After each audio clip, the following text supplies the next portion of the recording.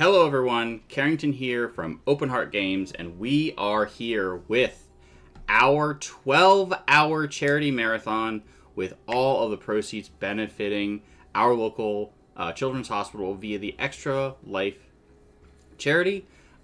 We are going, you can see right here, very excited. We are going into this marathon, having raised already through previous donations and through previous marathons. We are 80% of the way there, which is beyond exciting for me. I am absolutely touched with all of the outpouring of support and donations. Thank you all so much. A big shout out to our players who have joined us today, who have donated not only their funds but also their time to join us here and play some Dungeons and Dragons for charity. Today we are doing the module, the Sunless Citadel. Which I am going to confirm. I said yesterday, or said when I was talking to someone, I believe it's 3rd edition, or last time we streamed, about the original. Yeah, originally published in 2000. It was for 3rd edition, and is widely regarded as one of the best ways to introduce players to Dungeons and Dragons.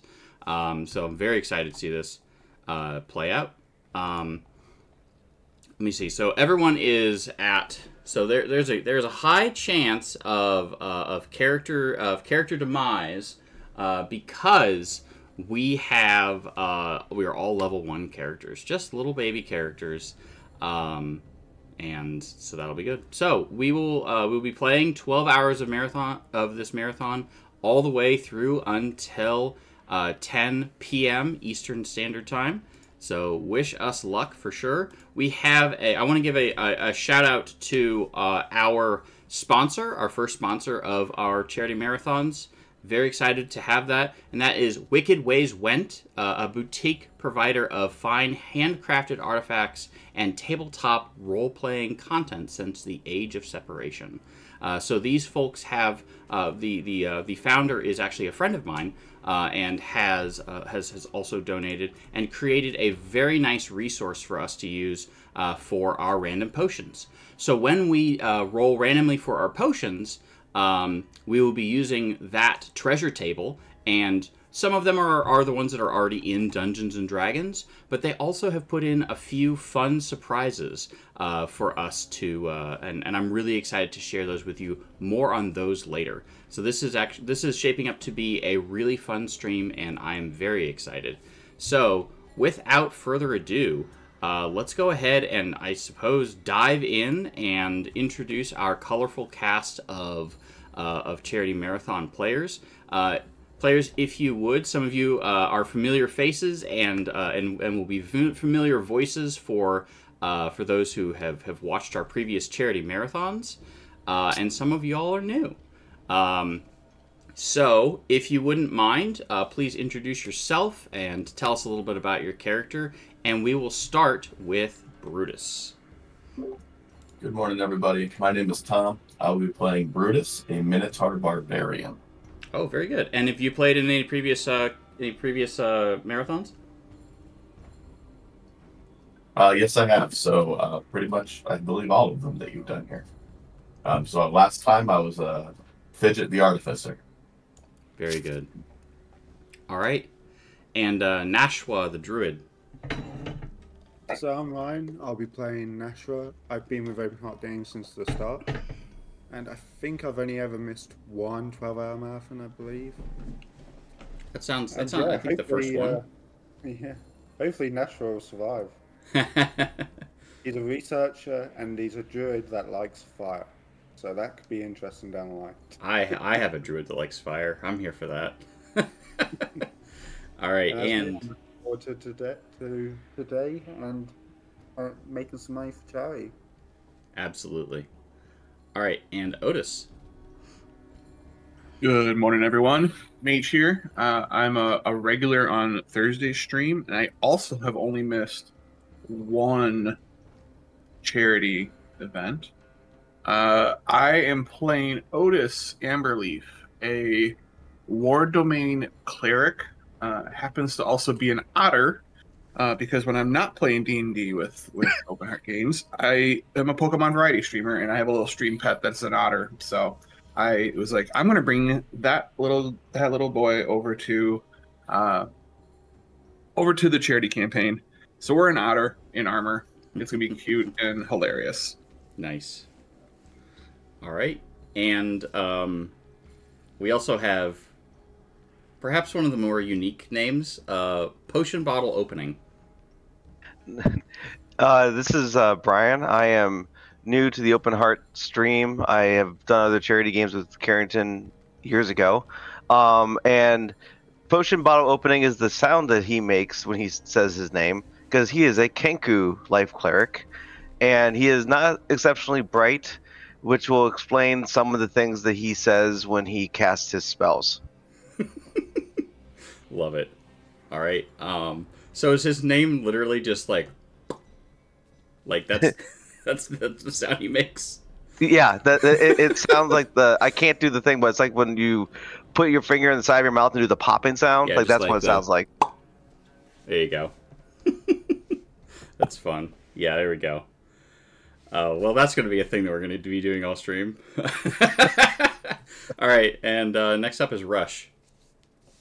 Hi, I'm Joe. I'm playing Rush, a female human, and my characters today are. I have kids that have had some, visits to the children's hospital in our area, so I thought I would name my characters today after some of the doctors we've engaged with there that have been outstanding. So yeah, and Rush has a owl familiar named Sapience, who is a former, named after a former Lotro community manager who did Extra Life marathons for years in the Lotro community that I used to be part of. Nice. Very nice. All right, and I love the I love when you're able to use a name for a character to give and Ahess 2021. That's Abby. That's my wife. Says love the significance of names. Fantastic. So, Venk. Hello. So my name is Jeff, and I am a dragonborn fighter named Vank. His name is a little more complicated than that, but that's what he goes by because it's easier. And he's former City Watch. He's now basically the Dungeons and Dragons equivalent of a private detective. And yeah, I'm looking forward to it. That's awesome. And then I've been in a couple of, at least one of the marathon streams. I think one of the first ones that you did as Open Heart. You played as Coop, who is a rogue in the first one, and Yeah. I remember this moment very, very vividly because your character jumped up and like stabbed a giant in the eyeballs and like drove it to the ground and killed it, and I described that scene as you pulled your gross arms out of it, and that was the moment that the Extra Life folks came in and were just like, "What's going on?" Which you can watch. You can watch that wonderful moment on our YouTube channel if you want to check it out. Yeah. And they were just like, "Yeah, eyeball gung for charity," and I was like, "Oh, thank goodness you're cool." So, Oh, good times. oh yeah, good times for sure. So, all right, well, we have introduced our wonderful, colorful cast of characters. We've introduced our sponsor for this charity stream, and now we are going to introduce this module. As I mentioned, Sunless Citadel is a pretty cool module. So let's go ahead and get started. So let's, I don't want to spend too much. We'll do a little bit of kind of some theater of the mind stuff here. So there's a community that's close to this area, and let me see here.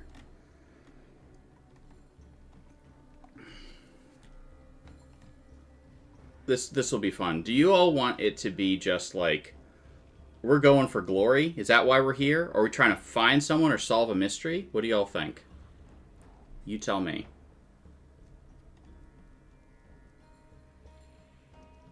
Anyone? all those paths lead to glory. Yeah. Whether we're I enjoy hunting following down someone or Go ahead, Venk. No? All right. Go ahead, No, Otis. I always enjoy a mystery. Okay. All right. All right. I'll even rewrite history. All right. Woohoo. So I'll give you this mystery. All of you have been, since we like mysteries, this will be fun. So you have been drawn to the village of Oakhurst,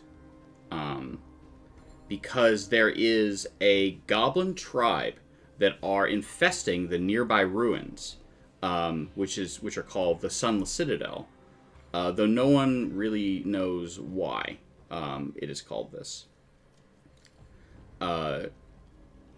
The goblin tribe is selling a magical fruit to the highest bidder once every midsummer. They've been doing this for the last 12 years or so. Usually the fruit sells for about 50 gold, which all of the townsfolk can bring themselves, which is all the townsfolk can bring themselves to pay the goblin. According to what you have been told, this is through the grapevine, the fruit is apparently an apple of perfect hue, and it heals those who suffer from any disease or ailment. And sometimes whoever bid on it,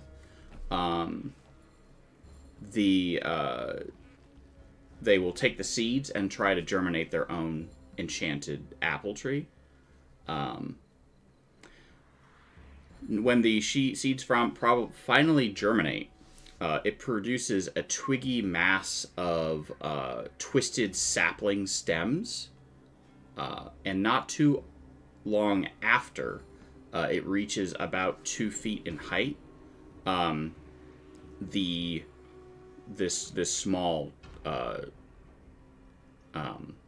like mass, this little sapling, is stolen, dug up from its roots every single time. So the townfolk assume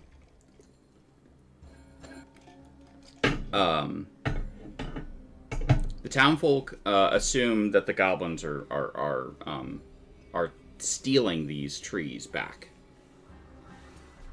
So you, for whatever reason, are interested in piercing the mystery that is associated with how these goblins could ever possess this magical wonder, and also how they managed to steal every single fruit that is planted. Moreover, you wish to find the rumored tree of healing, and be able to share that healing with the world.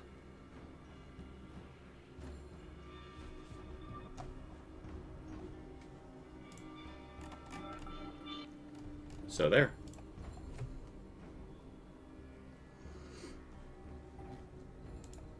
All right. Do we have any leads on where to go? Or do we know that we have to head to a citadel? First, you're going to go to the community of Oakhurst. Okay.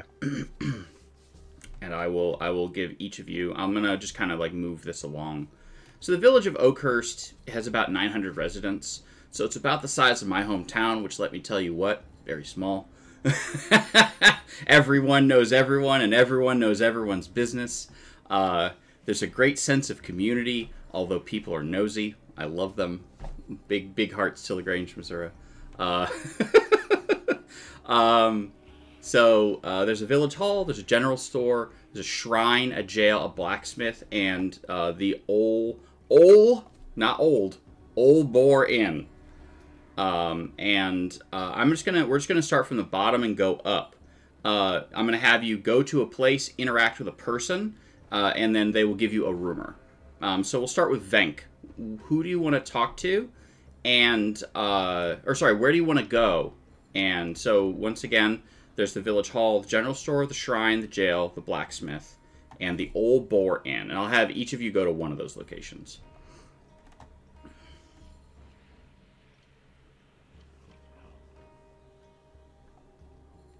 So where do you want to go, Venk?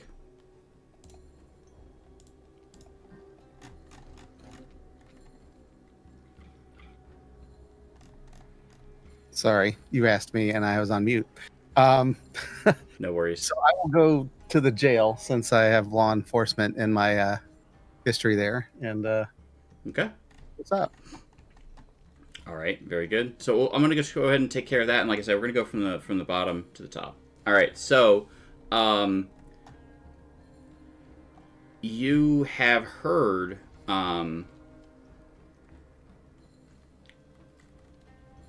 So you go to the jail, and so the jail is next to the village hall. It's a stout building where miscreants serve their sentences.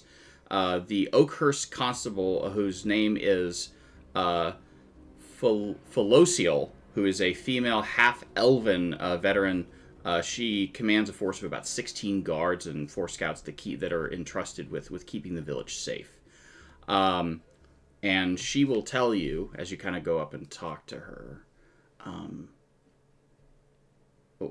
she will tell you, as she says, some adventurers. Good. It is good to see some adventurers with some new blood here in Oakhurst.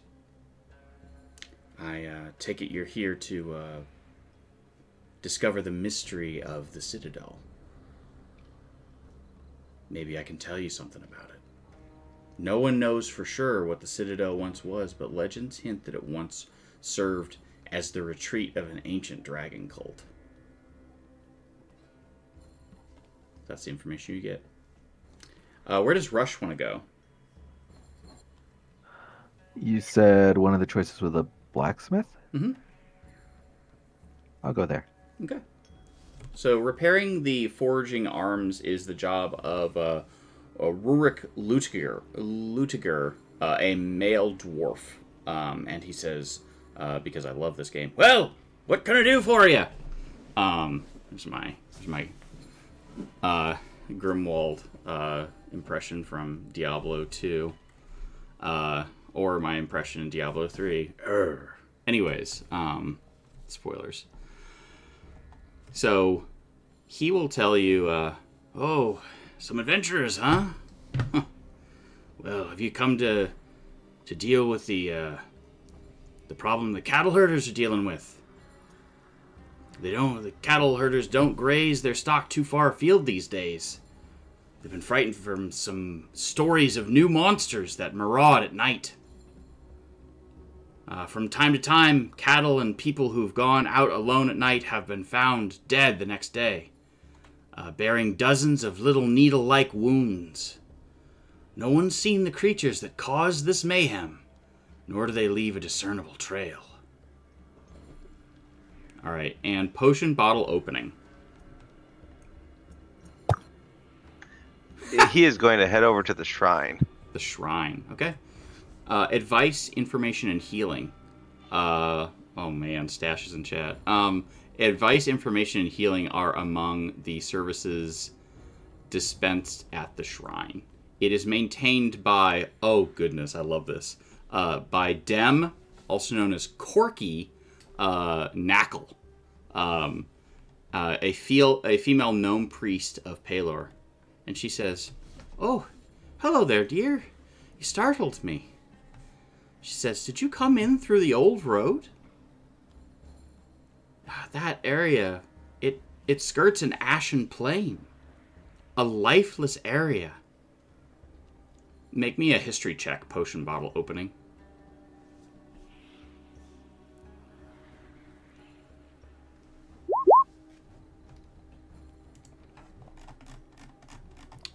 Perfect.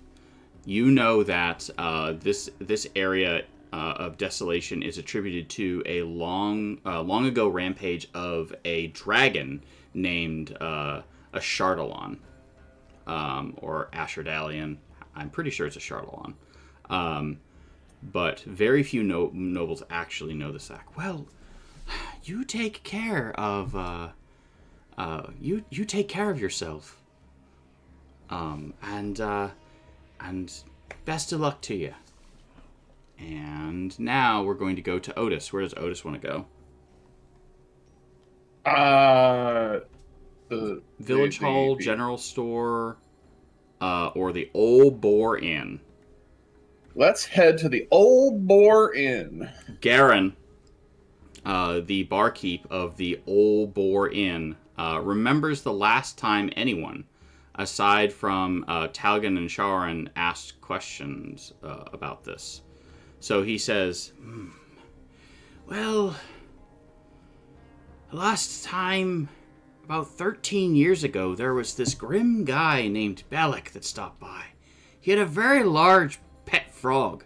You know, with that Bellic character, his grim disposition, in this area, not too uncommon. But a frog of that size, that's something you don't forget.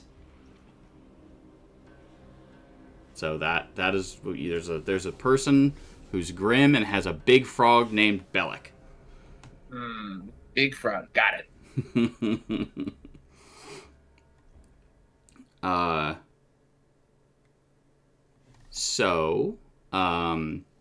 Now we're on to Nashua. Where's Nashua going? Right now I've got the general store left, or the village hall.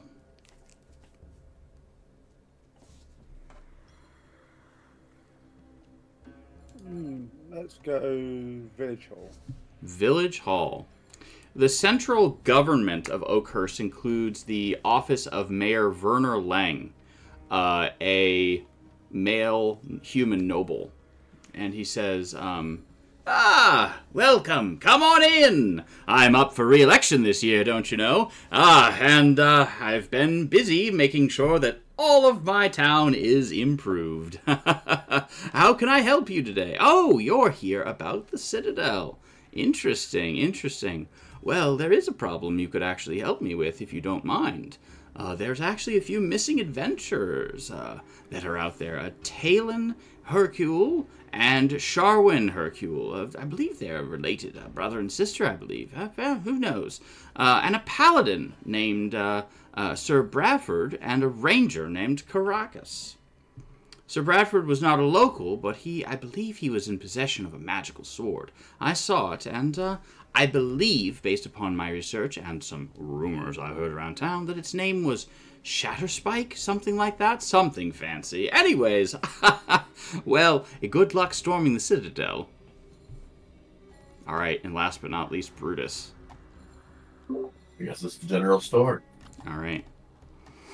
In the general store, this is the village's main source of supplies, merchandise. It's owned and operated by Kerwin Hercule, which is a female human noble.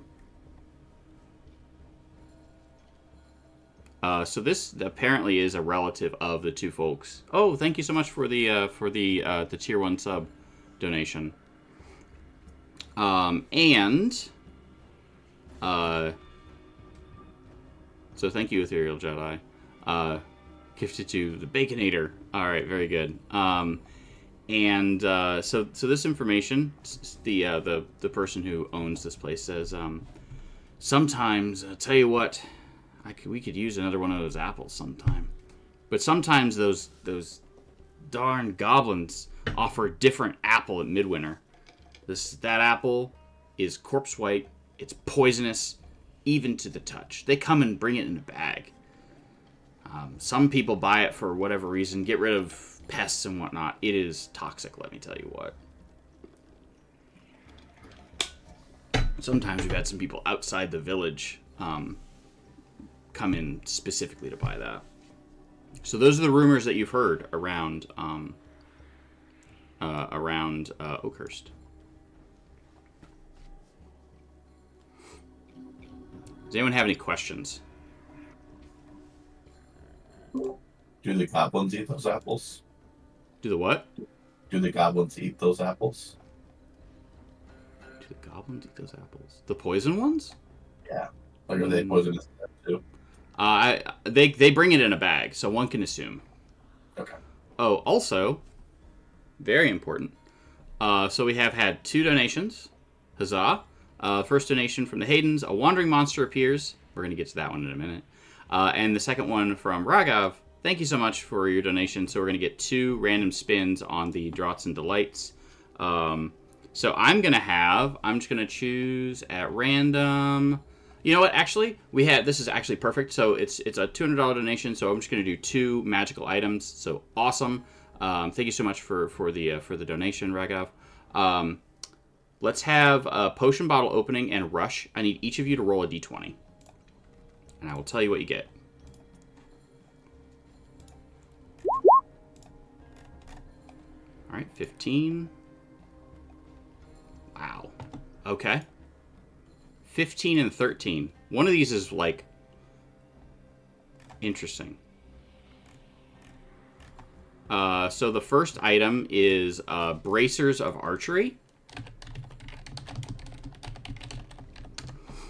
So that's pretty good. For sure.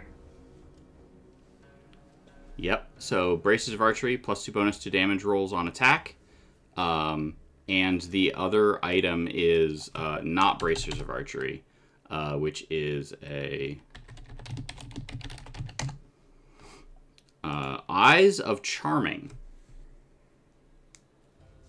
Eyes of Charming. So while you're wearing them, you can spend a charge to cast Charm Person on a humanoid within 30 feet of you, provided that the target can see, provided that you can see it and it can see you. So those are your 2 items. And also, those came from the table that we received from our sponsor, Wicked Ways Went. And Wicked Ways Went are boutique providers of fine handcrafted artifacts and tabletop role-playing content since the age of separation. So thank you so much, Wicked Ways Went, for providing that resource for us to do. And also, thank you again to Raghav and the Hayden family for, 1, the donation for the 2 items, and 2, for the random monsters that we're now going to fight. All right. Well, thank you for the magical items. Thank you for that thing. The other thing, not so much. Just kidding. Hey, we gotta get Is to anyone level 2. using a bow that would like to have the Bracers of Archery? Keep hold of them. My backup character is a archer. Don't you have a longbow though, as an elven druid? I think I do. Yeah, I do. You I'll might take them for now, and then if he dies, the new guy can have them. It's one of my favorite things about elves is at low level, like, you're actually better just as a caster wielding a bow, because like your damage potential is better, and your damage potential is better, and your to hit is about the same, because you'll have a 16 plus proficiency with the longbow, and you get proficiency with longsword, short bow, longbow, which is great. My Baldur's Gate character has a longsword now, which is cool. Anyway. Alright. I like someone in our memes chat put, on our way to solve another mystery, and put the mystery machine. Alright, so, alright, let's go ahead and dive, I guess, into our first of the combats. So I'm going to... Yeah, I think we should be able to easily annihilate these folks. Did anyone want the Eyes of Charming? It sounds like you got them. The most charming barbarian in the land. That's fine. I just was gonna offer if somebody else wanted. Karlak's a barbarian. She's charming.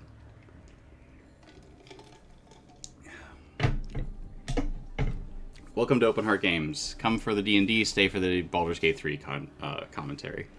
The other way around. What was that? It's the other way around. It's the other way around. All right. Well, let's go ahead and go to. We're going to go ahead and go over here to this forest, and so we're in the midst of this forest. It's dark. It's spoopy. We hate it, and we are going to. No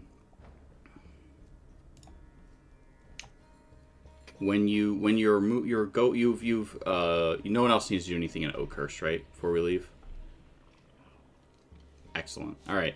So as you leave the village of Oakhurst, you're walking towards the Sunless Citadel, when suddenly there is a rustling from the trees around you.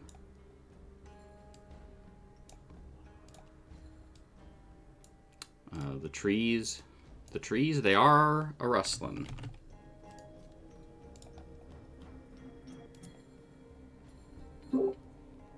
Hey, Carrington, my screen's black. Oh, is it? Yeah. Oh. I think I know why. I bet I know why. Yep, I know exactly why. I have to wait for the grand reveal. The reason why is you do not have dark vision. So I've given you a torch. Oh, cool. Thank you. I will go ahead and I will put it under your control. Controlled by. Bam. There you go. Now you can see. So the trees begin, as I mentioned, a rustling. May I also have a torch? Absolutely. You know what? Torches all around. Oh yeah, because you're just a human. I like also potion bottle opening whispers in a woman's voice. The night is dark and full of terrors. So is potion bottle opening just intentionally creepy or just like accidentally by proxy creepy? Well, there's only one way to find out. Things we'll learn in the campaign. Noted. Got it. All right. So let me hit this. Details. Controlled by save. All right, you should be able to move it around as you wish. You can put it on your character too, and you can pick up both of them if you want. And I will. Yep. So there you are. So as I mentioned before, the trees, they are a rustling, including the ones next to you. And then suddenly, this horrid thing. Oh, we're on a commercial break, but it's fine. This horrid thing comes out, and it looks like it wants to fight you. And it looks like this. I wish they shaved off the top so you couldn't tell what it is, and it didn't say hand out twig blight, but yeah, that's what it is. All these trees in this area. Where do I get the torch or whatever to Oh, put on my? It is. I still have completely black screen. Do you?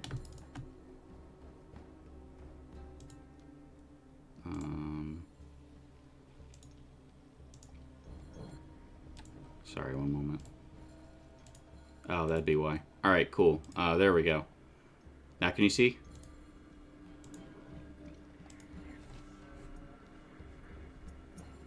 Nope. Carrington for giving. Oh, now I can. Carrington for getting to turn on someone's vision and be able to see the map. That never happens here. I can see. I can see. I can fight. All right. Oh wait. Yep. So go ahead and, as I mentioned, these dead trees pop out, and go ahead and roll initiative, and I will toss on some good old fashioned battle music, and we'll have a good old time. Make sure you select your token when you roll initiative, by the way. I always forget to say that. Also, Venk, I think we're getting feedback from you. Just letting you know. I was on mute, so I'm not sure how. Yeah, weird. Yeah, we're still getting it from you. Weird.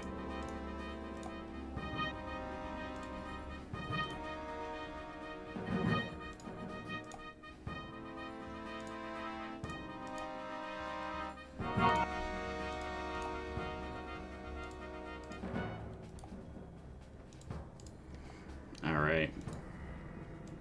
That is not what I wanted.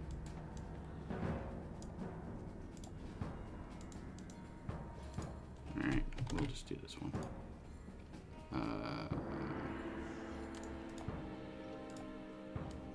This one's here. There we go. All right, there is one over there. I think I accidentally put it on the map. Yeah, I did. All right, cool. There we go. All right, so now I have to roll initiative a million times. But it'll be fine. All right, initiative. And here's our first, as I mentioned, wandering monster. Man, that music's a little intense. I'm here for it, though. All right, we'll go ahead and sort this. And...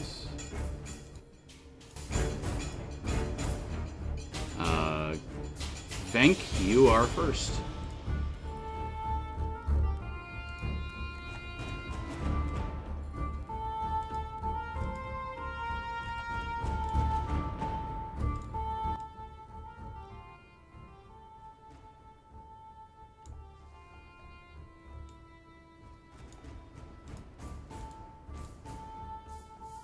All right. Venk, I think you might be muted, and it is your turn. Sorry, I didn't hear what just happened because I was trying to fix the. Are you still hearing it? No, I don't hear anything right now. I think we're Okay, good. I think I fixed it. All right, tell me what just happened. Sorry. All right, so you all are wandering through the woods, and there are a bunch of twig blights that have awakened. Right before it was my turn, what happened? Nothing. Okay, good. The twig blights have sprung to life. Oh, okay. So because I'm first in initiative. Durr. All right. Gotcha. All right. Well, then I'm going to draw my longbow and shoot at one. Okay. And let's see. I will. Do I have to move in order to not shoot somebody right next to me the way we're all organized here? I'm going to say you can like arc over them and shoot. You can shoot at this one over here. All right, let's do it. All right. I need to make this more purpley. That's my favorite color. And then I Yeah, just anyways, go ahead. click the. Yeah, in D&D Beyond, you'll go ahead and just click that. So in D&D Beyond, on your character sheet that I'm going to pull up right now, you'll basically just click the, just like that. Perfect. All right, Yep. so you take a longbow shot, and the longbow, it arcs over and it hits the tree next to the twig blight, and it takes notice of you. It looks up at the arrow, and then just kind of like crackles and whatnot and starts going towards you. Is there anything else you want to do on your turn? Do you have any bonus actions or anything you want to do? I don't think. I don't think you have any. Nope. I'm All right. good. Nashua. What to do? What to do? I'm going to shoot at this one as well. Okay, go ahead.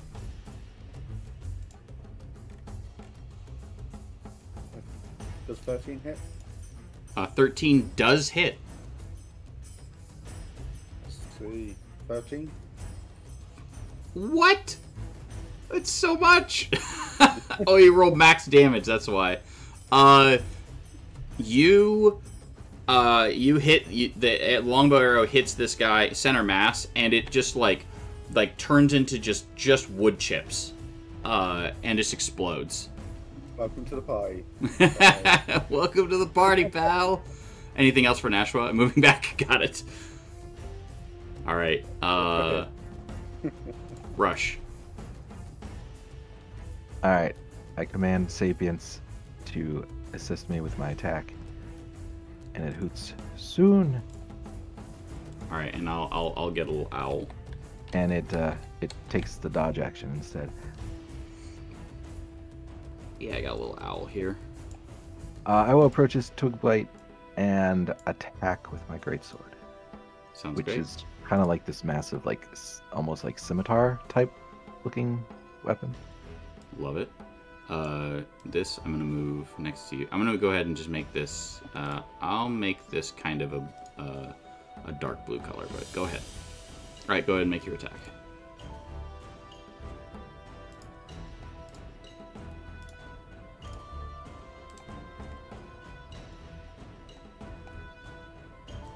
I imagine a 10 misses. It does miss. What color do you want your character to be? by the way, Rush? You want to do that dark blue as well? Just so we know who... Dark blue's fine. Alright, cool. Alright, so your dark blue and your owl right here is also dark blue. Did you say it was trying to help you? Because help would have given you advantage. It hooted soon. Oh, soon. Okay, got it. Alright, well, it'll hang out over here. And then this twig blight gets to go. And it is going to run up to our... I'm gonna roll a d3. See who it attacks. It is going to attack Otis Amberleaf, who is probably going to smite it. Rawr! All right then. Boy, that's a thing. 6 damage.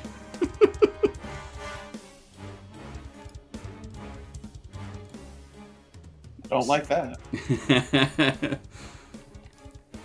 None do.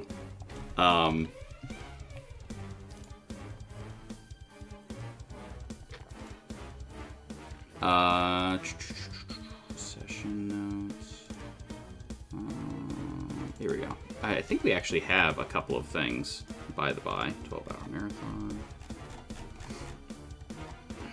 Oh, by the way, we do have a potion of healing in the bag for everyone to use. We'll go from there. All right, so that's its turn. Just first roll out of the gate. Gross. All right. Sorry. Oh, I'm killing it. Don't worry. For the kids. Potion bottle opening. It is your turn.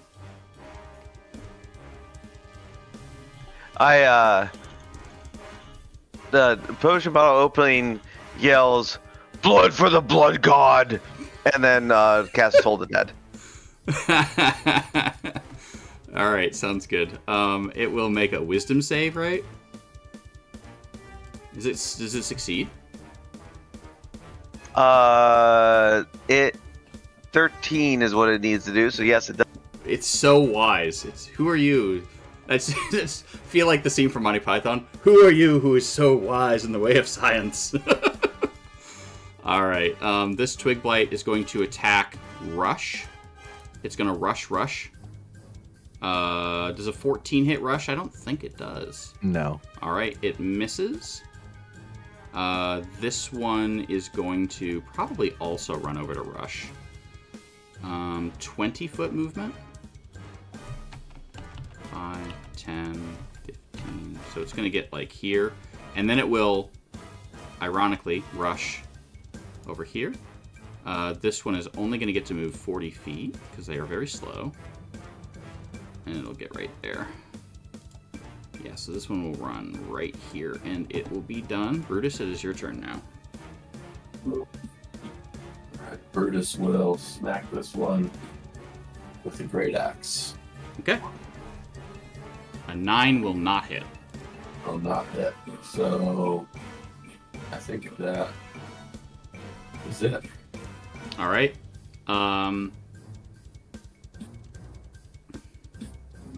This twig blight. I think it moves right here. Yep, that's its entire turn. Otis, get him. Neat. I would like to go right here. Not incur any attacks or opportunities because I'm still in everyone's threat space. Mm-hmm. But I have advantage on the one that attacked me. Bonk. Weird how that happens. Bonk. Bonk. Bonk confirmed. Perfect. Please hold.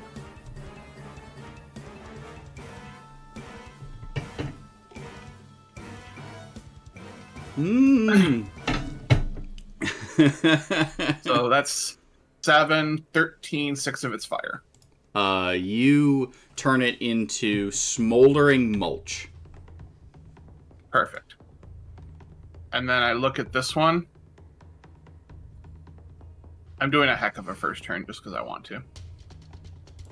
And then as a bonus action, I will be using one of my war priests to do another bonk Another bonk. That'll hit.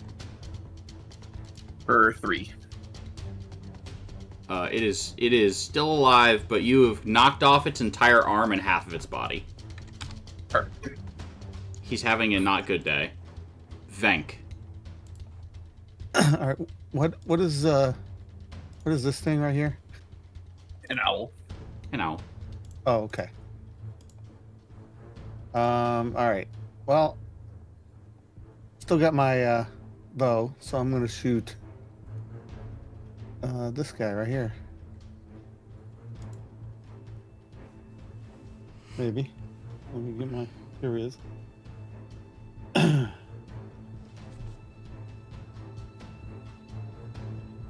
Dang. Not doing well. All right. Time for some house rules. All right. So good news, bad news. All right. So go ahead and roll again. Oh boy.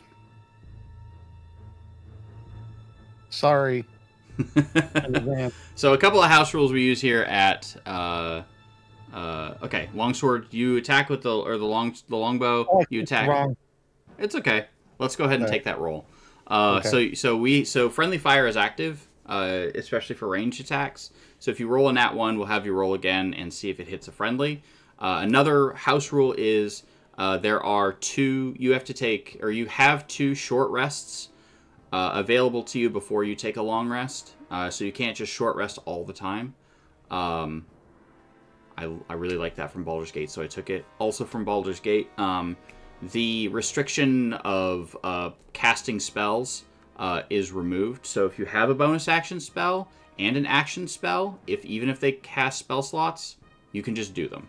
I just think that rule is a bit arbitrary, and so we have removed it. So those are all of our house rules that we run with here.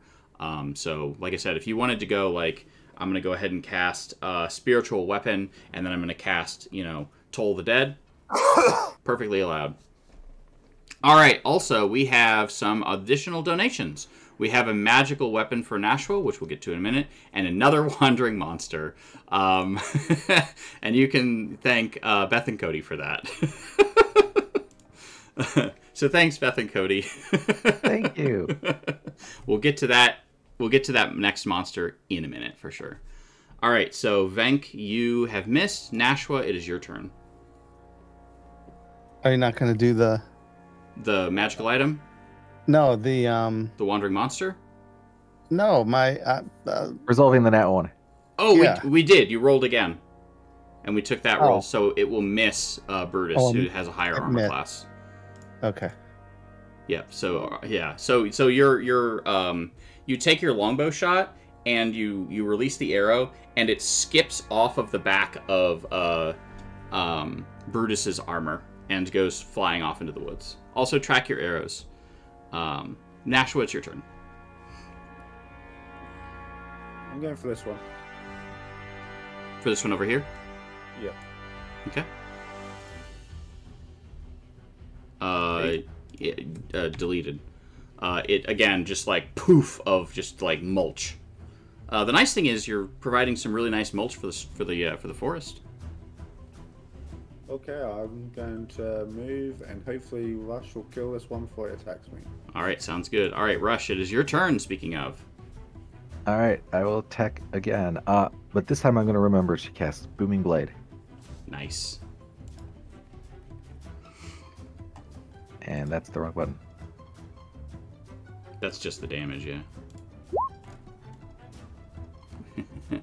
Yep. And Ms. Brandanowitz says, "For the kids," for the wandering monster. I don't even know if I got all of the Miss Brandanowitz. There we go. Done. Nothing kids like better than monsters. Oh, absolutely. Kids love monsters. So 20 to hit. Absolutely hits. And if you take the damage that I previously rolled, or Yeah, I can do that. Only a casual 14 damage. Deleted. Poof. And anything else for Rush? No. All right. Potion bottle opening. I'm going to cast Toll the Dead again. Okay. Is blood for the blood god again, or? But yeah, is blood for the blood god. Okay. All right. I will make a wisdom save. I will fail. Said wisdom save.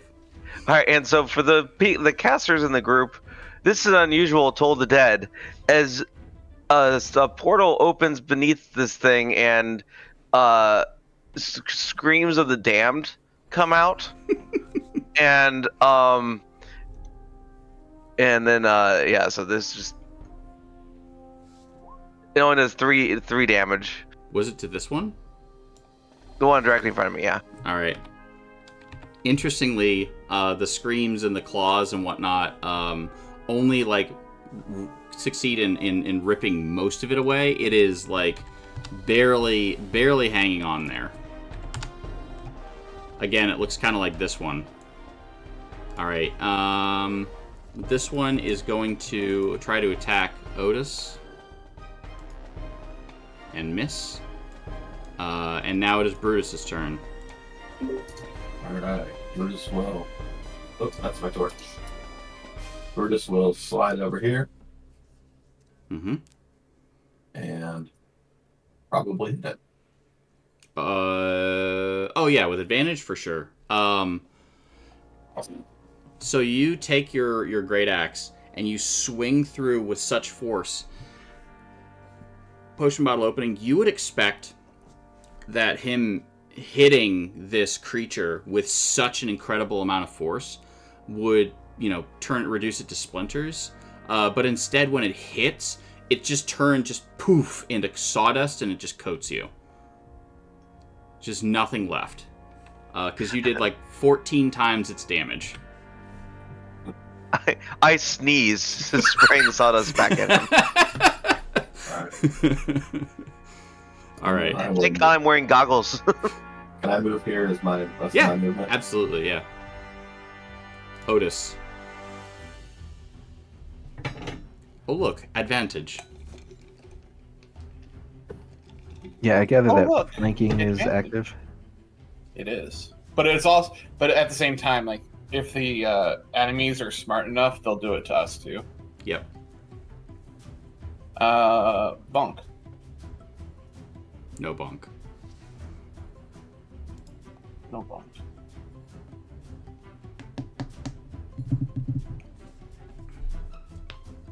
That's it. All right. Venk. All right. I'm gonna move a little bit, so those guys aren't in my way when I roll number nat one. And I'm gonna shoot this guy.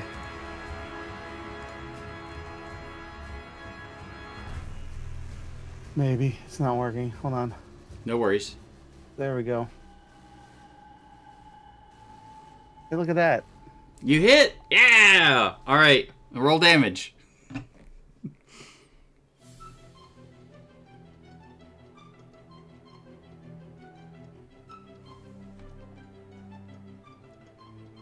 Okay. Yeah, and you, again, this one just sawdust in between, and it gets a little bit on, like, Otis's shoulder and a little bit on, like, Brutus's chest. Just, like, sawdust everywhere from you annihilating this twig blade. All right. Well done.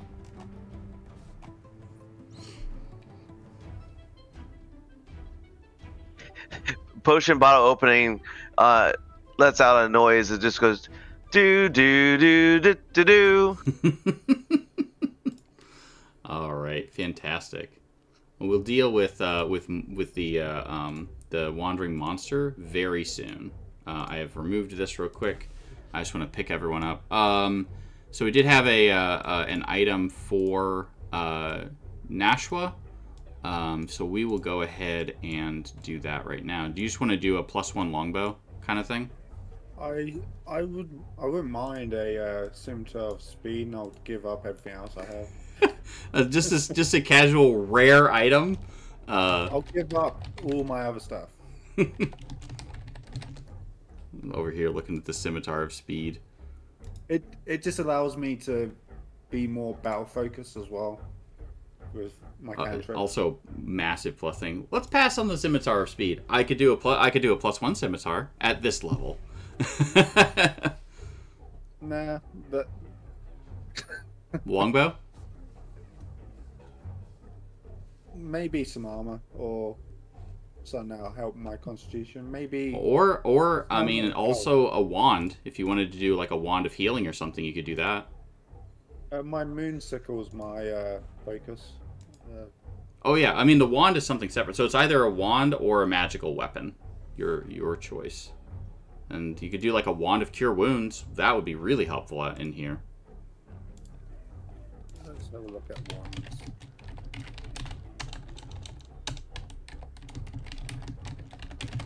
What's this?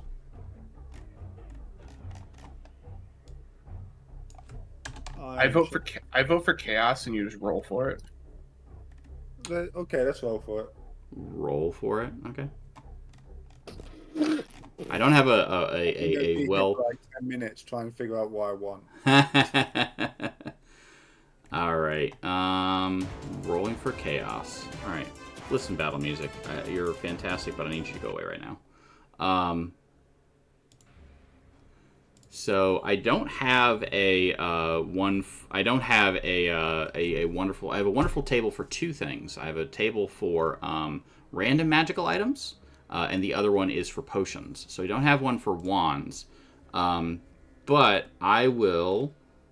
No, I was just roll for random wonderful magical item. Oh, I'm all right. Let's make it so. So use the tools we have. Yeah, absolutely. Go from ahead. Our wonderful sponsor. Yes, from our wonderful sponsor, which is Wicked Ways Went, who's put together this table for us, Magical Delights table for this charity marathon. So go ahead and roll a d20 for me for this item.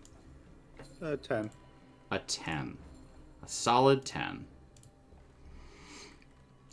This is actually going to come in probably pretty helpful. You now have a rope of climbing. Rope of climbing. Mm-hmm. Okay. Rope. I'll add that to my backpack. Very good. I'll forget that I have Could be used as a weapon. All right. All right. So the party continues to make their way in towards the citadel. Do you all want to do a short rest or anything? You're all good. I'm good. Does anyone need a heal? I mean, I'm the only one that got hit, and it took half my health. Okay, I'll heal you. I'll cast Healing Word on him. And if I'll roll D4 because of my sickle. Don't even need to. That puts me back to full. The sickle it just does it. Yeah. So overhealed. Overhealed. All right. Very good. Very good. All right. So great news. An hour in, and we've already raised a fair amount. Let's see here. Love to hear that. Yeah, love to hear it. 250, 300. We've already raised $375 in our first hour, so fantastic. So thank you all so much who have donated and who are just awesome folks. All right, so we're gonna move to here, and I'm gonna describe some stuff. This is cool because I like this part of the map because it's a little bit different. So you have like the walk downs and whatnot. Yeah, it's pretty cool. So let me give you an idea of what in the world is going on here. So the old road that you've been crossing through passes to the east of a narrow ravine. At the road's closest approach to the cleft, there are several broken pillars that jut from the earth where the ravine widens. Two of the pillars stand straight, but most lean atop sloped earth. Others are broken, and several have apparently fallen into the dark depths. A few similar pillars are visible on the opposite side of the ravine. A sturdy knotted rope is tied to one of the leaning pillars.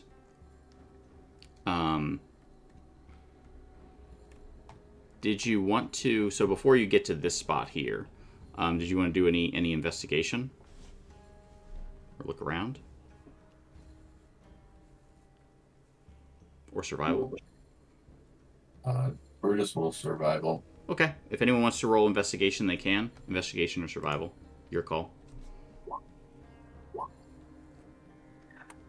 I look to look for any of those dead animals that I heard about.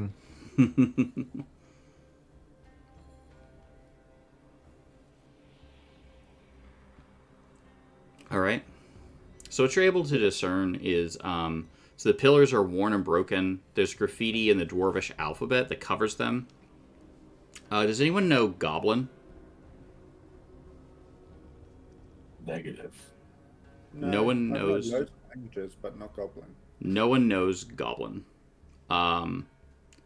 So there's just graffiti all over these weird pillars. As you're looking around the pillars, there are many campfires, some as recent as a month ago.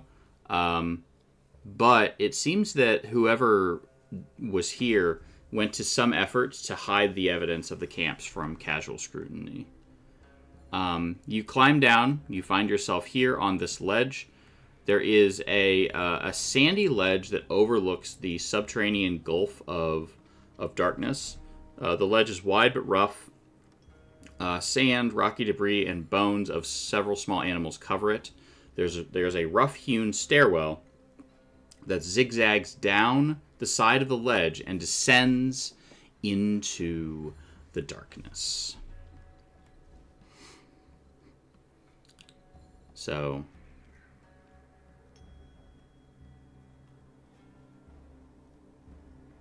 I wonder if I brought enough torches. I was muted. I know Goblin. You know Goblin? Oh, good. Mhm. I will tell you this. These inscriptions are warnings and threats against potential trespassers. And they say things like, tall thing, stay away. This goblin place, we goblin, get. All right. I relay that information to the party. Yeah. All right. So as you're looking at it, the rope that you climbed down is, judging by the condition, it's in pretty good condition. It's been no longer here than it's got like some like black spots of like mold on it, but like it's still like, you know, when you pull it tight and taut, it doesn't crack or fray. It's been here for a couple of weeks, but at least 3 weeks ago. So you imagine maybe it's from the adventurers that you're trying to find. Who knows? So you make your way, like I said, to this ledge, and here is like a little. It's like a. Make me more survival checks. Anyone who wants to. Or investigation. Yeah, actually. Nice. Hey, you know what? It's level 1, so 10 is actually successful. So successful. So you find that there are humanoid footprints as well as rat tracks of an unusually large size, and the footprints lead down into the darkness.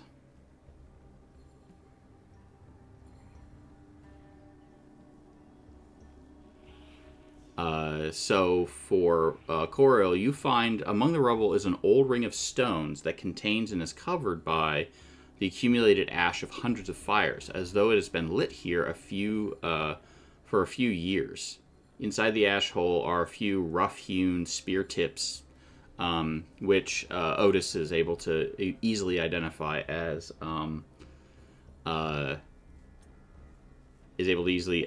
Goblin Made, and some small animal bones. And I'm so glad that you said that. Potion bottle opening says, in a man's voice, "Rats of unusually large size? I don't think they exist." Which is a Princess Bride, quote, "and is exactly what I have been waiting for, so that I can go ahead and have these giant rats appear." Bang. All right. One of them is right where Nashua is. Let's roll initiative and go from there. I really should be attacked after I say that. I mean, yeah. You know what? Just because there are 6 of you, I'm going to make one more of these, and that's our wandering... These are our wandering monsters. Here they are. Thank you so much for the kids. That's the second crit I've had on initiative. Like, can I save some of those for like actual for attacks?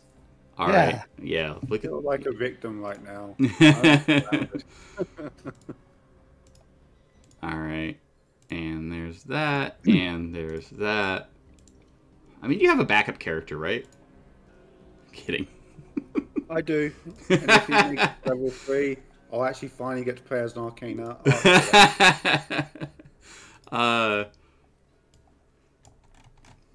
30 minutes into it, playing it. 30 minutes. Hey, the good thing is you go first, right? Oh, actually, I don't have her. 1, 2, 3, 4. I'm missing. Make sure you select your token and roll initiative. Venk, and I'll correct it, so don't worry. Venk is not in, and... I probably am not in at 20. Rush is not in, yeah. Do we need to do it again? Yeah, select your token, roll initiative, and I'll change it to 22 and 20, respectively. Alright, Rush is now 20. And Venk is now 22. Oh, perfect. Look at that. All right, and descending. And so, Venk, you're up first. I'm going to toss on the old battle music, and we'll go from there. All right.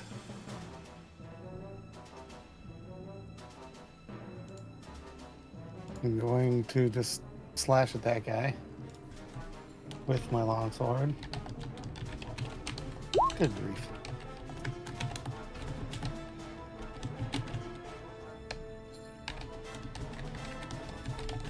And that's what I did. All right. Yeah, 10 does... Oh, does it hit? It sure does not. All right, Rush. I guess I will throw a hand axe at it. Since I can't get through. Or can I move through my party?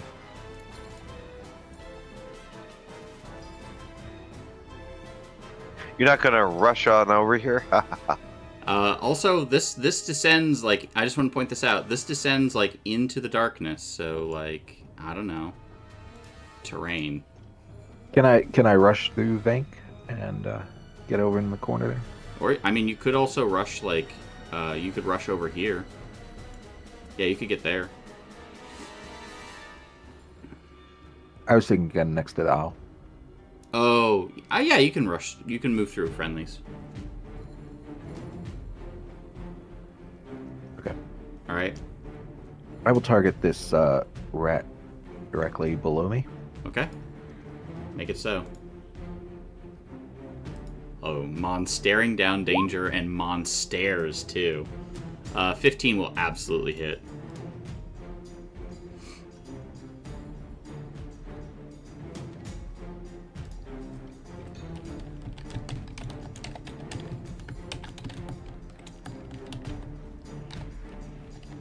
All right.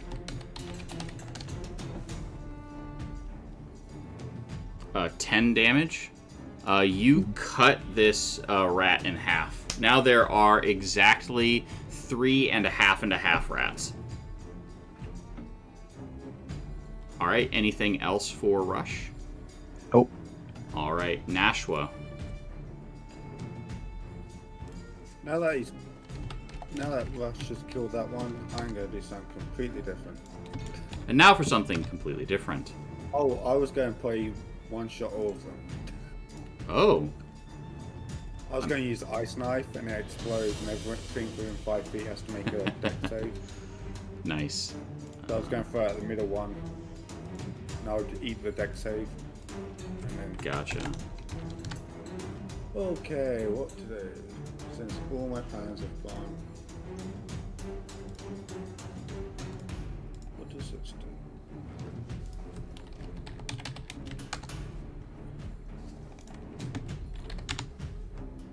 Okay, this does more than my sickle does, so I'll do this.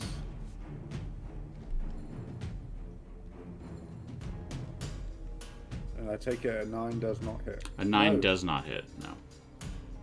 If I go for this one, it does, doesn't it? Because the owl counts as an ally, right? Yeah, I'll let you hit this one. That's fine. All right, so go ahead and roll damage. All right, ow, Sick. max damage. Wow. He And is hurting. It doesn't get dragged towards me, but that's good enough.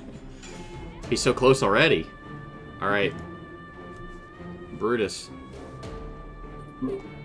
Alright, Brutus will charge up to, well, his torch will, and then he will charge up to here. Next. And Excellent. this one's precariously on the edge of a cliff. Yeah, Is shove an athletics check, or is it just straight athletics. strength? Yeah. It's athletics versus a contested athletics or acrobatics. Huh. Huh. Ah! Splat.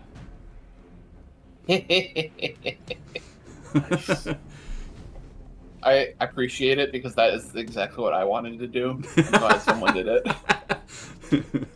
Yeet. I think that's it.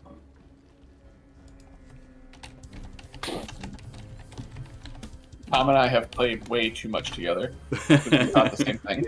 We enjoy eating things. Yeah. Yeah, there was a, I think there was a Yeti, if I recall, that met its end. Yeah.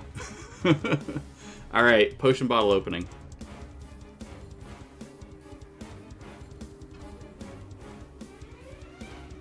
I'm muted. I will do some more blood for the blood god. Tolling the dead at the one in front of me. You better roll that d12. He has to make a save. Failure.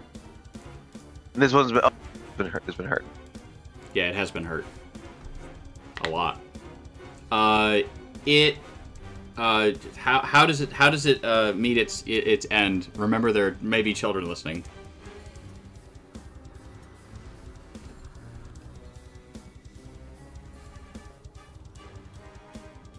Oh, are you muted again? I'm muted, yes. I said, claws from the warp come up and rend it apart. All right. And then it's all blurred out so that, you know, it's not scary. All right, and it's deleted. All right, and then this giant rat gets to go. And, eek, eek, eek. Can I climb? I have no climb speed. Oh, they all had pack tactics? How sad! Oh, wow. All right, we have a joke in chat that I'm going to share. This feels timely. Why was there no food left at the end of the monster party? Because everyone was a goblin. All right, good stuff. That was pretty good. Yeah, did you like how I threw in the noise too? The whole package was pretty good. Potion bottle opening takes psychic damage. Yeah, All right. Save against psychic. All right, so this rat is going to bite Nashua because reasons. Oh my, that was a lot. All right, we're doing a bite. 4 piercing damage against Nashua. Yeah, that hits. And that is almost half my health.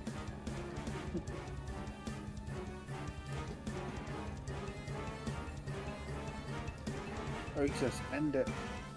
Joke City. All right, so that's that. Otis. Good.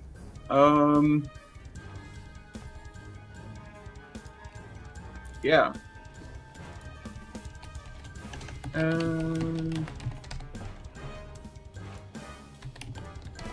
Hey, bud, you're dead.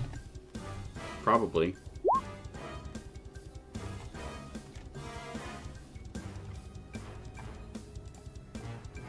Alright, I probably... Whew, that's so much damage. He is not... can you roll a d8 instead? Because he's not. He has not taken any of the damages. Well, then. I just assumed he did. Just assume that all the rats have been hurt. Yeah. He is still alive. He, now on the inside, now, at this moment, like he's doing the, you know, the introspective, like, you know, sitting on the swing set, staring in the pool, like, I've been hurt sometimes. Think.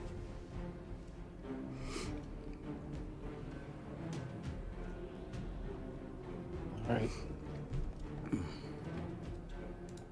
Oh my gosh, rolls are terrible today. Terrible or entertaining? It's getting started. We got you a gotta warm it up. We got like 10 more hours. Like, it'll turn around. Yeah, you got time. Law of averages. Right now, you're getting all the bad rolls out, and then soon it's just gonna be like, bam, good roll, good roll, good roll, good roll. So that is Vank. Rush. Can I come over here on this precipitous spot? I'm gonna push you off. Yeah. Go ahead. And I'll attack the rat. Bye, Rush. I hope you find your dad. Oh no. Oh! Oh wait, I have advantage. I have advantage. Oh, thank goodness. I don't know how to roll advantage. Just go ahead and roll again. Roll another one, and I will take that greatsword from you. Oh, good. It does miss. Slips and falls. Alright, so you do not slip and fall. You do not fall and die. That's it for Rush. Nashua? Wow. Hopefully we can kill this soon. Because someone may take a tumble. Who's after me? Okay, I'm just gonna attack it. With my sickle. Does 11 hit? And 11 does not hit. Well, I tried. Alright. So, names, things.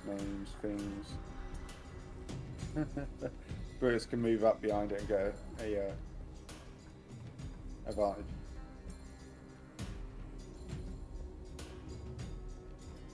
Alright, I think it's exploding. Yeah, he's sleeping. He's not here anymore. In fact, he decided to go home. And I'm gonna go ahead and get rid of this. All right.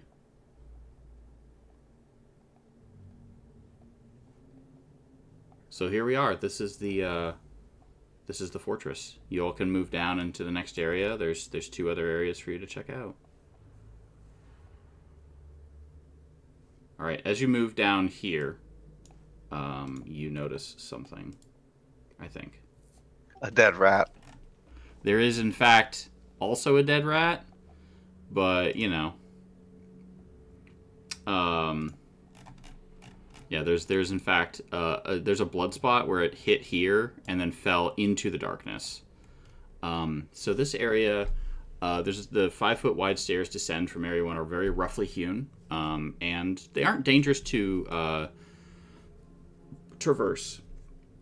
However, in combat on the if you would try to take if you tried to like walk down during combat, it may have been dangerous for you. I will move this for now. I'm going to actually go ahead and I'll determine my character settings. I'm going to give you control over this owl so you can just move it with you. That'd be great. Yeah.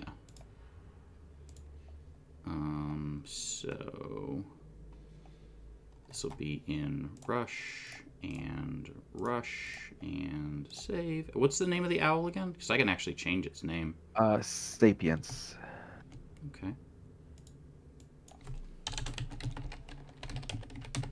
I think I spelled that right. Is that right?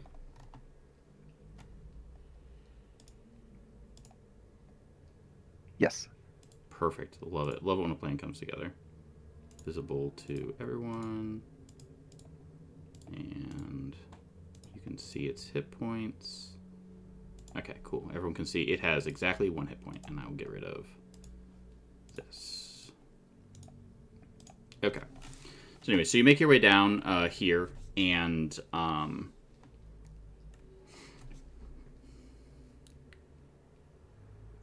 you're able to see from a distance. So as you descend, you reach here. The fortress emerges from the darkness. A subterranean citadel, though impressive, seems long forgotten. If the lightless windows, cracked crenellations, and leaning towers are any indication, all is quiet, though a cold breeze blows up from below, bringing with it the scent of dust and the faint trace of rot. The narrow stairs empty into a small courtyard, apparently the top of what was once a crenellated battlement. The buried citadel has sunk so far into the earth that the battlement is now level with the surrounding floor. The floor stretches away to the north and to the south and is composed of a layer of treacherous, crumbled masonry, which reaches into the unknown depths. To the west looms the lone surviving structure of what must be the Sunless Citadel. A tower stands on the west side of the courtyard.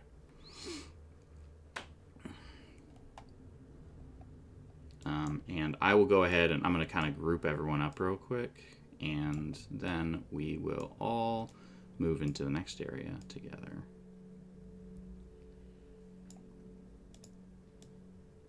Put that right there. I'm just gonna pick up everyone, move them to the next area.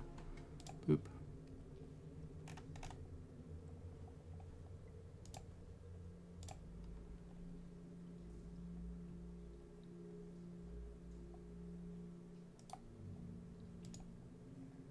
Ah, perfect.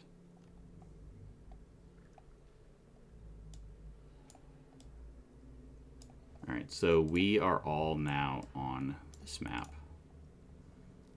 and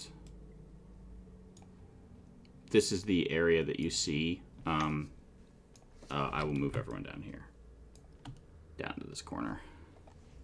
So you can see up here that there's like a little staircase right here, and that's kind of seems to be the entrance to this area.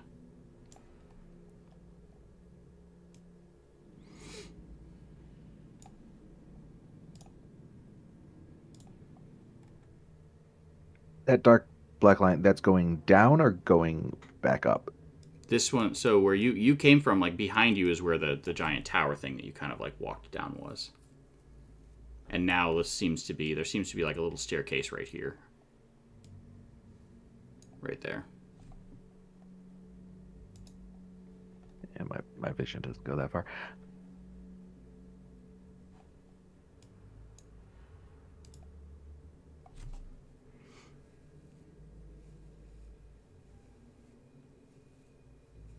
So do you want to go ahead and I can move everyone into the into that area real quick. I'll just kind of move one person after another.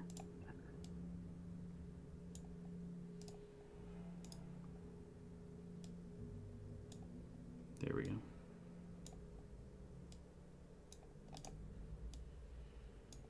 All right. Just so you know, I can pass through the walls. I don't know. If Yeah, you I will fix that. That is on me. This save. Okay. Did my torch come along too? Yeah, it can. Here it is. All right, so there we are. So before we get crazy in here, now that you are in this kind of crumbled courtyard area,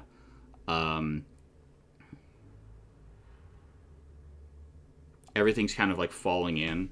You note the unsteadiness of everything. As your move, I need everyone to make me dexterity acrobatics checks.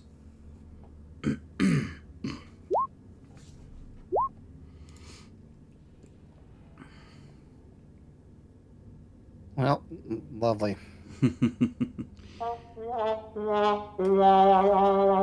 Oh no.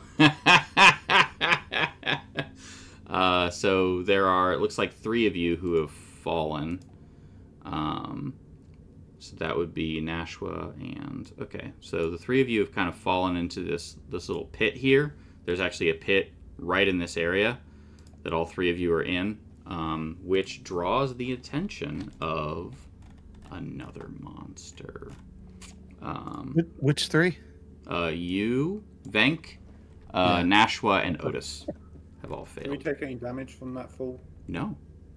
You only fell a little bit. You kind of got the wind knocked out of you, but you fall into there,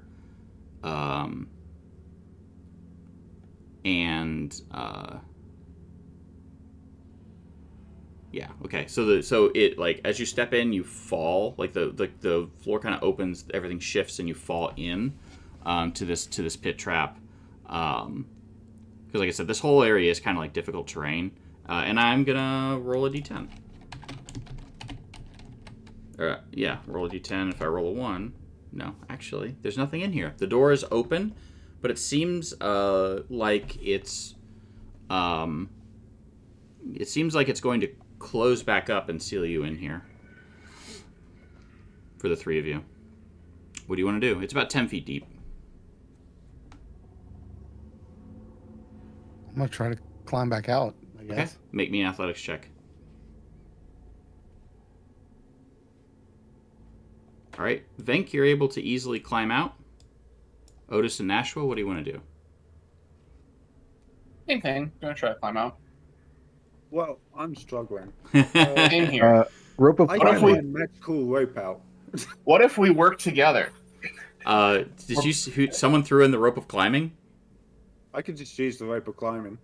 Who has the rope of climbing? Doesn't it? I do. Do you? I Yeah. thought Rush had it. Oh, okay. No. Oh, okay.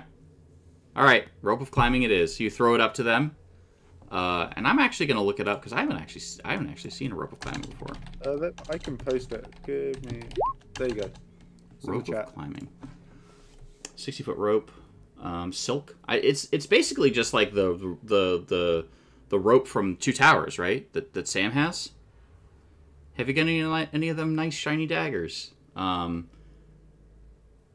It animates. Yeah, Wow. it's pretty sweet. What? It actually like goes up and to like tie up and like, oh man, that's a sweet item. That's a really cool item.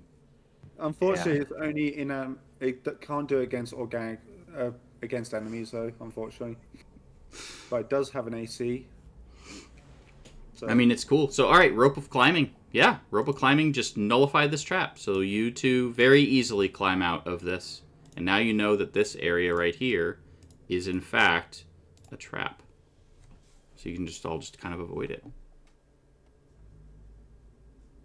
now we know. There is before you a door. Is it open? It is Is it not trapped? open. Did you Is say it is it trapped? I like the attempt. By the way, when you all were in there, I'll give you this too. There was a goblin corpse that had a scimitar and a shield, if you all need one, as well as some gold that you found. And I will Oh, not. good. Maybe it's a scimitar of speed. It is not a scimitar of speed. It's a scimitar of slow. 23 silver pieces and 4 gold. Okay. We don't care about the silver. Can we just throw it in party loot? Yeah, I'll make a party loot real quick, and y'all can just drop it in there. And I'm literally just gonna put it in all players, and you all can put it in party loot. I only care about the gold. I'm gonna go step out of the way of the doorway so that when the javelin comes through Nashua, it doesn't get me.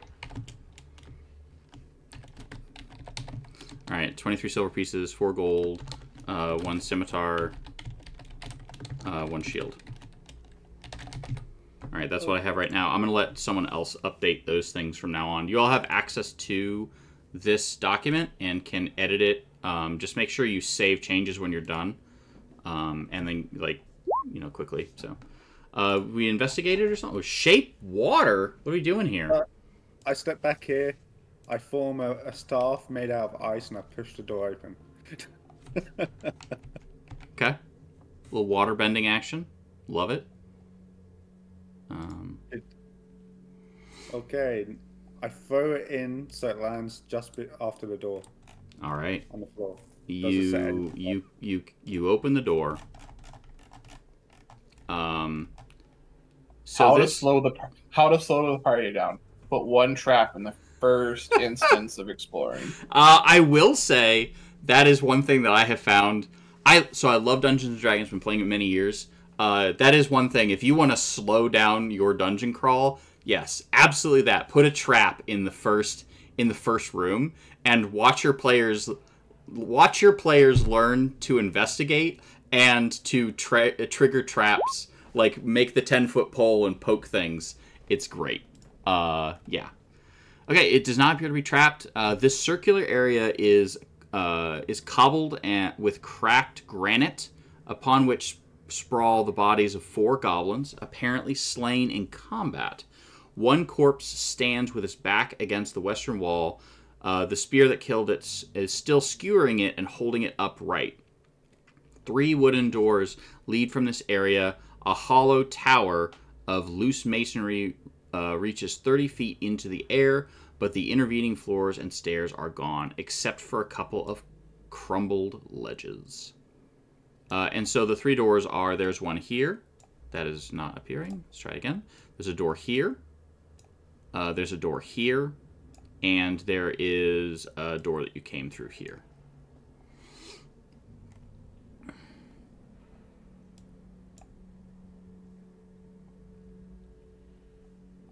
Investigation we did. I need everyone to make a perception check.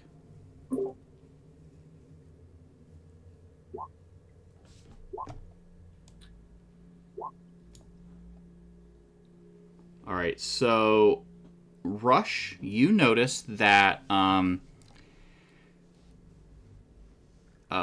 there is a masonry block right here that seems to be like a little off. Hey everyone, look at this.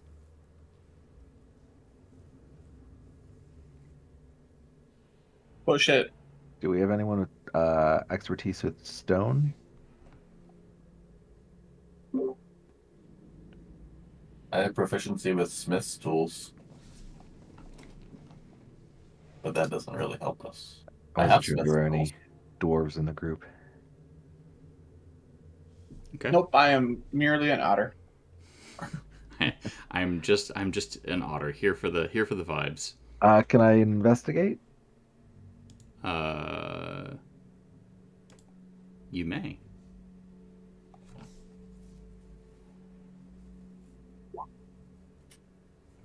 Just a normal thing. So Brutus as a Minotaur can do survival for like navigation or tracking. Mm-hmm. Can I see just check for tracks of whoever may have? That would be an investigation check. Would it? Mm-hmm. Okay. Yeah. Natural chaps, maybe. I don't think you're gonna find anything. Yeah.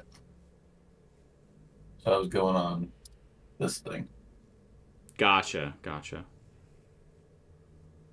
So yeah, does not seem to be anything wrong with the what's going on here.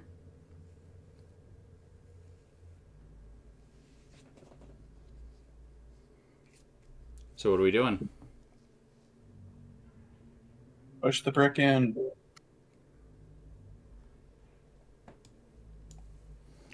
Yeah, everyone, like, one trap, and already everyone's just like, I ain't touching that.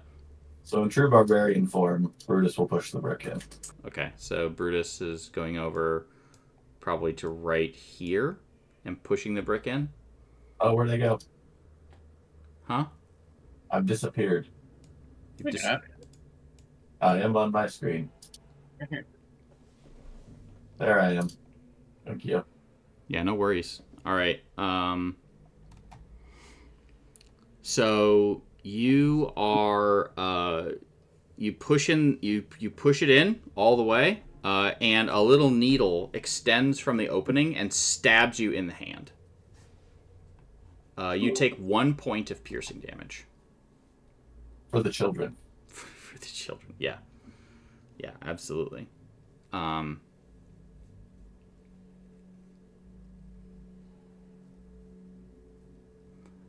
So you open the thing. This pocket chamber is damp and cold. The skeletons of 3 long dead archers slump against the rubble-filled arrow slits along the east and south wall. So hang on, let me click. Yep, welcome, Night Divinity, to someone getting poked with a needle. TV. All right, so there they are. Was that alive? As soon as you open the door, these 3 skeletons will animate. Oh, fantastic. Ooh. Go ahead and roll initiative. Don't forget to select your character. Yep, don't forget to select your character. Alright, and... battle music. 1, 2, 3, 4, 5, 6. Look at that. Bang. Alright. It is now, it is Rush's turn first. Yeah, I had not had my token selection, so I actually am at 5. No worries, I can fix that. Potion bottle opening is what I meant to say.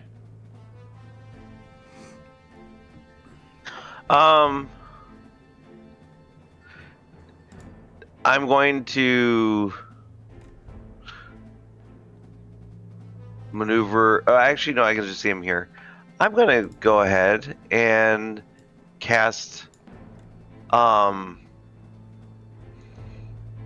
Sacred Flame at these guys. This one is unhappy about that. Which one can you see? Where are you? Oh, over there. So you're gonna do this one right here. Okay.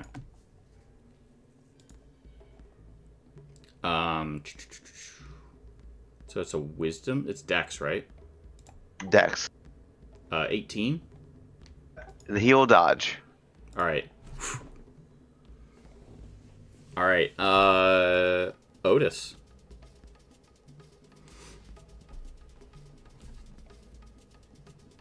But can you dodge a second Sacred Flame? We've had one, yes, but what about second Sacred Flame? What a second Sacred Flame? Yes. Yes.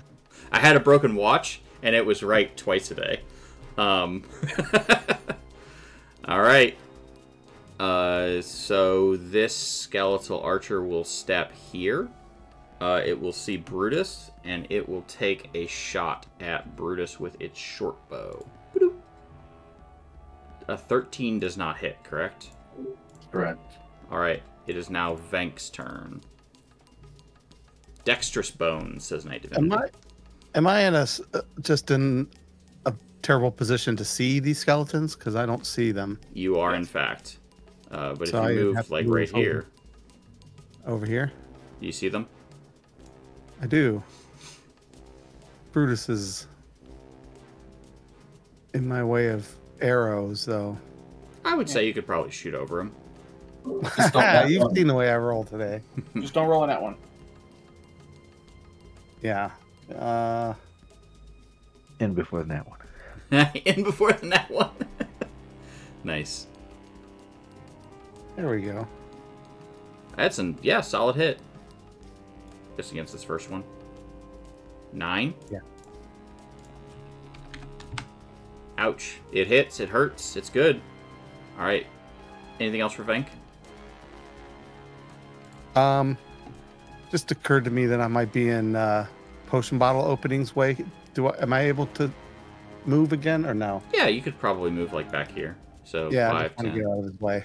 You got it. I was just trying to see the skeleton. Yeah, you could probably move all the way over here if you wanted. I can't see it. I can see 2 of them. There you go. All right, Brutus, it's your turn. Yeah, moving the torch so it doesn't get messed up in the thing. Oh, I actually need to see because it is dark. Never mind. Throws the torch. Nope, didn't want to do that. Pulls the torch back. Well, yes, when I stack them, right, I end up deleting a character or something. So I will catch and likely miss.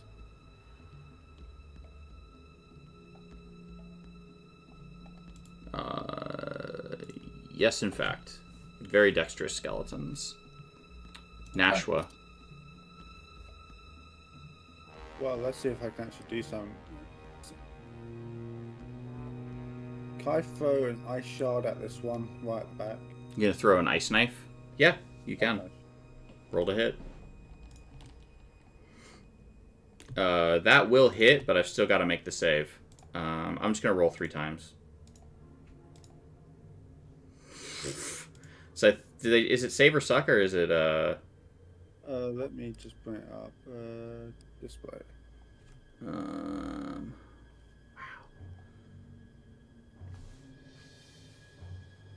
Yeah, it looks like then explodes. My or spell take. modifier is 13, so it's probably 13. Yeah, so it hits, hit or miss.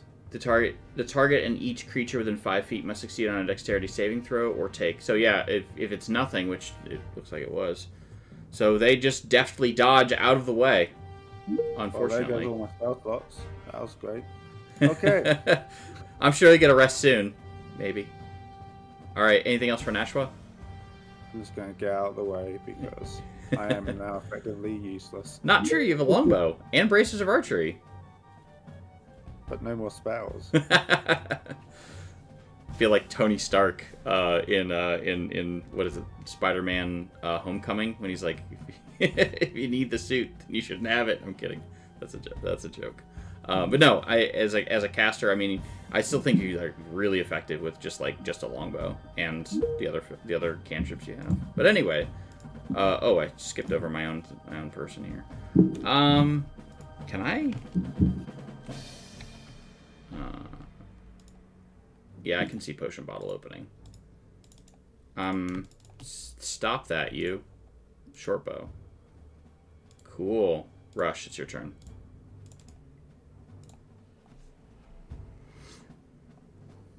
I'm going to come over here. I'm going to pull the dead on the one that took damage before. Aren't you what? Wait, what are you exactly?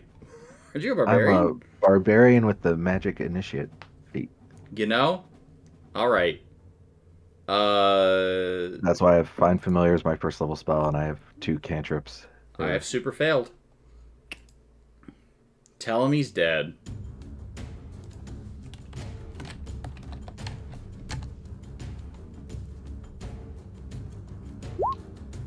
Yeah, he crumbles. All of the things that are holding him together just crumble, and he just like poof into nothingness. Anything else for Rush? No. All right. Skeleton. I think we'll use our short bow against Brutus. And we'll miss potion bottle opening. Well, having seen how well Toll the Dead works, I scream blood for the blood god and cast Toll the Dead at the one I can see in the corner there. Sounds good. Yeah, go ahead and roll the damage real quick. 1/4. Has he been hurt? He has not.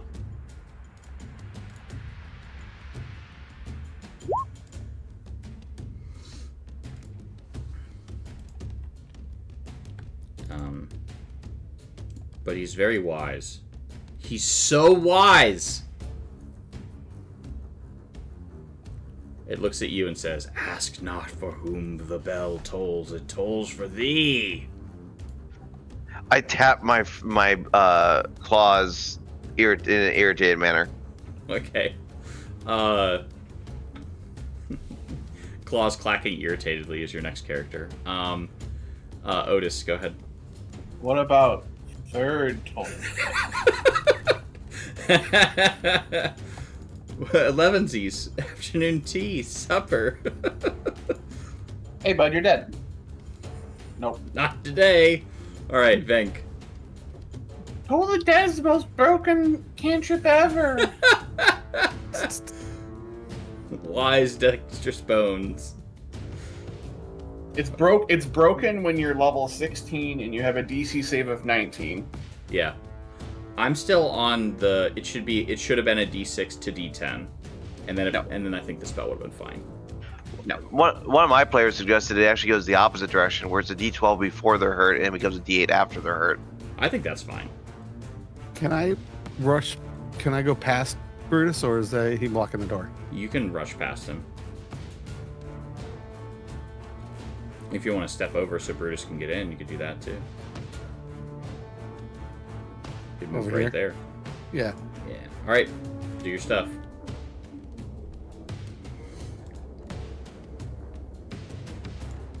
You hit.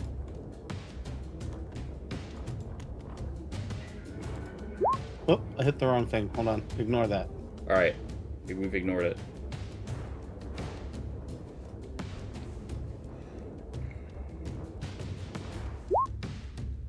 Is it one hand or were you slashing two-handed?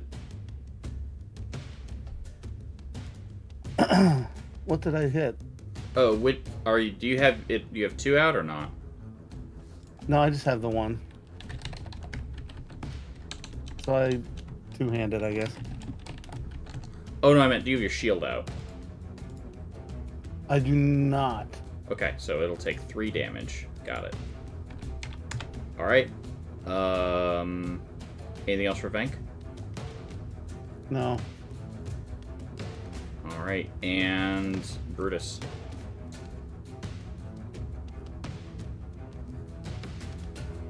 Yeah, Brutus will come up here, and the one in front of him will smash. Or try. 11?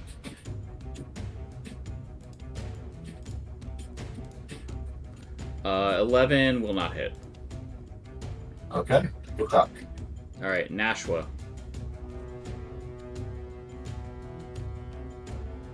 Is it longbow time? Well, that's more or less my only option. Let's see what happens. I take it a 9 doesn't hit. 9 does not hit. Well, it's nice talking to you. All right, so these drop their bows, draw their swords, and are going to attack you. This one will attack. Which one is this? Hang on. Yeah, this one is going to attack Venk. Short sword, and it will miss. Rush, it's your turn. You can tell him he's dead. I will. I'll pull the one directly. The one directly in front of you. It has not been hurt. That's fine. I can't really see the other one, so. Gotcha. I failed this one.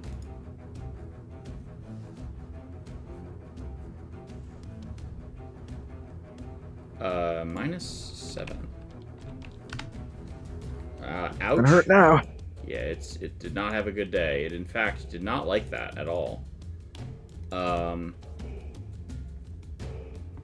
now it is its turn, and it is going to attack the person in front of it. It's going to attack Brutus.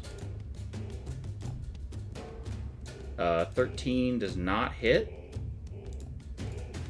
On to potion bottle opening. Both of them have been wounded. You know what that means, right?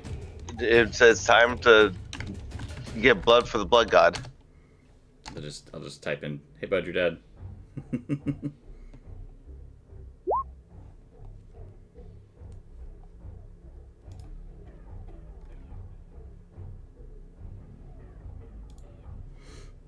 4 necrotic damage, huh? To this guy? All Well, right. he has to make a save first. Oh, yeah. I mean, he's so wise. He's wise in the ways of science. But not today. He took his I don't know what I'm doing medicine. Alright, he's still up. Anything else? That's it. Alright, anything for Otis? Lots of things for Otis, I'm sure. I mean, always. Hey bud, you're dead. Wisdom? Failure. So 3 damage. He is looking pretty rough, the skeleton is. Anything else for Otis? Nope. Venk.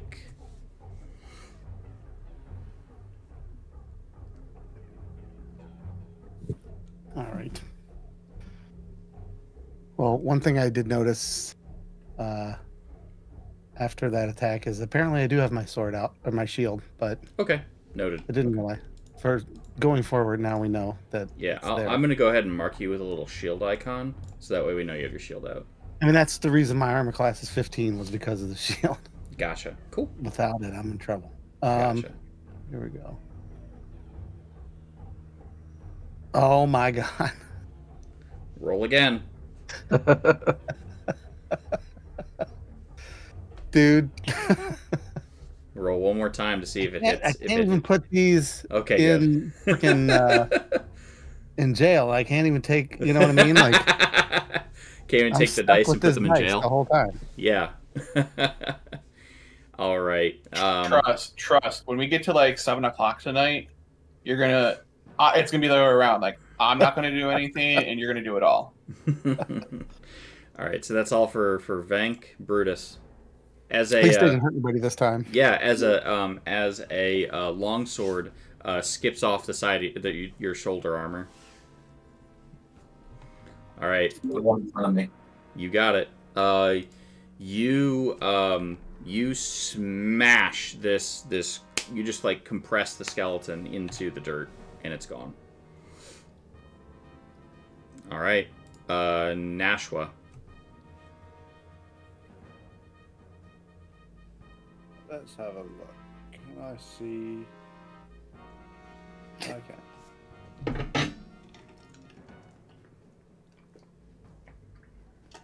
Does 10 hit? 10 does not hit. Nice talking to you. All right, this skeleton is still in rough shape, but it's going to continue to fight on. It's going to use a short sword against Venk. Does a 16 does hit for 5, so Venk, you will take 5 points of damage. Which puts you at 6. Rush, it's your turn. Sorry, real quick. Do I keep track of that then on here, or is that? I went ahead and adjusted it on Roll20, but you Okay. can keep it. Make sure that it syncs with D&D Beyond. Gotcha. So, all right, Rush. We're telling him he's dead. Yep. Let's see how he saves. Oh, he does. He doesn't believe you. 11 would have done it too. All right. And potion bottle opening. Wisdom save. Indeed. All right. So you go ahead and roll the damage. All right. So you tell him, you're like, "Hey, you're dead," and then he's like, "No, I'm not." And then potion bottle opening says this, which makes him believe that he is. What are you gonna tell? Go ahead. Well, I mean, as I said, it's blood for the blood god. And he's just Keep in mind, I'm a Kenku. I can't actually talk. and so he collapses, and that is combat.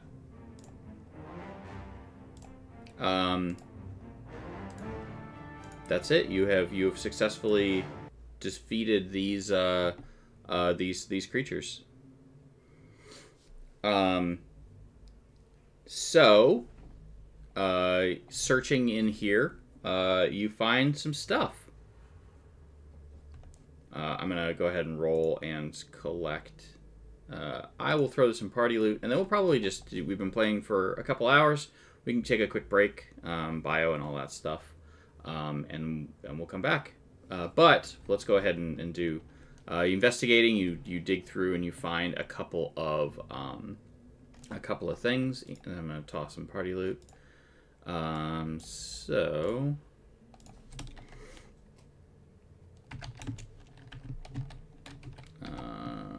Let's see, 2d10, so I guess it'd be 6d10, so 26 silver pieces. I'm just going to put this in a separate thing, 26, and if someone wants to total this up later, they can, and 1d10, so, and slash r, I'm adding it up in the party loot. oh, are you? Yeah. So 49 silver. Okay. I will get out of there. I'll let you go ahead and edit the party loot document, and then 13 gold, 13 more gold, so 17 gold total. I'll let you edit it when you're done, and then +1 arrows. You find 3 +1 arrows.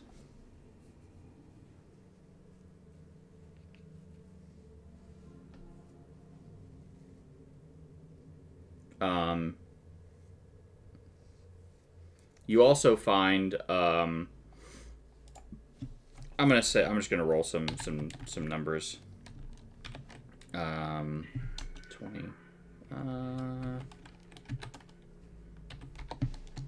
You also find 21 arrows on them as well, which you can go ahead and add to the party loot as well. Yep, it's all updated. All right. Perfect. All right, cool. So players, do we need to, like, if someone has a bow, do they need to say, hey, I took the 21 arrows, and then we delete it, or do we just say yeah, we can say, hey, I'm going to take that and then delete it. So okay. We can, now that you've looked at that, we can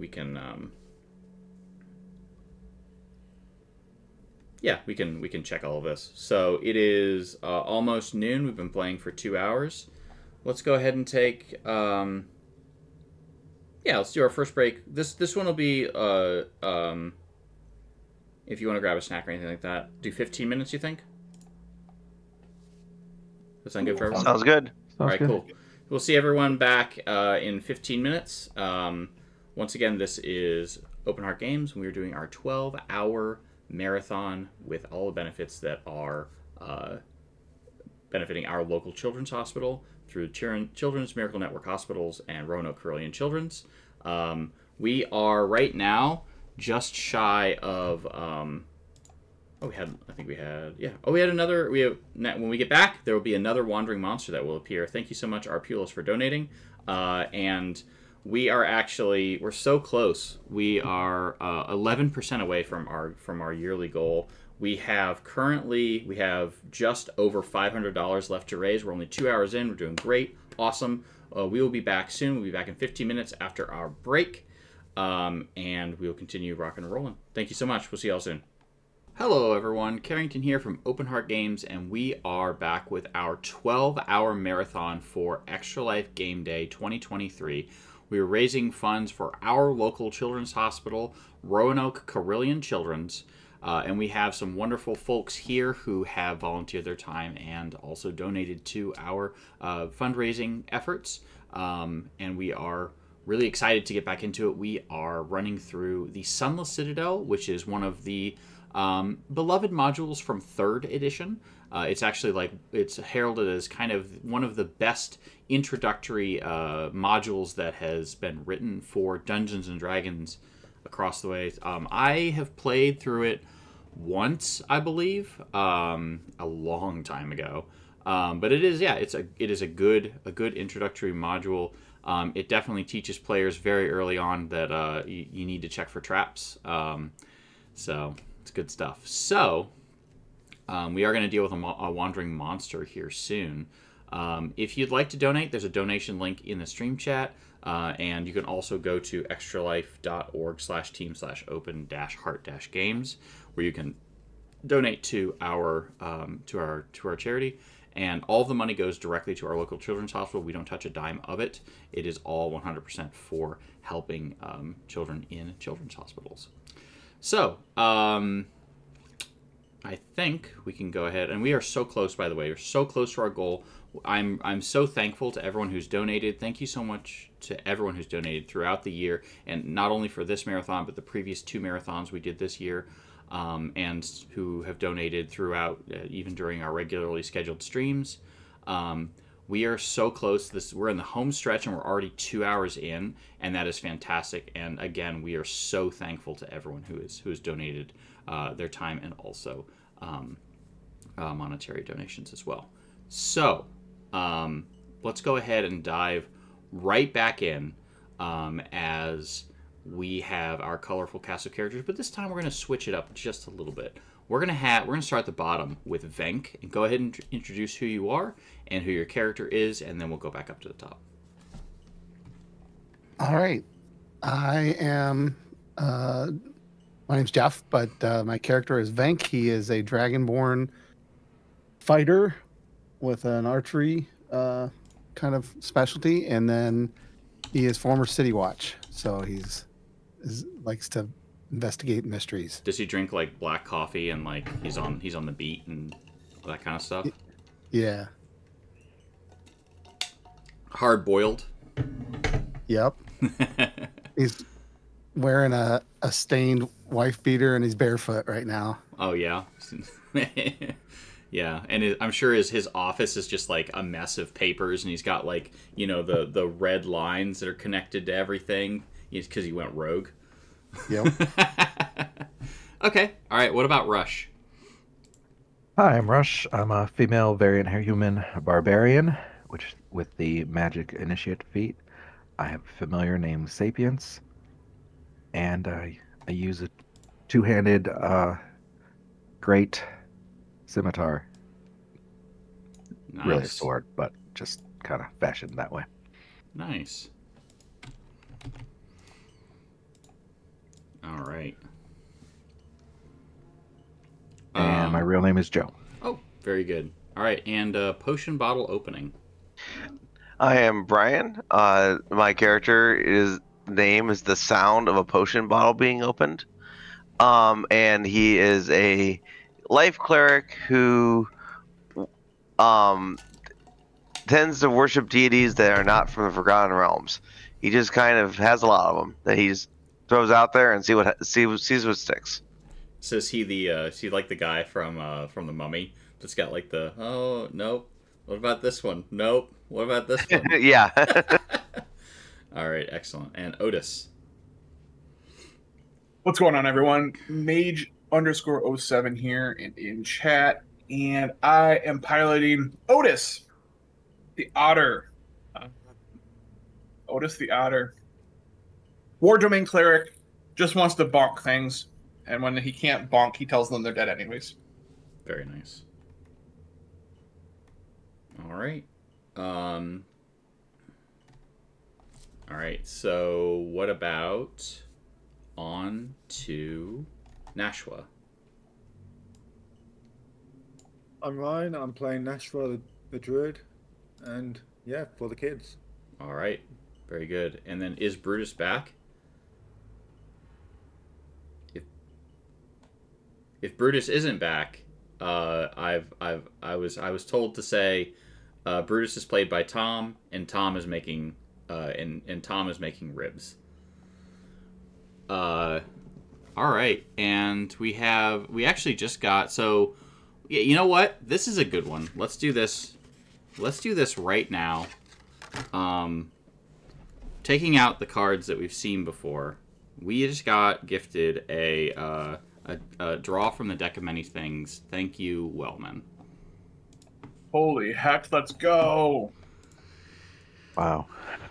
Yeah, it's awesome. I say one of the new folk get to do it. I think so too. Maybe you have to make a new character. Who knows? Who wants to do it? Rush or potion bottle opening? So I did take a couple of them out, by the way. Took a couple of cards out. Cards we've done before. The Key, the Sun, the Fates, and the Rogue.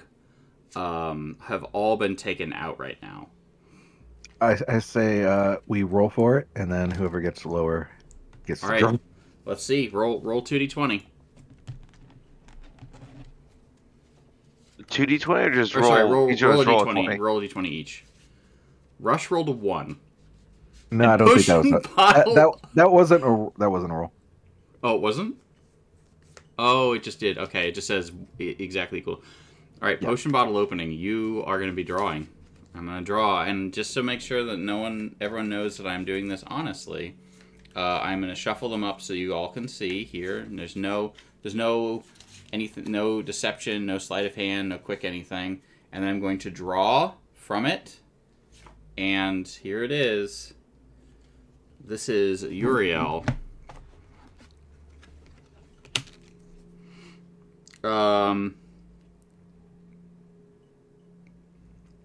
Okay, all right.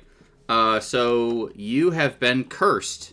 The Medusa-like visage of this card brings a curse of a -1 penalty on all of your saving throws. It is permanent, and only the Fates card or a deity can remove it. Already there. All right. And just to be nice, I'm gonna take that card out, and I'm gonna put the Fates card in. Codename Viz says, "Oops, sorry." So thank you so much. All right, and as I said before, I did go ahead and put the Fates card back in for you. That was nice, huh? All right, so we've drawn from the deck of many things. Thank you so much for that donation. We are currently... Go ahead. Is there a way it's set up that -1 on D&D Beyond? In D&D Beyond, I think you can just go in and click each of your saves and say -1, -1, -1, -1. I think it'll just do it. Actually, there's an easier way to do it now that I'm thinking of it. If you go into D&D Beyond, you go to your character. I'm just going to do it on one of my characters. So go to this, hit OK. Is it applying a -1? Yeah, or is it? It's applying a -1. It's a lot easy. It's super easy. Just go to each one. And click on customize. Like click on each one. Go to customize, and then saving throw magic bonus. Just a -1.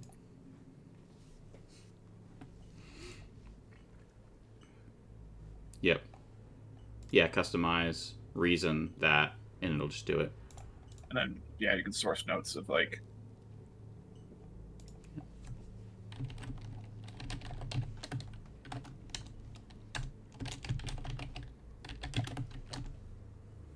Yep. All right.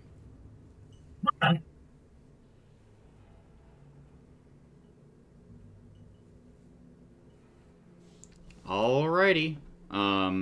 So here we are.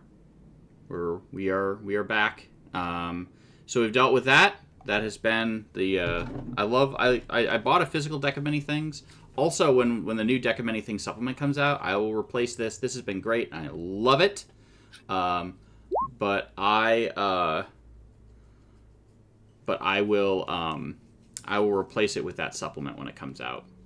Because it's adding more stuff. Deck of Many Things, I think, is a really cool item. So, yeah, that's fantastic. Thank you so much. We are with that donation, and again, thank you so much for that. We've been ever so close to our goal. Oh my gosh, so close. 94%. We have yet to raise another like $210. So another deck of many things, and we're there. And then I just want to let everyone know, even if we meet our goal, every dollar counts, every dollar helps, and it will help us push the number up for next year's goal. So we would love to raise, I mean, heck, we'd love to raise $6,000 or whatever it is that we're able to get to. Again, thank you so much to all those who have donated so much. It means the absolute world to us and to the folks that it benefits. So thank you.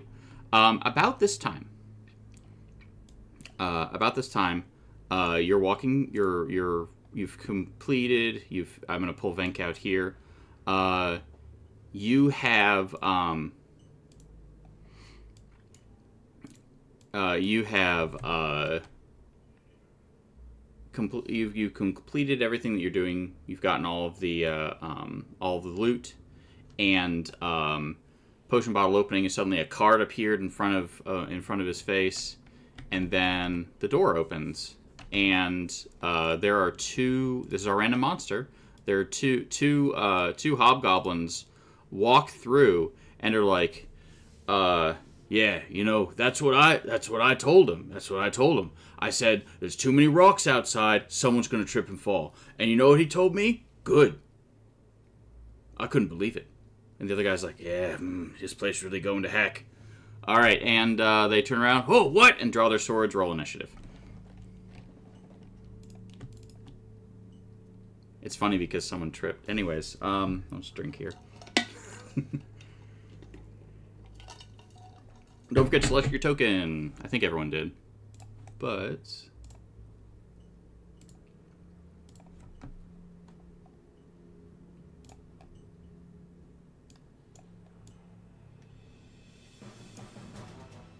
that's just super unfortunate. I'm trying to roll initiative for mine, and the character sheet is too big. Alright, initiative. And I literally had to, like, shrink it down, because, like, no matter where I put it, it's still in the way. Alright, so... 1, 2, 3, 4. I have 5 people? Nashville stepped away. Oh, okay. Alright, I think... Nashua? Oh, that's right. I just need to go in here. I think I might be able to... You know, we'll just add him in a minute. If he happens to come back. Any kind of regular deal. Alright, so I'll go ahead and do this. Alright, so it is Brutus. You are up first. Alright. And welcome back. Charge forward, thank you. Ciao.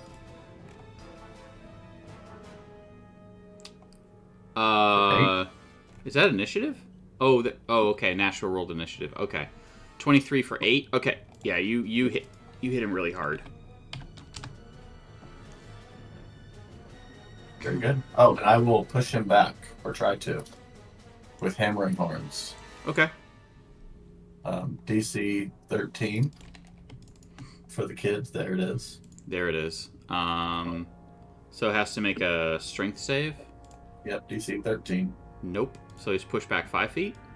Yep. It's not very far, but it's something. Nice, nice, nice, nice. All right, so it gets pushed back. Potion bottle opening. I'm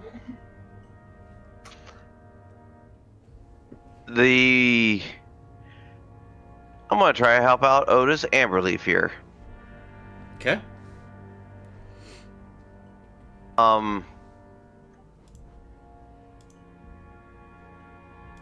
Damn it. Language.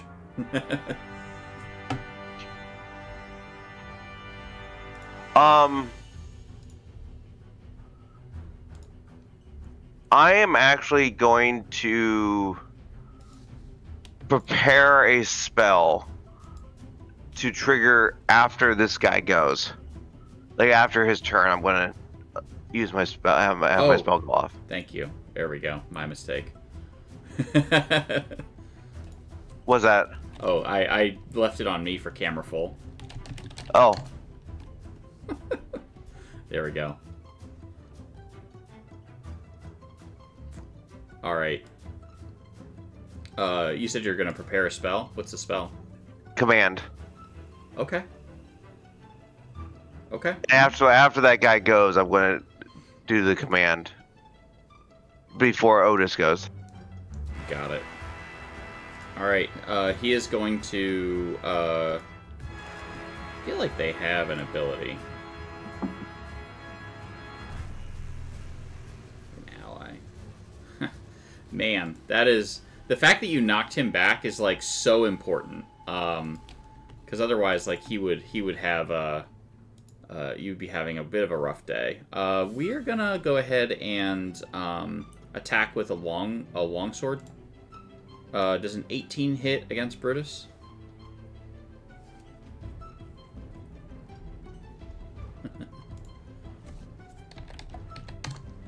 All right. Brutus.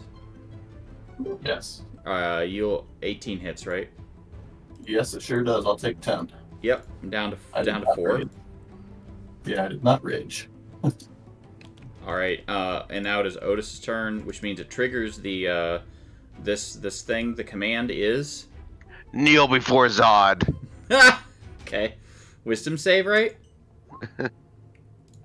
Yeah. Right. So he is prone. Yes.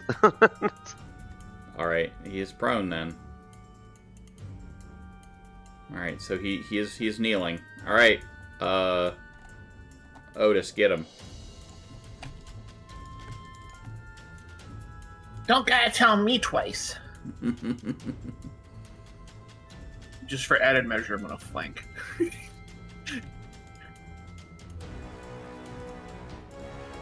Bonk. Okay. You do not hit. How long does the thing say?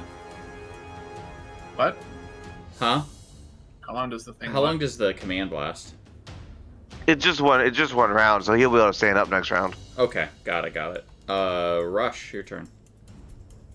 I will rush forward I love it. and cleave him.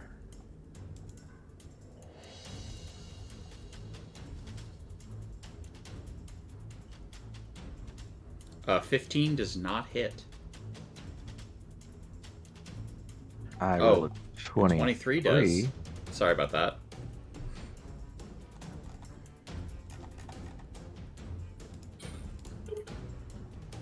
For 10?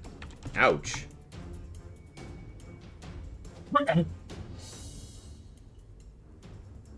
That's my turn.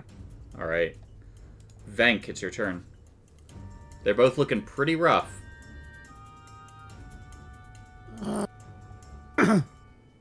I'm gonna go ahead and shoot an arrow at that kneeling guy. Okay.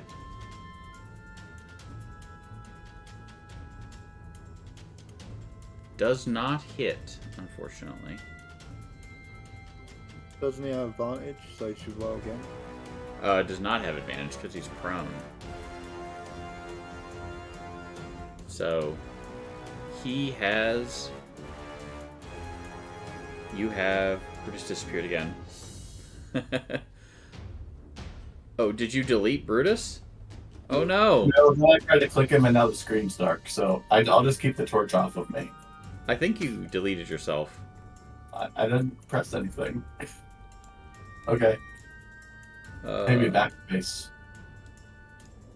Yeah, Maybe. who knows? It left you in the initiative count. Yeah, I can touch the torch, but I can't see anything. Well, I'm gonna go get... I'll get a fresh Yeah, we can't see you either. Sorry about that. No worries. I will keep the torch off of me. It's Or almost try. like Hitohari is here. Yeah. Just kidding. Is it possible to just give me dark vision to the distance of a torch? I mean, I can just post another torch for you. I mean, can see but right now you literally don't exist. Right.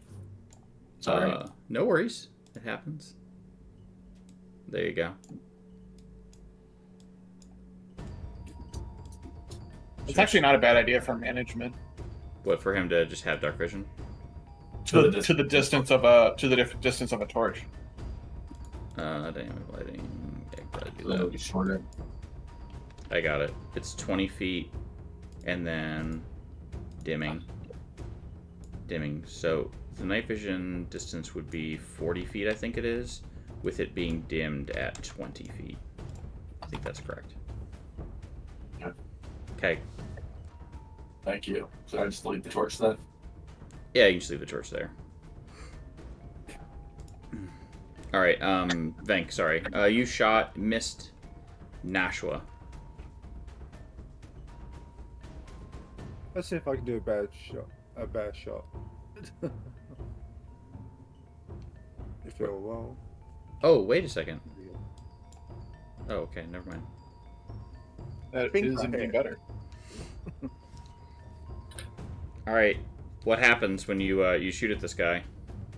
He is not going to survive. hits him so hard it pins him against the wall behind him. All right, he's pinned against the wall and dead. And I believe, yeah, right next to the goblin that had the spear shoved through his chest. He's right next to it and also dead. You just double critted on it? Yeah.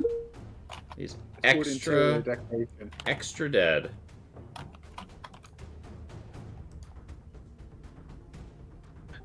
Make a note not to stand near that wall. Yeah, that wall is bad news for everyone. That's me. All right, we're gonna go ahead and take a shot at. We're gonna take a longbow shot at Brutus and then run. 4 damage, perfect. 5, 10, I'm on the 15, ground. 20, 25. Yep. So Brutus is at Bagel and is now dying. And now it's Brutus' turn. I need you to make a death save. No, thank you. I'm stable. It's my first turn since being unconscious, and I have the parapet of wooden closure. Cool. Very closure. So I'm stable. I don't have health, but I'm stable. All right, you are stable but unconscious. Potion bottle opening.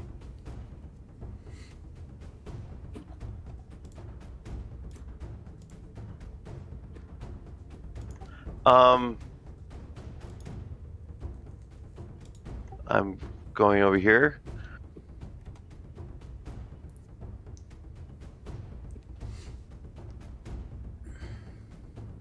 All right, I'm gonna run over to Brutus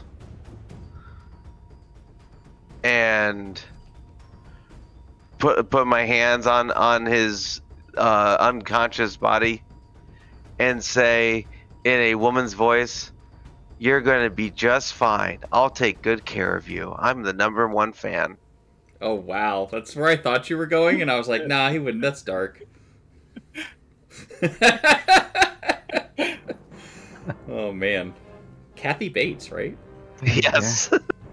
Okay. All right, go ahead and roll whatever you're rolling. Did that take you back up to full? Almost. All right. Well, I just had the weirdest dream. And you notice potion bottle opening is currently lining up a mace across your across your legs. Dark God 007 says, well, that escalated quickly.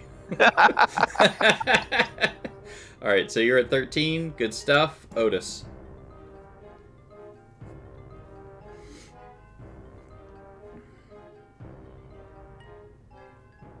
What is Otis going to do?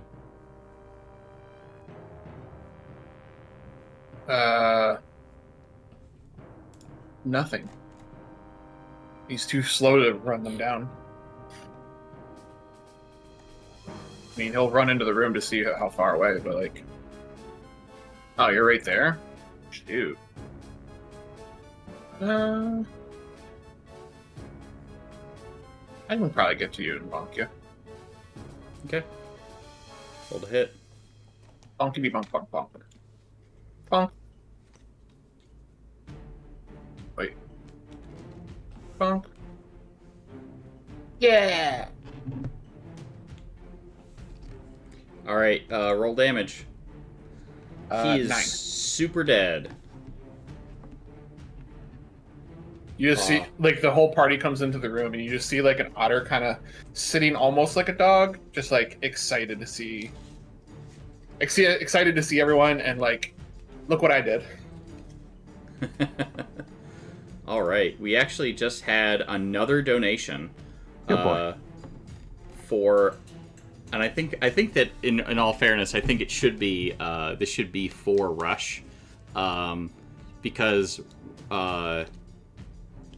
we had a potion bottle opening draw. We had another deck of many things donation, which Awesome. by the way, so that we're aware, we are currently we're 3 hours in to our marathon, and we are $60 away from our yearly goal, this is our most ambitious goal we've ever had at Open Heart Games, and since we've started, we've raised over $10,000. I think the total count is like over $13,000 at this point that we've raised since we started.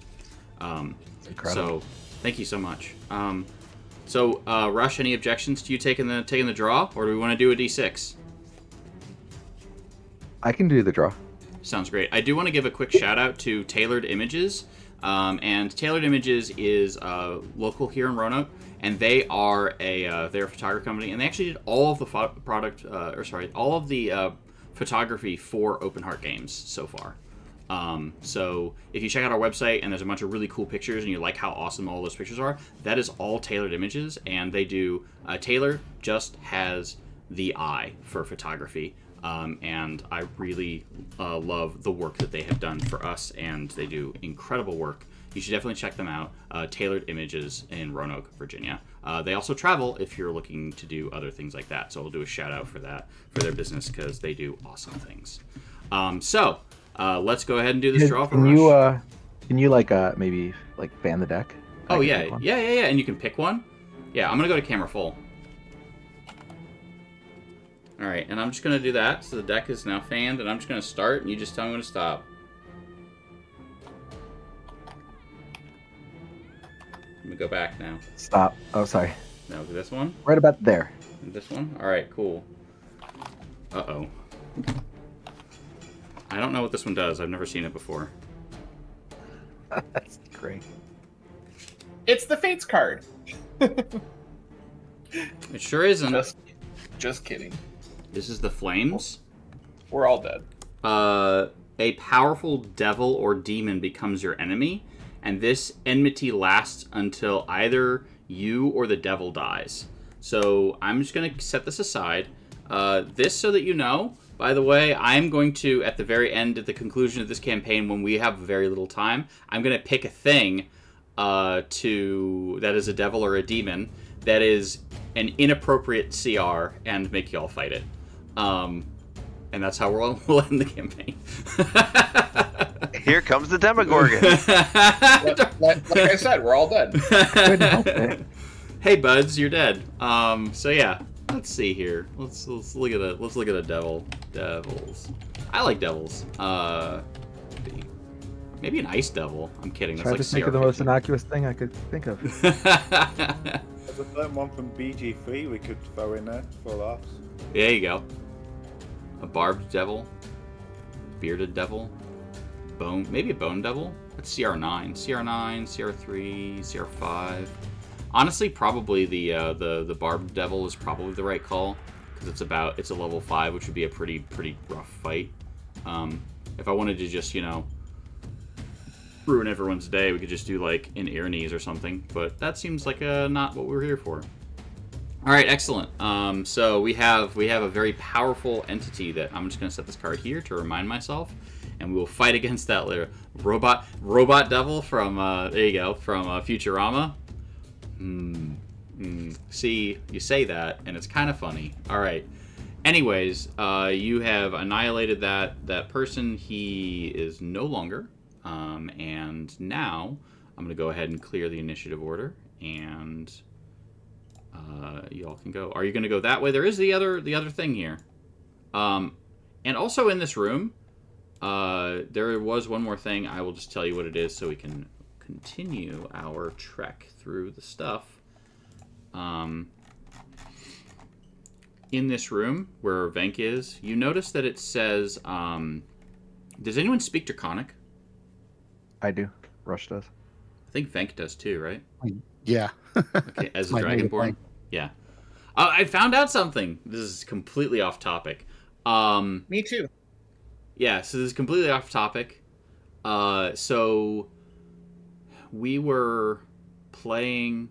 Yeah, that's what it was. We're playing Call of the Netherdeep, and Shadar-kai, which are like shadow elves, do not speak Elvish. I did not know that. What do you get instead? Like Undercommon? Nope, you don't get any extra language. Yeah. Shadar-kai just don't speak Elvish, which was so different. Oh, thank you, X-Coney. Thank you so much for subscribing to our channel.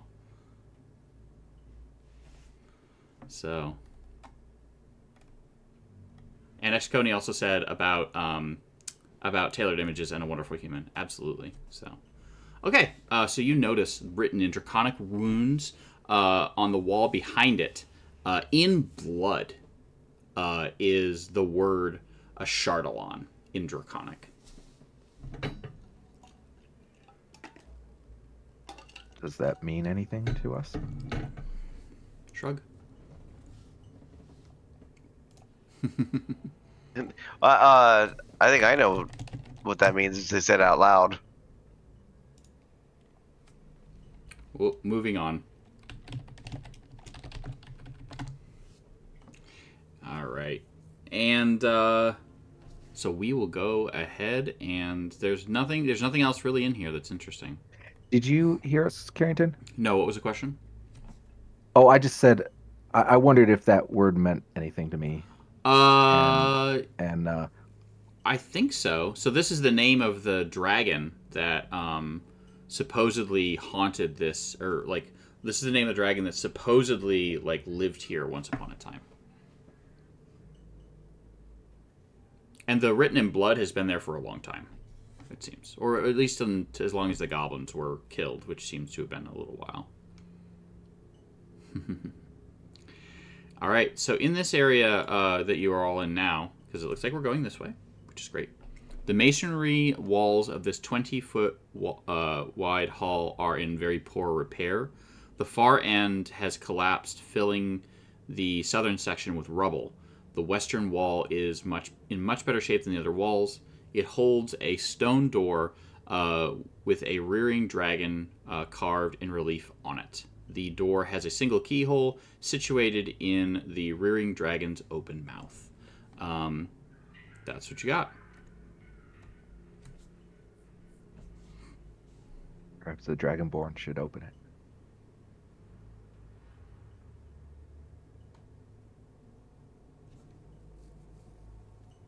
It's this door here. Mm-hmm. It's this door right here. This one. Oh, right done. My bad. No I was worries. still in the other room. Venk's over here like, it's this door.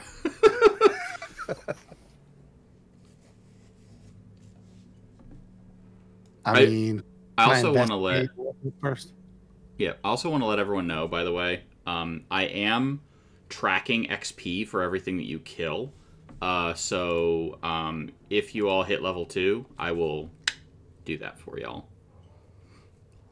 Right now, y'all have 170 XP each.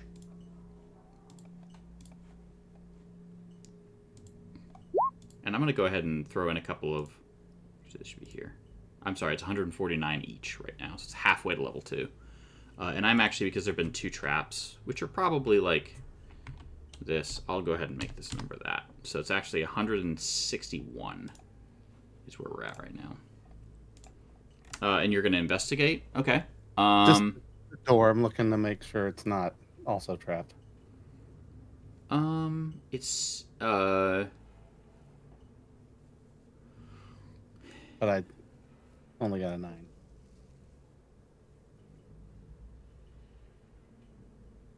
does not seem to be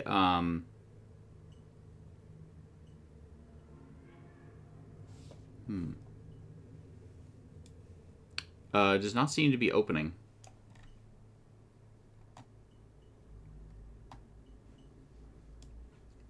Or sorry, rather, it does not appear to be trapped.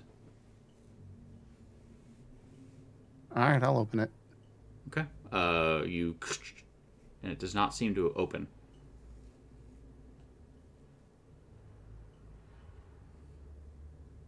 All right, I will put both my feet up on the wall and pull on it like Shaggy. Okay. Go ahead and make me a strength athletics check.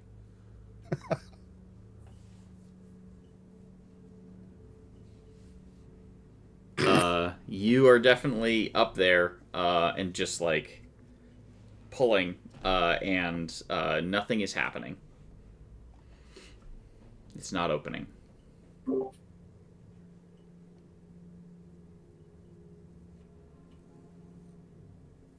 You want help opening it? I suggest to Sounds, has he tried pushing it? The two of you can, if you want, Brutus, you can walk over there too and push. Does anyone have guidance? Okay. I All don't right. think so. Even with a 20, which is the two of you working together, you are unable to force this door open. What's the door made of? It is carved to look like a dragon. And let me see here. It is a stone door. Never mind. Carved look. What if I don't know. Should I try to dragon breath it? I was saving that for a big. No. There's a bunch of us with Sacred Flame. If you were trying to set it on fire. Well, no, I was just thinking since it's a dragon thing, that's why. Not just. I don't even. Oh, Mine's yes. lightning anyway. But I'm a dragon, so I don't know. Just thinking out loud. It seems. What to if be- you? Good. What if I say unlock please in Draconic? There is a stone door with a that is carved into the shape of a dragon. Yeah, I speak to the door in Draconic. Please unlock yourself. It is a door. It does nothing. Continues dooring. Continues to be a door. Pretty please in Draconic. No, I'm just kidding. Well, I guess we go a different way. I will let you know there is a way to get through here. But Is there a gap between the door and the door frame that holds the door? there is not. Is there any cracks There- in the door or around the door? Have you tried using the dragon's name? You can. Oh. Are you trying It's to shape water? Scandinavian or something. Okay. So you say a Chardalon, and it nothing happens. Neat. Are you going to try and use like water to try and like crack the stone or something like that? That's what I was looking for, like any gaps or anything that I can break. the You door. could definitely like expand, but it would take you hours to try to crack through this door. There was a keyhole. I mean, is it Is a there a lock that keyhole? needs picking? You could try to pick it if you wanted to. Can I shape water in the keyhole and break the lock? You could try to. I would let you roll. Let's try to. Someone said they're going to try and pick it first. Was that Rush? Are you going to try that? Oh, I don't have tools for that. All right. I will let you roll a dexterity check with the shape water to try and break the lock. Potion bottle says Wow. melon. Well, It seems like when you're trying to do this, it seems like there is. So as you're kind of looking at it, it is a mechanical lock, but also there is a powerful magic that is. So it's almost like an arcane lock, intertwined with a very complex mechanical lock as well.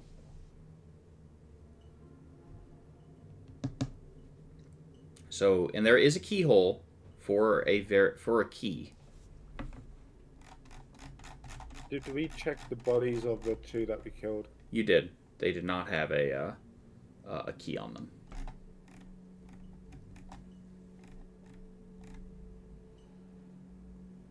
Is that a doormat? All right. Doormat. And I have great news. Two things. One, we received an anonymous donation for $60. And two, we just received a new badge, which is High 5,000. So we've raised $5,000 for Extra Life. And I am so happy that I'm going to go ahead and just nix this whole nonsense. Everyone is now level 2. All right. Thank you, Anonymous. Yes, thank you so much, Anonymous. Go ahead and And level up. everybody else. Yeah, absolutely. Go ahead and level up real quick. And while you're doing so, we'll go ahead and go through and have everyone and have everyone tell us what you got at level 2. Some people get some pretty cool stuff. You can go ahead and level up your characters. I think we get some second wind. We get second wind. We get action surge. I don't even know I don't even know if I know what barbarians get at level 2. I know Nashua will get a we'll choose your circle, right? Yeah, but I went with fire. Oh, wildfire. Yeah. Do you get a little buddy at level 2? Yep, you get the spirit at level 2. Yeah. So you may want to get that ready because I'm more likely to use that than wild shape. Yeah, it's so good. The wildfire spirit. Barbs get reckless attack and danger sense. Nice. Let me find a little fiery friend. Certain. Oh, okay. All right. Nope. Nope.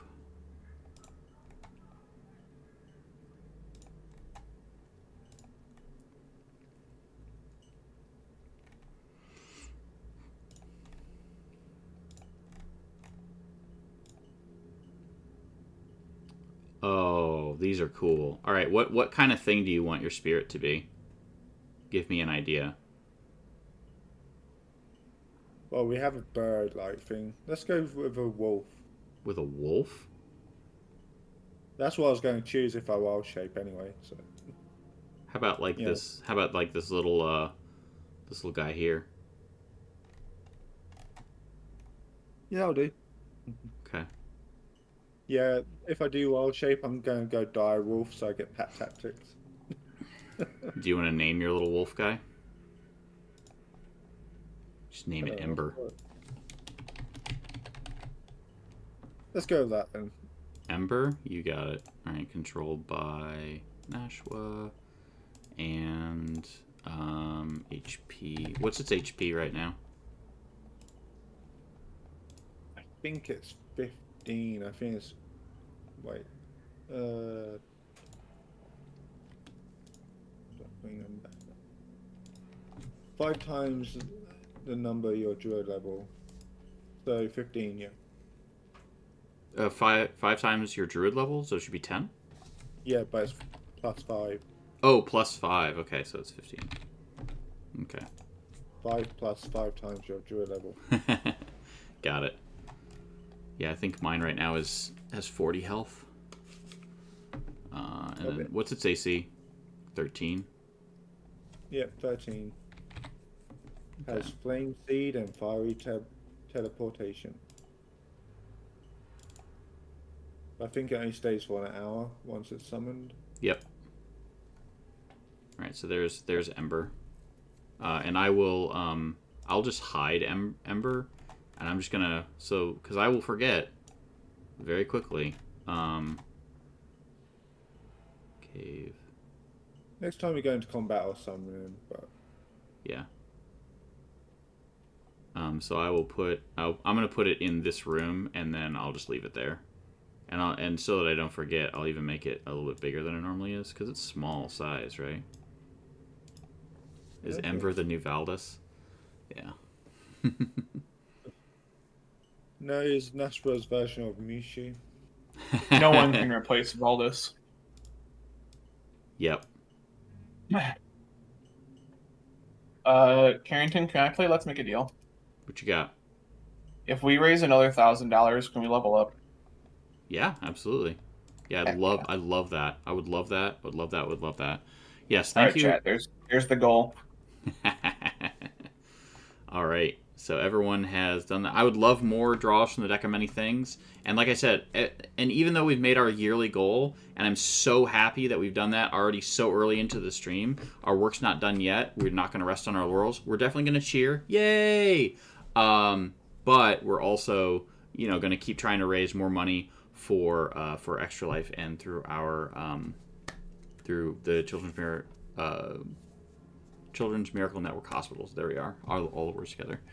So going to bribe you by paying 1K. Hey, you know what? I will accept bribes for charity. There you go. That's my goal. So yes. So anyways, I would love for us to raise more for our charity. We've leveled up. So let's go through real quick and just what did everyone get. So what did What did Brutus get? So I got reckless attack and what's it called? Danger Yeah, sense? danger sense. Yeah. Nice. And I don't see Brutus. Did you vanish again? No, that was weird. All right, anyways. And Nashua?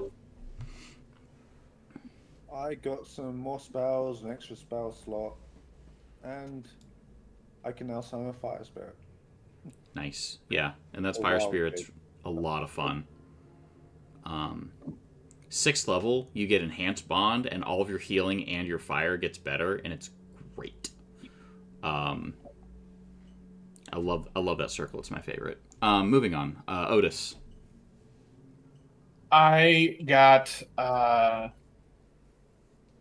Challenge Divinity, which as a word domain, it's Guided Strike. When I make an attack roll, I can use my Challenge Divinity to add 10 to the roll, but it's after the roll, but before you tell me whether it hits or misses. Sounds good. And then got another spell slot, so we picked up another spell. Very good. And potion bottle opening. I also got Channel Divinity. My life domain allows me to, as an action, restore 10 hit points. I choose any creatures within 30 feet of me and divide those hit points among them. It goes up as I level. Nice.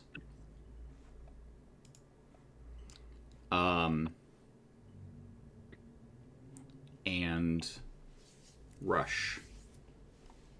Same as Brutus, lots of advantage. Incoming. All right. Advantage for us, advantage for them, advantage on deck saves. Advantage all around. Just a nice smorgasbord of advantage.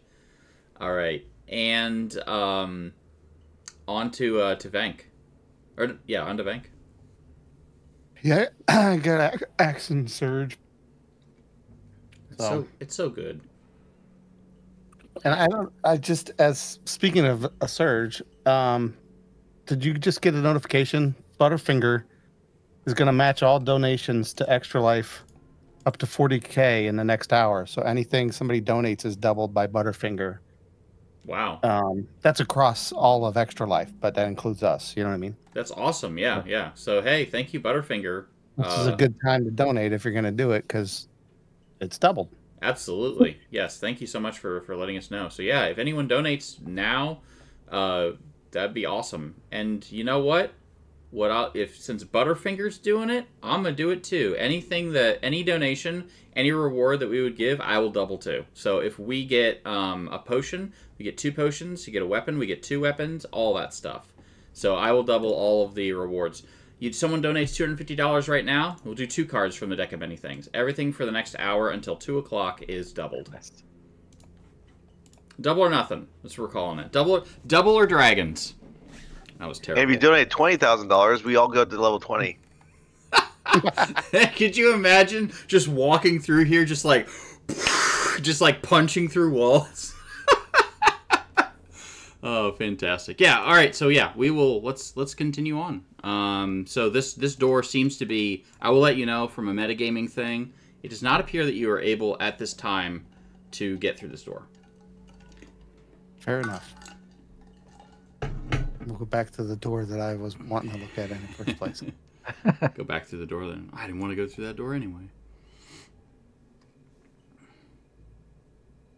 As I leave, I point at my eyes, and I point at the door, and I point at my eyes, and I point at the door again. So the door knows I'm coming back for it. Just like Sokka from Avatar: Last Airbender. Just like, I see you, door. All right. I'll move Otis up here, and All right, I'm going to investigate this door. it does not appear to be trapped. Okay. I'm pulling the door. I'm going through. All right. Go ahead, do that. Pull the door open, and suddenly before you is an open door that leads to a hallway. More doors. Yep. More door. More door? Where door? Their door. All right.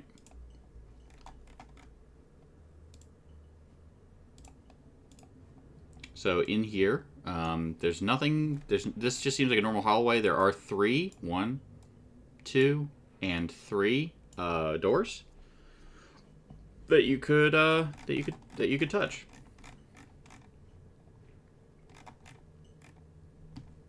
I'm looking at this door, right next to me. This one right here. Okay.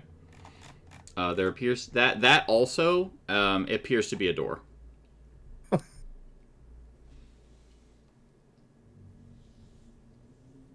Okay. Pick a door, any door.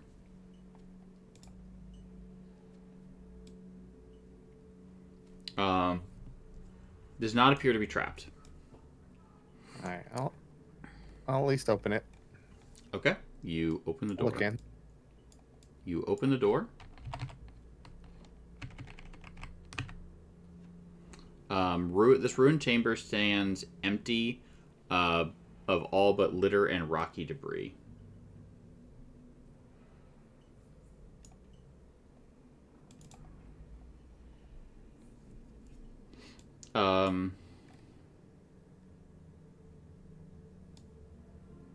Yeah, someone roll me a d20.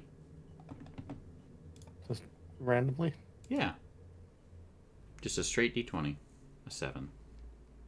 Alright, nothing seems to be in this room. Okay. I'll try the other one opposite length. Okay.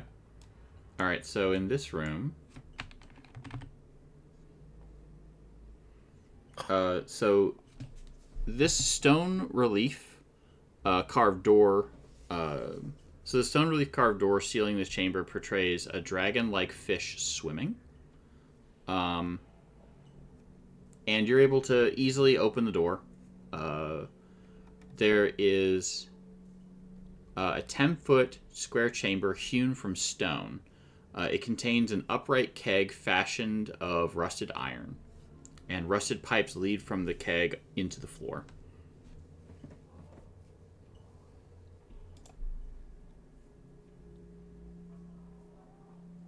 I guess I would investigate the room. Okay, go ahead. Investigation. I think I know stuff. You're kind of looking around, and you can, like, since you're a druid and connected with nature, you can sense that, like, there's something going on with this keg. It almost feels like there is, like, an essence contained within it.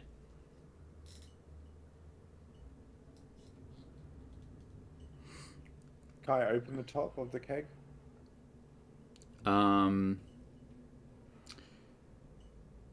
You would have to. There is a on top of it, like it is sealed, so you would have to make a strength check in order to remove it. Let's do Can that. I've got bad strength. What was that, Bank? Can I use investigation on this room that I was looking into? Yeah, you can.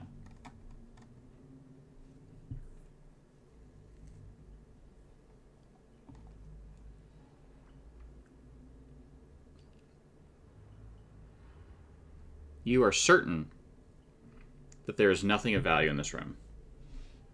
Okay. Unfortunately, there's just nothing here. There's not even any monsters in here. There's no sign of any monsters. Just like this room has just been abandoned. Does anyone else want to try and lift the thing? Or no? I can give it a go. Okay. That's the room to the top or bottom? It's down here. Down. One. It's literally this weird looking thing. This is the keg.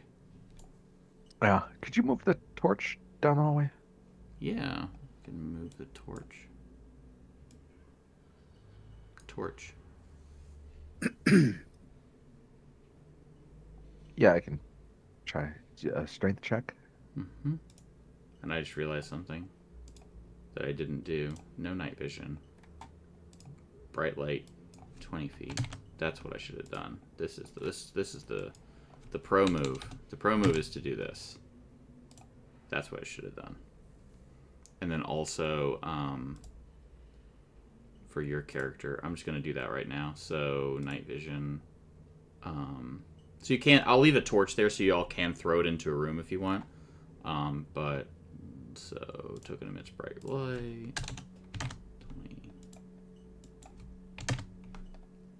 There we go. All right, cool. So now you all can see. Okay, so Rush is gonna try and take it off. You are struggling, and you can like feel that there's like there's like an essence inside of this thing, and so it's bizarre that you can't seem to get this off.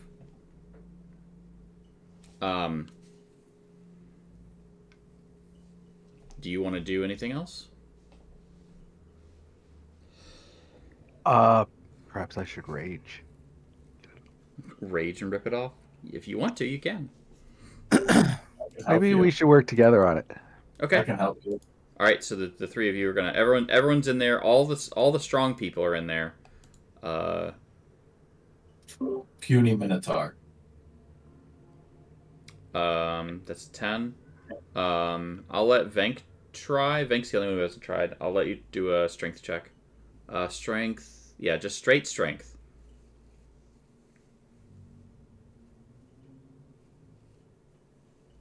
I am not strong. You have advantage on it. All right. So you rip open the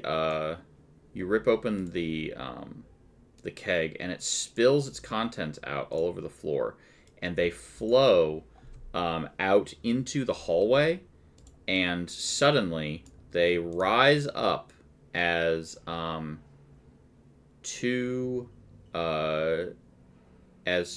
two creatures, actually, and they look a little something like this.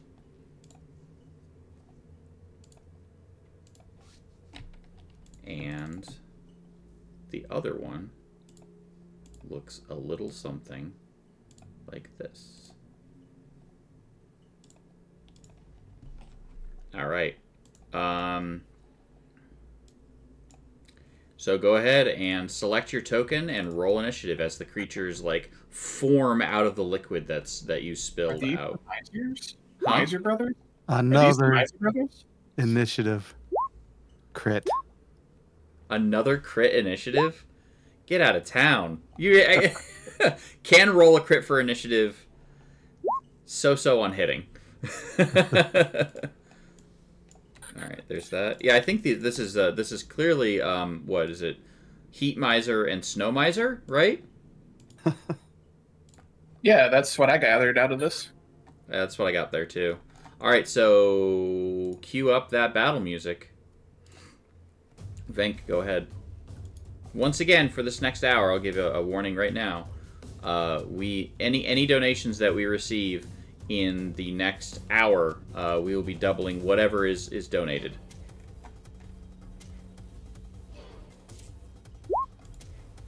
There, that's a little bit better. That's the guy directly in front of me. All right, that'll hit. Go ahead and roll damage. Oh, wait a minute. I see. Wait, what's the difference between these two damages on the longsword here? One of them is if you got it with one hand, and one of them's got it if you're wielding it two-handed. Oh, since I got it's a versatile weapon. Gotcha. Mm-hmm. So it's one-handed. All right, so slashing one hand for 5. All right, you slash it for 5 damage, and it seems to cut through. Take it easy, Dark Gods 007. Thanks for hanging out.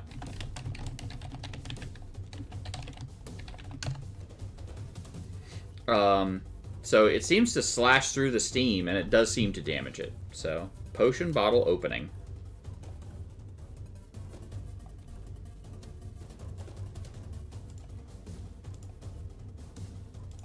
I can see these things, right? They're not covered in steam or anything. No, you can see them.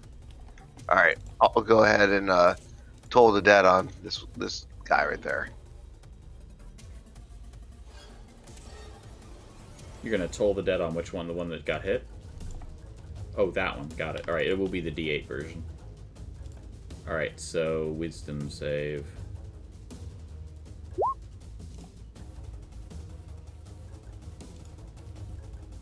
It fails, so it's gonna take 6, and now it's been damaged. Okay. Softening him up for Otis. All right, and it's now. Speaking of, it's now Otis's turn. Neat. I'm gonna go right up and bonk it. Smack. You do not have advantage because there's a wall there.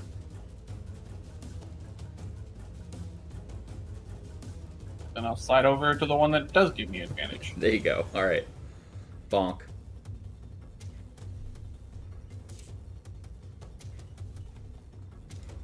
Bonk. 23. 23 will absolutely hit all day long. 8. 7. 7. Ouch. It hates it.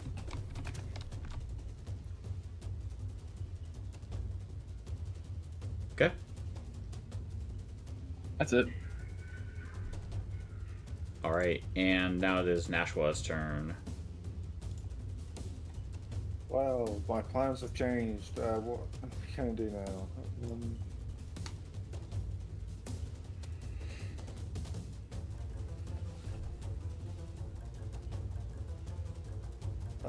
Burning hands on the two directly in front of me. Yeah, I would say you could probably put it in such a way that it wouldn't hit anyone. So yeah, because I'm pretty sure you could probably do. Let me make sure. So it'd be a cone, and if you did it from here,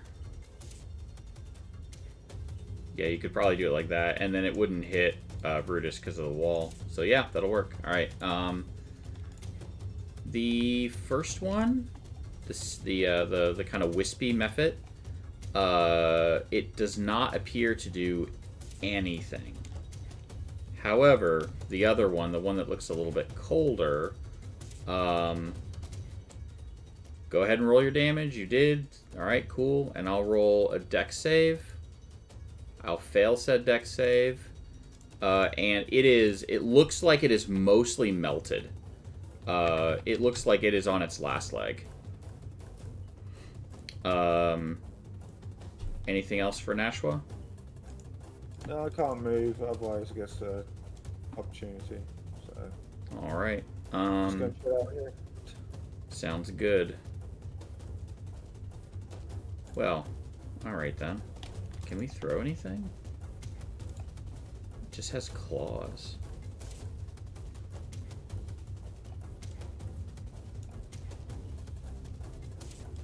I think...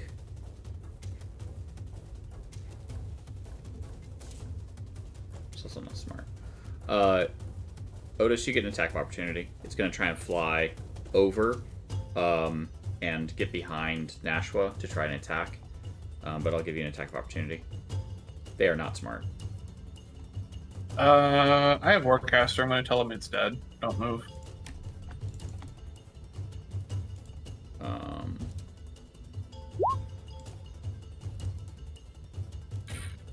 Well, fine. Alright, it'll move over here and try to flank, and it will do an attack with its claws. And it will just horrendously miss. So that means it'll be Rush's turn. I'll hold a You can tell this one one is below dead. Otis. Yep. Alright, and it is a wisdom save, and it will pass. Man, they're so wise! Who are you to be so wise in the way of science? Brutus. Yeah, can I hit it through the door? I'll say, I mean, you can move through it. I I'll can let you through move it. there to make it easier. Sure. All right. 11. An 11 will not hit. Okay. No, that's a lie. I believe it. I believe it will. 13. It absolutely will. For 13 damage, you cut through the steam, and suddenly, as you cut through the steam method, it like separates and then just like wisp. But as it's doing so, all of the steam just like explodes out, and as it dies, I need for everyone who's nearby to make a dexterity saving throw. So that would be Brutus, Otis, and Nashua. And so you're able to just, like, dodge out of the way. And actually, no, you all get hit, but it's just not that warm anymore. And that's it. Nothing, no damage. Venk.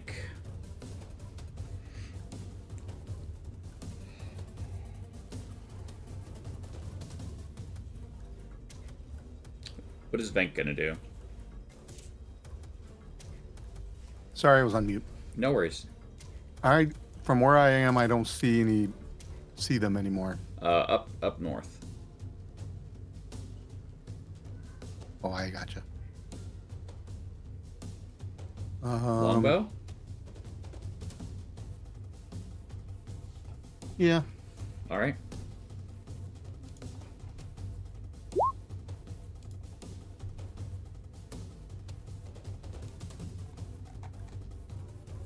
Does that leave a mark?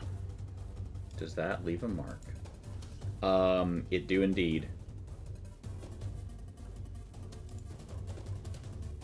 All right, and it goes through, and the ice method will also shatter. I need for Nashua to make me a dexterity saving throw, please.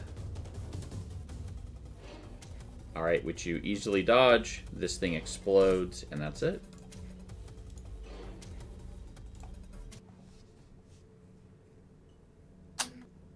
Check inside the barrel for anything There else. are 5 sapphires worth 10 GP each.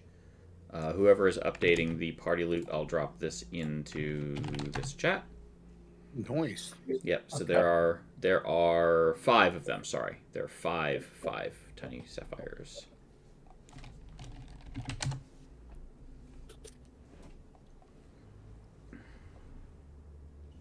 All right, and I will go ahead and get rid of this.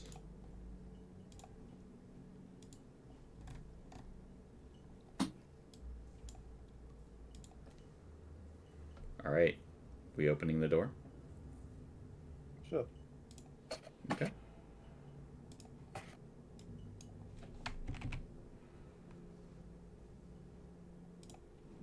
All right, so in this door,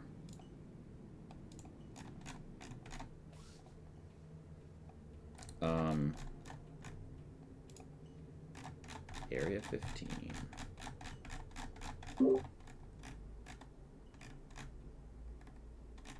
So in here, there are crudely executed symbols and glyphs scribed in bright green dye that decorate this large and irregularly shaped crumbling chamber. A large pit in the center shows evidence of a recent fire, and a metallic cage in the middle of the southern wall contains a gaping hole that stands empty. A small wooden bench draped with a green cloth is next to the cage, and several small objects rest on it. A bedroll lies near the wooden bench, and the sound of whimpering comes from inside of it.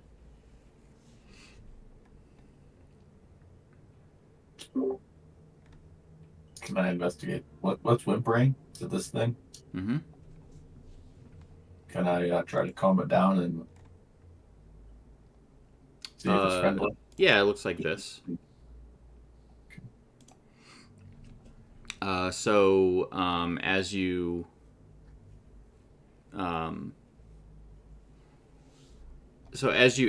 take it off, it says he is scared of you, And now he's just like, oh, oh. It seems to be very, very. He is very weepy. He is frightened. He has obvious scars across him, and he says, who are you?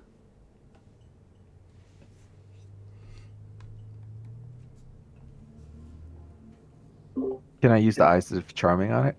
Sure. I can make a bad save.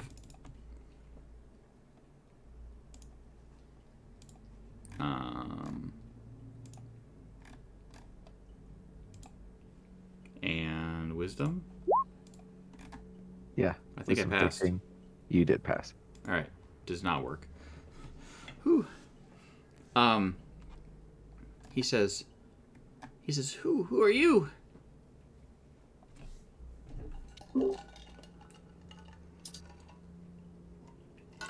We're here to solve a mystery, but more importantly, who are you? Me, Meepo. Are you doing charm person again? Just gonna... No, I was just using the charge. Okay, gotcha. I was like, all right, sure, why not? Meepo's just like, me, Meepo, are you okay? Who or what put you in here?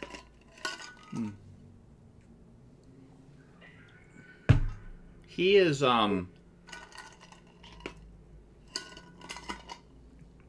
he is not trapped here.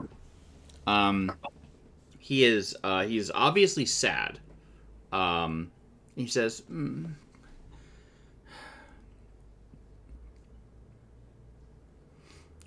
the clan's dragon, we lost it. Those wretched goblins stole Calstrix, our dragon, away from us.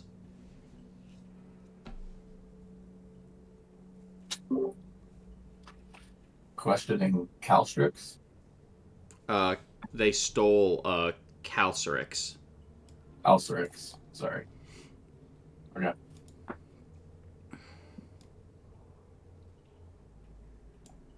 Yeah, I'm gonna... Here's the name. Yep. There. Calcerix. We could help you find him if you join us and maybe lead us through here.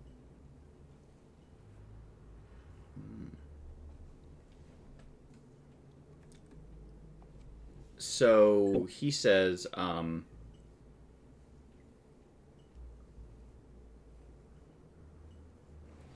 yeah, he'll lead you on.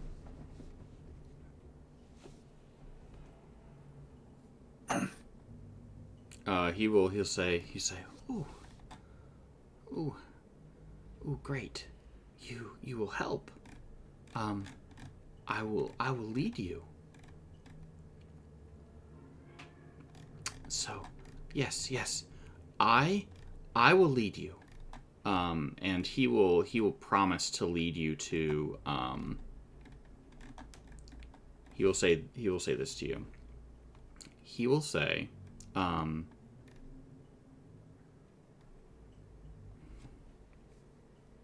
Meepo take you to see Eustrail, our leader. You make nice, you get safe passage, but only if you promise to make nice. If you promise to rescue Dragon, Eustrail make nice to you, answer questions. So Brutus is not intelligent, but he is wise. So he'll eye the group, and his entire plan is to stay within 5 feet of Mito. So it doesn't do anything to betray us.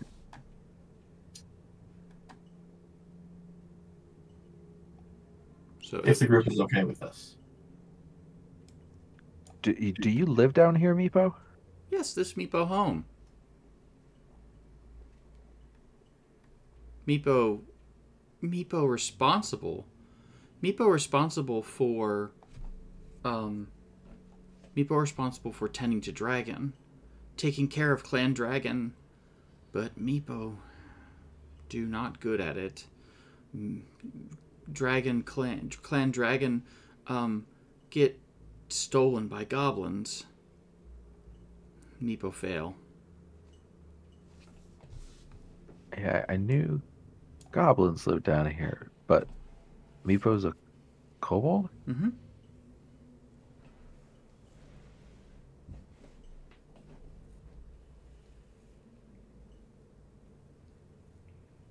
Does Meepo know about that other dragon door? Hmm.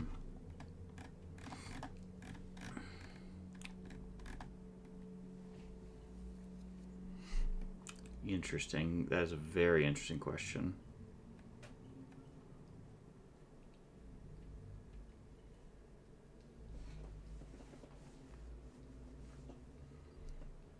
That is a really good question. No, he does not know anything about it.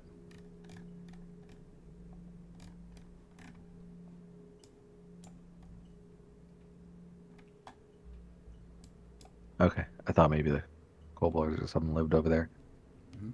I mean, if you want, he'll take you to his leader. What do y'all think?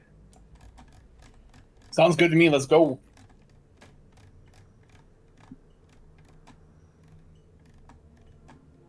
I want to check one real quick thing. Cool. All right. Yep. All right. So I will have you all follow him. Here's Meepo. Here goes Meepo. So here he is.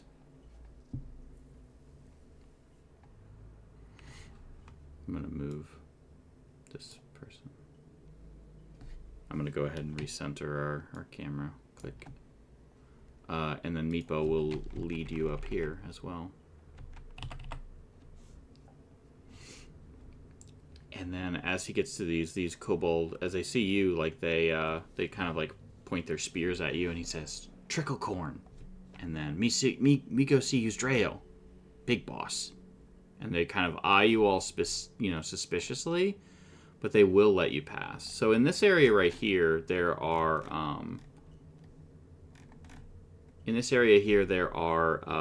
a double row of relief carved marble columns that march along the length of this long, large hall. The worn carvings depict entwining dragons. There's a squad of kobold elite guards here that are all kind of keeping an eye on everything.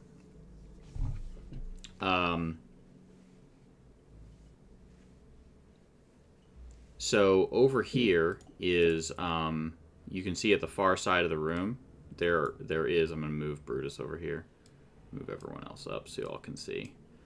Over here, there appears to be a very there's a dragon throne. In fact, the short throne stands near the west wall, constructed of fallen bits of masonry stacked against an old altar. On the top of the altar are a variety of items. The portion of the altar that serves as the throne's back features a carving of a rearing dragon. There is a metallic key that is held firmly in the dragon's open jaws. And this is what you see.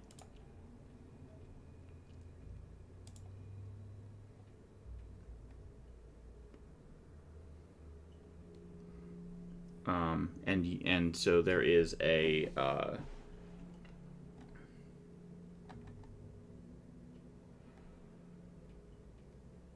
Ooh, a key. yeah, there is a this kobold is a kobold. Yuzdrael is a female kobold who looks at all of you and says, "Speak."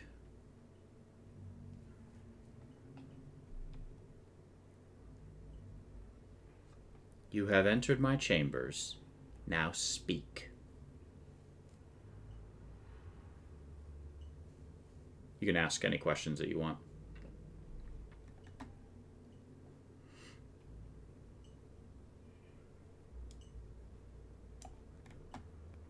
I point at the key and gesture for that we should try to get that from her. And that's to the party. I'm not saying it to like her. Meepo says you have a dragon that's gone missing. And that it was taken by the goblins. Yes. And that you might Those- be Good. that you might need assistance recovering it. Yes. We do. We do require assistance. Those darned goblins stole our dragon. If you return Calcitrix to us, I shall grant you a reward.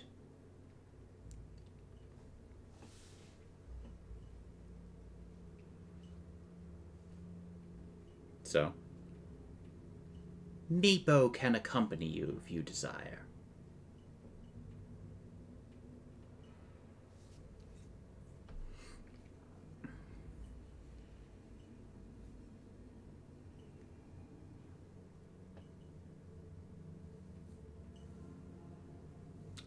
So, you have any questions for her? Hey, why are you here? Anything? Yeah, how long have you been down here? We've heard lots of stories about this citadel, but I don't remember any involving kobolds. Besides, hearing stories about dragons. Kobolds are heir to the dragons. As the mightiest among my people, I have led a brave few to this ancient holy site where dragons were once worshipped long ago. We came here recently, but we do not know anything about the history of the fortress other than the name of the dragon that was once revered and worshipped here, named Chardalon.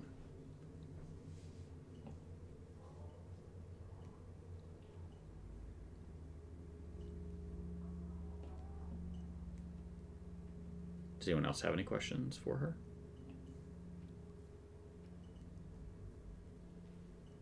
I ask, what's that key?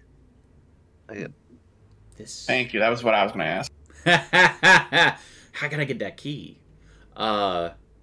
This key? Return our dragon and I will gift it to you.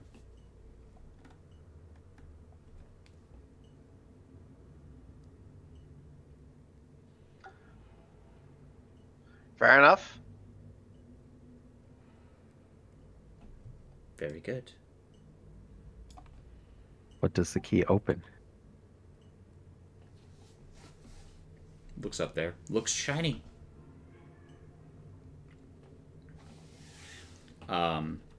Not sure. And there are also some other items that she will offer to... what does this do? Oh, sick. These are great. Yeah, she'll give you some other treasure as well, if you return. She says, if you return the dragon, I will grant you the key, and perhaps even more as well. I pull out a piece of parchment and a pen and indicate that she needs to describe the dragon for us so that I will know which one was hers. In case there are multiple dragons? Yes.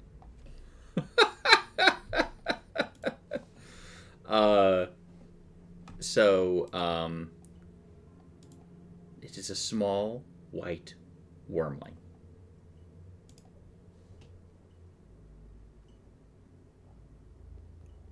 Are there any commands that it knows? Like, how do we prevent it from attacking us if we recover it? Or would Meepo know how to do that? Meepo is the handler. Let Meepo do it. Meepo's gonna get killed. Yeah. Oh, yeah. All right. Anything else?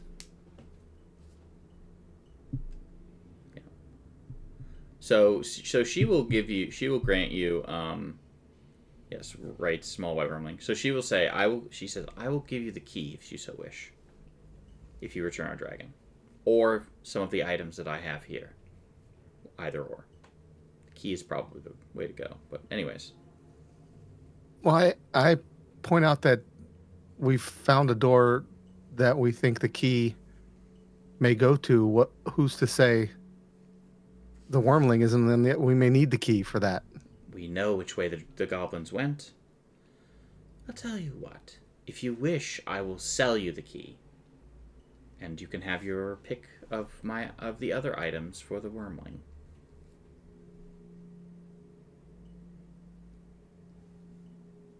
I am broke. Not true. You all have some loot. That's true. How much? I personally am broke. 50 gold pieces. Hey, Carrington, game question. So if we buy this, does that reduce the gold that we found? No, because well, yes, but you'll find more. Like if you go this way, there are more things that you'll get. So you want to buy the key? We can. So for the group, we can give the 5 sapphires and be done with it. Okay. Yeah, you can give her the 5 sapphires. She'll take them. Is the group okay with that? I think so. Any objections? No. All Not right. for me. Oh, down we go. All right. So she'll reach up. She'll pluck the key. She'll take the 5 sapphires. She'll say, "Thank you. And I do hope that when you are done," she hands you the key. She says, "I hope when you are done, you will reconsider my offer. I have other items that will entice you, but this is a show of goodwill. I will give you any 2 of the items that I have here in exchange for our dragon's safe return." You notice that she has some spell scrolls and a couple of other magical items that appear magical in nature.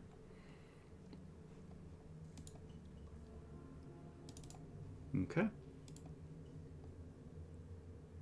Seems like maybe we should recover this dragon. Do you want to go to do you want to go see what that key unlocks first? Depends on how curious you are.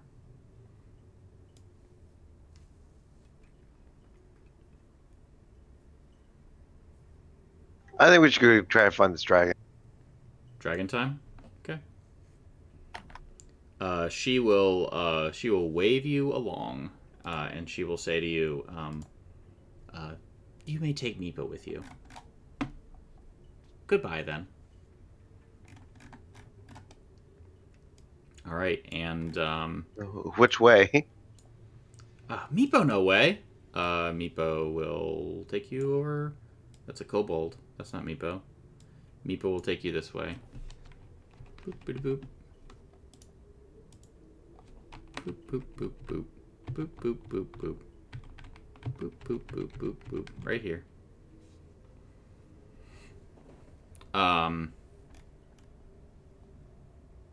This is the area that you've already seen.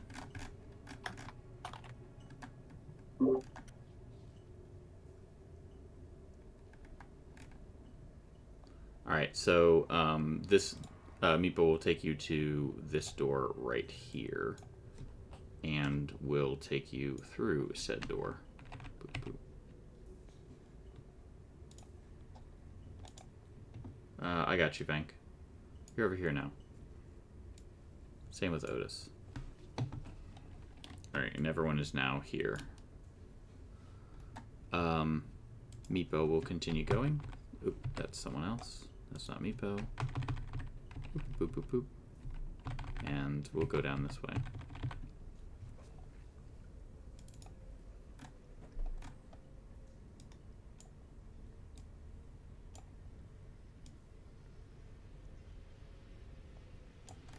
Alright, so this area, there seems to be a door in front of you right now, which I will open and let you all step through. So he knows that they went this way. So this empty chamber is home to rat droppings, crumbled flagstone, and stains.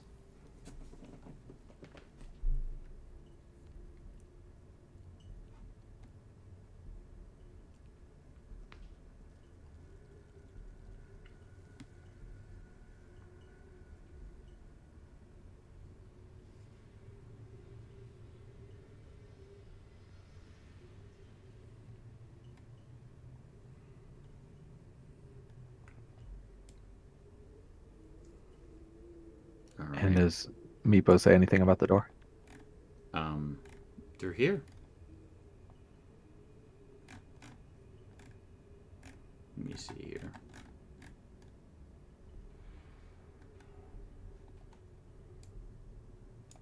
Then we can go this way. Opening into this room. So in this room, there's a dust and odd bits of stone debris and rubble lie scattered on the floor. An ornate fountain is built into the eastern wall. Though cracked and stained, the fountain's overarching carving of a diving dragon retains its beauty. A relief stone door stands on the western wall. So there's a relief stone door there, and then there's this here, and then there's appears to be more stuff in this area.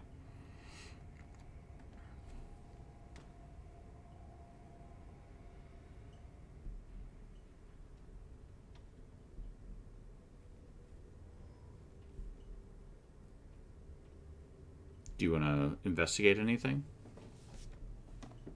I do.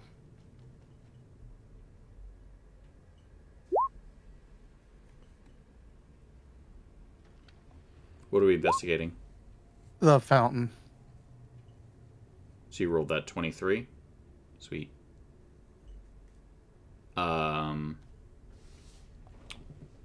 So there's a thin layer of scum that coats the fountain's basin, but it's otherwise dry. You notice that there is a mostly worn away inscription in Draconic that reads the following. Oh.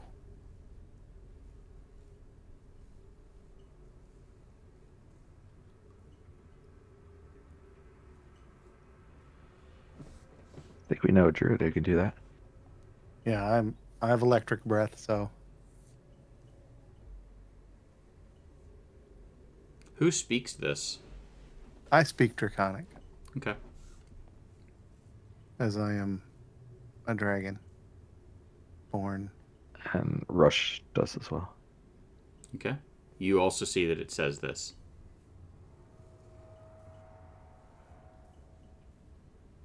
Are we thinking of throwing fire into the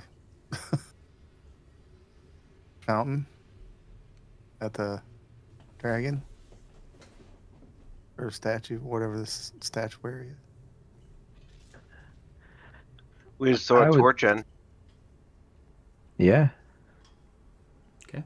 You toss a torch in and nothing happens.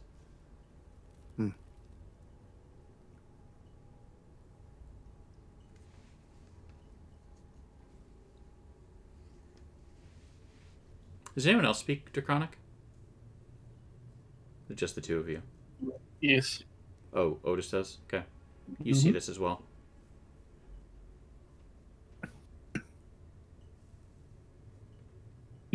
Does my character understand what it might be trying to tell us?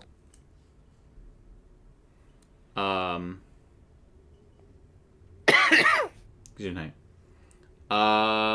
Roll me wisdom.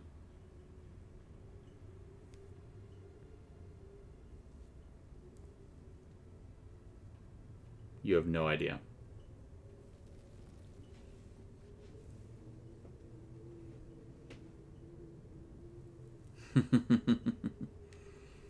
Okay. Do we want to do anything else with the fountain?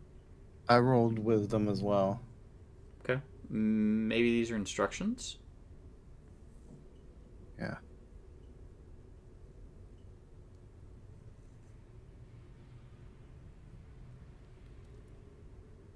Can I look around the rest of the room, investigate too?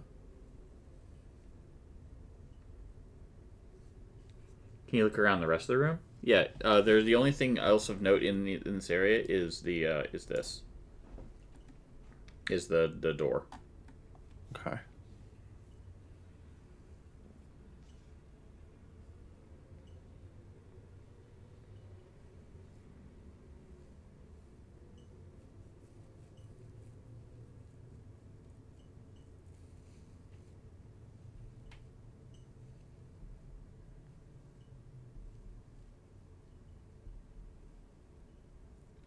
Okay.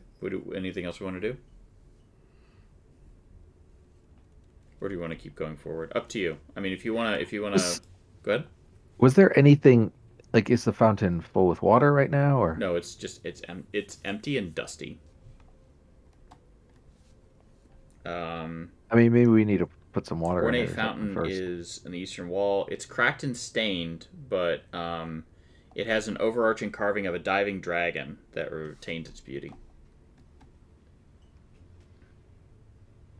And it has that inscription written on it. I was wondering if maybe we need to get like some water in it first, and then You could put some water in it if you wanted to. like We'll say fire in the water. pour a water skin in there. Sure. Okay, you pour a water skin in there, and you put the fire on it. It puts the fire out. All right.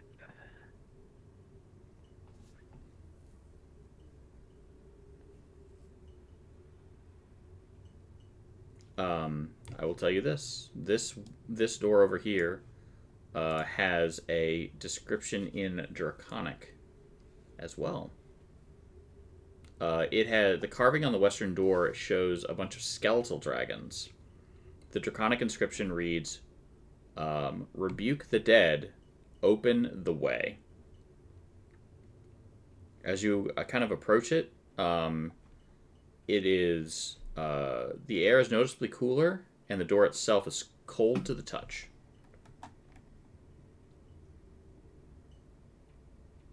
I could cast Turn Undead. If people think that would be the solution. All right, so are you gonna use your Turn Undead? Well, no, I'm just floating the idea to the party. Okay.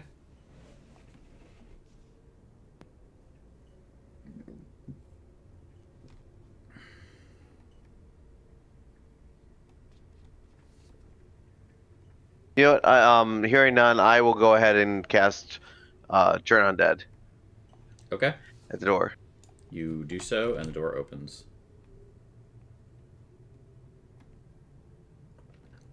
Nice call.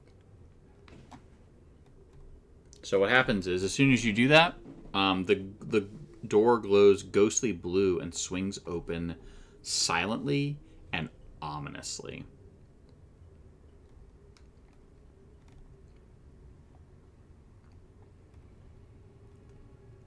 Do I see a glowing object on the altar at the end there? You do. Whatever that is. You do.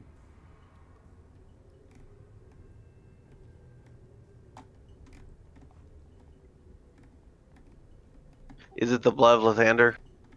So the is not. Darn.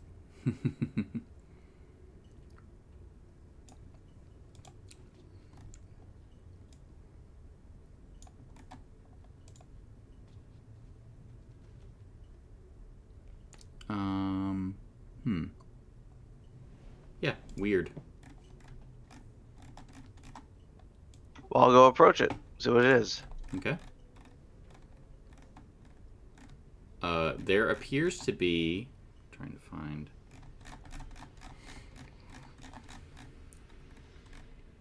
This room does not have a number, interestingly. So there appears to be a bunch of catacomb, coffins here.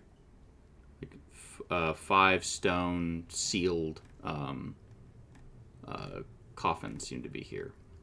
And then there is, in fact, at the end, a dry altar.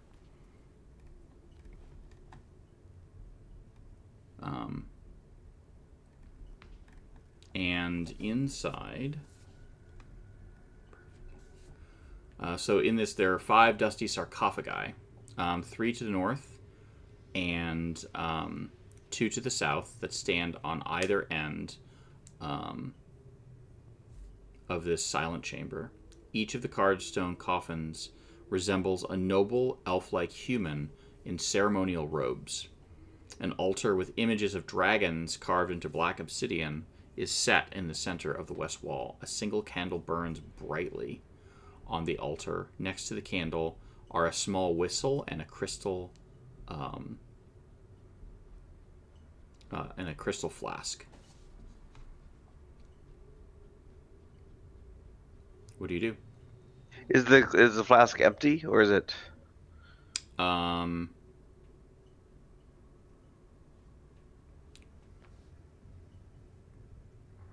There is. It is not empty.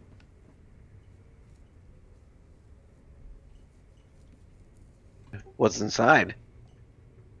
It appears to be a red bubbling liquid.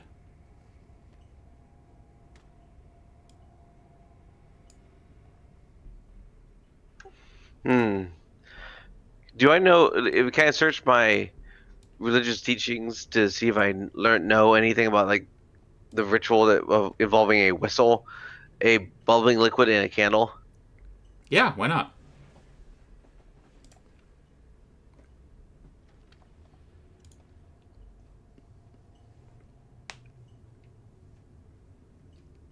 None that you know of. Intriguing.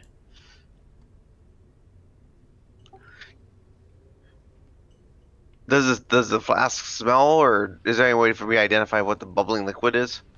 If you have the identify spell, or you could guess that it's some kind of potion. I see.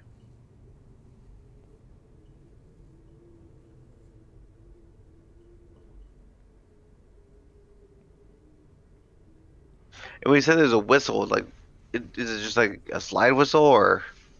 Like a crystal, I mean, I'm just trying. It is a crystal whistle. Okay. Transparent crystal whistle that resembles a tiny dragon curled up like a snail.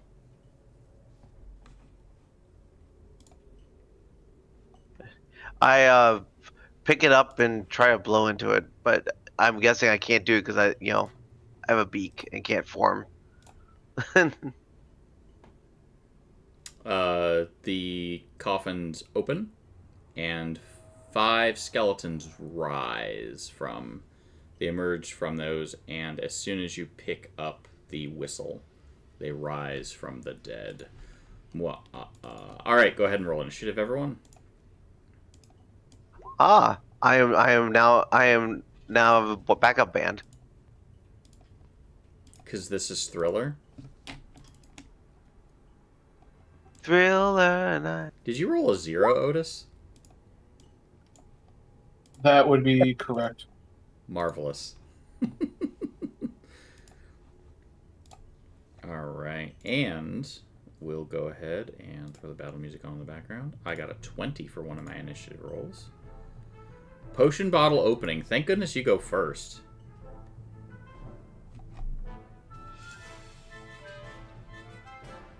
All right, can I grab the liquid and run as a disengage action, or no? Yeah, you can grab it and disengage and run. Okay. I will do that. All right, so you're going to disengage and move a bunch?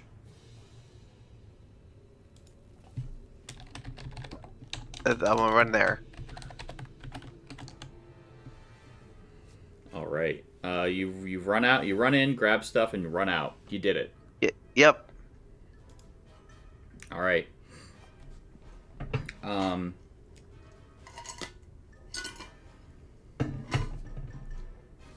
That's your turn. All right. This one is going to. Venk is in here. Potion bottle opening has run outside. But you are here, so this one will run up to Venk and is going to try and cut through Venk in order to get to the other person. Hiya. Let me make sure. That's what happens when you roll a nat 1, 2, nat one enemies. 3, 4. Hang on, I think that I may have missed some people in the initiative. I think I missed Nashwa. I think we're both in now, even though we missed. Oh, no, I got you. 1, 2, 3, 4, 5. I'm still missing someone. Brutus is in. Otis is in. Potion bottle opening is in. Rush is in. I think I'm missing Venk. Can you roll initiative? Select your token and roll initiative for me, Venk. My bad. No worries. It happens. Alright, cool. So I'll just reset this real quick. Descending. Potion bottle opening went. The skeleton fails so bad that he is going to actually drop his sword. And he will drop his sword and be sad about it.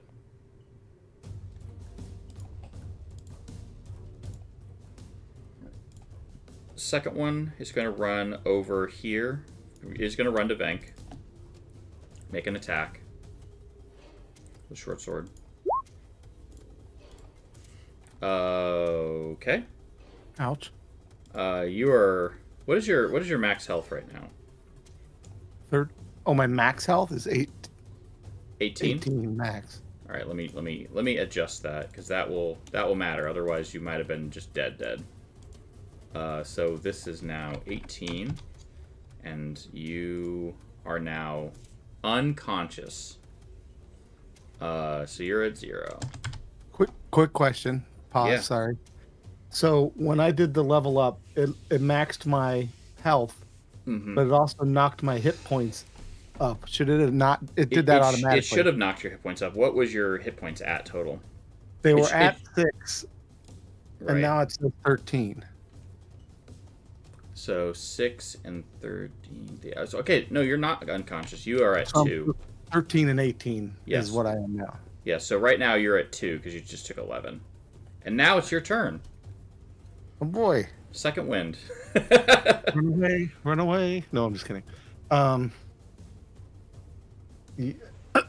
Yeah, probably a good time to finally use that, right? Yeah. There's nothing wrong with running away.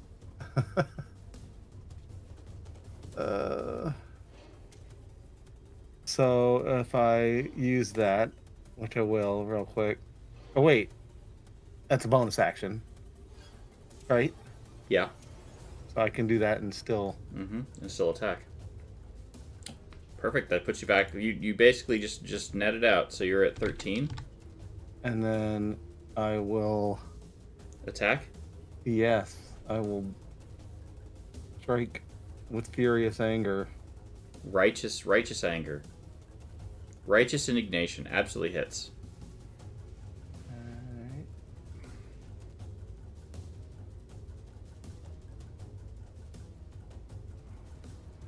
Alright, it will take 8 damage. Okay. As you slash it, and I think, is that all for Venk?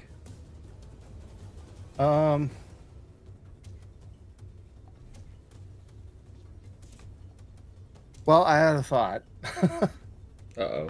What's that? So, well, I mean, since I attacked him, does he get an attack of opportunity if I back out now and as an action surge? Yes, they will. They both will. So either way, I'm gonna. Well, if you used your action surge and disengaged and backed up, you could. You wouldn't take an attack of opportunity then. I've got a plan to get you out of there if you're willing to wait one round. Okay. I'm like, if I'm taking damage anyway, I'll just stay here. So I'm gonna stay here. I'll save that for later. I'll just go get this and put this right here. I'm going to use my. Yeah, you know exactly what I'm going to do. I play that character. It's great. Cool. All right. Running up and hitting. Hiya. Also loses its sword. Its sword just breaks as it tries to attack you. All right, Rush. Now I'm rolling bad and it feels bad. So I guess I'll hold the one next to Vank. I'll tell it to die. You rolling bad now terrifies me though, because we're gonna get to the big bad evil guy, and that's when you're gonna start rolling hot. It's gonna be great if we get to the very end and we're both rolling hot, and it's just like haymaker, haymaker, haymaker, haymaker. I'd be here for that content. Why is it only 9 now? DC 9. Well, Beyond D&D likes to unattune my thing all the time. I hate that. Excuse me. So Wisdom is now 15. Yeah, it was a 14. Gotcha. DC. Okay. It will succeed. Anything else from Rush? Nope, can't really get in the room, so... All right. I Nashua. Good. summon it right here next to Ben. If Summon it as my main action. if you summon it there, Venk will take damage. Okay, what's next to him? I can't see the room. Is there space here? There is. I mean, I would say if you summoned it here, you could summon it like here. I need to be able to get to Venk afterwards, so I can teleport him out. You could teleport it here. It would hit these 3 guys, and then you could move it here. It would take 1 attack of opportunity, most likely still live, and then it would be able to teleport and do more damage to these 2. Yep. So my main action is to summon it. Got it. Where do you want My it? bonus action is to give it a command to get Move. Venk out of there. Gotcha. Which it can move on its turn too. Yep. So I'll teleport it. I'll summon it there. Okay. They think Dex- it's 2d6, dex saves? isn't it? Yeah, it's Yep, 2d6 and I have to plus your druid level, I think. Or I think it's plus your proficiency bonus. Yeah, look at that. Alright, so 2 dex saves. Failure, failure. Alright. Off to a good Then start. it moves here and teleports Venk over to me. And they need to make another dex save. Yep. So this one will make I'm just gonna roll it twice. So that's dex, terrible. dex. You know, it is terrible, and it's still enough to kill this guy. And now Venk's standing next to me. Yep, and then this one is at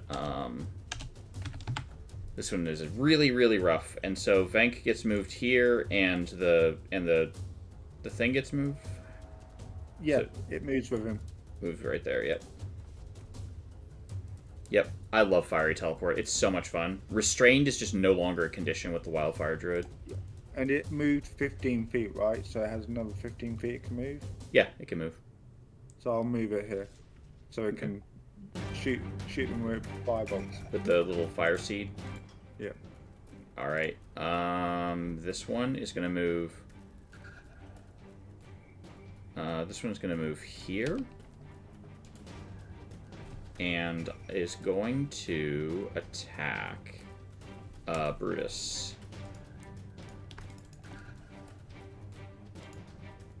With a short sword. All right, cool. Brutus. All right, plagiarism for the children. I would like to rage and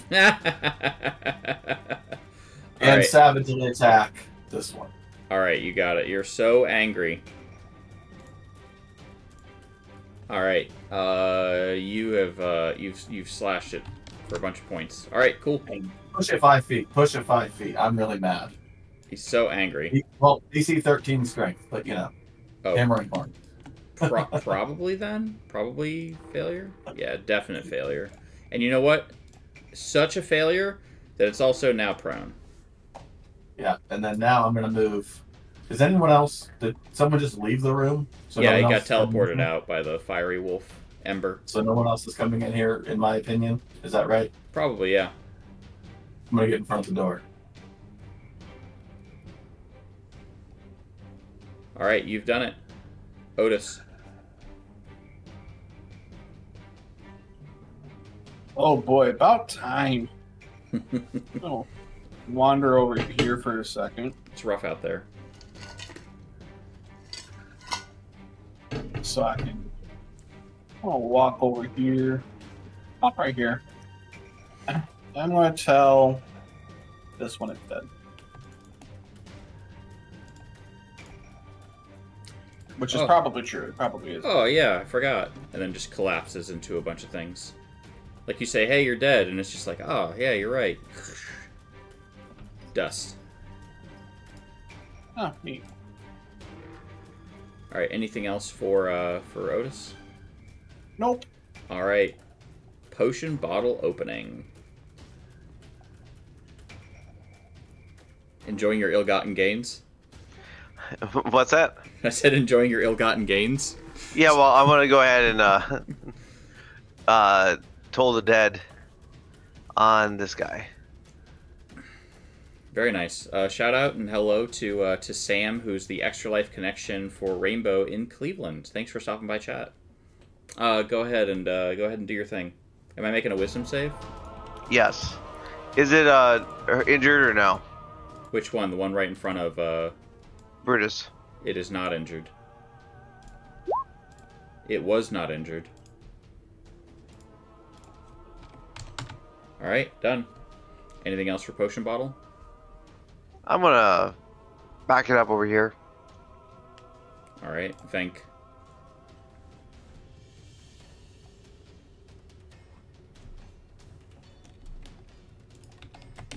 What is Venk doing? So I risk injuring Brutus with my crit right now if I shoot an arrow, right? If you crit fail, just don't fail. Well. Oh my god! Go ahead and roll again. What the heck? Thanks. Somebody donate $25 right now so I can re-roll. How much do we got? A re-roll? 25. Indeed, it is $25. I was gonna say, look at it this way: if you don't crit fail, it's a win because you get to possibly hit. But if you do crit fail, it's a win because content. It is, yeah. Either way. Yeah, but what's his hit points at right now? He's fine. He's raging. He won't even feel it. If you crit fail again, then you go back to hitting the enemies. Yeah, it's how that works. All right, here we go. Yeah, if you do it again, I'll teleport you back in. All right, so 15 does not hit, right, Brutus? All right, Brutus is a 16 armor class, so it just skips off his armor. You can feel it. All right, so this one who got knocked prone is gonna stand back up. It's gonna pick up one of the Fallen's weapons. You know what? No, it's not. It's gonna just step back here. It's gonna step back, and it's gonna go, "Hey, that hurt. Still not smart, but here's a short bow shot." And 7 damage to Brutus. Brutus, are you there? Half, right? Yeah, half, because it's So piercing. 3? Yep. Mm-hmm. Okay. Rush time. All right, Rush can't get in, so I'll target the skeleton with an till it's dead. Okay, go for it.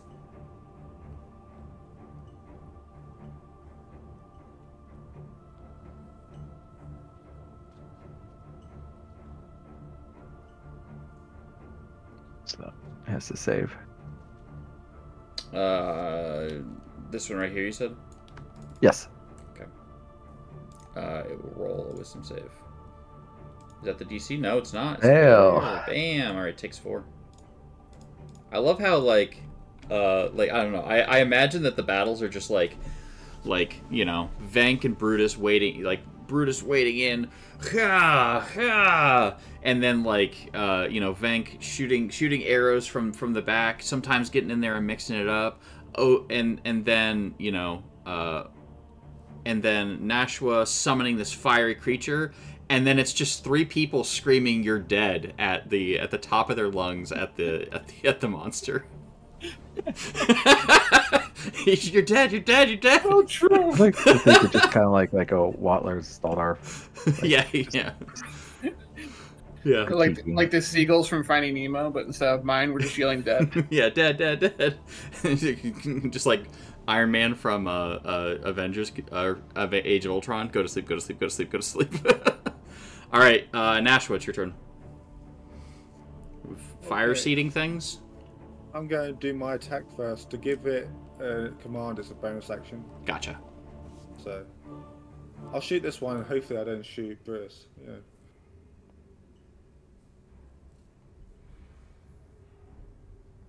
That was close. Yeah. All right, so it's shooting this one right here. Yep.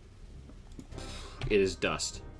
And then I use my bonus action to give it command to shoot fire seed at the one down here. All right.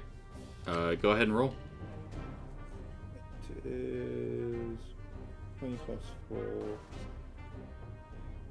Yeah, 20. That'll hit. Imagine that hits.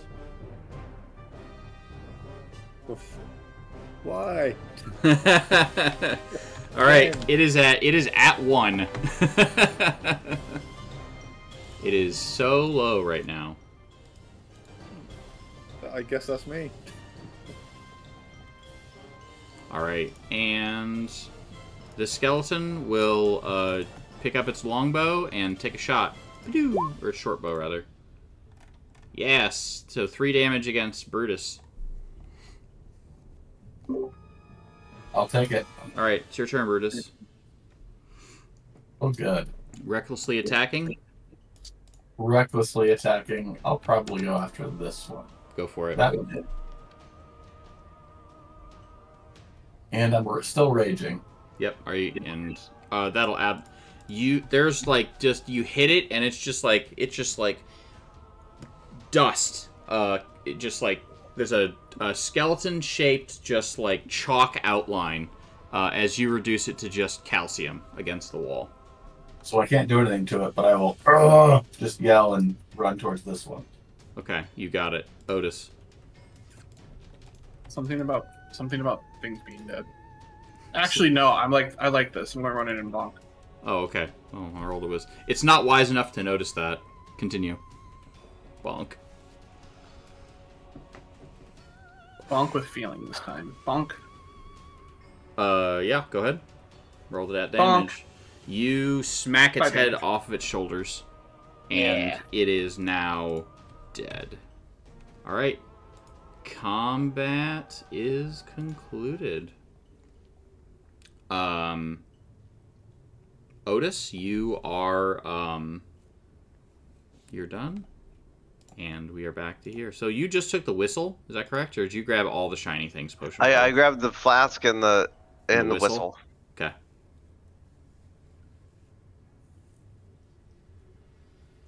I'll try a blow in the whistle now.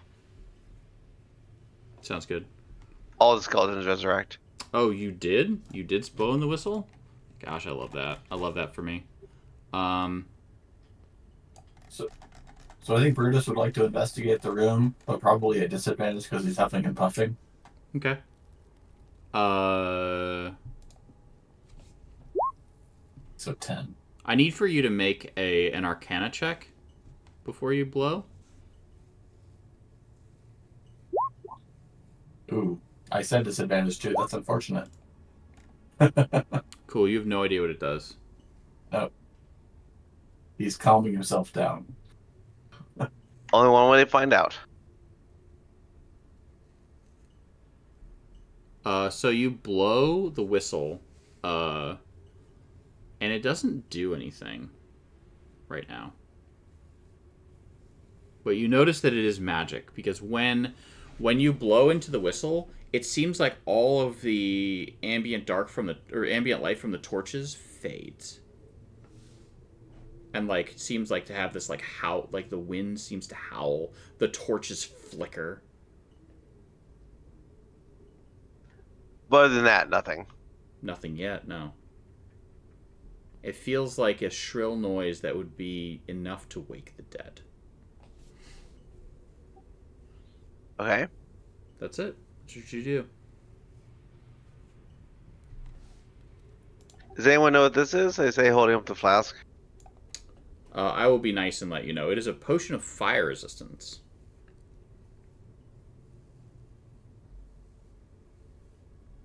And then also we have yeah. You said you're going to investigate. I need Brutus, go ahead and make me a perception check, or did you already? Oh, you did roll. You rolled investigation. You don't detect anything in here. Anyone else want to do anything in here, or we want to move on? I'm not going in that creepy room. That creepy room is scary. I hate it. I love how Rush over here has spent the entire time, like, as a barbarian, just telling things that they're dead. I love that. Meanwhile, had- half the time I'm running around bonking things. We have a lot of narrow corridors, so So bonk. Yeah. Well. and the enemies say that can my kind backup character is a fighter. of come up from any direction. So Gotcha. Okay. Cool. Yeah. Did you want to go up through the through the narrow corridor, as you said? I'll open the next door. Where's Meepo? Meepo is here, leading you. Oh, so we're going over there. Okay. So Brutus will just touch his shoulder and say, "Why you no fight?"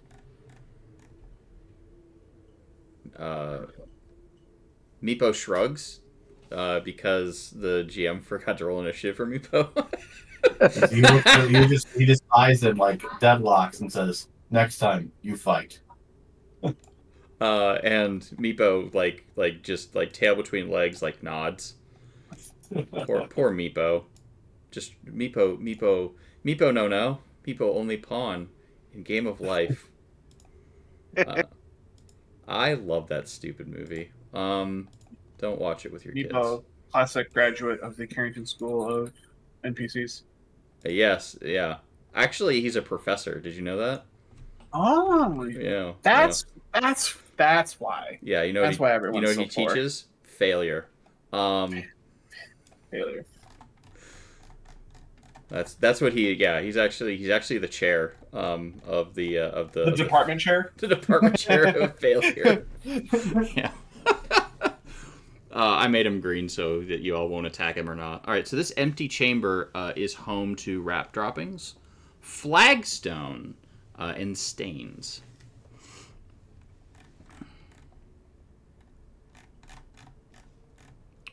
Actually, I'd like to have Sapiens fly down the other hallway. Okay, go for it. And I will read what's going on there. And I'm gonna look through its eyes. 29. So the cobblestone floor contains two trap doors blocked open by iron spikes. So can you see these right now? I see like a fountain in there and 1 second. a door to the left.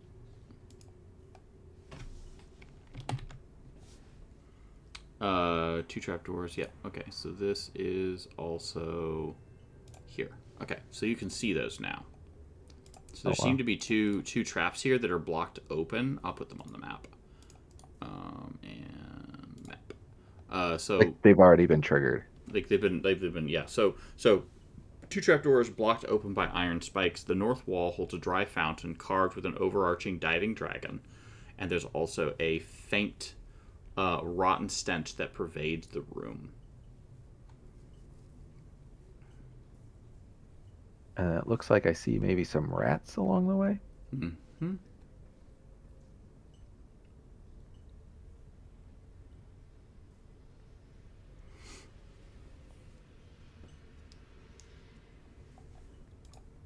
All right. Well, I tell everyone what I see and whether we want to investigate this or we want to go down that long hallway. We should finish investigating that room that you went in because there is a door, and then you can decide to move on then. Okay. I'll open this door then. All right, so we're gonna walk up to that door.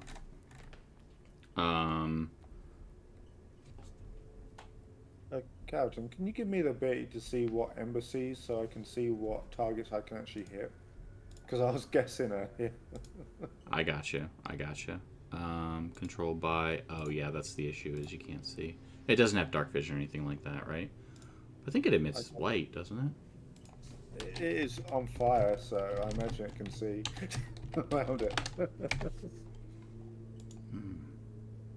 It doesn't say anything about it.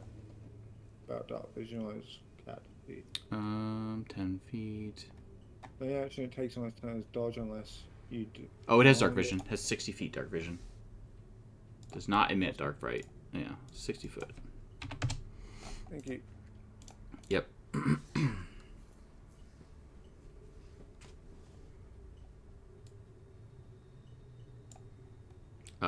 That's it. All right.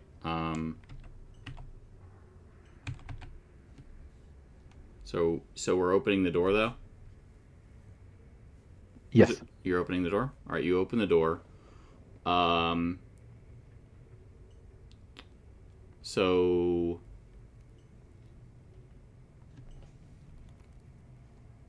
We do one. Yeah, perfect. Okay, cool. So as soon as you open the door, a bell rings. Jingle, jingle, jingle, jingle.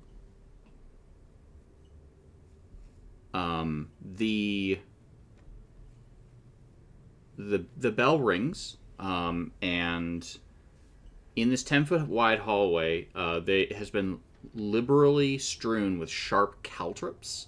The northern wall of the passage has been partially blocked by a roughly mortared 3-foot-high wall, complete with crenellations.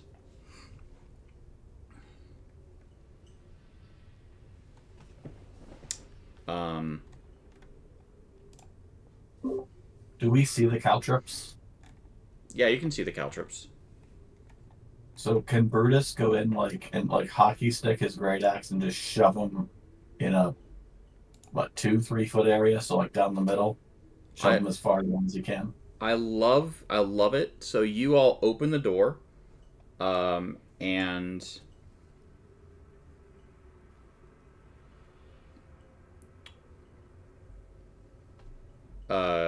that is so you're gonna walk into the room. While hockey sticking these caltrops, yes. All right, I will let you hockey stick this first group of caltrops. Perfect. And not have to worry about anything exactly here. And then we're going to roll initiative as 2 goblins pop over the top here and start firing arrows. So they will pop up. No one has alert, so they'll just take 2 shots at you. Short bow, short bow. This is very bad for Brutus. When do you get danger sense? I think you might have it. We have it. Oh, it's just for saves, though, isn't it? Yeah, I think so. Okay, so Brutus will take 5 points of piercing damage, and then it will be, in the initiative time. And did everyone select their token and roll initiative? All right. Bang. Bang. Sorry, mine's not. Brutus, do you want to go forward or do you want to go backwards?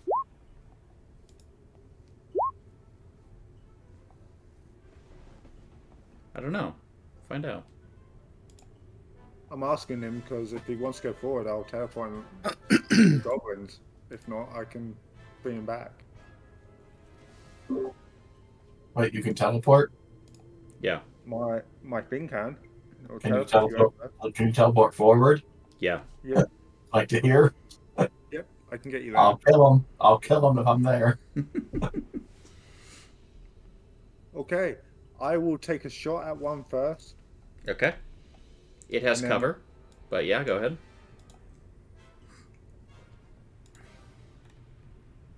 10 does not hit. Okay, and then I use my bonus action, and I teleport Brutus over here. 15 feet away, so you get him. I will land on top of them, but. So Ember's gonna fly above, and Brutus is gonna get teleported here. Yep. I'm fine with that.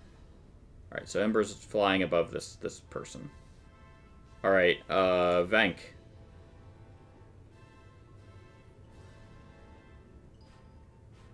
What is Vank doing? Longbow. Huh? Longbow. Oh, wait. One. I gotta do something real quick. It's important. Yeah, Meepo roll initiative. And Meepo lives to see another day. Meepo half-heartedly. I don't know. Will like use a sling and miss. All right. I know technically you got pack tactics, but we're moving on. All right, Vank, go ahead. I got a shot of 16 longbow. 16 does not hit. Darn it. They are behind. They are half cover because of the crenellations. All right, Rush.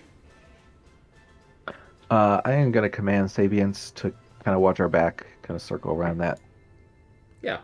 area back there to make sure there's nothing coming up from behind that other hallway, because I know there's rats down it. And then, so the caltrops probably count as like difficult terrain or something. Yeah, and they will damage you also. I guess I will tell them that they're dead then. On a side note, where Brutus was the first tile, that he cleared that off. So you can get there and I can teleport you across if they don't go around. Yep. Go beforehand. Oh, for next time. Yep. So I can go like there.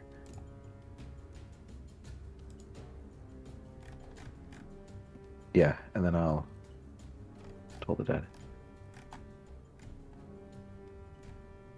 I think they're all in good health. Yep, they're all good. They have all. None of them have been hit. Which damage? If it saves. All right, wisdom. Why is your wisdom so high? Headband of Intellect was my item. Oh, you mean the wisdom one, not headband of intellect? The It's because circlet of wisdom. no, it's because I'm the magic initiative wizard. The cantrips I picked use my wizard. Save. Whatever. Gotcha. Save. Yeah. And so, okay. All right. So yeah, so my DC is based on my intellect, my intelligence.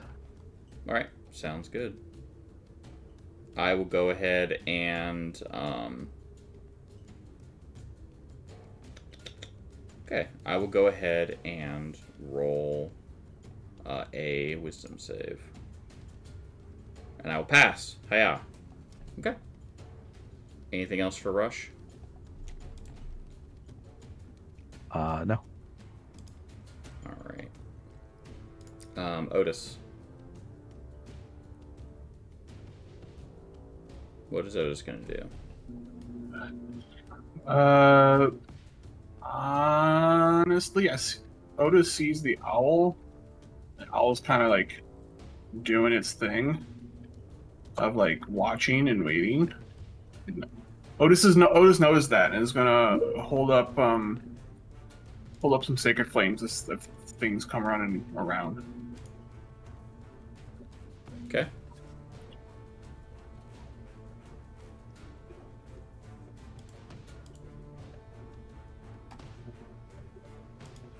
So that's the plan. Sounds good. All right. All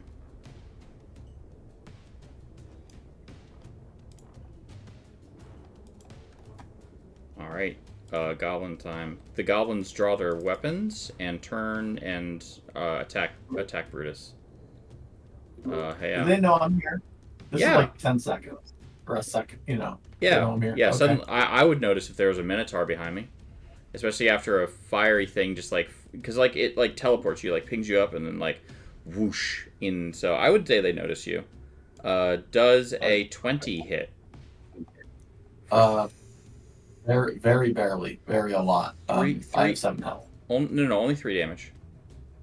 Wait, why? Oh, yeah, because it's not a crit. Yeah. No. Sorry, let me plus 2 that one. Okay. Also, we're gonna go ahead and, because we're little, and we are jerks, we're going to use Nimble Escape, and we will disengage, and we will go over here, and we will go through this door. So it's 5, 10, 5. They have 30 feet or 20 feet? I don't remember. 30 feet, 25, 10, 15, 20, 25, 30.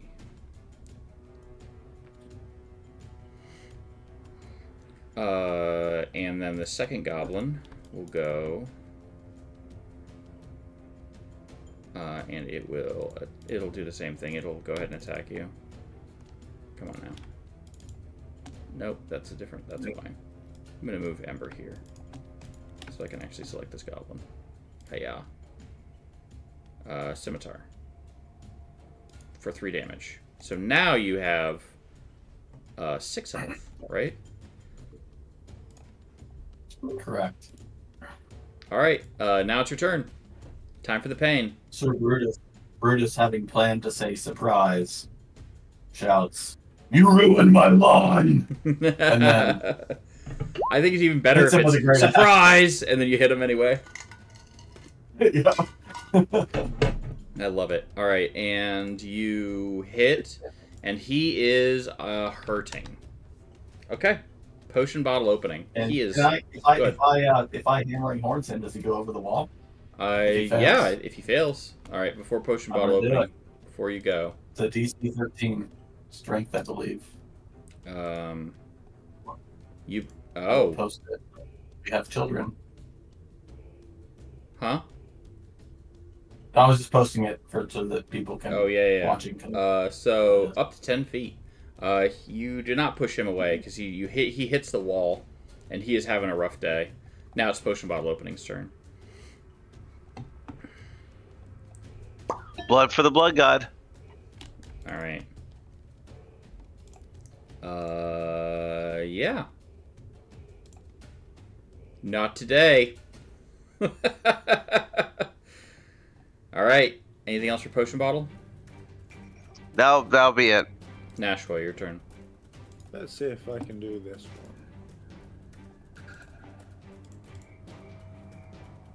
one. Nope. Okay. Bonus action, I tell Ember to teleport rush over. So it will take an attack of opportunity if you fly it over here and then teleport back. Is that okay? Yeah, that's fine. All right. I will. I can just resummon. I can resummon him. I've got one more. Wild shape. Yep. Yeah. Scimitar. 14 hits? Yeah, it does. For 6. I'll mark it off. Alright. You fly over here. And then you're going to teleport 5, 10, 15. It'll be right. Yeah. Yeah, 5, 10. Oh, 5, 10. Yeah. So then this will teleport here. Okay. Sounds good. Yep, and that's my turn. All right, Meepo. Meepo's gets a little bit of confidence. There's friends over there, which means he has advantage. He's gonna try and use the sling. He hits, and wouldn't you know it, Meepo gets a kill. Meepo smiles at Brutus. And now it's Vank's turn. Never thought I'd see the day. That one of my NPCs killed something? Me neither. You got it.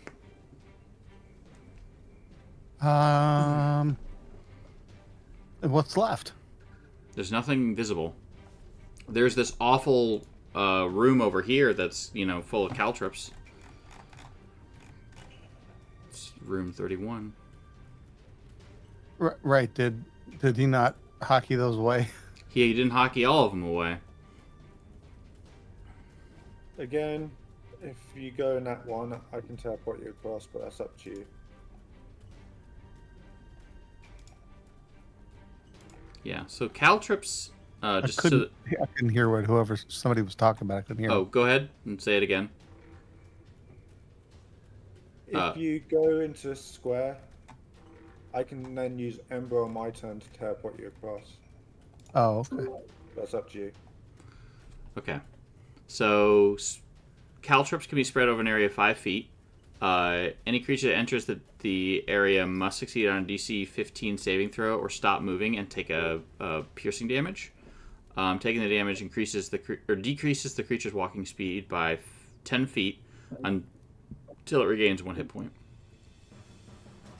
This space has no caltrops. But if you move through at half speed, you don't need to make the save. Oh. So how many can I move right now then? So that means each one of the squares is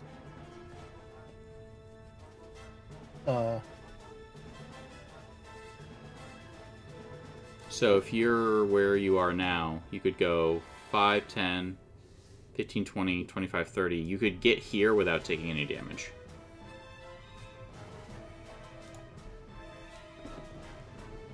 all right, and then is that a wall? Yeah. Do I have to climb over it or? Yeah, you could do that on your next turn because you just moved all. That was you dashing. Yeah. Wait, Gotcha. actually, hang on. If you're here, 5, 10, 15, 20, 25, 30. Well, Yeah, no, I'll let you do an So I would- athletics. Go ahead. Before that, What was that? Go like I ahead. already moved to that spot as part of my turn, so I wouldn't have been able to do the Gotcha. So you would have to dash. So you'll make it there. whole. Okay. All right. Rush, your turn.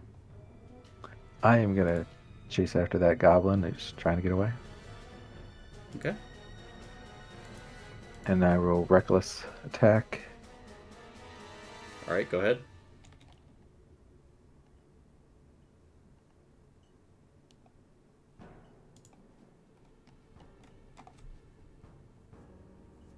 Uh, 14 will not hit, but you have another attack. Nope, that was with advantage. Wow, so that was the higher of the two? Yeah, that will miss, Yeah. unfortunately. Otis. Oh, I want to make that it's like a booming blade, and Gotcha. then I do the roll. Gotcha. Okay, Otis. Well, I see everyone running, so I'm going to start to follow.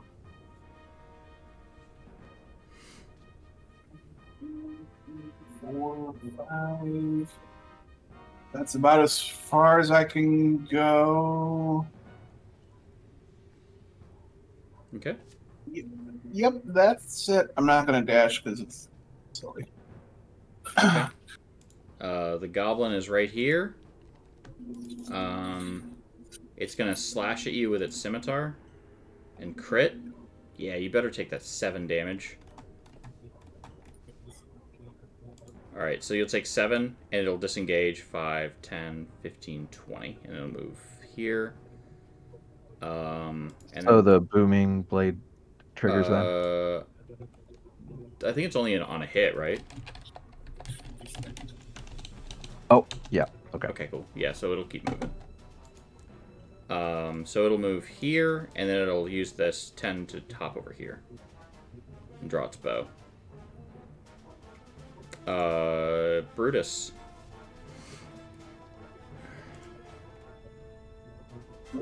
Yeah, Brutus. Did the one still go that way? Yeah, the one went that way and then has run away since. Oh, it's all the way gone. But I don't know that, right? Yeah, you don't know. Can I come here and throw Venk over the wall and then run Yeah. over? Yeah, you can do that as Yeah, your okay. action and then move. Yeah. Probably at least see to here, maybe? I don't know. Yeah, we'll get you there. Alright, potion bottle. I'm gonna make my way carefully across the area and then dash the other side. So 5, 10, 15, 20, 25, 30, 35, 40, 45, 50, 55. So, Okay. Alright. That's my turn. Before we get crazy,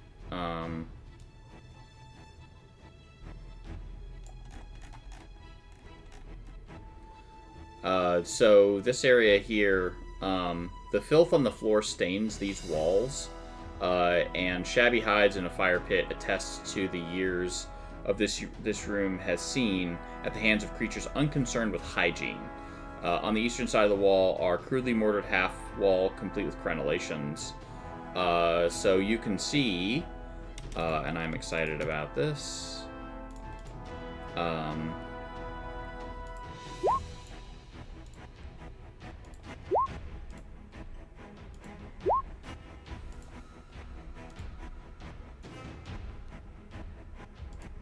Nashua, it's your turn.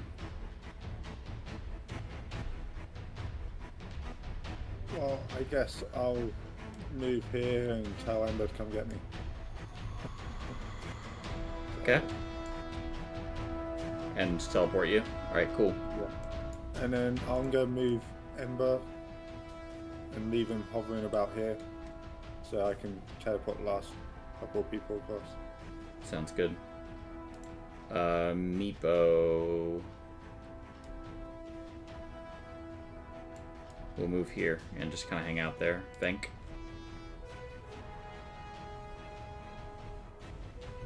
Go here where I can see what's going on. I can go. 15, 20. How You could many make it. more? You could make it right here. On your turn, you could make it right here. And I will do that. All right, goblin time. This one is going to take the first shot at Venk. Short bow. Yeah, all right. 4 damage to Venk as an arrow pierces your shoulder. Rush, it's your turn.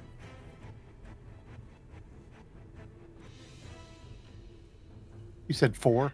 Yep. So I'm gonna time to rage and rush in there. Time to rage. You One said second. that's a wall though. Mm-hmm. It's only like 3 feet tall, so you'll be hitting them, but they're going to have an amount of cover. So their armor class is just a little higher. You're going to recklessly attack them?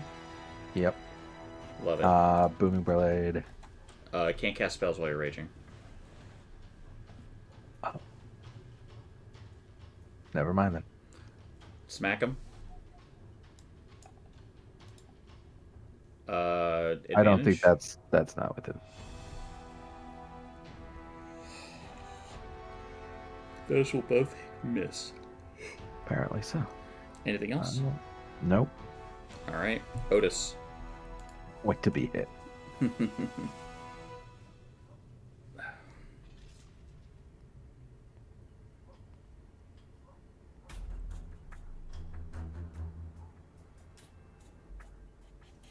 Otis, what are you gonna do?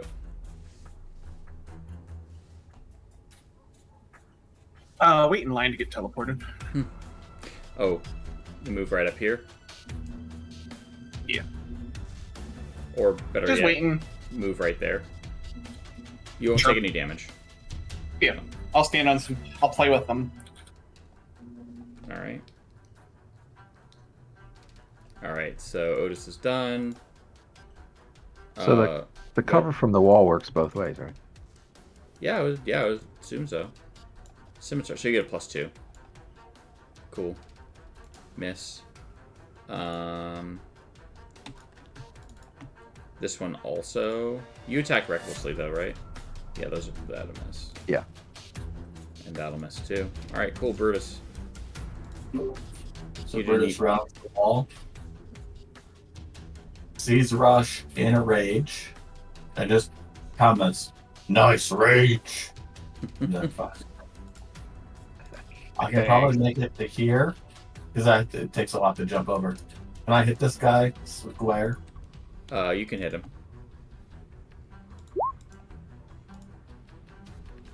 A 14 does not hit. Savagely, 16. Oh, recklessly? Recklessly. Everything's reckless. All right. Technically, it should be... Bruce is currently impressed by Rush's rage, so he's very reckless. All right, this guy is killed. You annihilate him. He doesn't even stand a chance. Do I have 5 more feet or no? That probably takes 10 to That go probably over. takes 10 to get over. Yeah, I'm good then. All right, potion bottle opening.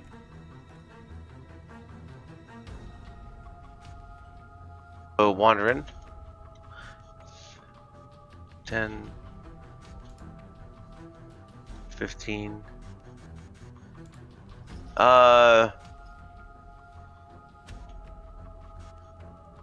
Toll the Dead on. We go with this guy.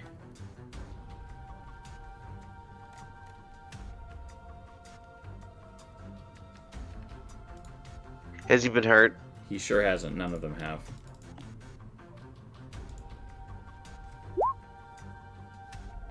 A wisdom save, huh? Wow. All right, done.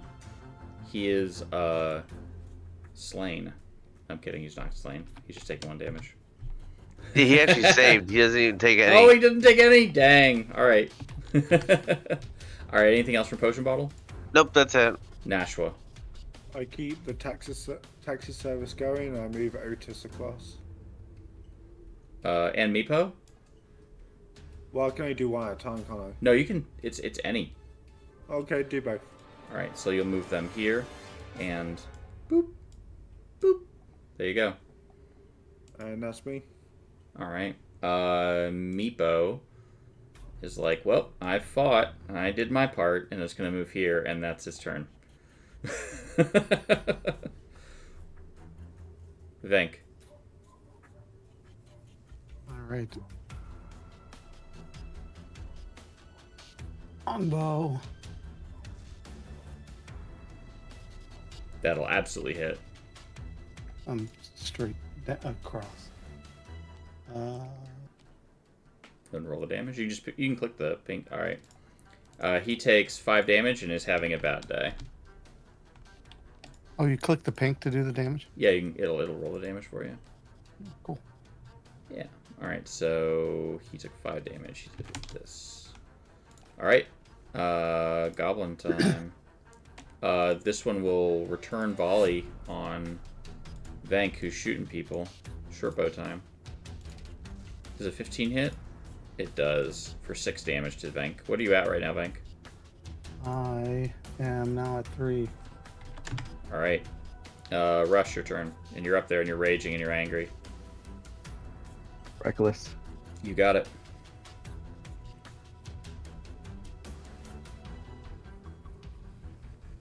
That will hit. Go ahead and roll the damage. You cut him in half. Twice. Then I jump over the wall. All right. You're over the wall. Okay. Otis.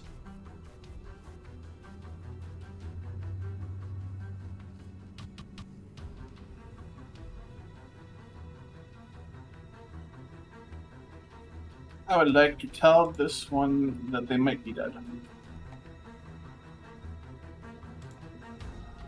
Okay, go for it.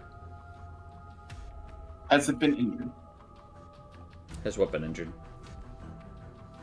The front one. It has. All right. All right. Take 10 whole damage. All right. It will instead decide to explode. Okay.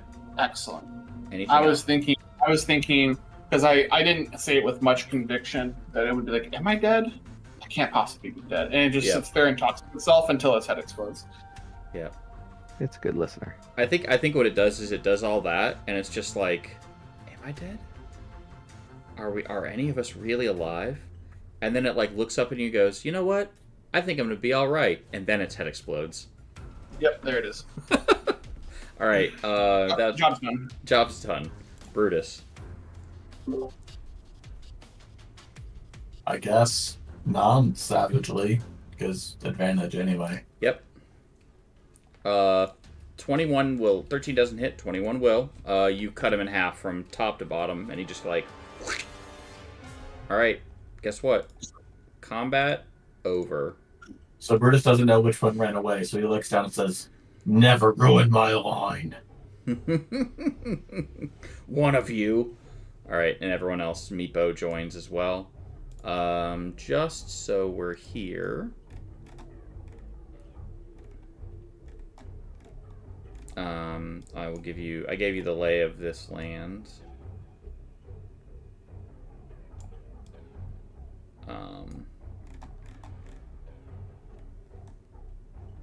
33.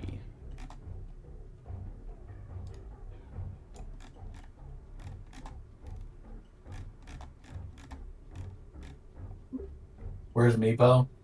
He's back. He's back here, right there.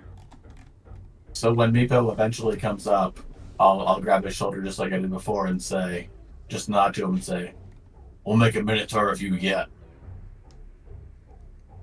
Meepo is not sure if he is supposed to be relieved by that or terrified. That's the point. Yep. So also in this area, so there are dozens of blunted and broken arrows that lie cracked on the cobblestone floor. A few protrude from three, you can see down here, crudely sewn human-sized targets hung along the center of the south wall. The northern third of the room is separated by a crudely mortared and crenellated half wall. A permanent camp of sorts lies to the north, complete with several iron cooking pots. You fought against those. You killed them. They were shooting at half-fur-lined burlap dummies that look vaguely like humans and elves. And you find a silver flask worth roughly 50 gold of dwarven make. And it seems to be filled with like a sticky brown liquid. And it smells very alcohol-y, very boozy. And then there's also a key.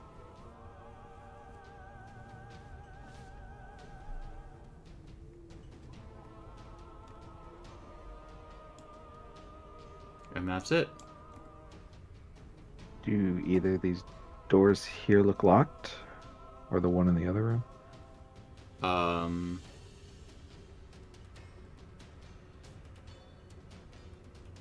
They are not. So I think, by the way, here's what I'm thinking. I'm thinking, what if we take a quick 10-minute break? We do have our big break coming up at 4, which is where we'll take an hour for eating and lunch and all of that. Do we want to just take a quick 10 and then come back, play for the next 50 minutes, and then take our big break? Question mark? Sounds good. Sounds good to me. All right, cool. All right, we'll go ahead and take a 10 now. I'm just going to thank our sponsors real quick, and then we'll go from there. Or a sponsor. So thank you all so much. Thank you. So we have done it. We've met our goal already, just a few hours into the thing, which is great. But we're not done yet. We would love to raise more money for Extra Life because all of it goes to helping provide life-saving care for children in our local children's hospital, which is Roanoke Carillion Children's, part of the Children's Miracle Network Hospital. And like I said, we would love to raise. We've raised $5,000, $6,000, whatever we can raise. Even if it was like $5,000 in one, I would be very happy with that. Because like I said, that is the goal: is to raise money for children in children's hospitals. So, that being said, my name is Carrington with Open Heart Games. Our sponsor for this stream is Wicked Ways Went, and they are. I want to make sure that I get this correct. They are a boutique. Providers of fine, handcrafted artifacts and tabletop role-playing content since the age of separation. They have also provided with us, which we've used several times already, with 2 great treasure tables that they came up with for this stream of potions and draughts, and also for some really cool magical items that are just kind of like those low-level first through 4th level that they came up for us. So thank you so much to Wicked Ways Went and all of our sponsors, everyone who's donated, and all of our players today. Thank you all so much, and we will be back in 10 minutes. Take heart. Hello everyone, Carrington here from Open Heart Games. We are back with our 12-hour marathon playing through the Sunless Citadel, which is one of the most beloved 3rd edition modules. We are going to play here for about another 50 minutes, then we're going to take our big break. We'll go from 4 o'clock to 5 o'clock of that time where we're going to get dinner, relax, kind of decompress from the stream. And then we'll come back at 5 o'clock. We'll have 5 more hours of Dungeons and Dragons where we're going to continue raising money. We have been so fortunate that we have we've already met our goal. We met the goal like 3 hours into the stream, which is fantastic, wonderful, and we appreciate everyone. Thank you to all of our players, all of our clients, all of our friends and family, and everyone who's donated, whether it be their time, their effort, and everything. Thank you so much, and we'll give a big shout out at the end of everything too. But we're not done yet. We are still going to continue plugging through 12 hours of Dungeons and Dragons, trying to raise money for Extra Life through the Children's Miracle Network Hospitals, benefiting our local children's hospital here in Roanoke, Carillion Children's. And we are really excited to continue to do that. We also have our first sponsor of our charity streams, and that is Wicked Ways Went, boutique providers of fine handcrafted artifacts, tabletop role-playing content since the age of separation. And they have provided us with a really cool resource that we are going to be using here in a few minutes after we reintroduce the characters. They have provided us with a treasure table for items, and also have provided us with a potion kind of selection as well, which is fantastic. So thank you so much to Wicked Ways Went, and they also donated to the stream as well. Let's go through and introduce just quickly our colorful cast of characters. Just tell us who you are, who your character is, and like what your character's name is and what their class is, and we'll just do a quick one of those. So we'll start at the top with Brutus. Hello, everybody. My name's Tom. I'm playing Brutus, and as a non-intellectual, I'm playing a Minotaur Barbarian. I think I've played all of the charity campaigns thus far, and really excited to keep going. It's probably the most fun character for this campaign that I've ever played. I know last campaign Fidget was really awesome, and I like to do that in an actual campaign where you have non-combat stuff, but this kind of format, Brutus all the way. All right, and Nashua. I'm Ryan. I'm playing Nashua. I've been with Open Heart Games since the start, and I've only missed one marathon so far. I don't want to miss any more if I can help it. And as everyone keeps saying, for the kids. For the kids. All right, and Otis. What's up, everyone? Mage here. I play Otis, a Otter Cleric. All right, and potion bottle opening. This is Brian. I'm playing a Kenku Life Cleric, whose name is the sound of a potion bottle opening, and he is also not that bright, and kind of just has a eclectic mix of deities that he worships. All right, and Rush. I'm Joe, playing Rush, a female variant human barbarian. All right, and Venk. I am Jeff, playing Vank, a dragonborn fighter who is a former cop. All right, very good. And right before the break, we actually received another donation, so we actually have a reroll. If y'all want to put that in party loot, feel free to go ahead and do that. And that'll be awesome.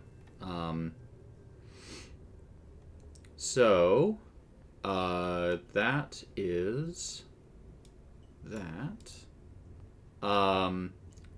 Also, we're gonna do three rolls of the spin the bottle. Has anyone not done a thing yet? Has anyone not rolled a d20 to get a bottle or a something? If you've not, you've not. Brutus has not, but he's not sure because he's not intellectual. Well, Venk, go ahead and roll the first one. Go ahead and roll me a d20. Sorry, me or Venk? Venk. Oh, and I'll go ahead and go here. So we have a 6. All right, so you have a potion of greater healing. Brutus, go ahead and roll. D20. I need it. There you go. You find one in the camp. 3 health points. You find. Oh, cool. All right. Well, here we go. You find this is our first custom item that has been made for us for this stream. This is a draught. Draughts work a little different. They're similar to potions in that they must be consumed in order to have an effect. However, they do not activate immediately. A draught has a trigger which activates with no action required on the part of the user. They remain triggerable until the end of the consumer's next long rest. So it costs they have no cost when triggered. It just happens. The next time it would be triggered, it can happen again. So this is a Draught of Featherfall. And it is a weightless liquid, a clear weightless liquid contained in a small vial. It shimmers with iridescent silvery hue and almost seems to defy gravity, almost as if it is reluctant to stay in the container. It activates Featherfall as a first-level spell the first time you would fall 10 feet or more by consuming the draught. So, draughts are pretty cool. And so to be clear, we have not even had a short rest. Yeah. So far. Yeah, so I mean, you could drink it now if you wanted to. So you do have to drink it in order for it to work. So did you say we're having a short rest? No, but y'all could take one. Here's one for this is the draught. I'll drop it in there. Yeah. I was just preparing my line for when I take it, Carrington. Oh, okay, gotcha. Yeah, so it's a draught of Featherfall. Who else has not rolled for a potion yet? I just did the deck of many things. How about Otis? I haven't rolled out for anything. Yeah, I was like, I don't think you have. Go ahead and roll me a d20. A 2. All right, a potion of healing. Excellent. We love that. We love those. Mm-hmm. Are we gonna keep going? What's the benefits of a short rest on our healing?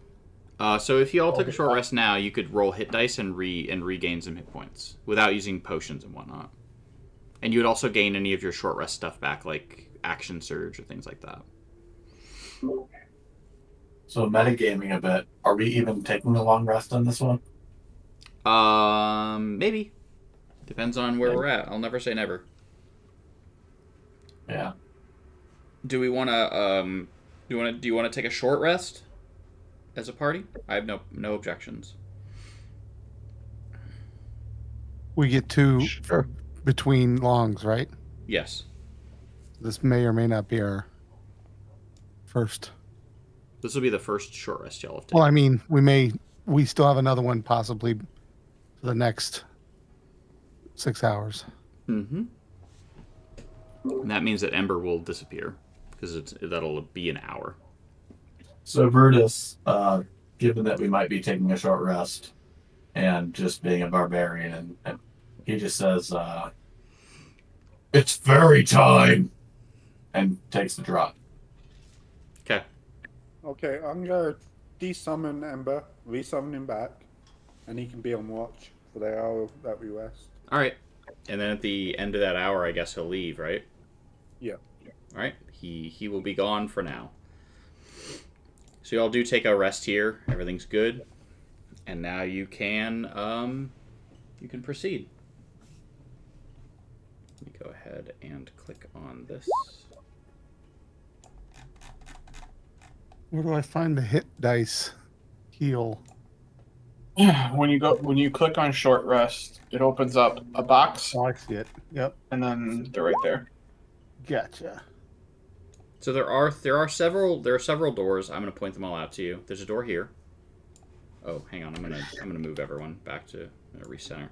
There's a door here. There's a door here, and there's a door here. With 3 doors.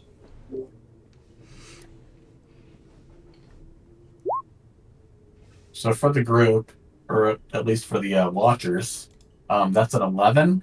That's actually a 22 because of my parry apt. So I'm at full health.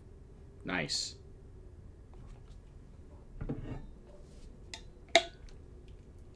It's like Lego Learn, but it's D&D Learn. There you go. All right. It did not add my. Said it was going to add my health, but it didn't. What is You your... can manually fix. You can manually fix it. It's fine. I know I'm doing it. I was just like, I don't know what I did wrong. Is all. Yeah, no worries. What are your hit points currently at? I'm at 9 now, so I don't know that helped me that much, to be honest. It's okay. I mean, you're doing better than you were, right? Yeah, I mean, I just got that healing potion. I didn't want to waste it right away, but I got you. All right. So we're going through. Did you want to go through this door? Which door do we want to investigate?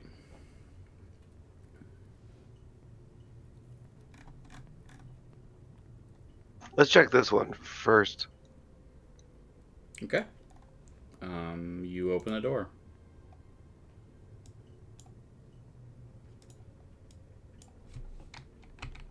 I'm just going to leave Ember over in this corner because he's not sound right now. Sounds good. So squalor reigns in this low-ceilinged room. A large iron spike is driven into the floor near the door. And a small iron cage is set further back. Several sets of corroded manacles are connected to the walls, and some still bind a few crumbling skeletons.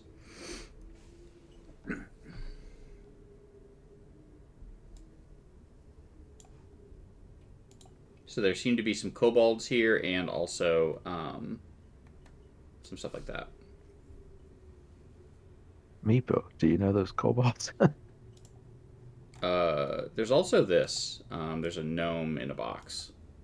Cage, rather. I Oh, there's believe, that key on the one goblin. I believe they are my people. We should free them.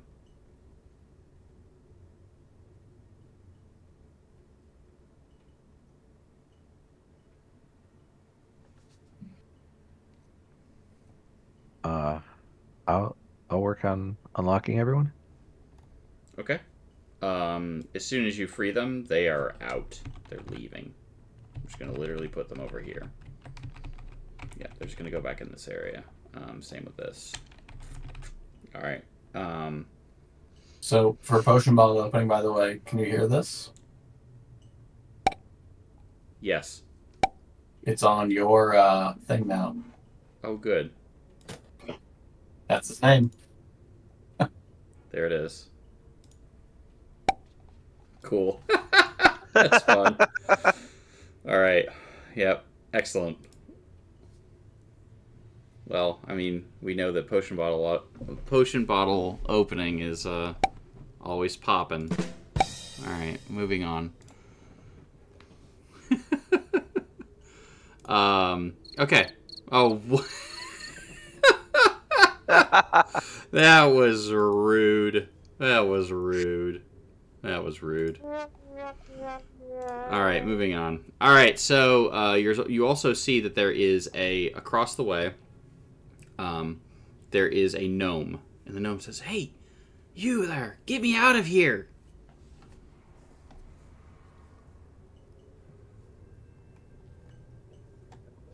Why are you in there? Why am I in here? Yeah, what got you in that box? All right, listen. Months past, I was on my way to seek my fortune, and I took the old road. But my bad luck would have it that goblin bandits caught me, and I've been here ever since. My deity's blessings have kept me healthy, otherwise I'm sure I'd be dead from starvation, abuse, and whatever in the world these goblins do.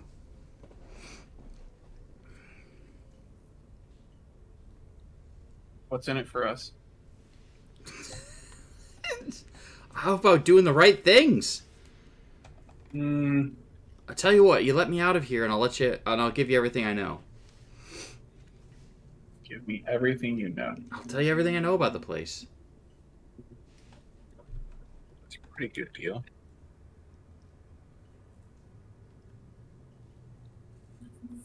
I rattle the cage to try to get it open. It's going to need to be either a strength check or a dex check using thieves' tools.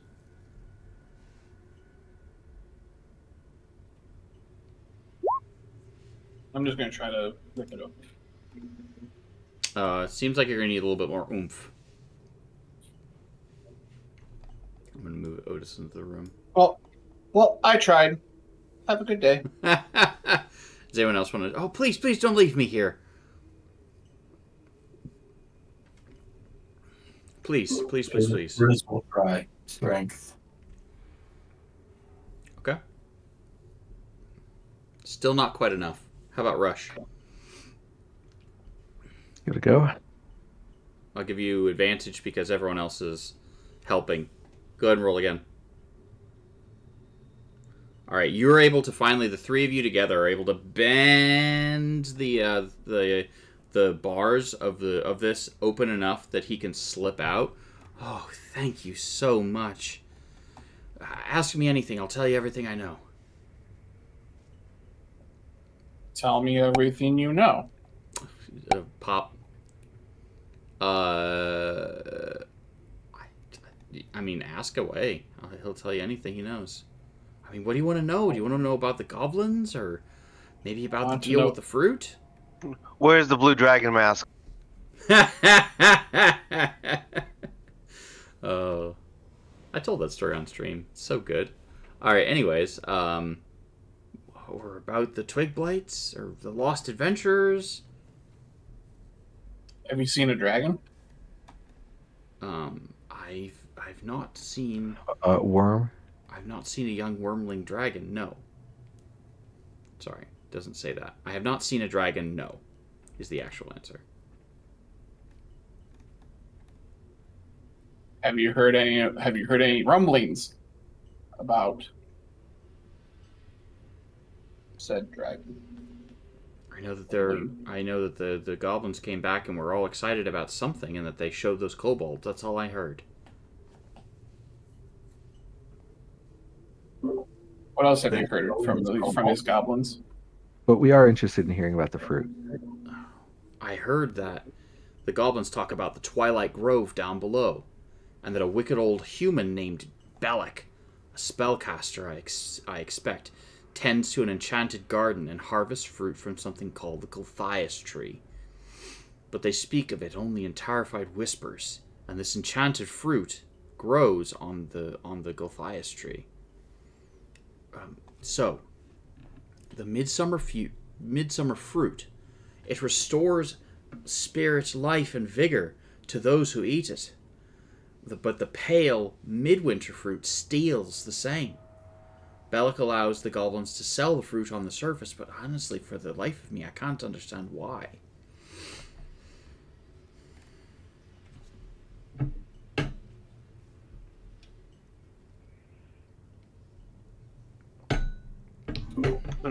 Blights. So There are a whole bunch of, there's a whole mess of twig blights. They live down below with the Gulthias tree.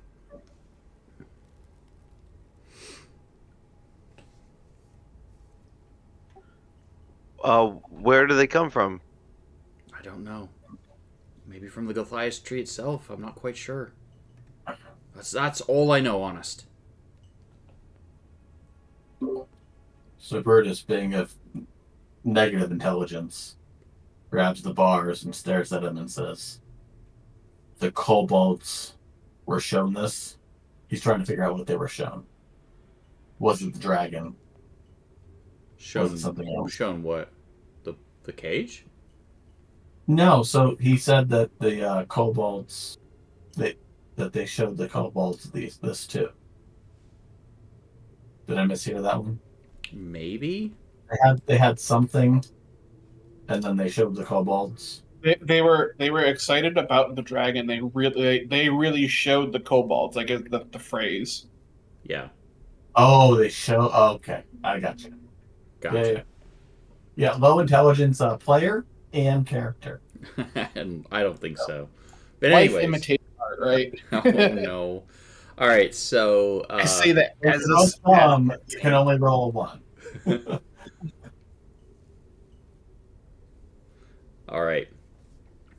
So what are we doing next?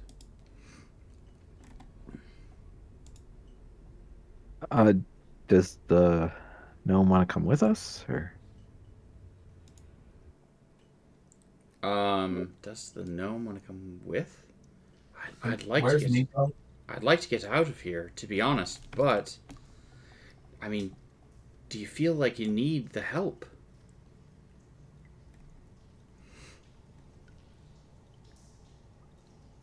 Do you feel like you need the help? What help can you provide? I serve my deity and have some spells, but I don't have any gear or equipment or anything. Do you have guidance?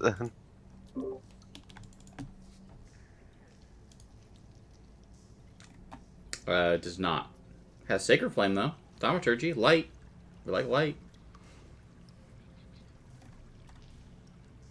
I think you should come with us because I want to get as many clerics in this party without guidance as possible. So we'll have 3. He says, oh, Big fan. Big fan. He says, I'll come with you and help, but I'd like to stick to the back, if you don't mind. Do you tell people they're dead? So Brutus notices what's happening and looks and says, I have guidance. And he looks to the right and up, and he says, guide. And looks to the up and left and says, ants. Guide ants. He has horns. He's named them now. You're welcome. They're named Guide and Ants. Guide ants. My hero. His name is like, oh, my name is oh my god, this is great, greatest gnome name ever. Is Erky Timbers. Not kidding. My name is Erky Timbers. And he'll go. He'll continue going. Brutus wants to ask where is Meepo. Where's Meepo? Did he leave or is he still here? He is still. He's still here. He's right here. This is Meepo. Meepo's here. And Erky's here. I didn't see him before. Oh, yeah. No okay. worries. Oh, he's green without a name. Got it. Yep. I can change that. Everyone can see now. And here's Erky Timbers. The player for Brutus is just as dumb as Brutus is. So, I don't agree. I think that Brutus is not bright, but Tom is bright. Anyways. I'll try this door to the north. Trying the door to the north. Door in the north. Boop. Boop. But what's in here? Stuff, I guess. More doors. More doors, huh? Alright, so this is area 25. One does not simply walk into more doors. Yep. Mordor, Gondor. So this is 35. My mistake. Wrong area. So this is just, it seems to be, at this point, just a normal corridor.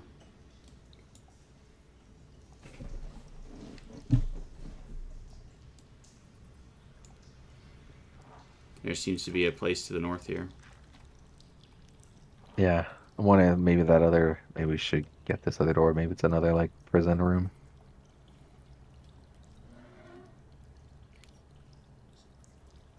What was that you said?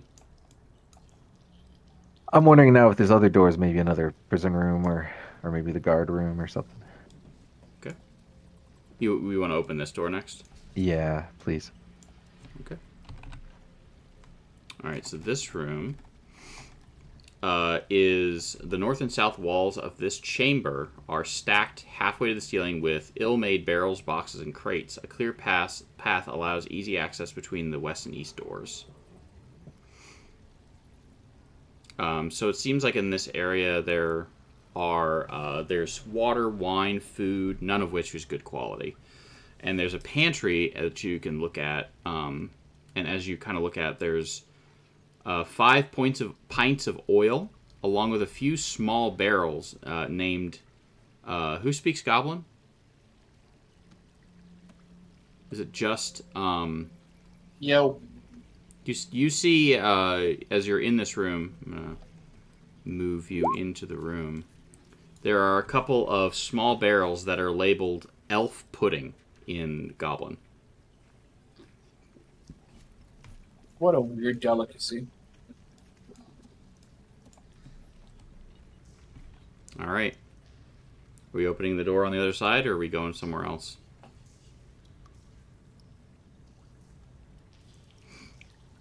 Sure. All right.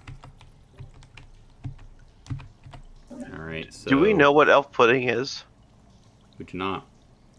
There are several torches mounted in crude sconces burn fitfully around this chamber, filling the air with a haze. A double row of marble columns carved with entwining dragons runs the length of the hall.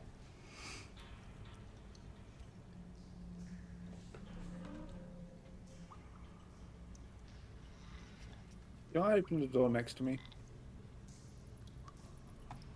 You're going to open the door next to you? Yeah, I want to see if it connects to that hallway that we were in previously. 37. There is mounted and stuffed animal heads adorn these walls. The mounting job is sloppy, and an assortment of heads include cattle, rats, and other not particularly impressive specimens. A few grisly trophies share the wall with the animals, including a couple of kobold heads. Smashed and broken cabinets and tables litter the periphery of the room. Mute victims of some sort of a rampage. So, like, everything's kind of been destroyed. A rusted iron spike stands at the center of the room, trailing a broken chain. Thin patches of frost coat sections of the wall, floor, and debris.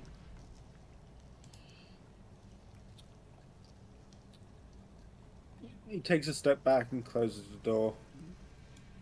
Hang on a second. Sounds where they might have held a white dragon.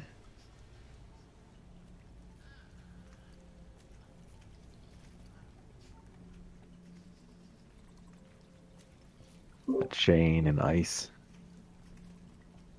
So are we supposed to be able to see through doors? No. Only the ones that I've opened. Did you open the one to my right? This one? This one? Yeah, I opened that one. Okay. Well, then there's something there, unless it's one of us. Oh, the white dragon. Yep. So Meepo will come up with you as soon as you're here, and be like, "Oh, this is great. I love this." And what will you all do? You walked in here, and there is in fact a dragon, a little wormling.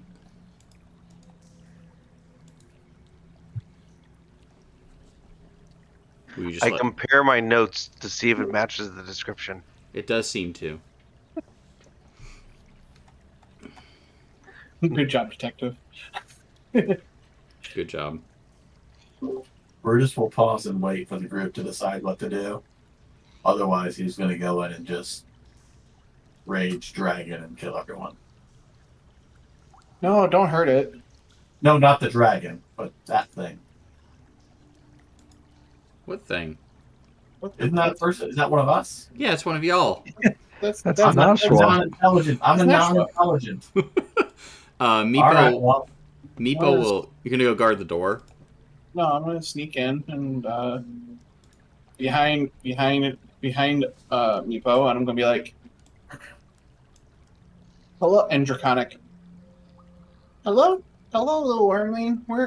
We're here to help you. Meepo's like, yes, come back with me. Calcerix, come. It's Meepo. It's your friend Meepo. So can D&D learn? Animal handling does not work here, correct? Correct. It's This is a a dragon. sentient, intelligent creature. It sniffs his hand, and then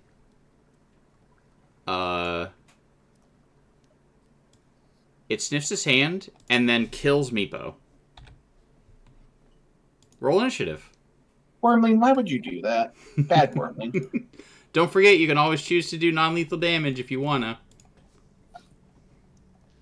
You can always So choose to walk away, too. Not like super disappointed, but you know we could have used Yeah, it. Meepo dies. I tried to walk away. I know you did. All right. And hiya. Do I get any kind of advantage on animal handling since I'm a dragon? You could try and persuade and be like, "Listen, what do you want? Don't fight us," or whatever on your turn.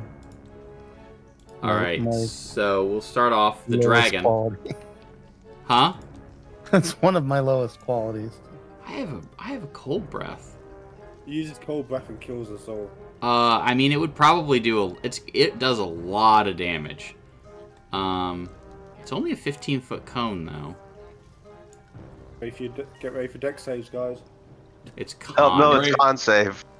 Get ready for a new character and it's con saves. It's possible. I mean, actually, I think that we should breath weapon and see what happens here, because then we can come back from the break with new characters if people die. Why not? We have a dragon here. It's hostile. Why not use it? For the kids. For the kids.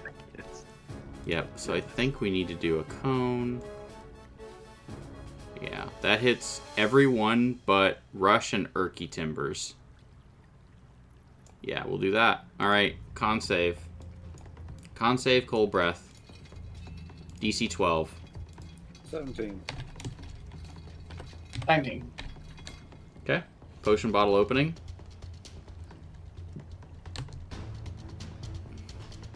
Someone might be using that reroll in the inventory. Maybe. Couldn't Let's see. Couldn't have been a lightning dragon. I do need for Venk to go ahead and make a save. I'm down. Did you just roll con? Did you roll your con save? Yeah, Natural. I got 17, but I still take half damage. 2. I still need for Brutus to make one, and Oh, okay. Apologies. No worries. 1, 2, 3. We had crying and lemonade. 1, 2, 3, 4, 5. Oh, Brutus. Okay. All right. 1, 2, 3, 4. Okay. Yeah, and then so if you fail, you're taking 27. If you succeed, you're taking 13. Potion bottle, you're at 0 now. Is that correct? That is correct. No one's dead. I'm dead. I'm at 0. Are you dead, Venk? I only have 9. Oh, I think you might be a statue. 27 is outright. Exactsies. Well, right, but the 17 didn't save for him. Oh, 17. Oh, you take 13. You're at 0. Oh, yeah, he's not dead. No one's dead. I like how someone was just like, time to do the popping noise. That's what we do right now. Yep. Ugh, it happens. Alright, I have done my part. Otis. Oh boy. I'm going to. Otis looks and goes, "Oh boy." Wormling, what did you do? What did you do? And I am going to spare the dying on Nashua. Wait, I have to turn over. I want to be smarter about this. I have no spell slot, so I've got no healing. So That's even easier. Yes, you're going to get spared. So you're stable. And then I'm going to kneel down to Venk and I'm going to whisper in his ears. Okay, go ahead. Spells, where are you? There you are. I'm going to whisper in your ear to get up. So Venk is at 3. So what now? You got healed for 3. Okay. And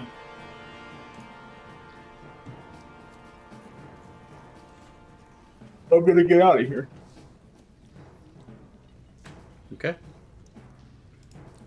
Potion bottle, I need you to make me a death save.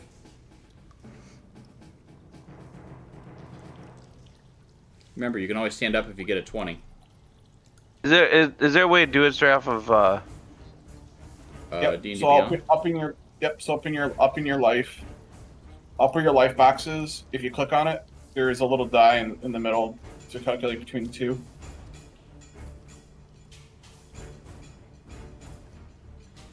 There you go. 1 success. 1 success. Yep. Let the record show. All right, so we'll do this. We have 1, and this we have none. Okay. Rush.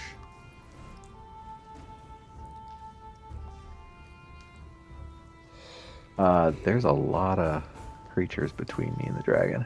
Yeah, you could move through them though. You could easily get here.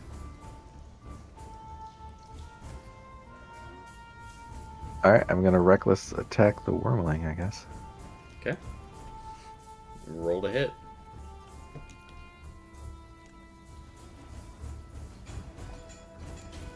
An 11 will not hit. All right. Well, that was awesome. Brutus. Brutus looks over at Pop Fizz, and is mad. Runs over here, savagely attacks. Okay. And yeet yourself off the map. How did that even happen? It's just whee, just off the map. That was amazing. That will hit for 4.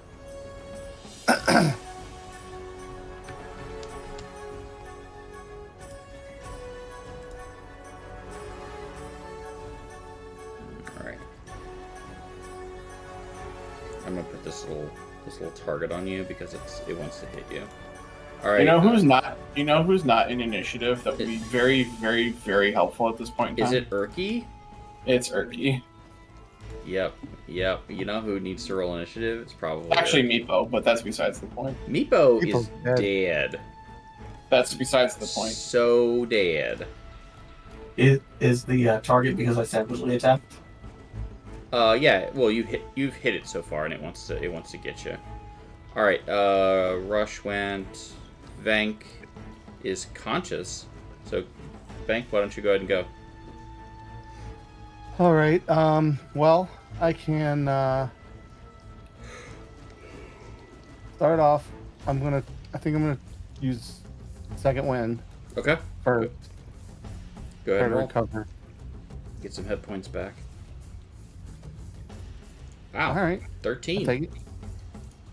I'll change it here and roll 20.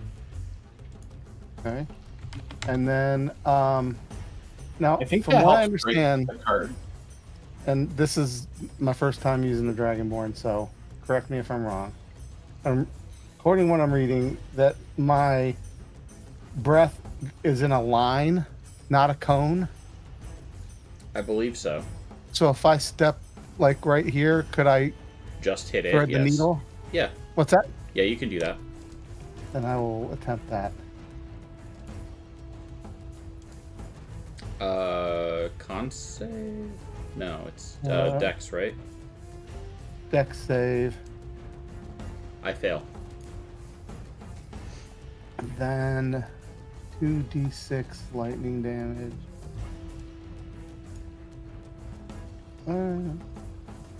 So it's going to take the full 8. Ouch.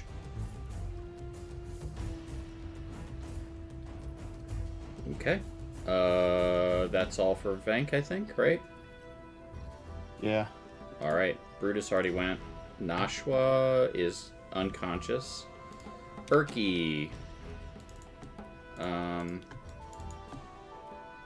I can heal people.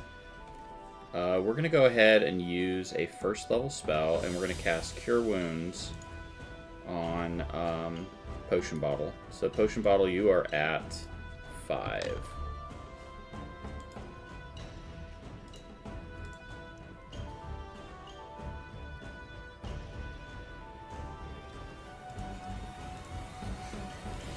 All right. Huzzah. Huzzah. All right. Ruh-roh. We're not smart. We don't like people hitting us. I think we're just gonna... We have these 2 barbarians. I think we're just gonna cold breath all on Rush.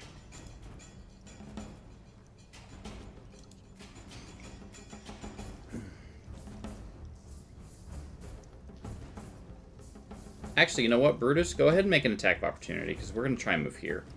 It's not Dex, it's Con.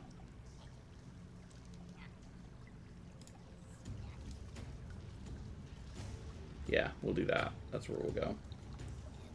Okay, so Brutus, also go ahead and make a con save. And Venk also make a con save.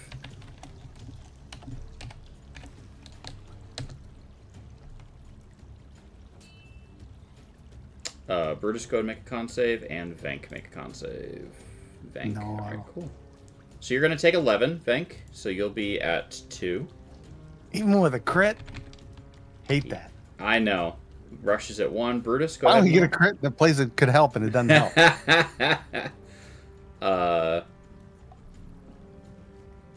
I need one from... Is Brutus there? Sorry, yeah. Yeah, no worries. My kids are back. What was the ask? I apologize. No worries. Need a con save from you. Dragon stuff. Cool. They pass. So you passed, so you're currently at 1. I'm at 1? Yep. Because I rolled 22 and you took half of it. Great. Yep. Otis. I'm gonna go waddle my way back, lean around the corner, whisper in Nashwa's ear, get up, it's time to go. Whoop. Go ahead and roll it. I know, I'm just getting to it. I know. So Nashwa is at 5.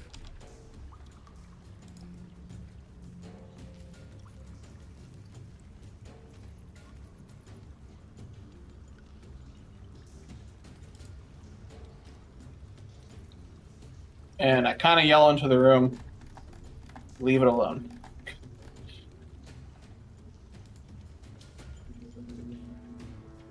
You said leave it alone? Mm-hmm. Okay. Potion bottle opening.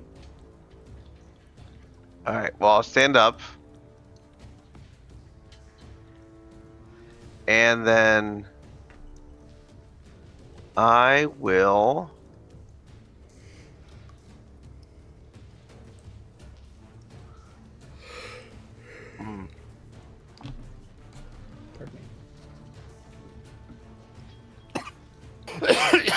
Excuse me. No worries.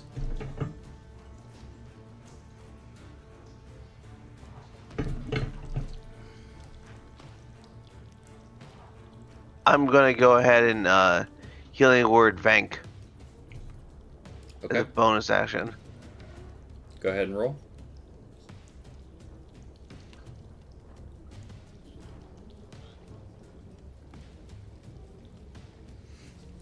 Yeah, so Venk is back at 11.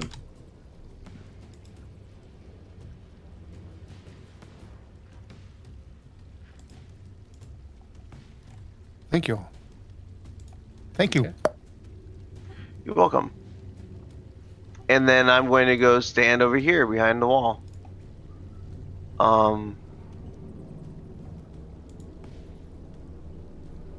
Yeah. I don't think there's anything better to do with my turn right now. Alright, Rush. Do what you gotta do.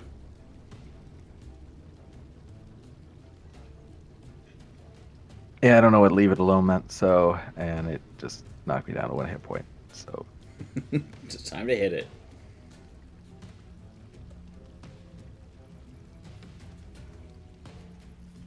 Is that what you're gonna do? My rolls are terrible.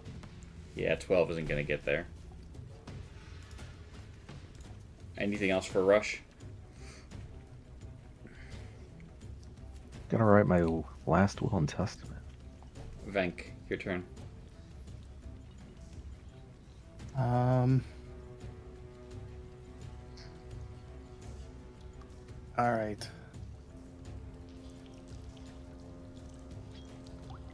Trying to think here. Let's do. So, what can I do with an action surge? You can just take 2 actions, so you could, shoot it twice with your bow. If you Or I wanted could to. shoot it as a parting shot and then run? You could shoot it, and then shoot it again, and then run. Oh, I gotcha. Yeah, that's what I'm gonna try to do. Alright, go ahead and roll. That will hit. Go ahead and roll the damage for 8. Nice, solid hit. Go ahead and attack. Oh, that's a 7. I thought it was a 1 at first. Oh, it is a 7. A 7 will not, or a 13 will not hit. All right. And then you're gonna run out of here. Well, I want to back out. Yeah, I want to get back out of that cone of. Death. Yeah, I want to still be able to see what's going on in there, though. So can I go like right here? Yeah, you can. Okay. Brutus. So Brutus has an intelligence of -1. Keep Connor. Sorry, my son just handed me freshman lemonade. Nice. For Brutus, can he go here? Can't go here, but you could get like right here. You So can I will recklessly do attack. that. Just because I don't know anything. I'm very dumb. But I'll yell something. Honestly, my son bringing me a lemonade just threw out my entire yell. So I'm just gonna hit it. Sorry, I had a whole thing, and then it got thrown off. All right, it's looking pretty rough right now. Oh, yeah, we're on it. Yeah, dude, this is like level 2. This is terrible. Anything else from No extra attack. No nothing. It's Yeah, great. level 2s are a little rough. Nashua? Oh wait, if I push it, does it get hurt? No, it won't get hurt. Well, can it have disadvantage if I push it into the wall? Yeah, maybe it'll just be focused on you since you pushed it into the wall. I'll do it. I already have 1. Why not? I can't die. All right, Nashua, what do you want to do? Well, I was thinking of leaving, but if it's almost done in. And I did not enjoy the first. Are you gonna try and kill it, or are you gonna try and knock it unconscious? Yes, one of those. All right. I missed. All right, Urki over here is going to. We've got 2 more healing things.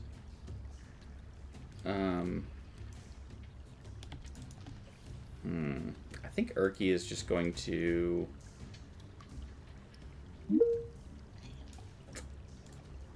I think he's just gonna wait and see, like, if he needs to heal anyone else since they're hurt really bad.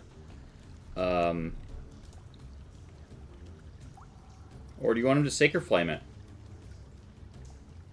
He doesn't have any weapons. He'll pass. All right. So this thing.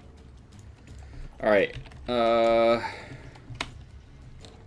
On a 1, I'm hitting Brutus. On a 2, I'm hitting Rush. On a 2, I'm hitting Rush. All right, Rush. You can try.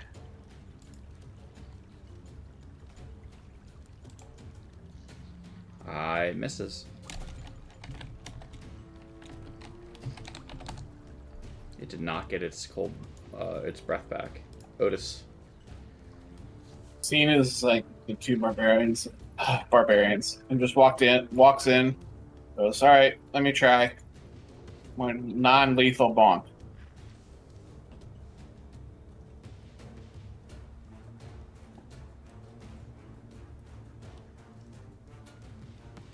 That'll hit. For 3.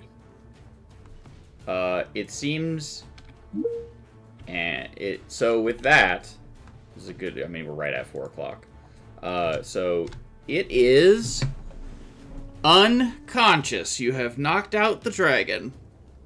So you can, if you want, take it back to the kobolds. Get your reward. Woo! That's the plan. When we come back. By the way, that's the exact sound that Potion Bottle's making with his mouth. Is the cheering. I love it. Just open mouth, just like just screaming cheers. That's Yeah. fantastic. All right, cool. I'm just going to, just for the simplicity, so it'll be easier when we come back, I'm going to pull everyone into the room. Meepo is gone, but you know what? Stuff happens sometimes. All right, cool. I mean, Well, we'll bring his body with us. yep, absolutely. So, Carrington here from Open Heart Games. We are continuing our playthrough 12-hour Dungeons & Dragons marathon with all the proceeds benefiting Extra Life. If you'd like to donate, you can go right here to extra-life.org/team/open-heart-games, and you can donate. We have actually met our yearly goal, which is so exciting. But we want to raise as much money as we can because every single cent that we raise goes to benefit children in our local children's hospital receiving the life-saving treatment that they need. So if you can, if you're able to provide to donate any more, we would love for any donations that we can that help us for next year's goal. So with that, also I want to thank our sponsor, Wicked Ways Went. I don't think I have it memorized yet, but eventually by the end of this, I will have it completely memorized. Which is a boutique providers of fine handcrafted artifacts, tabletop role-playing content since the Age of Separation, who have provided us with with 2 wonderful treasure tables and a potion table that we have been using for this stream. So, does anyone have anything before we sign off? We're going to sign off for 1 full hour. We will go and do our dinner break, and we'll be back in exactly 1 hour for more of the playthrough of the Sunless Citadel. Does anyone have anything? Love it. All right, in that Motion case, to adjourn. what was that? It said motion to adjourn. Motion to adjourn. Yes, and then bang, gavel. All right. Thank you all so much, and take heart. We'll see y'all soon. Hello, everyone. Welcome back to our 12-hour marathon. We are playing through the Sunless Citadel, a module originally that came out in 3rd edition and is widely regarded as one of the best for introducing new players to the world of Dungeons & Dragons. I've enjoyed this module because I feel like it's not just like move in room kill thing. There's plenty of that, but there's also like there are creatures here that want things and you can go and do them, and there's a lot of like interconnected little mini quests. Have you all been enjoying it so far? Yeah, I've been having a blast. Good.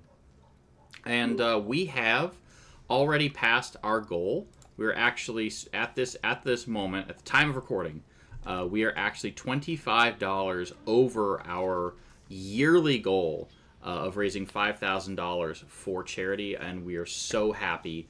I'm very just touched by all of the outpouring of support.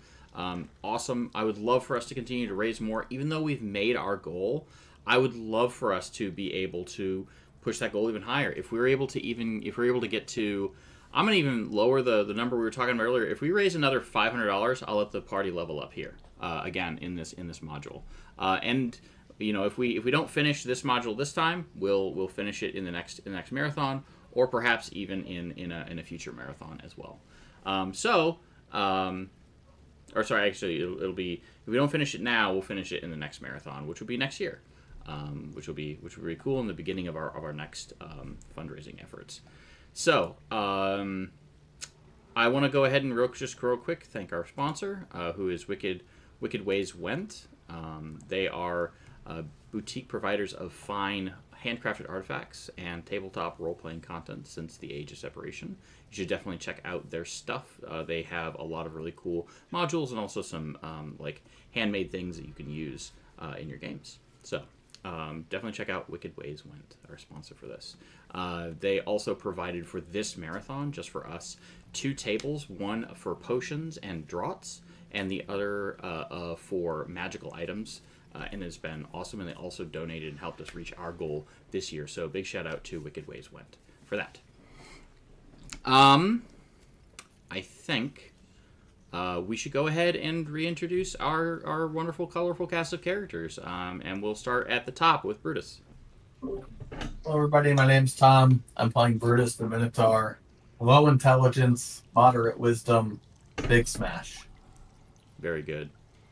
And up next is... See, normally you play characters that don't have pronounceable names, but this one, like, it threw me for a loop. I was like, wait a second. Is Nashua. Yeah, I'm going to think of a difficult name if you kill this one. No! It's Just got like an that. loud in it. Sorry, go ahead. So, yep, I'm Ryan. I'm playing Nazra the Druid. And yeah, he survived so far, surprisingly. Carrington's best kill for me is 30 minutes. That was one time. Didn't you make the character, bring him in, and then the next session I killed him? I didn't get to play with him till that session that you killed him on. So literally, we went into combat when I got him, and he died. I think there was a Death Star beam thing, right? That sounds right. Yeah, you threw me into it. Yeah. I threw a Like lot of people into that Death Star beam. And Otis. What's up, everyone? Mage here, and I am playing a D&D personification of my stream pet, Otto. His name is Otis. He's an otter, and he's a cleric. Very nice. All right, and potion bottle opening. Yep, I am Brian. I am playing potion bottle opening, which is the sound that my character makes when you ask his name. And he's a cleric, life cleric, trying to keep everyone here alive. All right, and Rush. Hi, I'm Joe. I'm playing Rush, who's a female barbarian. All right, and Venk. I am Jeff, and Bank is a dragon-born fighter. All right, very good. So, I guess a quick little deal here to catch anyone up who just is now joining us. Let's put this in chat. We're back, and also dimensions image. All right. So anyone who is just now joining the stream, I'm just going to kind of direct us to some areas of what kind of happened. So way over in this area, the party made their way down into this sunless citadel. They made their way up through into this area where they met Meepo. Rip Meepo. We'll come back to that in a minute. Meepo introduced them to the kobold leader over here, and her name is Yusdrael, and she and her kobolds had lost their dragon. They're very sad about losing their dragon, and she had asked that they go and find said dragon and bring it back to them. And now, so they have. So now that they have found said dragon, they have made their way through this. They found a bunch of goblins. They fought along the way that had kind of like made this area and this area kind of some defensive positions by making like rough crenellated battlements, kind of like goblin-sized battlements. They fought through the goblins and made their way here, and they found a very agitated white dragon, which they have now, I believe, Otis performed a nice bonk, and the dragon is now unconscious. The party is all kind of pulled in here, and here's kind of where we're at. So what do we want to do?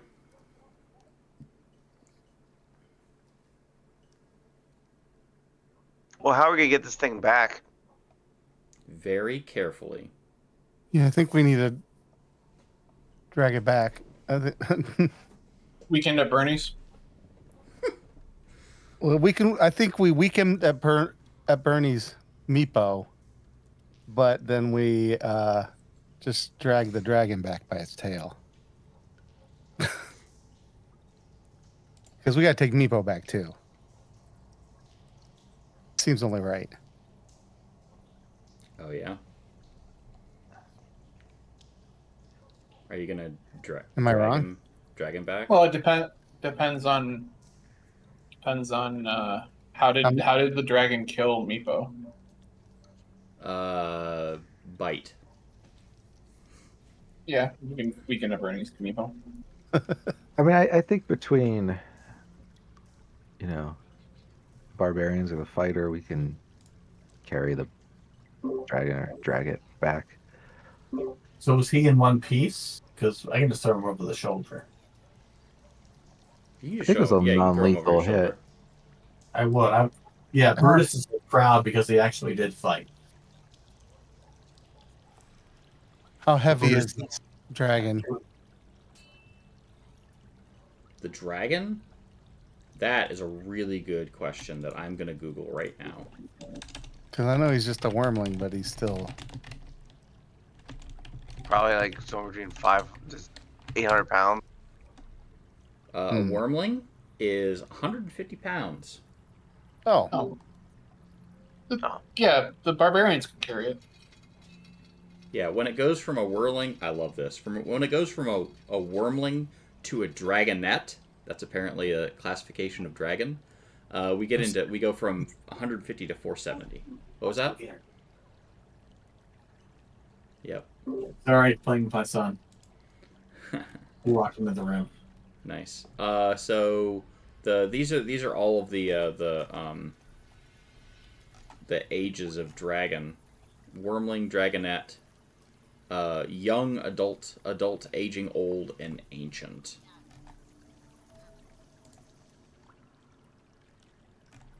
So there you go.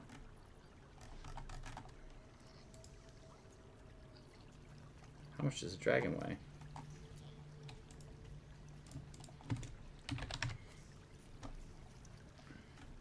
Yep, that's about the size. So, yeah, wormlings are not very heavy. About 150 pounds seems. Yeah. So we're just gonna weekend at Bernie's poor Meepo and take him with. Think so.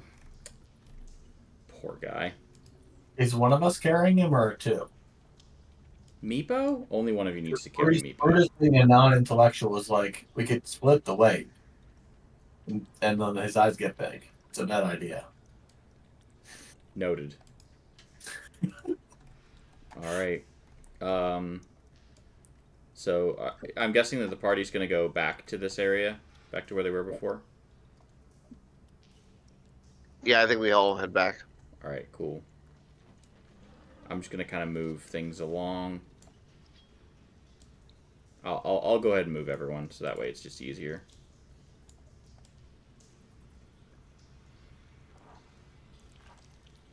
Boop. All right, and then I'll shift click this. All right, everyone's down here. You bring back the unconscious dragon, and what was that?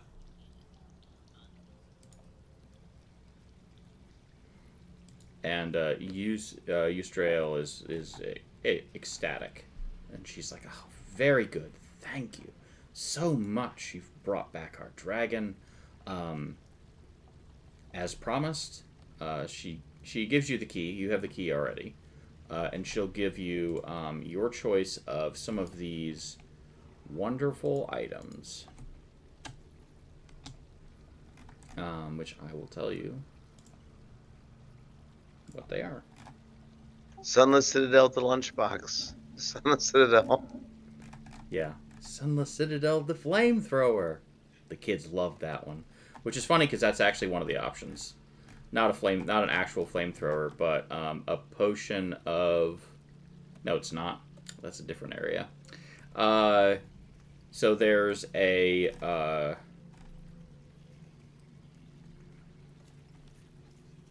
There is a what appears to be a magic feather, some spell scrolls, and a small flask that contains an elixir of some kind.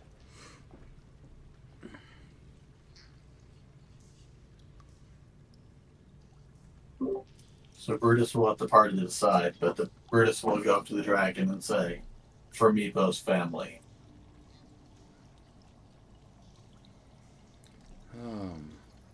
Care about little guy. All right. And she'll say, "Oh, Meepo didn't make it back." Shakes her head. Pity.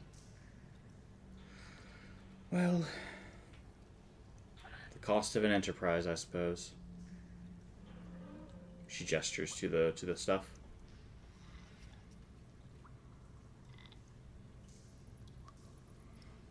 So these are the options. There is a magic feather, 3 spell scrolls, and a small flask of some kind of elixir. Which are you interested in the most? Magic feather. Anyway, sorry.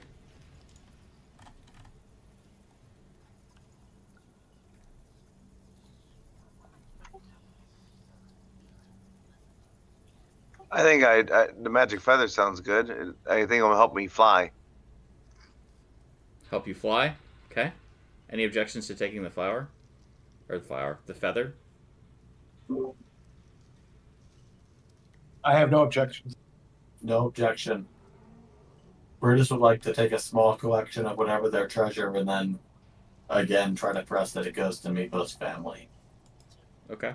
He didn't like Meepo, but Meepo proved himself.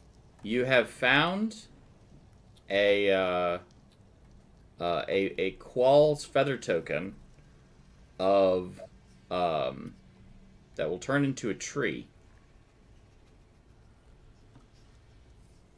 and a non-magical oak will spring into existence. It's 60 feet tall, 5-foot diameter, and its branches at the top spread out in a 20-foot radius. So that's a thing that you can use.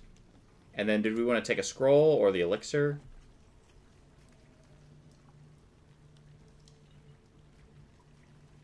The elixir, maybe? Okay. So it's 1 flask and it has 3 doses. When you drink this potion, it cures any disease afflicting you and removes the deafened, blinded, paralyzed, and poisoned condition. It's a clear red liquid and has tiny bubbles of light in it. So it's an elixir of health.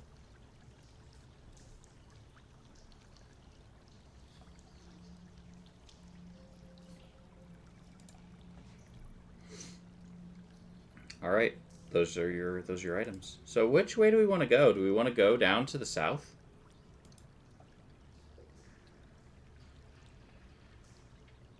Pause for a sec. Does anybody mind if I take some arrows from our stash here and replenish?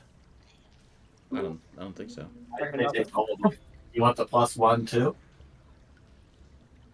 Oh, I didn't. I meant from the 21 here. I didn't even. That's the 21 and then the 3. So I would say take whatever you want. There's 3 +1 arrows that are magic. Oh, wow! I don't want to take all of them. If there's other arrow. Do we have other shooters? Just the druid, I think.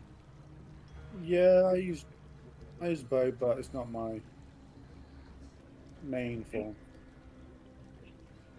I'd say it's a 12-hour marathon, and if this is your thing, take them all. All right, that's your thing. Yep. You're taking them. They're yours now. All right, so you've got 21 arrows and. Well, I wasn't going to take all of them, but I guess I will. Yeah, and the 3. Yeah, 3 +1 arrows. I should just be able to add them easily on your character sheet. Yeah, that's what I'm doing.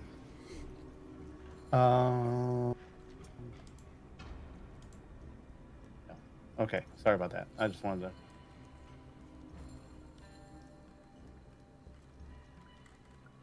Do we have the key for maybe the door? You believe so? Oh, yeah, We have that, yeah. Go check that out. I'd like to go check that out. All right, Meepo. Meepo didn't make it. Do y'all want to take a short rest because reasons? I'm gonna put this dragon over here. We returned to the dragon. One dragon returned. If we're gonna take a short rest, I'll cast my channel divinity to deal some healing to everyone before we take the short rest. Sounds good. I think that would be useful for me. Sounds good. Brutus doesn't even have to agree. He's a 1 health.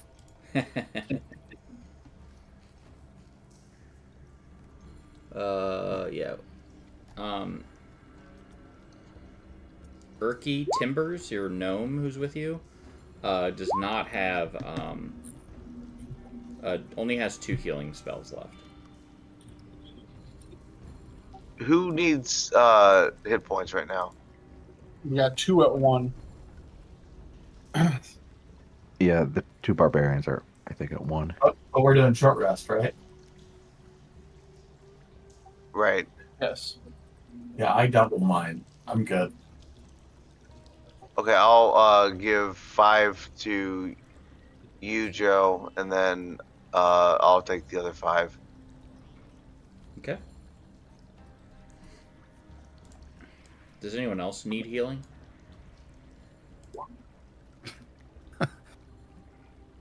I had a whopping 2 points. I don't need healing though. I've got a potion if I really need it. Is this our first or second one? This is the second one. Yeah, so I think I'm stuck at 22. That's fine. That double's fantastic.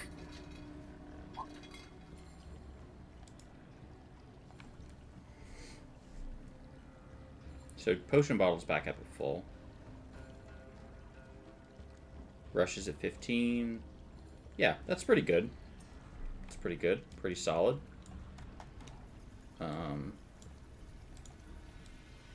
I'm just going to pick up everyone who's not this kobold guy. And move everyone down here. Into this area right there.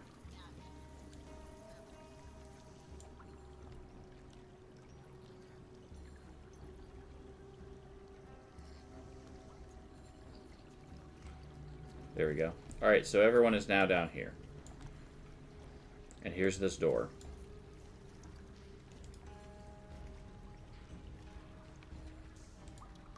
Who's got the key? Put it in. Who does have the key?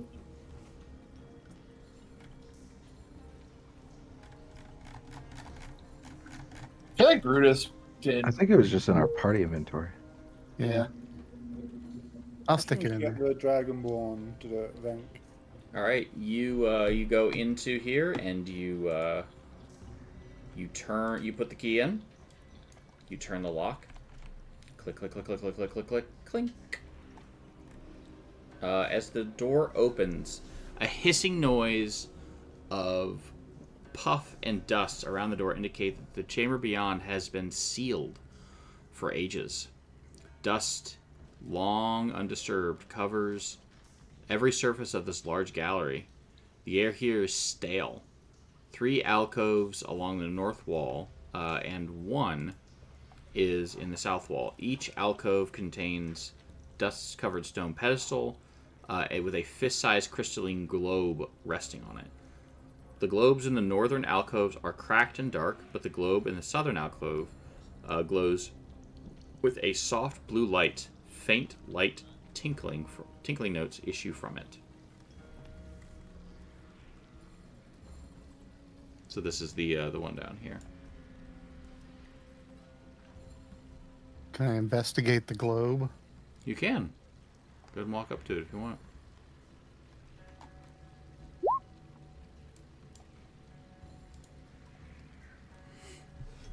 Perfect.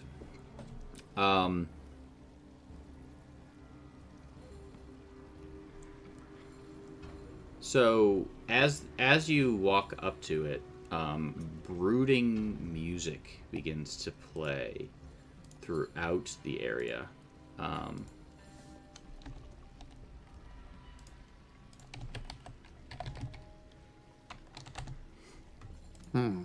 So I've got a good brooding music.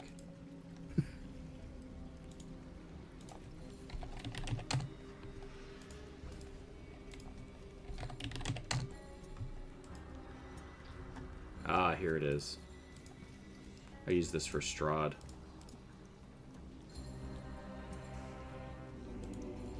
There you go. Good, fun, brooding music. Alright, and I need for everyone to make a wisdom save. Oh.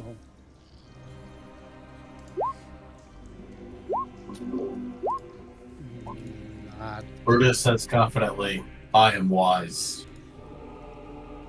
Rolling a 4. Wow, these rolls. I think every single person failed. 1, What's the 2, DC? 3, 4, 5, 6, 7. Yeah. DC is 15. Yeah, we all failed.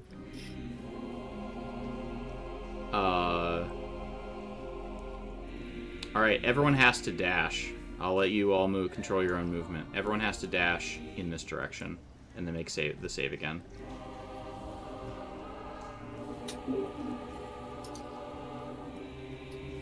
Are there any enemies in the way? There are not. That's unfortunate. Just dashing is like the one cool thing I can do. How do we do that arrow thing you're doing there? You can hit the little arrow on the left-hand side. Yeah. And then you can just choose a shape, which is usually a line. You can just boop, boop, boop. Okay. Everyone needs to make the save again. I failed again. Where can I go? I can't do it. On the left-hand side, there should be a little like, a little. It looks like a ruler. Like a ruler, yeah. Ruler. I thought you said arrow. Oh, sorry. And then you can get the arrow. My mistake. And I can go twice as far? Yep, so you'll move 60 feet. And then wisdom save again? Yeah, and then everyone's got a wisdom save. Oops. No, I'm not.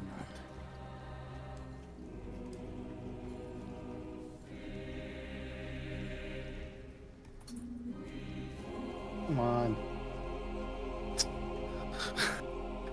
2 of us saved. Alright, the 2 people who saved are Brutus and potion bottle opening. Everyone else hurls themselves into this trap. We can't prevent it, those that saved. Let's see what we got.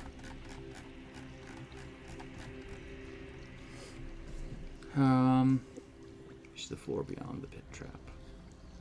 So we can't like yell to prevent it. You cannot. There's not enough room in the trap. There's not enough room in the trap.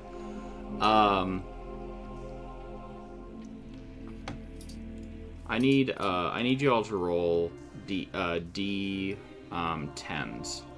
Those who fail just need to roll D10s. You're not taking the damage. Nope. Maybe one more, I think. Close, but no. Alright. Everything is fine.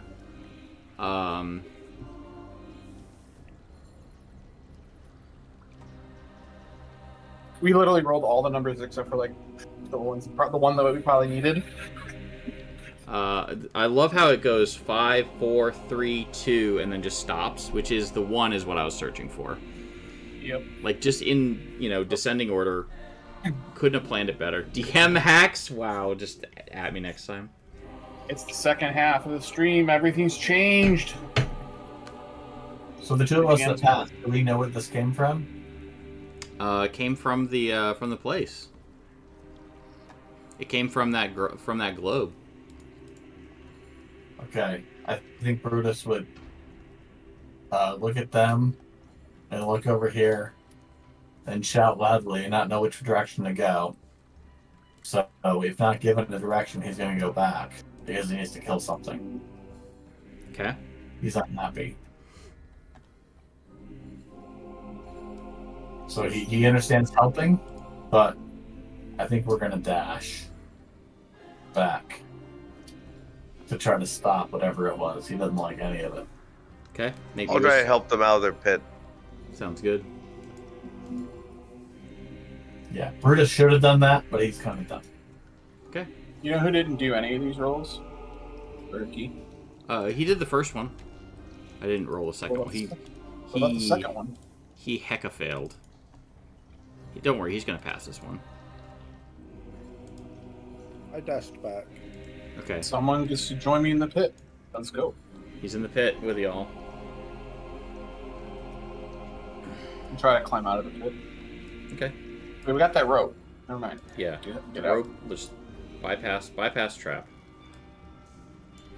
Really do that now. All right. Out. Okay. I need a wisdom save from Brutus and Nashua now. Yeah, Brutus's education is how to help him. Hack hard. Ooh. Dashing, you both go. Dashing through the go. In a one horse open by. Back into the pit trap you go. All right. So I'm gonna roll more dice. I'll roll this time. 2s10.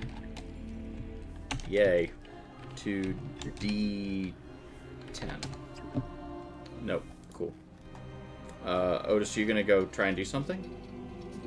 I'm not getting in the room, but I am going to send a sacred flame at the orb. Okay. Go for it.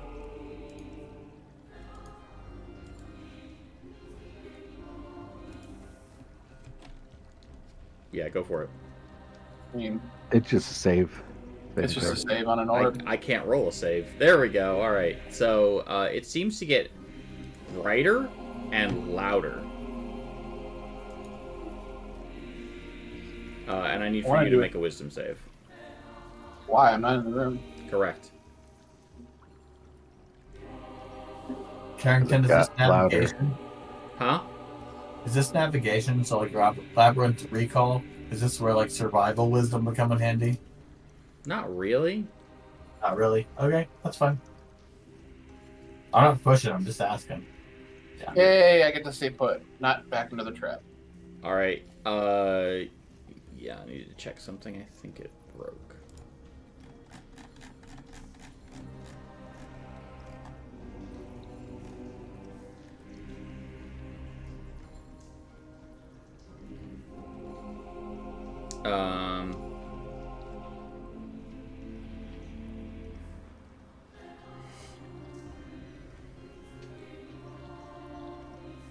So you, suddenly the room itself glows dark and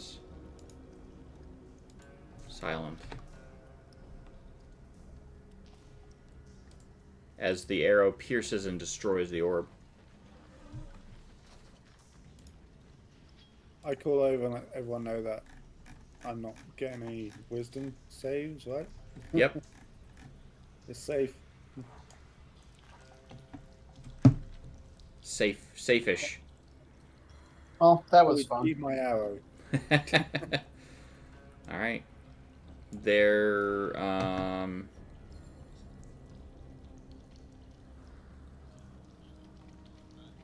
okay, that's it.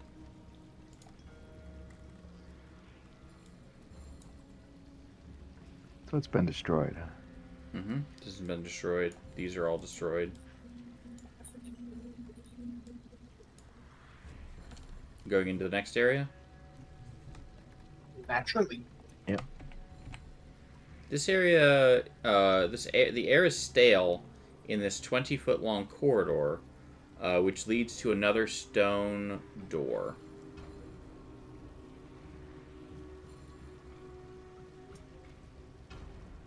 Stop. Perfect. Thank you. I'm going to move Venk back real quick. As soon as you step into this area, an arrow fires at Nashua and Venk. So I will roll this real quick. I'm just going to roll once. See?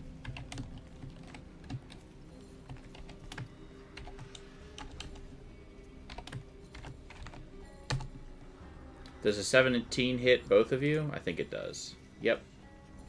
Alright, and you're going to take... As arrows,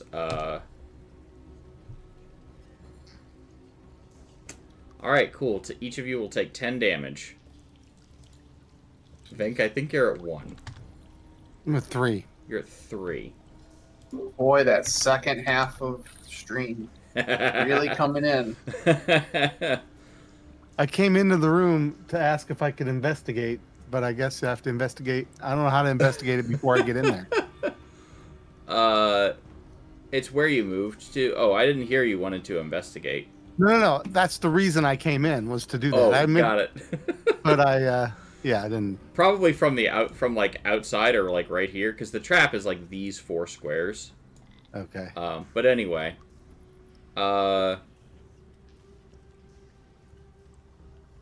I'm committed at this point. I'm going through the door. so you stepped here and an arrow shot you. What do you do? You're gonna step again? Hang on. I was here when you told me I got shot. Okay, alright. Then I will go ahead and... We're committed and we're going through the door. So dust fills this hall. What is everyone else doing? Brutus, are you just going to brute force this, or... What do I have to break? Are you going to try and break these pressure plates? So did I know that they were there? After you saw them step in and get shot by 2 arrows. I'm gonna jump them. Okay. Athletics, right? Yeah. Yeah. 20. Alright, you're over here now.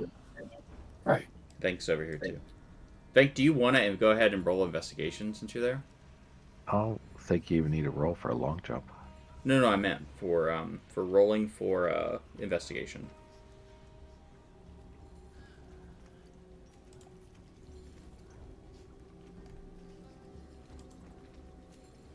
Is Venk there?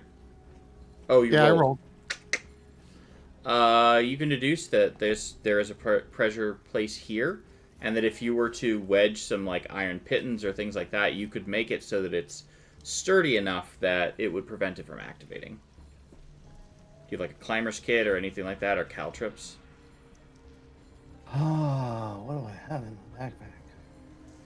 I know where we can get caltrips. So, Vank, if the answer is no, can I just slam my head into it while everyone crosses with my horn? Plural. But just one. You want to like break your horn off in there? No, I'm gonna go slam my head down. And say everybody cross. Everybody run.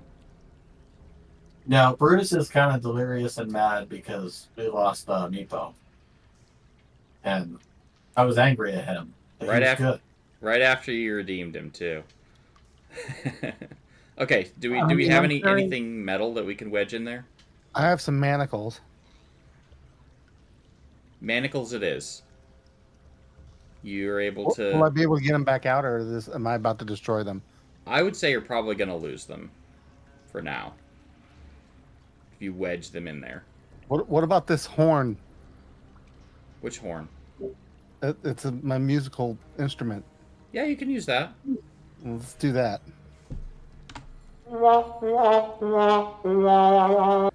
One last tune. There we go. All right, we can never use that again. I'm kidding. That's a joke. All right, so you take your horn, you wedge it in there so that it's holding. Everyone can cross if they wish, and then I'll read this.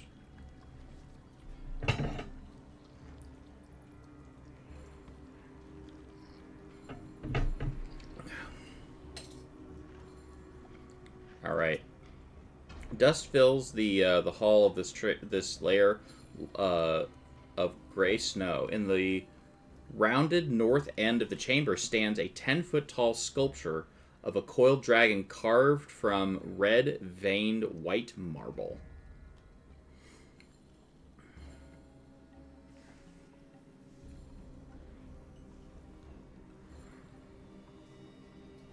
What do you want to do?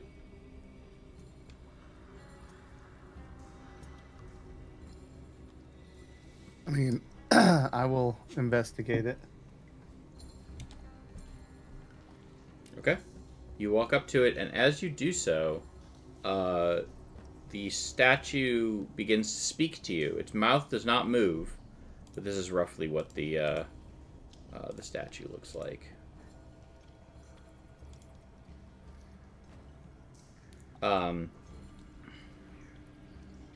We come at night without being fetched. We disappear by day without being stolen. What are we? Stars? Is my guess. Can you put that in chat? Oh, the thing? The Yeah. riddle? Mhm. Absolutely.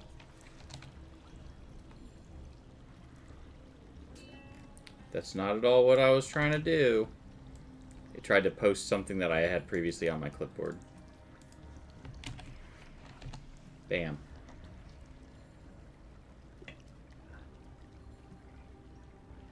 Wanted to see if I could use this at some point.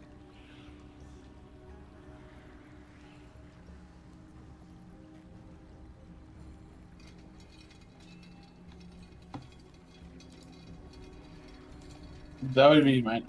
That would be a very safe guess. Are we guessing that?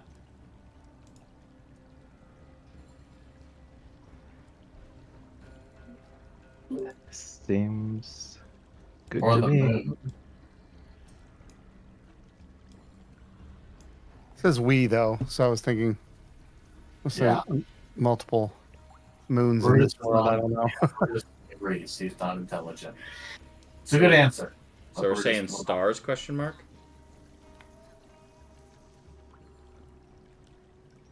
Is that right, Bank?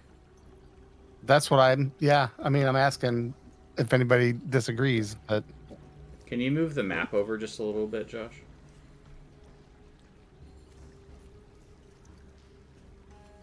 As you say, stars? Suddenly, the door opens. A secret door. So good job. That was the answer is stars. I Well will done. investigate before I walk in. All right. You're investigating this next area. At least Dust cloaks the contents of this 20-foot wide hall. 6 alcoves line the walls. 3 to the north, 3 to the south. Each alcove, except for the southwest one, holds a humanoid figure carved of red-veined white marble. The figures resemble tall elves in plate armor. A stone archway at the west end of the hall opens into a wide room from which greenish light glows. A dark pit is situated before the archway.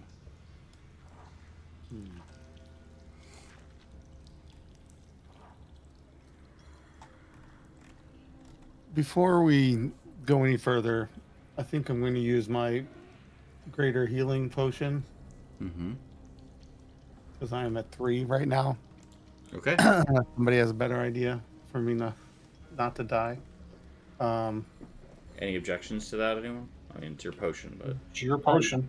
I know. I'm just saying, unless there's because we've used our short rest and then I immediately got hit with an arrow. For 10. So how do I use this? Should you be able to roll it? Yeah, I'm just clicking it here to see. Okay, so I can hit all that. Ooh,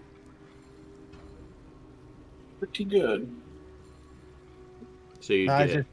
can just go back up to max, right? I can't go. Yeah. And I'll even be nice.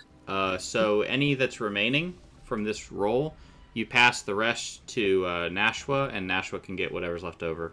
There's still a swig in there. There's one is left. Is it? You're at 3, right? Yeah. Yeah. So 15 Hey, you brings know them up what? to 8, Like I and said, there's there's one a left. swig. Exactly a swig. Alright, and so you're back up at 18. Cheers. Cheers as long as you indeed. didn't backwash it, I'm fine with that swig. What was that? So as long as you didn't backwash, I'm fine with that swig. Yeah. All right, so that's what's going on in this room. So there. Then I feel a little more confident. I'll take a step in. Okay, make me perception check. I just investigated.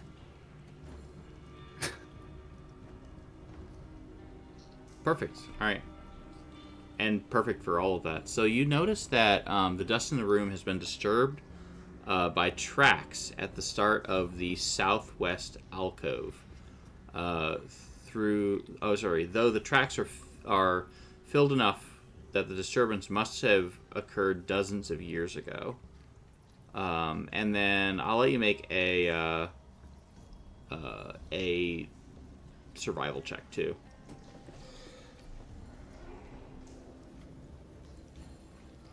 Look at that. Perfect. You determine that the tracks were made by a tiny humanoid with claw-like nails. They begin in the center of this alcove right here. And move westward toward the pit, then disappear into the pit.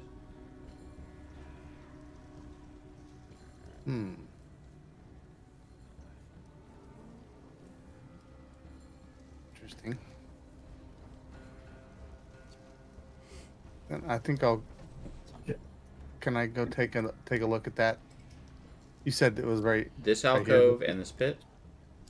Yeah, well, I'll look at this first and kind of further investigation.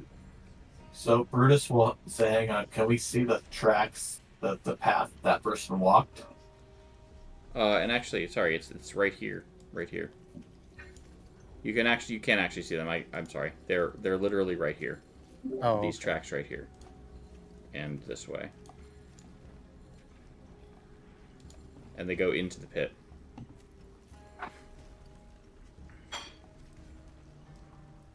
Well, I want to investigate this alcove then. Investigate the alcove. No, this right here. Gotcha. How do I? Make me a Yeah. perception check as you're looking. Do I also investigate or no? You can. That's my investigation. You are looking around and you notice that there is actually there appears to be some scraping on the floor against this wall.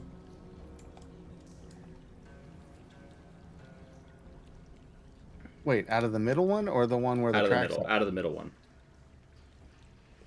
Oh. So maybe the statue moves.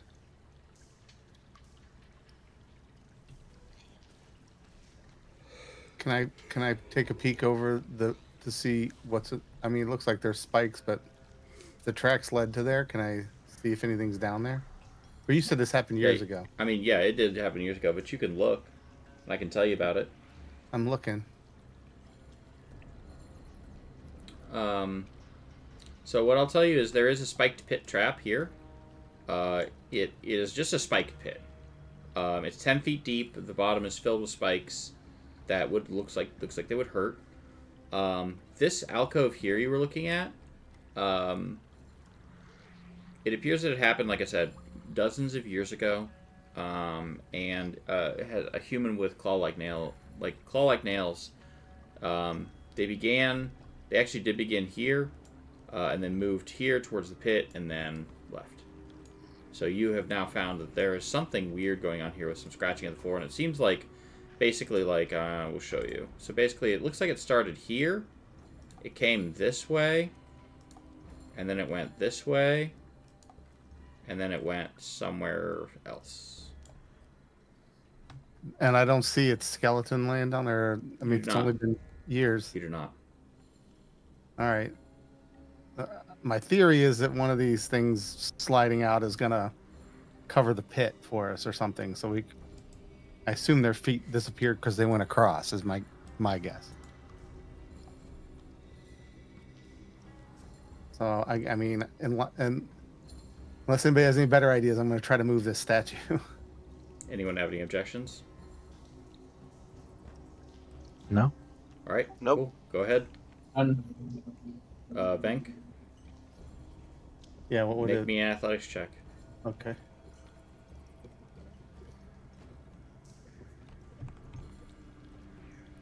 The door opens. Hmm. Dust coats the content of this tiny chamber, obscuring runes inscribed in the southern wall.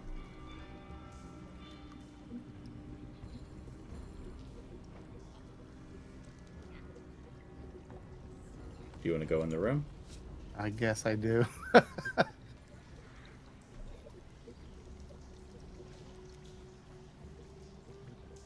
Oh, there's just runes. Yep, there's runes here, and they're right here against this wall. Or sorry, there no, one? against this wall here. Is there anything I can understand? It's in Draconic.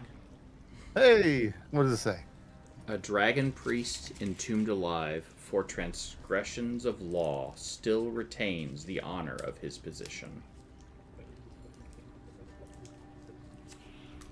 Hmm.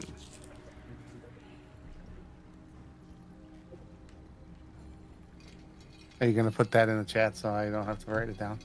Yeah.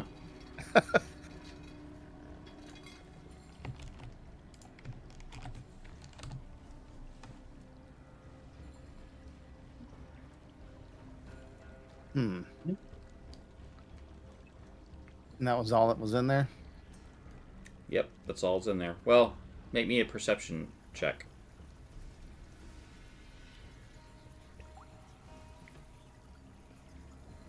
Ew. Nope, nothing really. Was the scraping only under this statue or this statue also? Only this one. Hmm. I'd like to have Sapiens fly across the pit trap and look in this room at the end.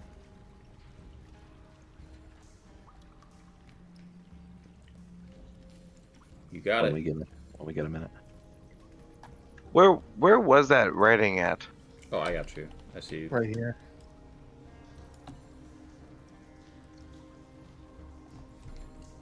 It's against this. It's against the southern wall.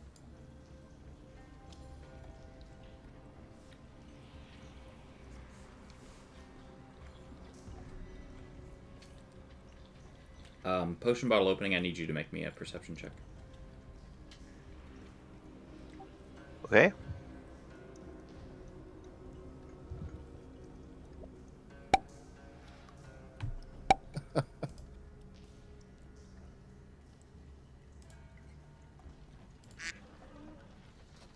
All right. So that's what you got. Well, I suppose it's possible they jumped over this, right? Mm-hmm. I like the way I'm rolling today. Wait, can we Wait. check to make sure they jumped over it? No, I don't think. I'm saying it's a possibility. The feet end here, but No. I thought the answer to So, Carrington, can I roll an advanced survival for traps? I'd let you do that. It's my whole labyrinth thing. So, so advantage. the rope is animated. Our 18. climbing rope's animated. You could send it over to the other Do I side. see those tracks continue? Is kind of the question. You do not see that the tracks continue. It's almost as if they teleported or something happened. Somehow they got across. Maybe they climbed down. It's unclear. Instructions unclear. I'm also trying to figure out how this is actually useful, like the ability. If you're ever in a maze. So in this area over here, by the way, this sarcophagus, violet marble tiles cover the floor and walls. Though all are cracked and broken, revealing rough-hewn stone beneath. The sconces attached to the walls at each corner. One holds a torch that burns with a greenish fire. A marble sarcophagus, easily 9 foot long, lies in the room's center. The coffin is carved with dragon imagery, and the head of the sarcophagus resembles a dragon's head. Rusting iron clamps firmly lock down the lid. This area is lit by a continually burning something torch. I'm assuming that's where the dragon priest is entombed alive. Mayhaps. But I don't know what to do with that information. Is it possible to like go down into the pit and just like climb over to the other side? Not easily. I've got a plan, guys. I've got a plan. I'll summon Ember back. And just I'll bring back my taxi service. Can I just say what I was going to say? okay, go ahead, Otis. Because we have a rope that's animated. You can send it over, have it latch itself onto something over there, and have it latch onto like a statue, and you can just shimmy across.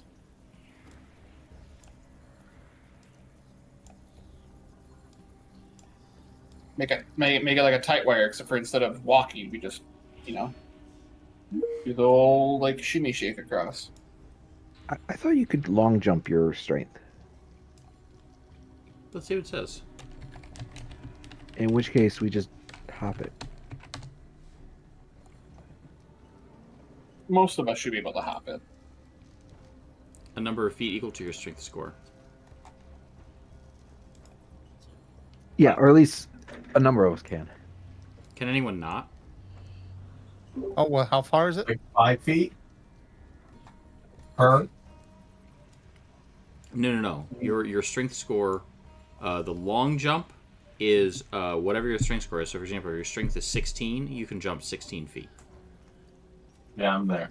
Sorry, my kid is crying. No worries.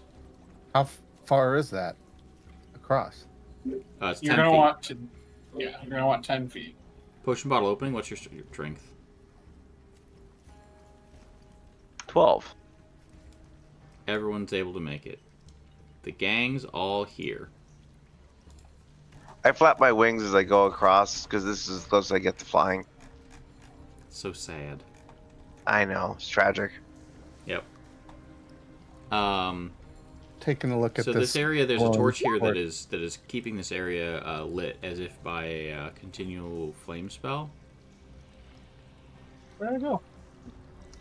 And there are 6 rusted iron latches that hold down the sarcophagus lid. Yeah, do you want to pillage this thing? I yeeted myself. I don't think we should open this. Yeah, I'm thinking. I mean, unless we need this dude for some reason. I'm thinking for content we should. For the children. Yeah, for the kids. Absolutely for the kids. I want to open it up. I'm here for a good time, not the correct time. Do we think there's any significance to this torch being? Like, should we light the other torches with it? Can it be removed from the wall? The ever-burning torch? Yeah. Well, I'm just looking at the corners. It looks like similar things over there. Is there nothing over there? There's nothing To over light? there. There's just this one that's lit. Okay. I didn't know if there were more sconces that just need to be lit or something. I didn't know. All right. Can I recall any like thing about a dragon like ceremony like for releasing someone who's been entombed, or like what would cause them to be entombed like this alive?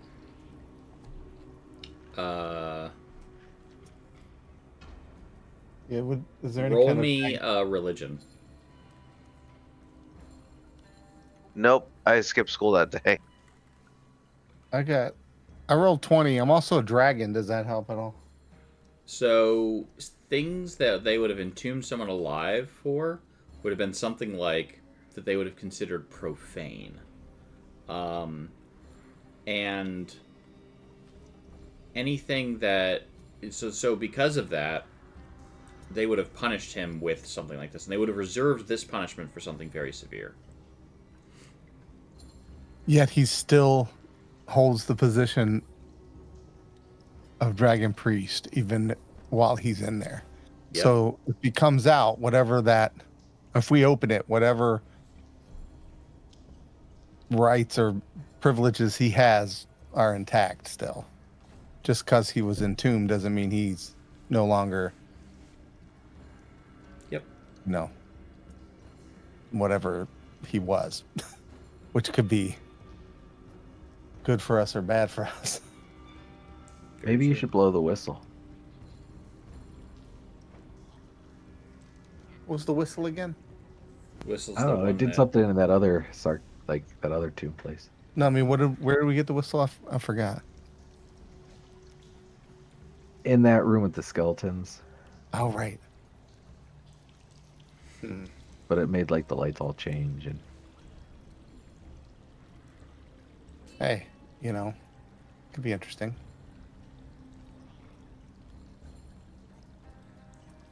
For sure. I mean, I'm more inclined to try that just for the heck of it than to just let loose an entombed profane guy. Are you gonna do the whistle?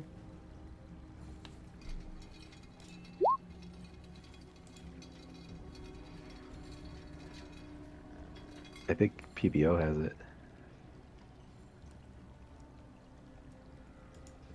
PPO. So I think it's up to him. Is PBO is his name now? Can I get pops in chat? Yes, I will blow the whistle. All right. Nothing happens that you can see. How are we doing the pops in the chat? How is that happening? You can click on the little open soundboard and the thing that says potion bottle opening. You just click it and it does a little pop. Open soundboard. Yeah, It's in like Discord. down on the left, lower In left, Discord. Yeah. kind of above the little settings. Oh, I see. Here. Oh, look at that. That's fun. There's all sorts of sounds. Yeah. Yeah. Oh, I didn't even realize there's one of those in Discord. I've been doing it from my Roadcaster. Brilliant. I love it. Yeah, there's also the good old fashioned. Yeah, I've got that in here too. I How like about this? I like this one too. Moving on. Moving on. Sorry. Here we are over here. We're just a bunch of kids playing around. All right, blow the Whistle. whistle. We don't have a whistle. You blow the I don't whistle. know. Nothing happens. There's 6 locks. What are we doing with the locks? I'm going back on the other side of the pit from this. Well, you're the one who said you wanted to open it. I literally said I don't think we should open this. Oh, you're right. You're right. That was you. That's right.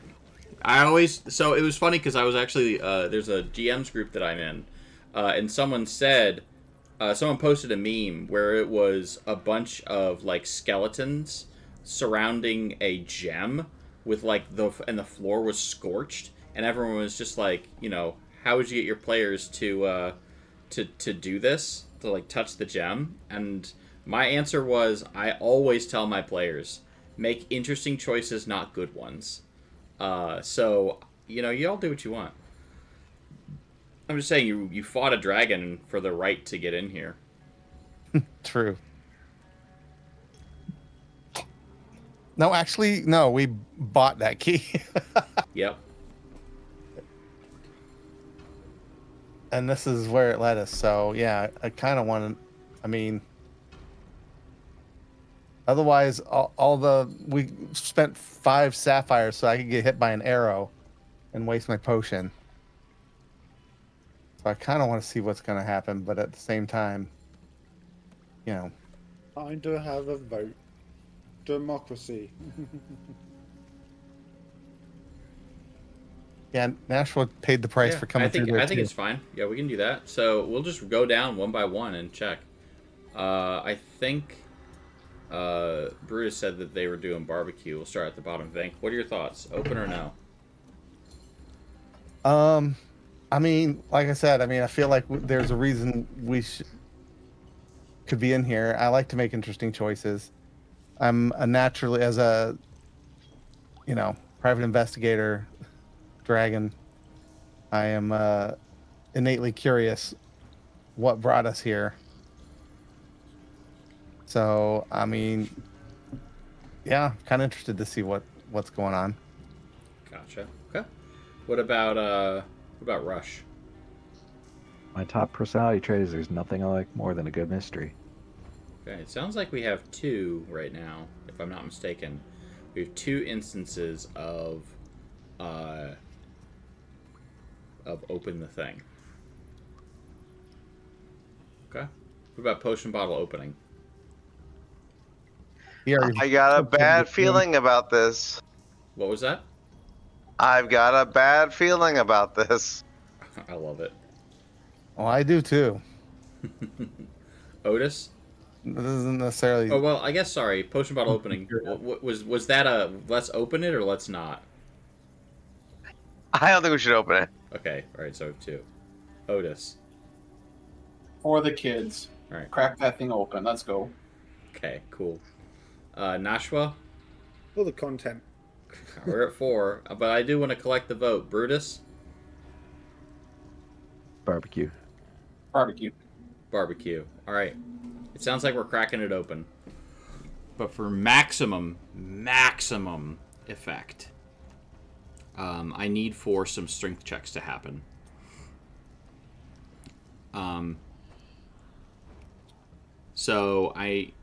Alright. So, Nashua and Otis together, you're able to open one. Vank, you open one on your own. It's 2. There's 6 locks.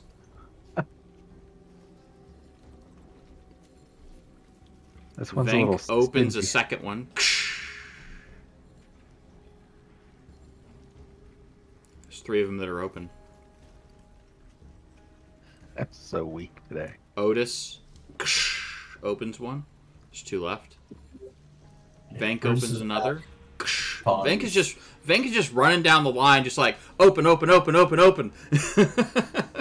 This one is confounding me. All right, and Now I'm running. I'm kidding. What was that? I was joking. I said, and now I run and jump across the pit into the other room. All of them are opened.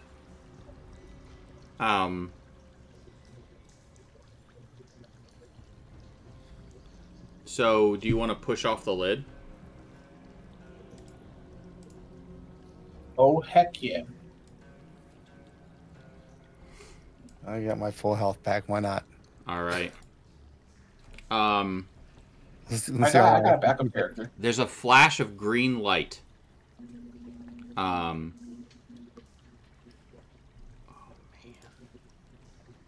This is great. Okay. I'm excited. Me too. Okay, I'll go load up my spare character. Probably not.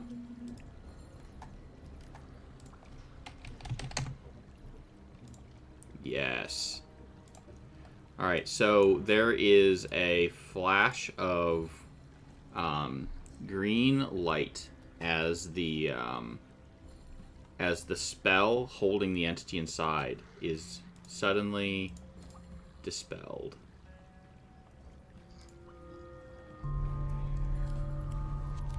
And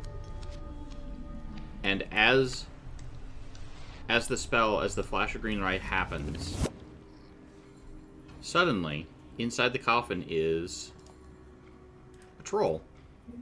It's dressed in rotted finery, but its jewelry and rings are adorned with silver dragons, and they still sparkle. The creature's body is shrunken and elongated. Its flesh is a rubbery, putrid green. Its black hair is long, thick, and ropey. Its beady black eyes flash open, and it snarls at you. Did someone roll initiative? Good job. I saw the writing on the wall. I knew what was coming. All right, it is initiative time. The thing is, it could probably kill me with one punch.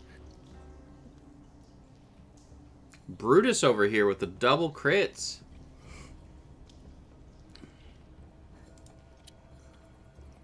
One, two, three, four, five, It six. was an awfully large sarcophagus. I mean, look at how big it is. It's massive. All I right. would like to rage. All right. Brutus would like to rage. Rage. You are now so angry. We'll do this. Trademark. TM. I would like to rage TM. All I right. would like to rage TM. All right. It is your turn. Oh, good. Savage attack. Raging.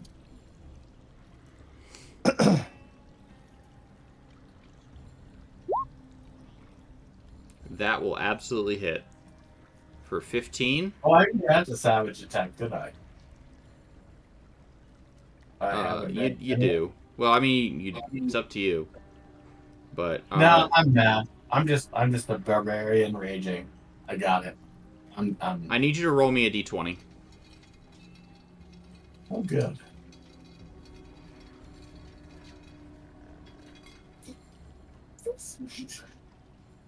I don't know. Nothing happens. Venk. But it will take 15. Take that! What was that? I said, take that! Alright, and Venk. What is the flame over in this torch made out of again? Some sort of eternal flame thing? Yes. So it's inextinguishable? One could assume, yeah. And could assume? Yeah.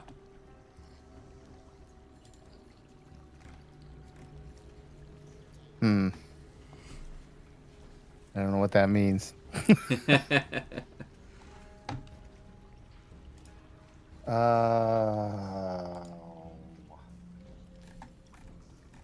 the heck?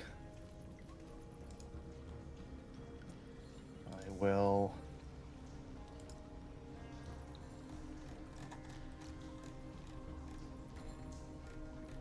I will strike at him. Oops, I hit the wrong thing. Ignore that. That was my damage. There we go. Oh, maybe I should have gone with the other number. All right. I think that's what I do. And I didn't do it very well.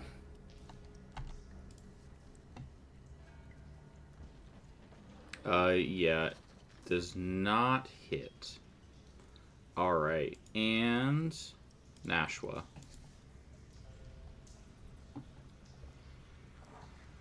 Let's do something stupid. I'm just going to stab it with my moon sickle. And critically miss. Nice. Your attack, it does not do anything, unfortunately. Okay. And I tell my I tell my ember to flame seed it. Okay. And I take it 14 doesn't hit. 14 does not hit. Wow, it was nice talking to you. Alright. The Dragon Priest is angry. It's gonna hit. Whew, it hits so much. We're gonna start with a claw against Brutus. And we're missing. And a claw against Brutus. There we go. 11 damage, so you'll take 5 damage, Brutus. And it's going to reach over and bite at Nashua. And miss. Yeah, I was angry, and I'll take 5. Alright, Rush, it's your turn. See if we can get one of these land. Reckless attack. You got it.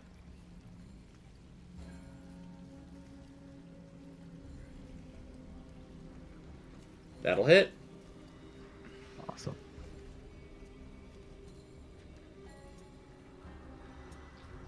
for 12 damage. Solid hit.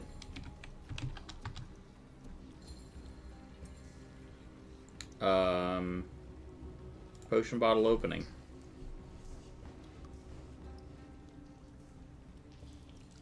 Blood for the blood god. Alright, I will roll. It fails, and we'll take the damage. 11 damage. Gee, Manatli.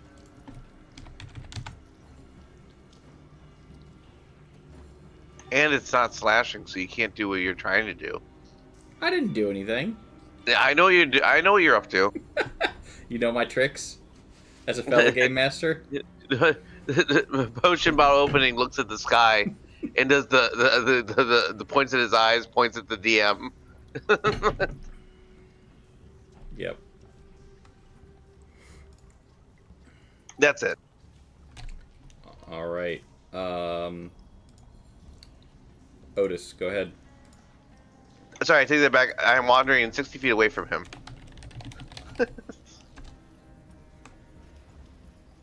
Well, I'm gonna walk around to this spot right here, so I can get some advantage on a bonk. I agree. Bonk. That'll hit. Perfect. Please hold. Because it's going to be also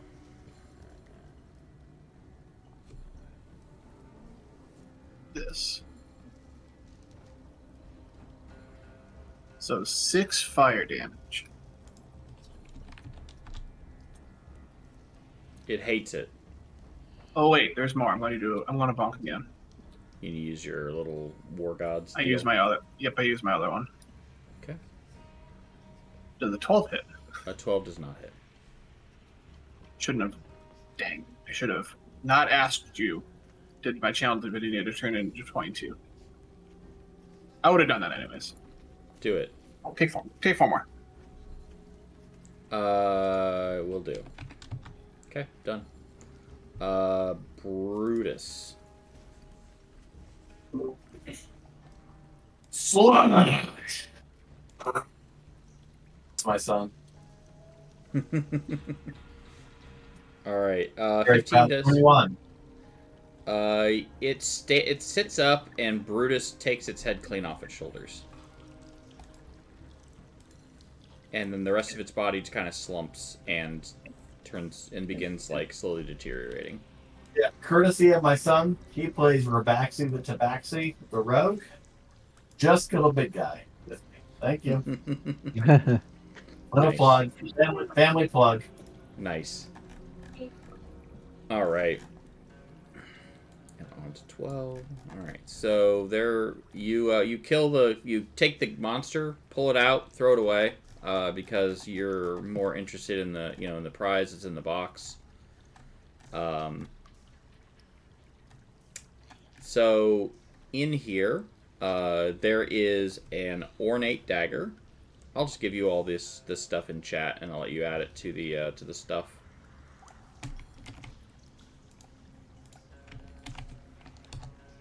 There we go. So I'm just going to read it all off, too. There's a bunch of gold pieces and some amulets and stuff like that. Also, a spell scroll of command, cure wounds, inflict wounds, and guiding bolt.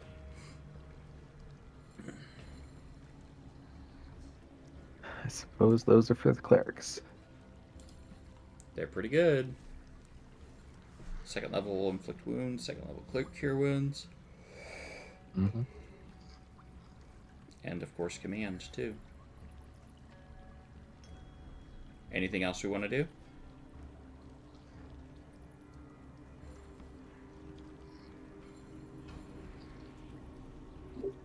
I want to Sorry, search was there a this room question? for any hidden exits. You can search around. Go ahead and roll me perception.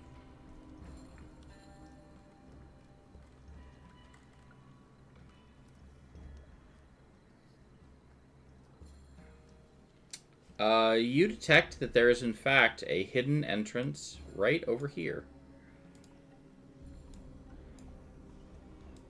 When you push on the wall, it opens. And we're just do a survival check. Yeah.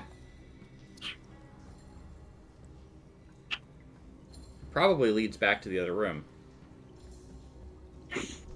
But hey, you know what? You can do that. There we go.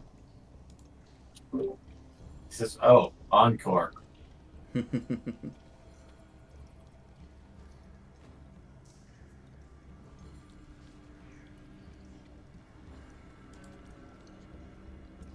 right. Well, I'm teleporting to get past the traps, by the way.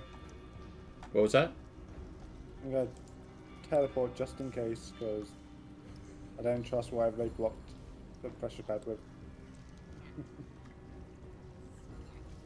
You know who didn't come with you? Who's the worst? Erky. Totally forgot about Erky. Well, well, well. Indeed. Well, well, well. All right, and take a look down this, and assume that I see nothing. You see nothing. starting to think that with this being sealed up so long, that this probably isn't the way down. If that fruit's coming up to the surface every year. Probably true. Well, you know back where the goblins are. Maybe we need to go back to the goblins. Let's do it.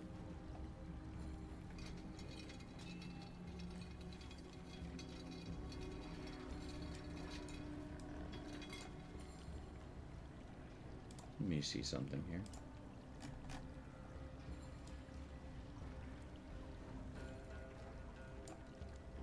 I don't remember where they were. I'm just wandering there. Oh, great. I'm in the trap again. Okay.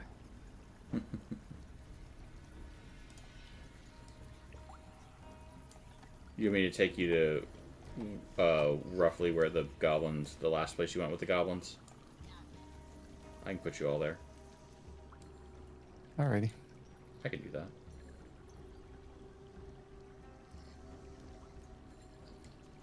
I'll put you all right here.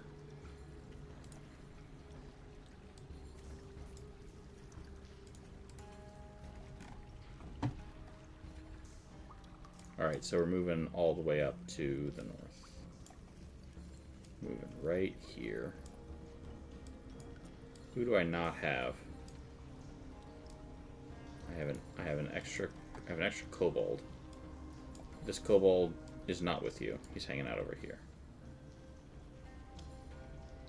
Brutus is still back at the temple.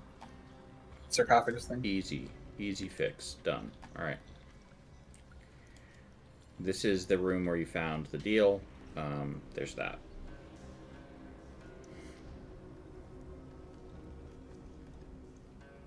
So there's you didn't really look at this hallway. There was a room up here that you haven't really investigated. There's also exits that go this way, exits that go this way, and exits that go this way. Everybody split up and take a different door. For the content. I'm just kidding.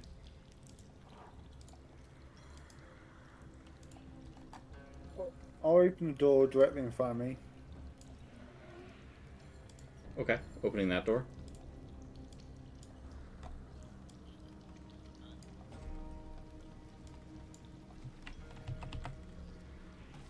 Seems to be a hallway.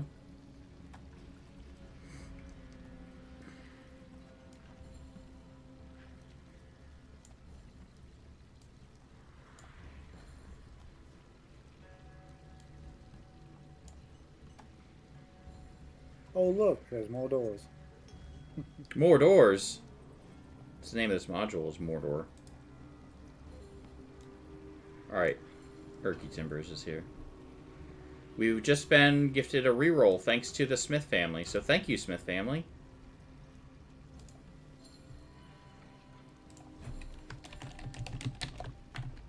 Thank you.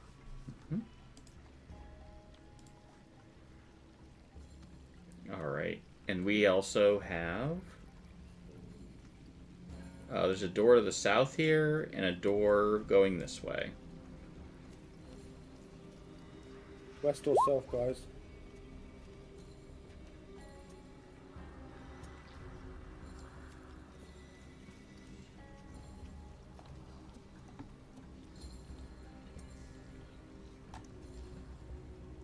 Yeah, let's go south. Let's go. Push the door open. Pushing the door open, we said? Yeah, no regrets. For the content, for the kids. Close the door. And he shuts the door immediately. Oh, man. So, I mean, like, now, obviously, you open the door and you're like, nope. But, yeah. Did they see us? Roll... I need Venk and Nashua to roll. Please roll stealth. Oh, we're screwed. Nat 1. And I got it too. They absolutely... Like, you did the whole, like, you... So let's do just a real quick, like recap of this. You crack open the door. You see all of these goblins, and you just, like, lock eye. Like, they all turn and look at you. And there's this moment of, like, they're not sure what you're going to do. You're not sure what they're going to do. They're not sure what they're going to do. And you're not sure what you're going to do. And you just stare at each other. And then Nash was just like, nah. And closes the door. Who wants to go west? What was that? Who wants to go west instead? Just keep going. There's this, like, confused scuffle happening in the other side of the in the other side where there's lots of, like, panic and all of that. Brutus is already rolling initiative.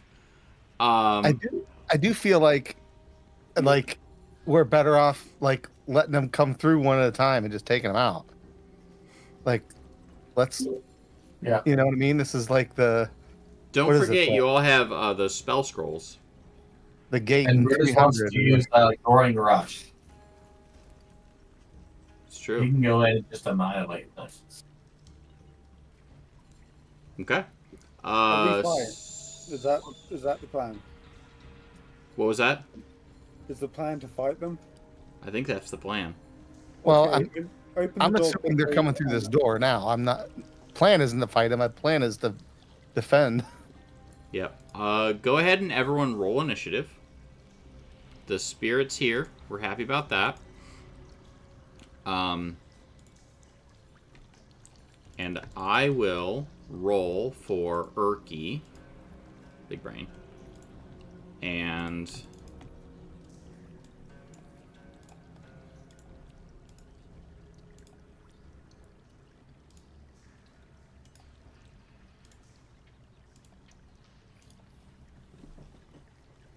I'm yeah. losing faith in my survival. What was that? I say I'm losing faith that I'm going to survive this.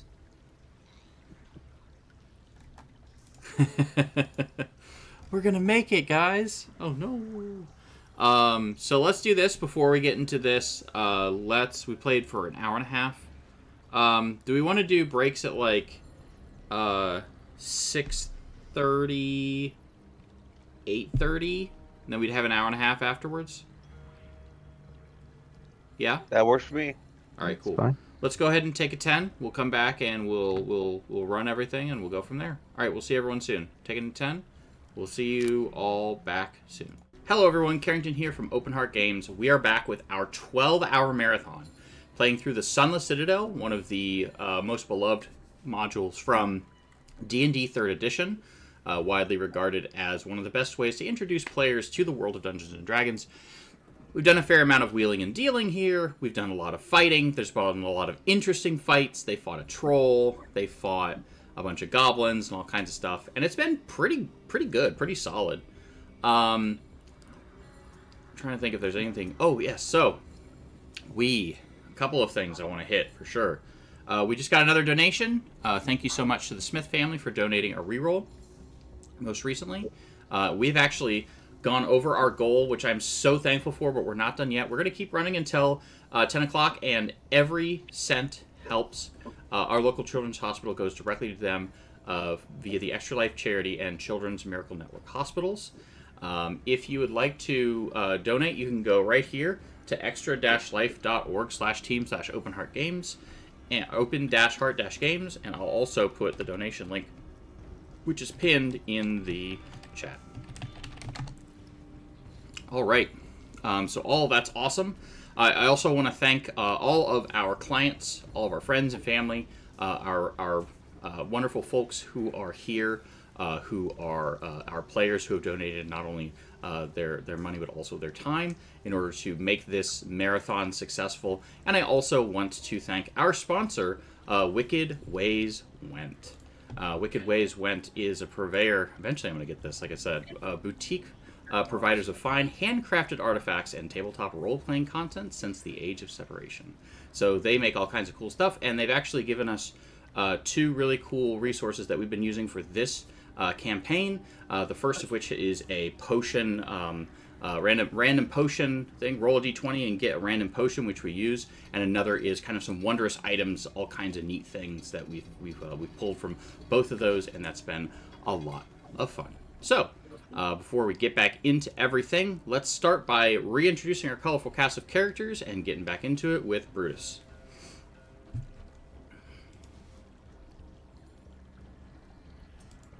Brutus there? No? Okay. We'll start on the flip side. Start with Venk. Venk. Hi, I am Jeff. I'm playing Venk, who is a Dragonborn fighter. Can our little kids carry that, or should we just? Oh, I think they may be. Anyways, go ahead. Sorry, Venk. Go That was it. Okay, cool. Rush, go ahead. Hi, I'm Rush, playing a female variant human barbarian. Oh, I'm Joe, playing Rush. All right. Potion bottle opening. I'm Brian, playing. No. I'm the water stuff. I'm gonna carry water. I'll carry stuff. I think Tom. I think your mic might be hot. Yeah, sorry, Carrington. Got it. No worries. Cancel here for like 2 minutes. All right. Potion bottle opening. Making potion bottle opening noises, which we now have a soundboard for, which is great. All right. that never gets old. All right. And you're a cleric, right? Indeed, yes, I am a cleric. All right. And Otis. Boy, it gets old when like 7 or 8 of them in a row. Probably But true. what's up, everyone? I'm Mage. I'm playing Otis, which is a D&D personification of my stream pet Otto. I'm an otter, and I'm a cleric. All right. And Nashua. I'm Ryan, playing Nashua, the druid. And yeah, he survived, and I've got a bad feeling about this.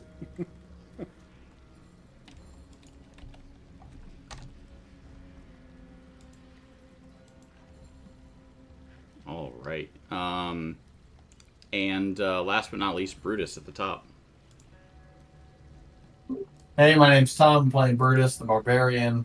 That's what I have to say. Smash big. Bye. All right.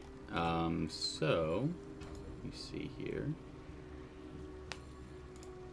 And I will go ahead and continue our campaign. So I want to show where we are. I hit a whole bunch of letters and sent them. That's fun. All right. Anyways, so the party, for those of you who are just streaming, just tuning in, or just rejoining us, the party has found themselves in a bit of a pickle. They cracked open this door and found a whole bunch of goblins, which prompted them to do what you should do: close the door. And so they have done. The goblins are all doing goblin things, and now the party is here. This one is going to go 5, 10, 15, 20, 25, 30. And we will throw open the door. And I will also, because of these little ones, I'm going to go ahead and roll just once for these folks. This one is going to throw open the door and stand right there. Sapience, I guess, is your turn. Yeah, that's I think if you reorder, I forgot that I'd rolled initiative before the break. So you said you had already? Yes, I had rolled a 17, then I rolled it again and screwed it up. No worries. There we go. Perfect. Okay. So are you using Sapience as your person, or are you already in there? Oh, you're already in there at a 17, and Sapience is in there. What should your initiative actually be? It should be 17. Okay, cool. Then you're in there. Give me just a moment here. Sending. This goblin went. Rush, it's your turn. Great. I guess I'm going to try to get towards the fight. Okay. Go ahead. And I will ready a Toll the Dead in case I see any goblins come through that door. All right. Sapience doing anything? Gonna hang out here. Okay. All right. So we have a goblin who's going to shoot a bow over his friend's head, or maybe in his friend's head. We'll find out together. Which does not hit our elf, Nashua, and onto Brutus. Yeah, I'm gonna have to follow the group. I very much apologize. I'm on another thing. Brutus says, "Arr!" and just follows. All right, roll to hit. I can roll a hit if you want me to.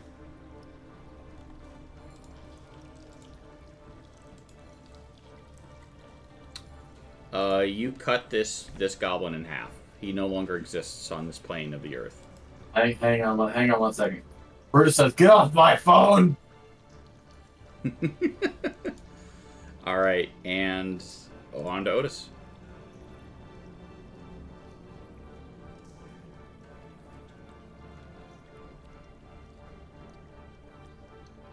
Are you there, Otis? Oh yeah, I'm absolutely here. I'm just trying to think if I want which way is going to be better. Bum, bum, bum, bum, bum, bum, bum.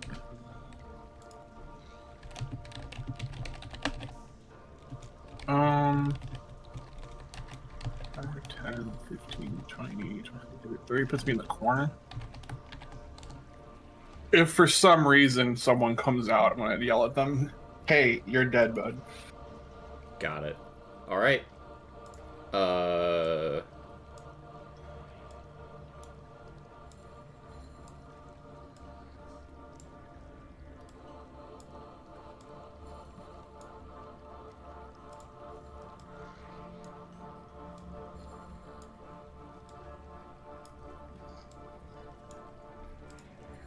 right.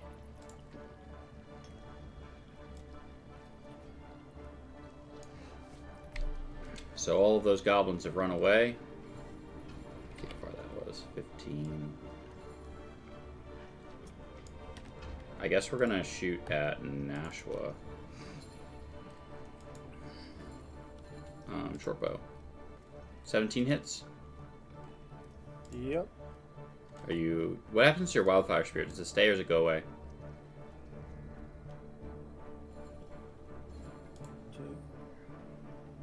The spirit manifests for an hour until it's reduced to 0 hit points. Or until you die, Until so you it stays. summon the spirit again, or until you die. So he gets to hang out. And because I can't give it commands, all it does is dodge. That's all it does, dodge action. Got it. Venk? Well, I guess I need to move over here where I can see stuff. And then I will try to shoot things. I'll go for this guy. trying to ping. There we go.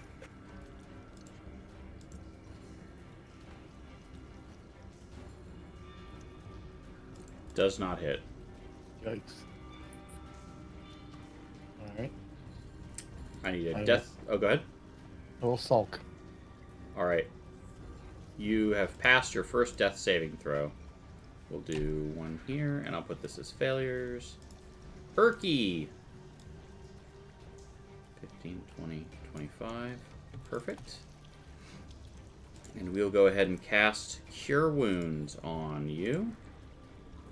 So you'll heal 7. And that is all. And then Erky will move. He might only have a movement of 25 feet. He has 30. Cool. He moves here. Potion bottle opening. Nashwa's up. Yes, Nasha was conscious, but is prone. I'll put that here.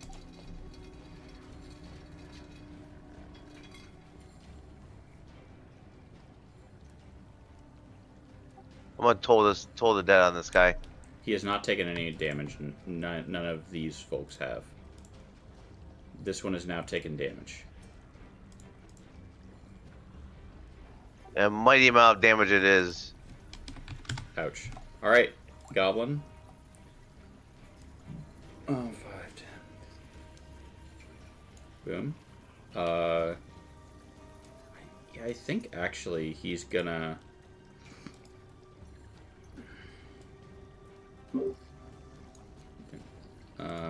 I think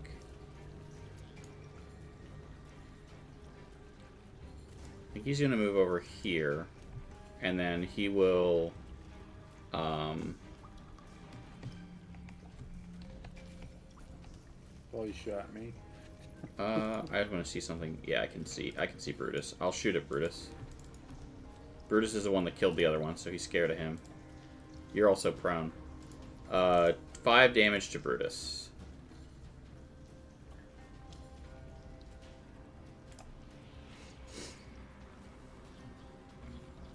Alright, 5 damage to Brutus, and now it is Rush's turn.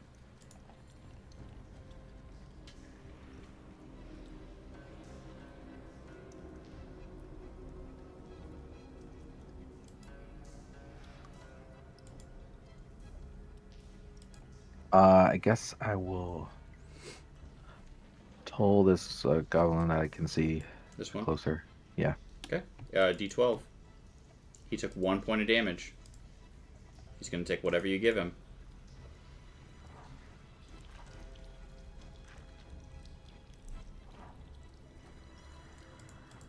He dies.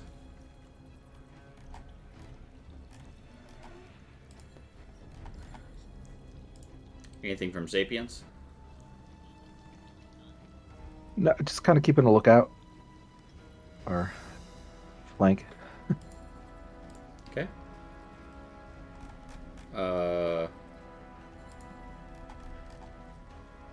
This goblin is going to go running over here and is going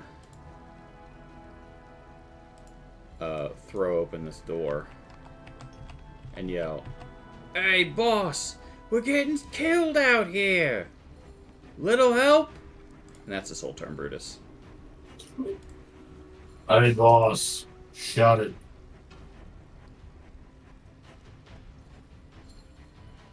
Yeah, you cleave him in twain. Where once there was goblin, now there are 2.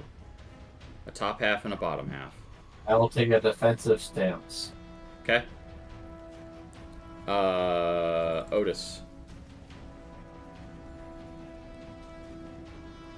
Well, we'll go 1, 2, 3, 4. I'm gonna pop myself into the room. Go, oh, there's a goblin. And tell me that.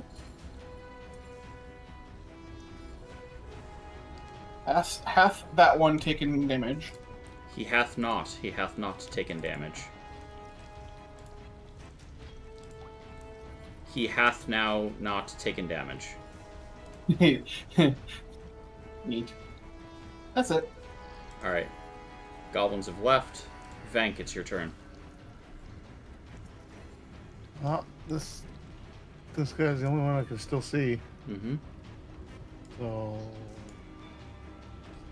I'm going to try to put an arrow in his skull. You have to move. Oh, you hit him. Well, you'll need to be here, You have but to yes. move. Yeah. All right. Oh, I can't see him from here. Really? According to my thing, I could only see him from over there. Yeah, but this is all a wall. That's all a wall. No, from right here, I could literally see him. I don't know how I could see him. Yeah, I think But you have to be there. But yeah, I you can't see see him. him now. But if you're saying I can, then here, take that down. Well, first of all, I hate it. And second of all, he's dead. All right, so Yeah, I told you were dead. You just didn't believe me. All right, you'll have the rest of the round to set up. Venk is done. Nashua, what do you want to do?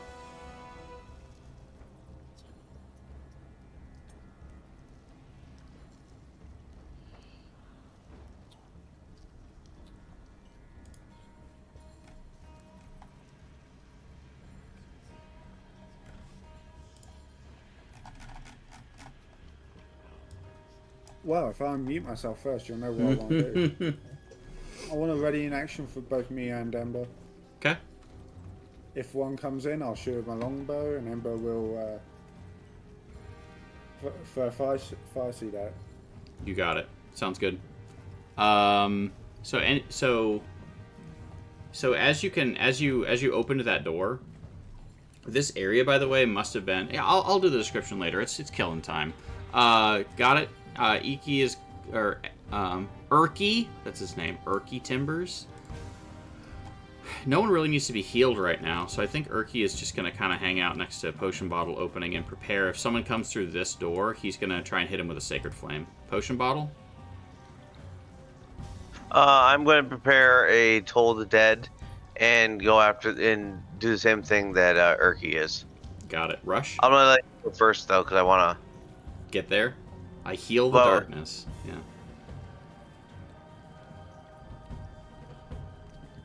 All right.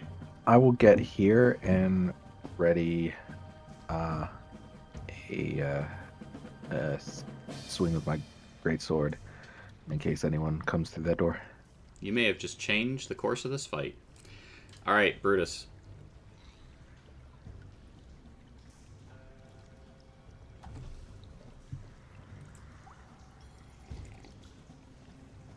Do you want to move into the room?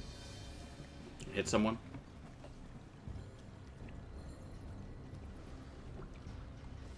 I'm going to go with yes. 5, 10, because you're still raging. 5, 10, 15, 20, 25. Here?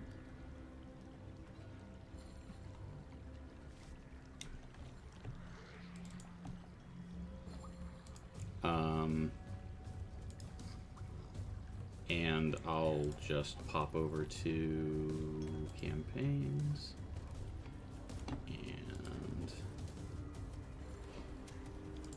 this.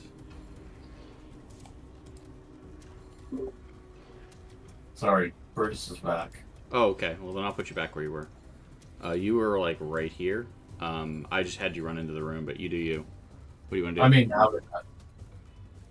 Right, running in, hitting that guy. Roll to hit. Reckless.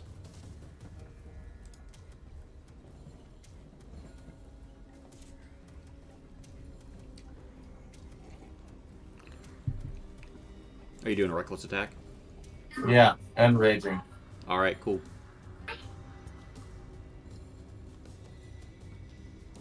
So, I have to attack. Sorry. No worries. That'll hit for 4. +2, right? Yeah, so 6. Ouch. Yeah, I don't think Roll20 does the whole thing. You can select it as a thing. You can say like add raise damage, please. I don't remember where well, it is, but it exists. I did not do that, No but worries. I'm doing that. So All right. 6. All right, you do 6 damage to him. He is unhappy. Otis. Can I push him into the wall to make him more unhappy? Yeah, you hit him. He goes into the wall, and you know what? He's prone. Good. Thank you. Mm-hmm. Otis. I'm running in, see Brutus fighting, so maybe it's dead? Question mark? It's not dead. This is alive. Telling it's Oh, are you telling gonna it tell? it's You're dead. gonna ask it if it's dead? Yeah. All right. Sure, maybe. 6 damage. He gets hit in the chest with 2 horns, gets knocked back, and you're just like, "Hey, you're dead," and he's like, "Oh," and then dies. Great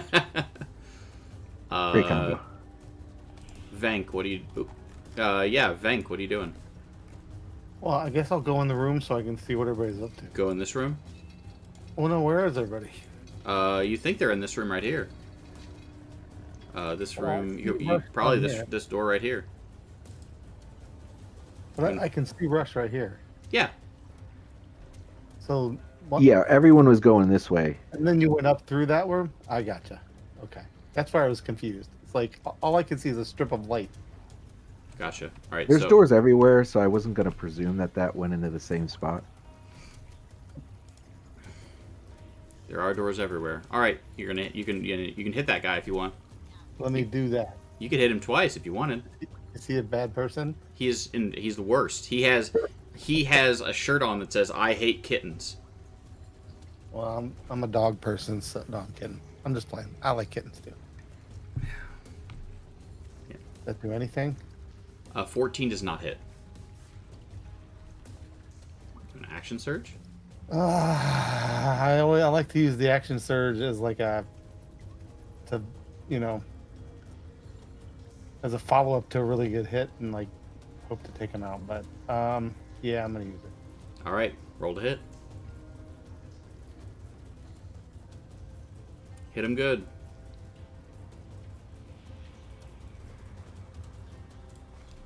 Will that do? You know it sure will. Go ahead and roll the damage from that. You can just click the link thing in Roll20. And that'll automatically do the Yeah, double? it should just click and add everything. Oh, it just rolled it a bunch of times. No, yeah. So it did... I think it's 11. That looks correct to me. Yeah, critical slashing damage. One hand because you have your shield out. You slash in front of him. He steps back, and then as he comes to attack you, you just run him through, and then push all the way up to the hilt of the sword and pull it out, and he's dead. All right. Goblins, dragon, dealing with kobolds, fighting a troll, fighting a bunch of goblins. That's what you missed. All right, Nashua, it's your turn. I am going to move here. Love it. Flame seed, flame I seed. can see things now. Yeah, I should probably roll for this person too. I am going to shoot this guy in the face. I believe you. If I can go up there. You best be careful. Take 9 doesn't do it. 9 does not do it. No. I'm going to fire seed him instead then. Okay. Where is that? Fire seed, fire seed.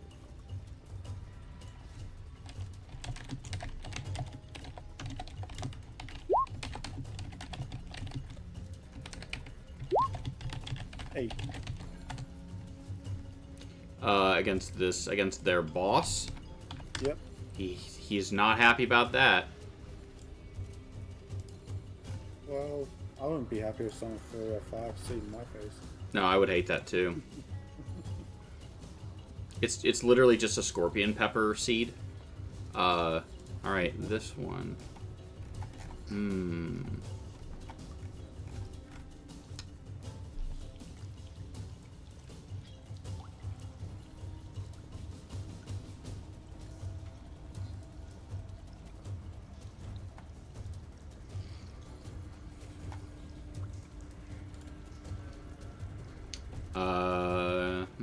right. Well, we're gonna use the special rules we have here, and Durin over here is going to who's their leader. He's gonna quaff a potion as a bonus action. That's too much. So -2, so 7. So he'll regain 7 of his hit points. So then he will, that was his bonus action, he will run over here and is going to attack, he is going to attack with his longsword. Does a 9 hit against Brutus? The answer is yes, so Brutus will take 4 points of damage. Yep.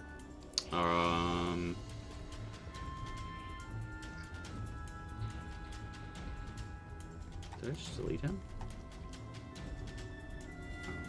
I'm there.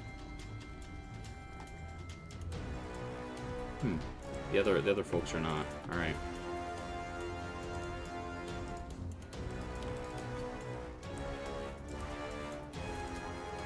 That was weird. Anyways, all right. Sorry about that. Something.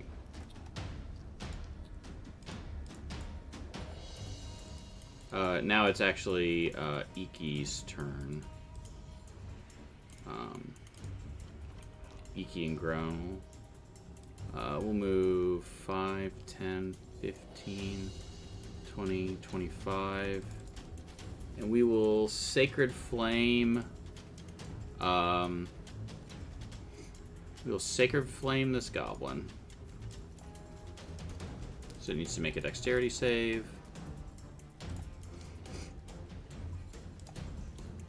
Which it will make. And that's Iki's turn.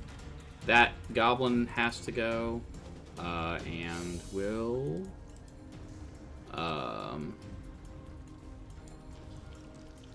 has some spells. You know what?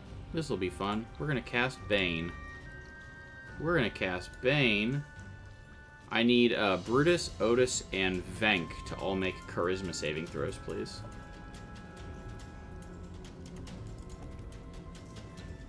Nothing for Brutus, nothing for Otis. Alright, Venk, you have been afflicted by Bane, and you will, it is concentration. You have been afflicted by Bane, and you'll subtract a d4 from all your attacks. Yikes. Yep. So I'll use this Broken Heart on you.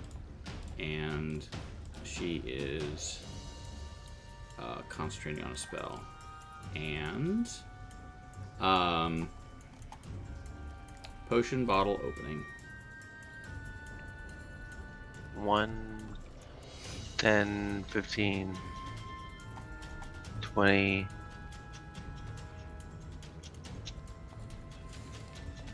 25. I'm gonna get this guy here. But Toll? Yep, told it. He took a potion and is still missing 1 hit point. So, how unfortunate for him. How fortunate he saved, though. No.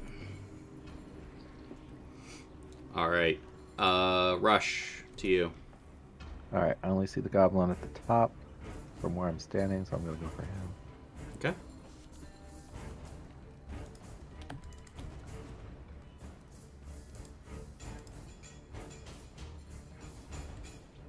I will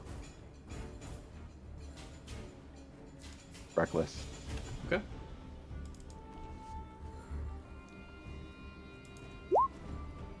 That'll absolutely hit.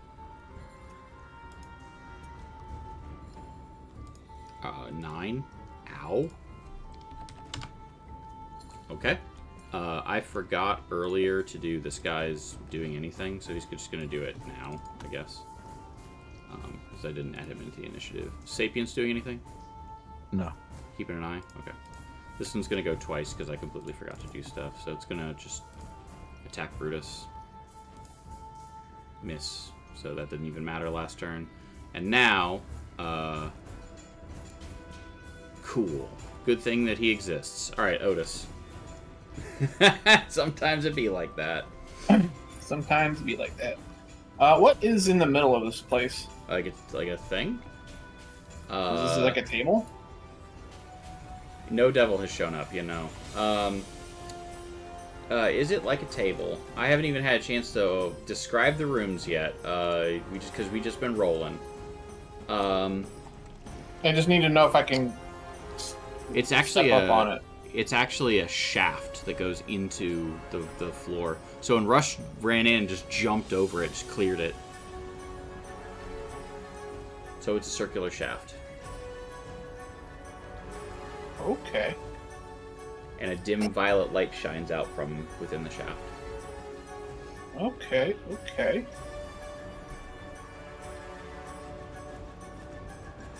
Good opportunity for me to get to that spot right there.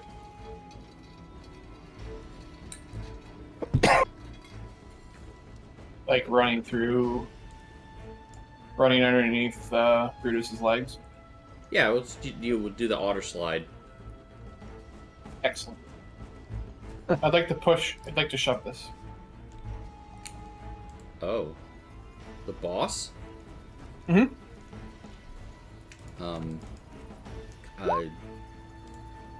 Sorry, when you said that, this is my brain said. Alright. Bye! Bye, buddy. I hope you find your dad. Alright, well, he's dead.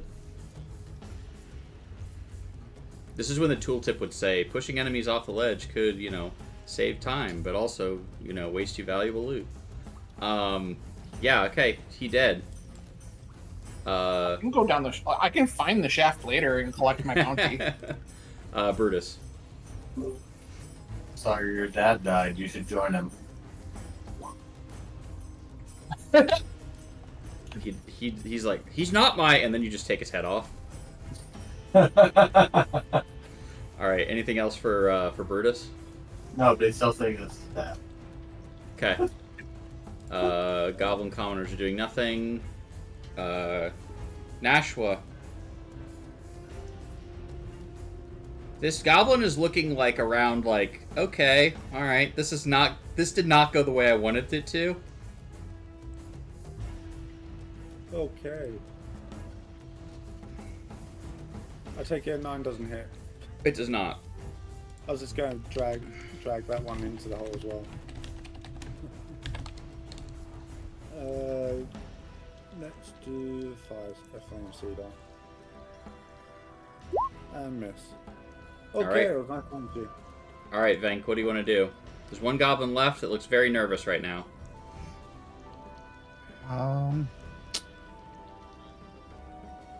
I'll save an arrow and come over and whack him.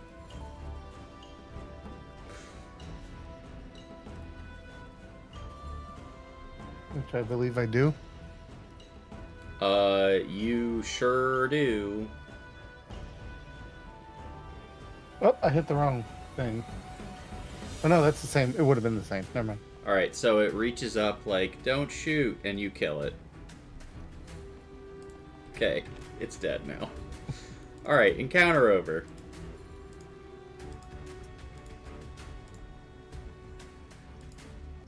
That's my favorite saying. What? Encounter over? Yeah. My favorite is when it goes like, when it does one of this, when you're like playing, and then like you have this elaborate fight, and then the wizard just goes fireball, and you're like, neat, and you total up the damage, and you're like, encounter over. And you're like, cool. All right, so like Thursday. Huh? Just What was like that? Thursday. Yeah. Just like Thursday when Reskin walked into a room, just fireballed everything. Yep, and it's just like, all right, cool. So there are a whole bunch of goblins here when you arrived, and so I'm just gonna describe this room and what you saw when you walked in here. Where once might have been a mighty cathedral is now a goblin lair, or was, thick with filth from years of goblin life.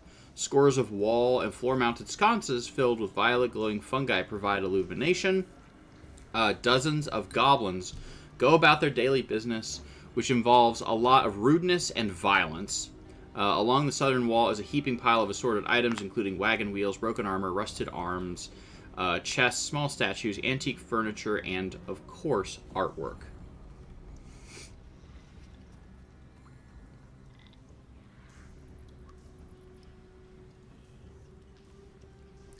So yeah, that's what happened.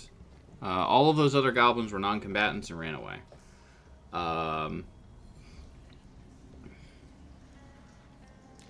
You find the following thing in this room, by the way. Let me make sure.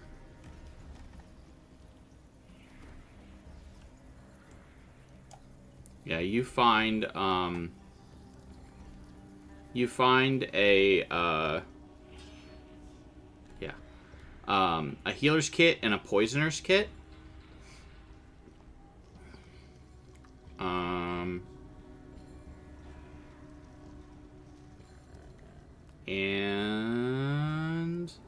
And you find a statue to Corell and the Tharan worth 30 gold and a chain shirt. So I'll just drop these here. So you find these, and you also found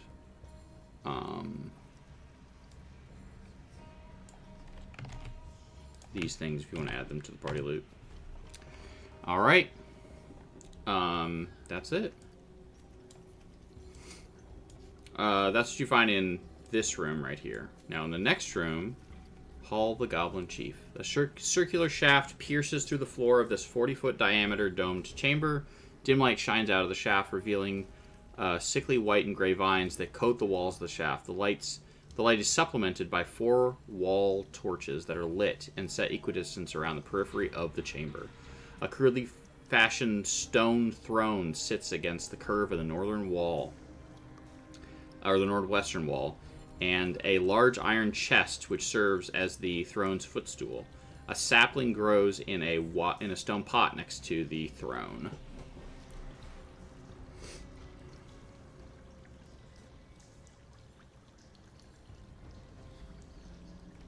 Let's open the chest. Who's opening it? Check it for trap. Make me an investigation check. Yeah, I can do it. Okay.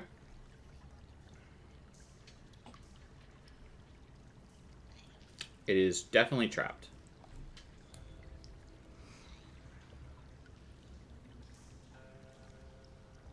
We'll need some thieves' tools to open it. Don't have those. My first crit of the day. quick, throw me down the shaft so I can go grab my other character. No. Just half kidding. We gotta loot that body too, right? Got the rope. The one that you threw down there? Yeah. Do you just want to pick this up and throw it down there and hope it breaks open? Oh, that's a good idea. Dang, that's a smart idea. I'm here for it. I just need someone say the word. Someone say the magic word. Is the magic word yeet? It is. Yeah, It is yeah. in fact the magic word. Yeet. Excellent. Yeet. You pick up the chest and throw it down. Down on the lower floor, Droon staggers to his feet. He looks up as the chest crashes on his head, killing him.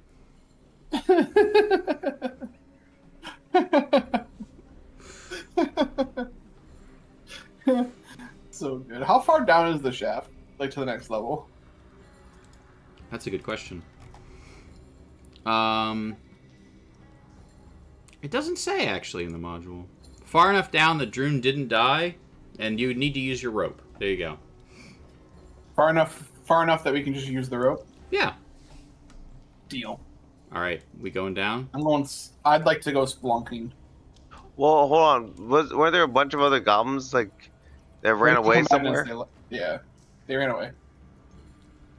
Do we want to leave them alone so that they can come and cut our rope? It's animated, and it'll just follow us after we're done getting down there. And the AC of the rope's 20.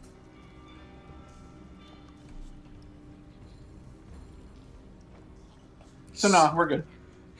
Night Divinity's quote's real good. Spelunk, but don't go splat. Yep. All right. Spelunking. All right, so I'm going to go ahead and move this here, move these here. All right, what I am going to do is I am going to have, gosh, I mean, I feel like you guys are doing pretty well. You're taking two short rests, right? Do you want to take a long rest before going down here? I think that'd be a good idea. I would love my stuff back. I will let everyone take a long rest and get all their things back. Sure, I used it all before the rest. Yeah, I'll use spells again.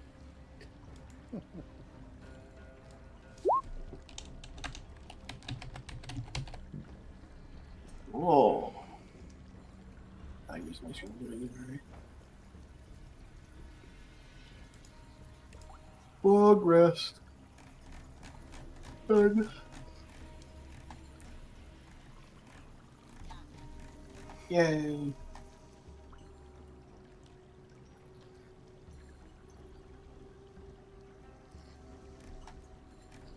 Nice.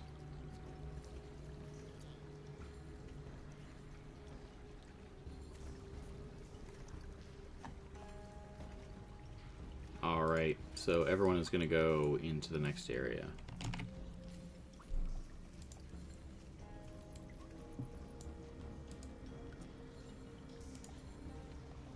I can't see anything. Correct.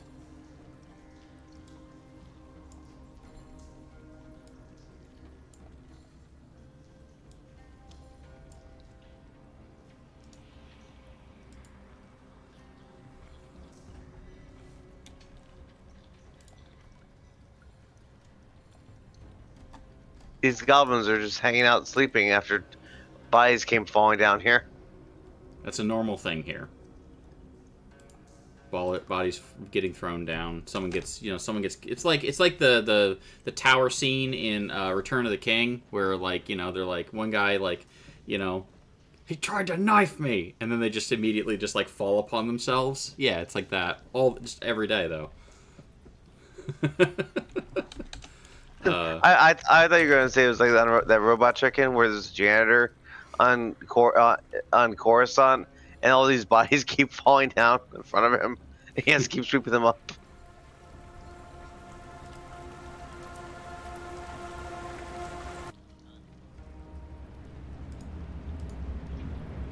All right, let me see if this will work now. Yes. All right. Okay, so you make your way down into this area.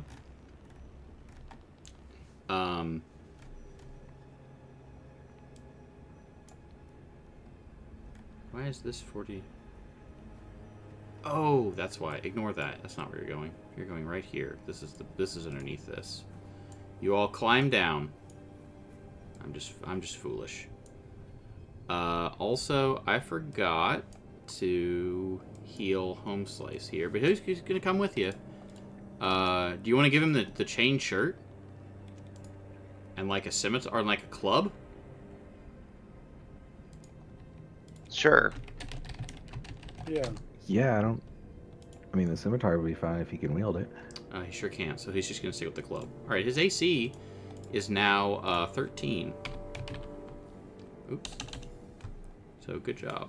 Good job, him. Okay, perfect. So this area here that you have now landed in, which is down here, there's now a dead hobgoblin, which we will loot in a moment. But first, luminescent fungus sheds violet light that clings to the walls and the ceilings of this wide cavern. The air is damp, chilly, and redolent with the odors of loam and decay. A layer of earth mixed with rotting vegetation and the remains of cave animals covers the floor. Several varieties of mushroom and fungi grow in the detritus, as well as a few saplings.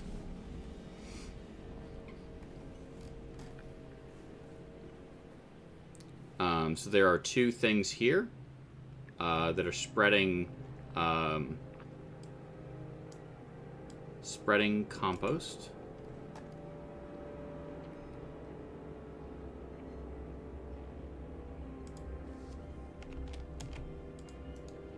And as soon as you... oh, cool. Yeah, perfect. Alright, so as soon as you land here, we're all gonna just roll initiative. Initiative, initiative, initiative.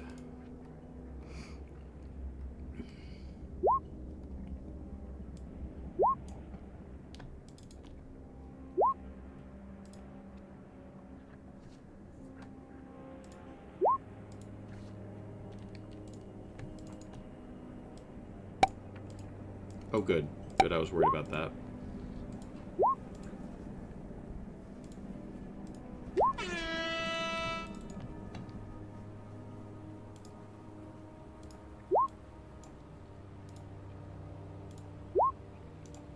Alright, here we go. Boom. My skeleton gets to go first. And he's angry. He's running right over here. And you're no longer baned, but you do have your shield out, most likely. And he is going to attack Rush.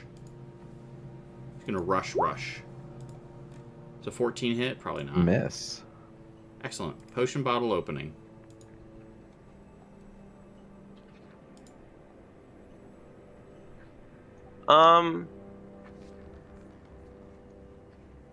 I'm going to go ahead and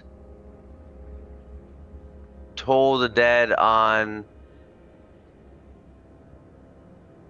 this guy. Okay. He hates it.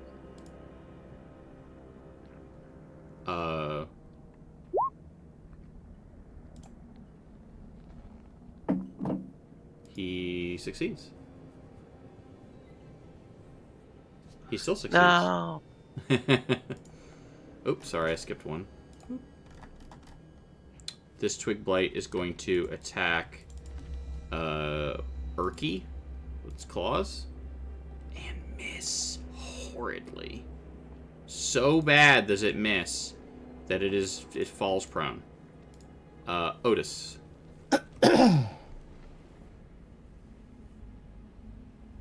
Bonk.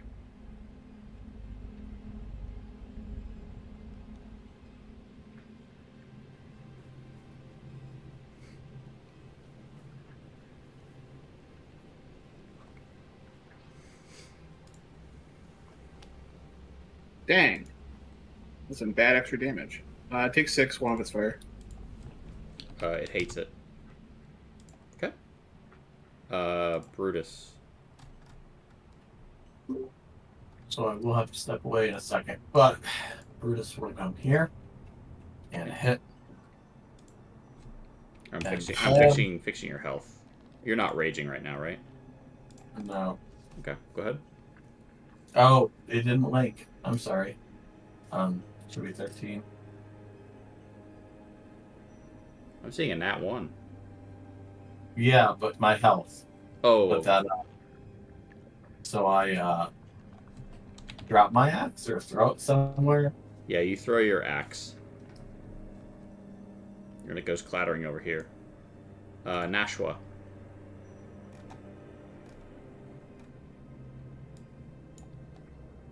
What do you want to do? What was that? So, I'm going to shoot this one. Okay, roll to hit. And I'll probably miss. 10 does not hit. Okay. I'm going to fire seed it in the face. Okay. Did that hit? 16 does hit. That is 5 fire damage. It takes extra fire damage and explodes and dies. Awesome. That is me. Alright. Robed skeleton.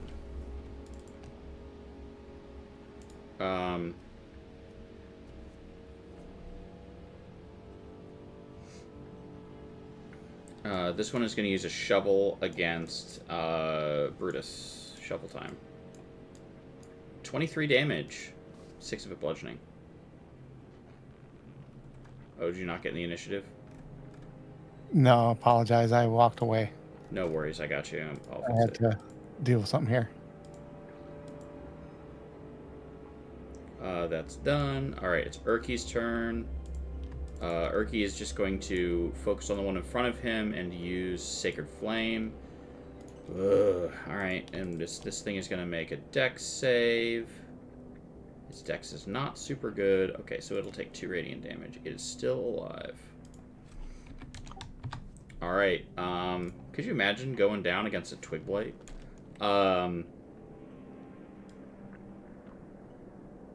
This one is going to run... I guess it's just going to run to the closest thing, which is Vank, and attack.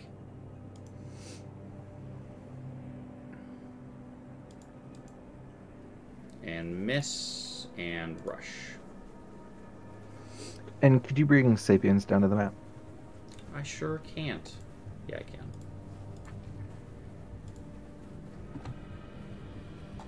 I didn't put Sapiens with the group, so that's my bad. Boop. Boop.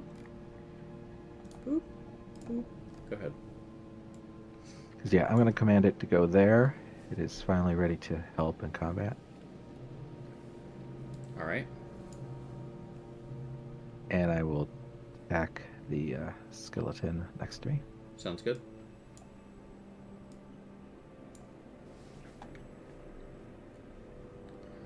You hit it.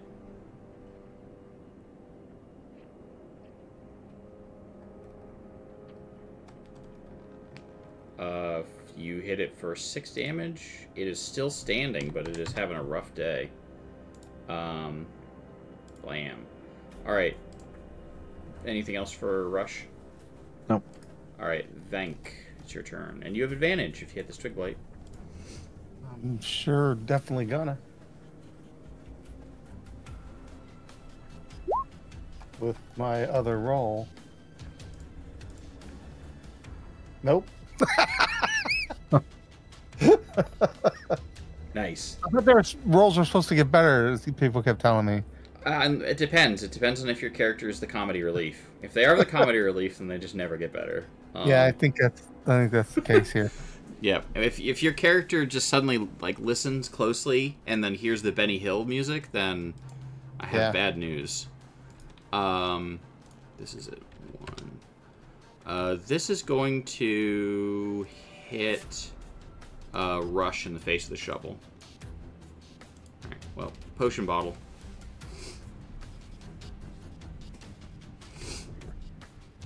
What's potion bottle opening gonna do? Oh, sorry. Yeah, I'm gonna just charge over here and hit this Twig Blight that's prone. Yep. How do I roll with advantage from beyond? Or can I? Roll with advantage from beyond? Yeah. You can right click and select advantage. Yeah, that or hold shift.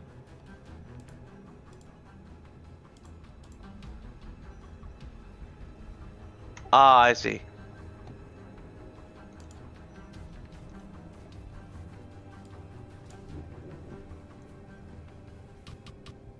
Yep. 22. It like sawdust. I run up and I just go, Citizen Kane! Citizen Kane! It's Citizen Kane! Rose. I don't know if who knows that Kids in the Hall sketch, but... Nope. Rosebud. Alright, Nashua. Oops, it's Nashua's turn. Yeah, shoot this one. Okay. You will miss. Okay, I'm going to 5 seed this one. Okay.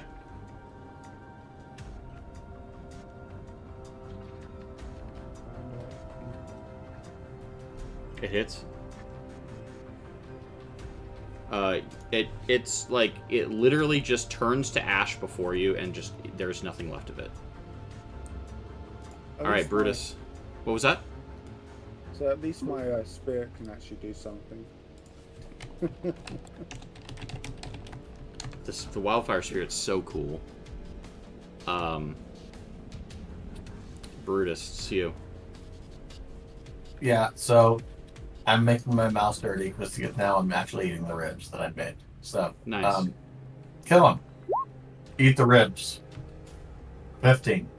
Where's your great axe? 15 damage. Where's your Where's great the axe, though? Huh? Oh, it's Where's- over there. So that's actually going to be... Let me do this. Let me do... I got an idea. Why don't you run over and grab it, and then come back, and I'll just try to hit you with No. my shovel and miss. No, because I'm going to get hit, right? So hang on. I got this.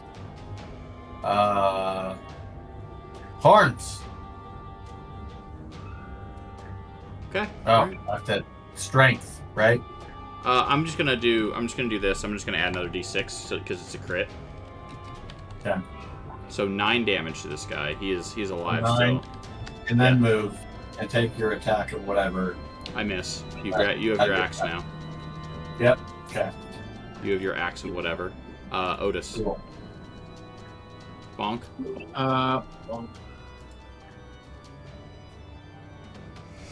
You already know. Bonk. Okay. Alright.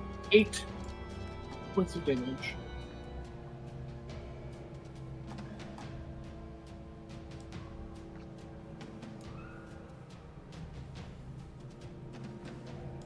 Eight points of damage. Yep.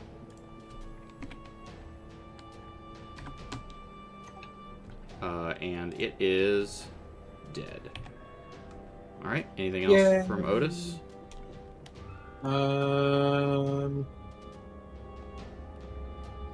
No. Alright. The skeleton's gonna run up to Brutus. He's gonna take its shovel. He's gonna try and hit you with it. It hits you with it. You take that 1 bludgeoning damage. It hits you with a shovel. Yep, done. Urky's like, oh no, looks over potion bottle opening, makes a popping noise with his mouth, and then goes, hiya, and is gonna try and kill this robe skeleton. So, Carrington, the worst part of that is I have to clean my fingers for 1 damage. Oh, hang on a second. So you should be at 24. Because we took a long rest. Dex save. It passes. Rush. Run up here and Whack it.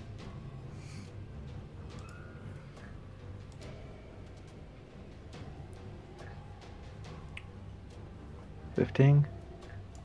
15 absolutely hits.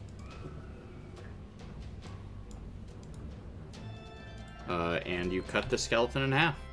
And it dies. You find a magical item. So I'm going to turn... You've combat over. Removing this.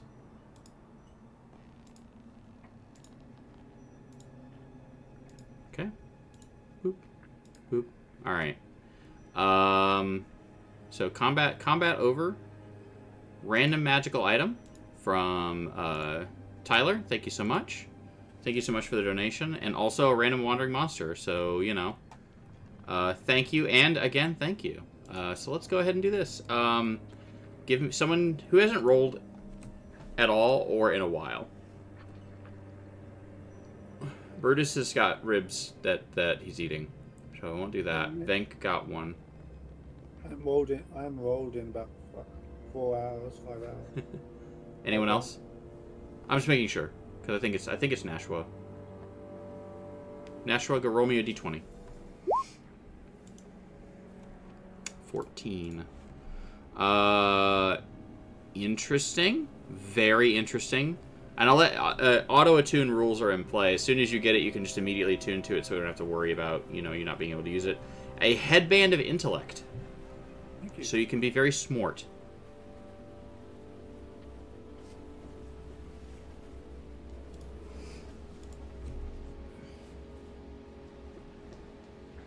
So Thank you, smart. Tyler. What was that? I was just saying thank you to Tyler. Yes, thank you. And then, actually, I have just decided we're going to fight. It's a little monster. It's a little guy. One of my favorite little monsters. I haven't used one of these in a minute. Trask. No. I feel like I just want to pull. I'm going to pull this out. Pull this aside and just see it. I'm going to pull it where y'all aren't. Oh my. Yeah, it can't be one of those. That's too scary. But I feel like this it can be.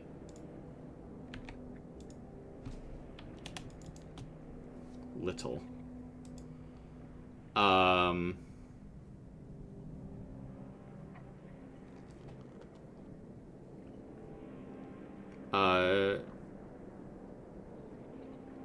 Yeah. Yeah, this is probably fine. One wandering monster. Over in the corner over here is a little wandering friend. Little friend that everyone likes. It's a worm-like creature with a beak and 4 tentacles coming out of the front of it. Did I clear initiative? I sure didn't. Alright, I sure did. Kill it. Kill it with fire. Alright, go ahead and roll initiative.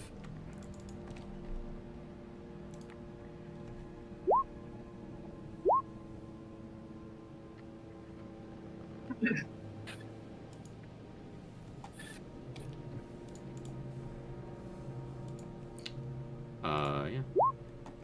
Alright, 1, 2, 3, 4. I'm missing 2 people in initiative right now. One of them misrolled. And didn't select their token.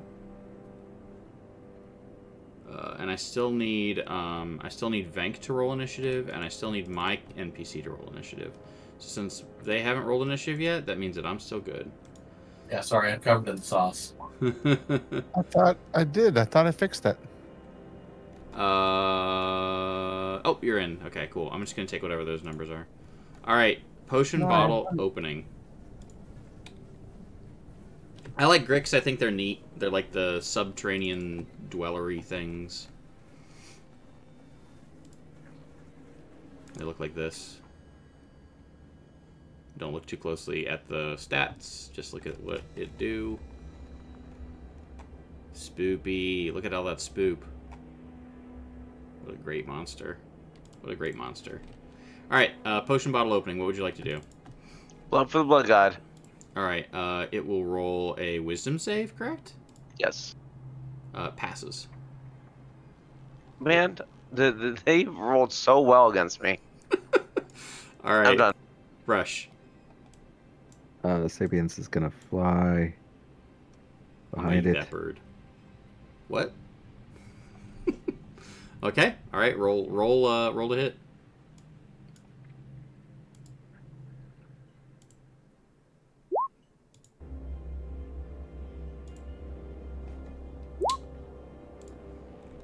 The 20, yeah, so it will only take 4 damage because it's resistant to slashing damage. -4. Ouch. Okay. Venk. I think I will not venture close if I can help it.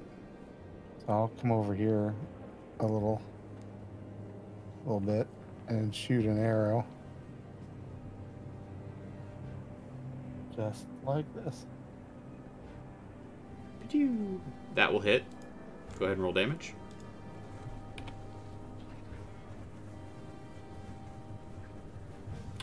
So it will only take 2 damage because the arrow hits and it barely penetrates its thick, leathery hide.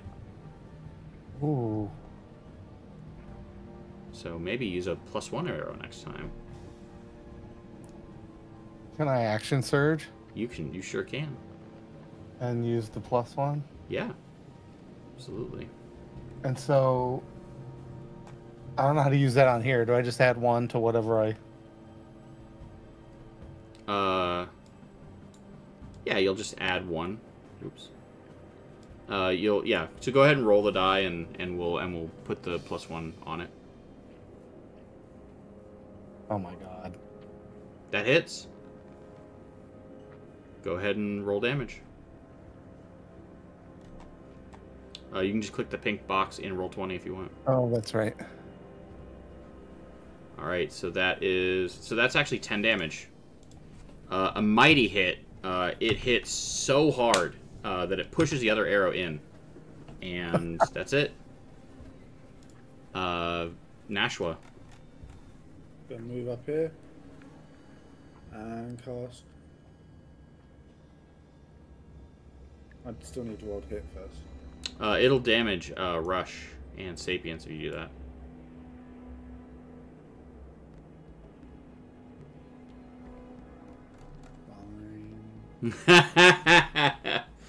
I mean, Longbow Flame Seed is not bad.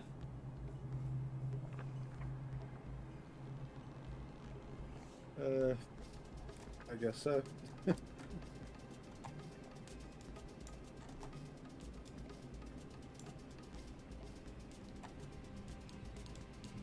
Longbow will hit for 8 damage. And Flame Seed. A 12 will not hit. Well, that's me. Otis, did you... You haven't gone yet. You'll go later. That's right. Okay. Brutus. Yeah, I'm so sorry. I have to dash to get to him. Except, I dashed. So, Goring Rush.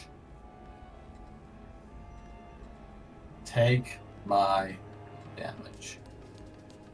1 melee attack with your horns. Go ahead and roll the horns. So, here we go. Yeah. So you run in, you put your head down, you tuck in, you like square your shoulders. You hit this thing center mass with your horns. You feel the horns go straight through its body, and just you pin it against the wall. It squeals for a moment, it shrieks, and then it goes limp and dies. This is the early level nonsense of a Minotaur. All right. No more battle. Done. All right. It is almost 8 o'clock. So where are we going? The door here. There's Well, a door first here. of all, Go ahead. we have leader loot, and we have what was in the box. We did what was in the box. What was in the box? Something. What's in the box? Because we yeeted it down the shaft. And that Oh, was it. you're talking about that box. Yeah, that box. I got you. I got you now. And Okay. the boss, because we killed him. Yeah. Yeah, you did. Trying to get me tooltip. Okay, so you also find, I'm just gonna put these in the party loot. Don't forget you can use them because you killed this person mercilessly, so even though they were trying to surrender. I'm sorry. They were attacking us. How were they trying to surrender? Anyways, now the world may never know. Wall around it. Yeah, Dark God 007. I don't want to fight that bull. Talking about Brutus. The iron chest. You break it. It is broken open. And there is a gold. These things you find.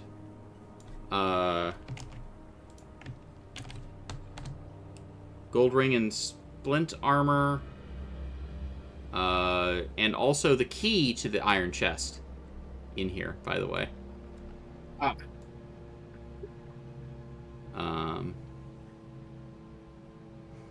And then also these things. I'm going to let whoever is handling loot update this. And finally, these things here. I got it. Cool.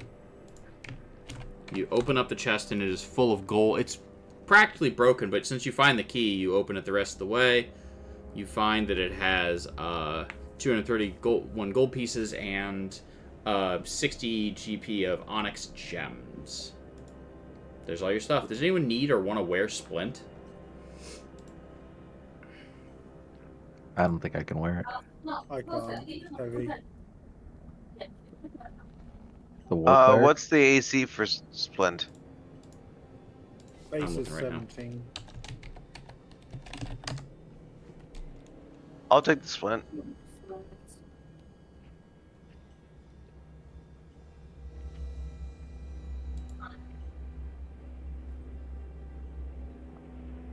Yeah, it looks like it's 17. Is it Sorry, 17? you said silver earrings, 20 gold pieces each, but is it one? Silver one. earrings. I would say there are 2 of them. It's a matching Thanks. pair. That's thanks. Yep, and a matching necklace with moonstones. Yep. Oh, moonstones are pretty. I just googled them. Kind of like opals. All right. All right. So do you want to go here? I'll take the Splint, by the way. Okay, sounds good. I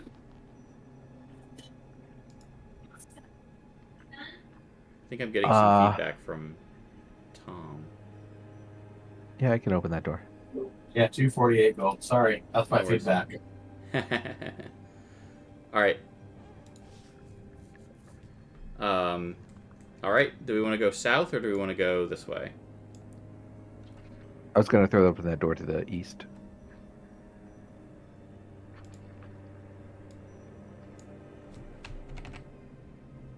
Okay.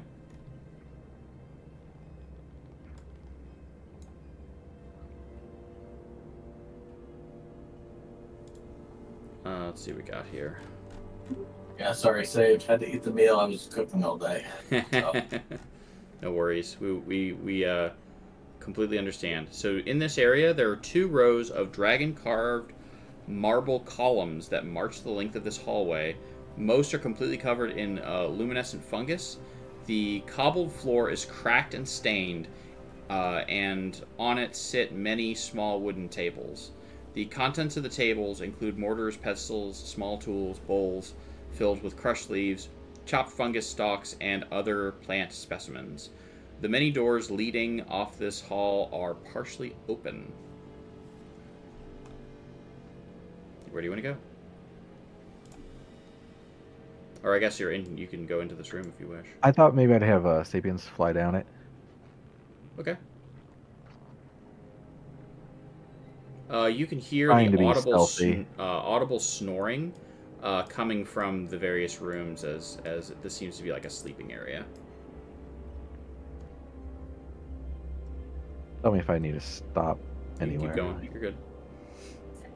Do Sapiens feel in danger? No. Okay. So I will let you all make a group. Yeah, there's quite a few goblins. They all seem to be sleeping though. Oh, let me do 2 things real quick and fix this. Take that split off for now. Explorer and this and save. There we go. Go ahead and send Sapiens through again, so you can get the rough lay of the land, and it'll stay this time.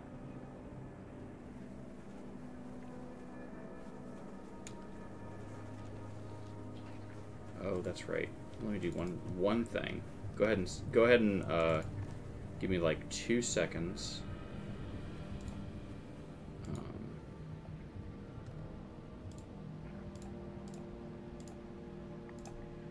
Okay, cool. And then go ahead and move Sapiens back.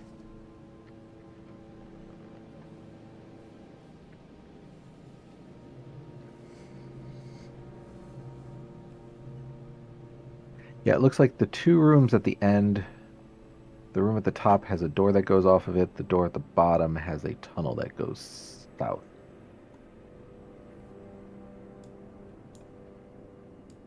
The first 2 rooms on either side are just just like little chambers.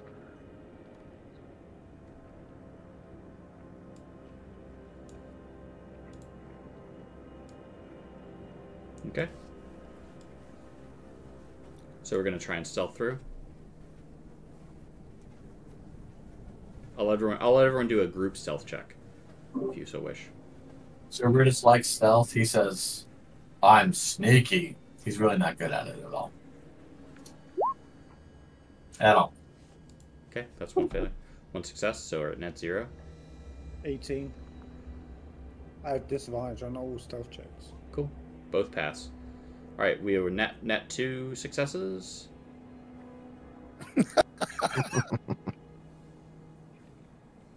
Hey, we got rerolls. You want to use them?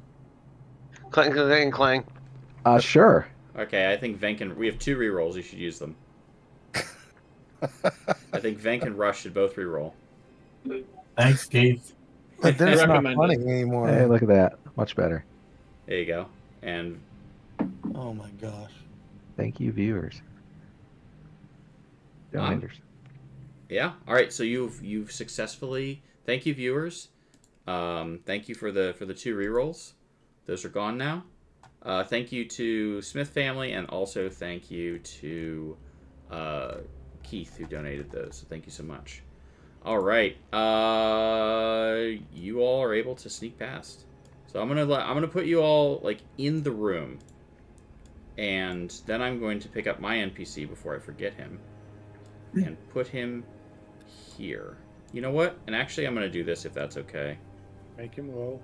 I'm not gonna make him roll. I'm gonna go ahead and he does need to roll, doesn't he? Because he is sneaking. All right, I hate that. I hate everything about that. That one. Stop it. Oh, man. And we have no. I'm who said that, by the way? You know exactly who said it. Well, I guess roll initiative. Listen, got it. I have spent enough time with these so-called graduates from the Carrington School of NPCs to know Right. exactly how that was going to go. All right, let me. I have to do math real quick. Okay, so failure. Success. There's 7 of us. You need 4 successes. I think we have 4 successes. 1, 2, 3, and then a double success. Yeah, we're good. We're good. Sad trombone. Yep. All right. Even though he failed, y'all are, even with a crit, nat 1, y'all are good. You all can continue moving if you wish. Do we want to go towards the door at the top or the tunnel? There appears to be a tunnel down here. Secret and tunnel. through the mountains. Tunnel. And then also there's an area up here.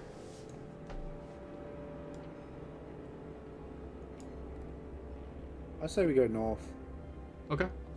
through the door, unless people don't want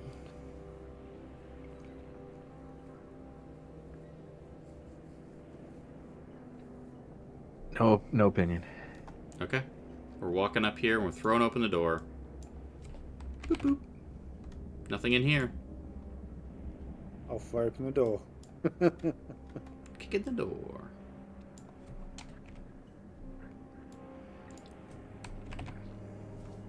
Oh, another door. Hi. All right, Hello. I'm gonna let everyone else I'm gonna kind of move everyone else up here to kind of help out.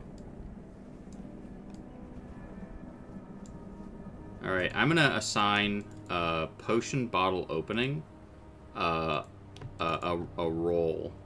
Sound good?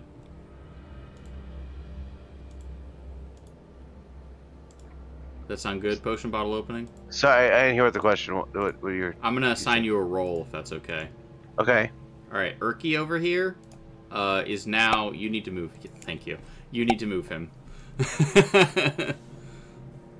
Okay. I will let you. You have control. You can see his token. You can even see his spells. But yeah. All right. So there we go.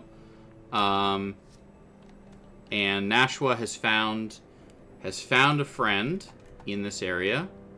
But let's see if they're friendly friends. They're probably not. I like how I open the door and hear the Old Spice whistling. What is this? This is what, 48?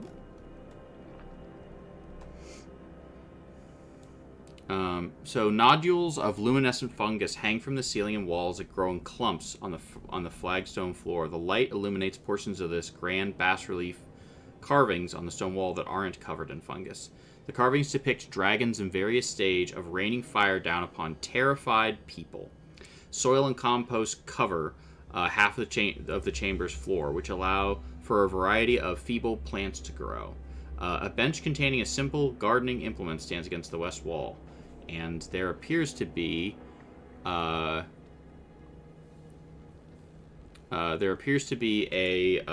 big bad bug bear here that I guess turns around and asks you, would you like to roll initiative? Does that count as a humanoid? I believe so. I want to say my roll went through before you said initiative. The attack? Yeah. You were still stealthed. Before we do all this initiative, Brutus would like to say no. I was wondering if I could use the Eyes of Charming on it. do you have any objections to trying to use the Eyes of Charming? I think it's a goblinoid. It is in fact a goblinoid. So, but don't you worry, I got uses for those here in a minute. Big brain. All right. And I'll roll for Erky. I rolled for him. Oh, you did? I rolled for him twice. I rolled for him once. I got a 1. Okay, well, I'll change him to a 1. And then I'll reset everything. So I've got Nashua, Otis, Potion Bottle, Rush. I'm missing 2. I think I'm missing Venk and Brutus. Missing your initiatives. Yeah, Brutus said no, but he'll still no. All right. All right. Brutus, it's your turn. You hear them go, "Oh, hello," and then the gardener gets hit with 2 damage. Cool. Yeah, this bad guy is over here. Over here, even further. Yeah, I think that I have a lantern such as it is. 10, 20, 30. Hey, bad guy. 10, 20, 30 hit. You hit him for 10. Hey. Okay. There we are. All right, Nashua.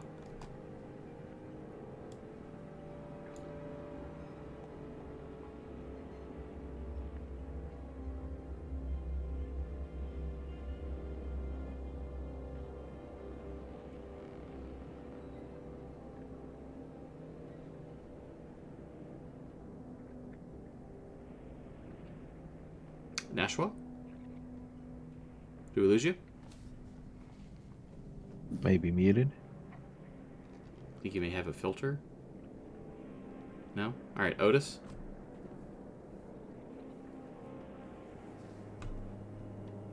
Me? We'll come back to... Oh, I'm here. Oh, okay. Sorry. JK's. What were you doing? Or what do you want to do? 18. Absolutely hits. And then... Another 4.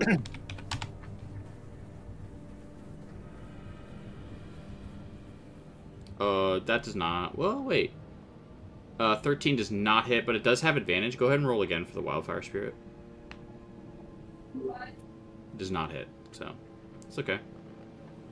Oh. Well, we tried. Otis. Okay, I can go now. Now you can go, Otis. Sorry about that. I'm gonna go here, and then I'm going to go... Bonk. Abe, you're dead. Okay. He is definitely taken some damage, because reasons. He fails, so give me that damage.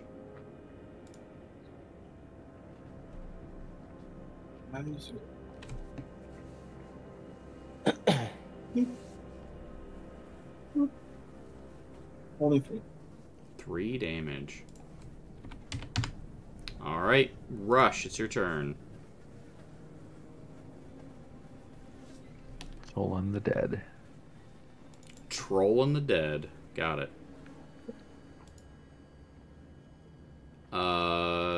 Bam. None of that. No damage. Alright. Bugbear Gardener. Well, this elf just hit me twice. And I happen to hate that. But I'm going to roll a 2. I can hit literally anyone.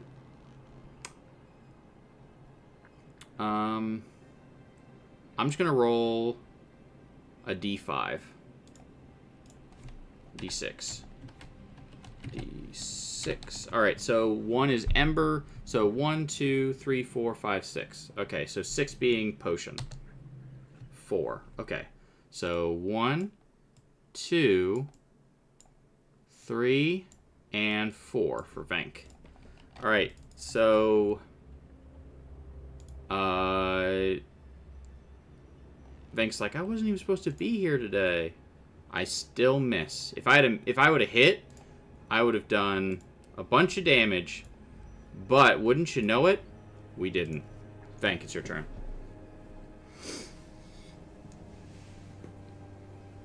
All right.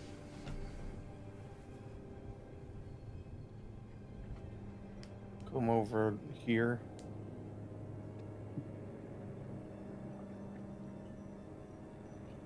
Shoot a little arrow.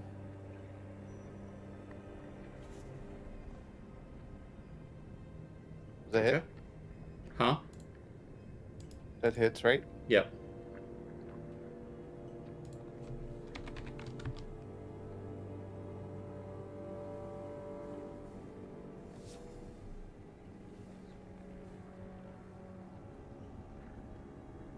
And it is still alive.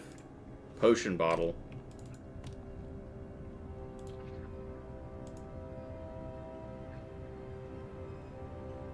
Where are you gonna All take? right. Here we go. Time to toll that dead. Alright. The warp opens up. He has 1 hit point. And rips it down into the underworld. And then it is defeated. Huzzah. The giant ship goes by in the moment you see into the next area. Nice. I'm going to.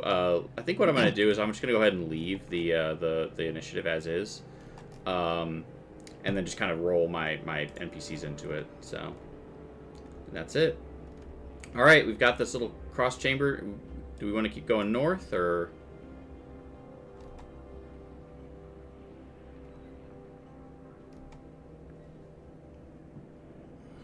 What do you Why think? not? I'm easy. I chose going north, so some can choose the next direction.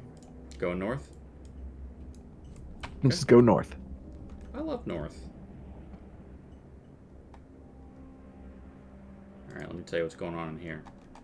There's some things in here.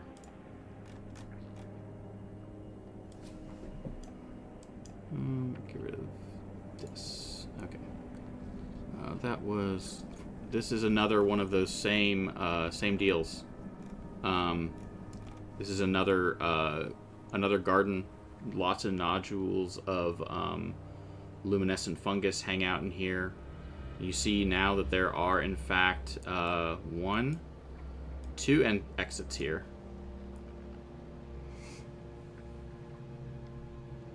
This one seems to keep going if you go to the north.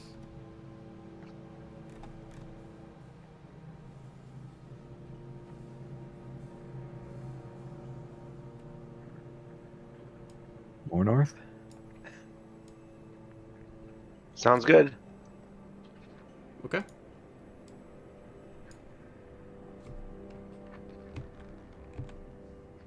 Okay. this area contains only plants. And there does appear to be another door right here.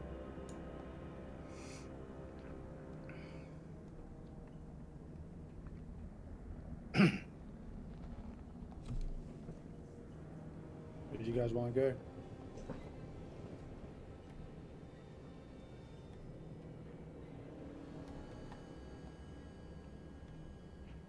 Yeah, so in this area, by the way, this luminescent mist blurs the edges of this octagonal chamber. Nodules of glowing fungus dot the stone walls and the ceiling, as well as caps of toadstools and mushrooms and small polyps, puffballs, and lichen. The humid air reeks of rot. Reeks of rot. Oh, that sounds great. Reeks with rot. I like how that sings. It's terrible and it sounds disgusting. But it was pleasant to say. Moving on. This map, like, the ground looks like there's a path to the right, but there's no door there. There's not a door there. Or is there? Bum, bum, bum. Okay. We can go find out. Yep. So are we going to this area here? Is that what we're doing? Right here? That seems like we're heading that direction. I think we're talking about going over here. Where? Here? Over there? Oh, go ahead and make a perception check.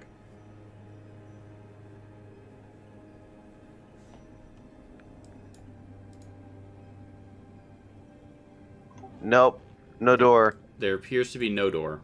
No door, Hodor, Modor, Gondor. Gondor, that's what it is. Is that Mordor? No. There's just the one door here, in this room.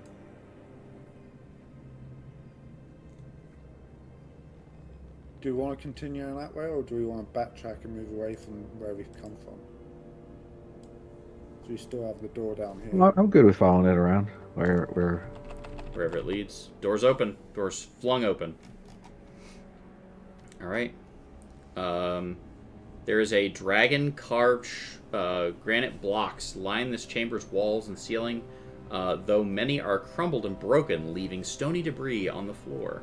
A huge marble statue of a rearing red dragon stands in the curve of the western wall. The eye sockets of the dragon are empty, but a red glow lingers there, providing reddish light throughout the chamber. The radiance casts an inky shadow behind the statue's wide wings. A 5-foot diameter circular tile of dark stone is set into the floor of the dragon statue. Runes are carved around the circular tile's inner edge.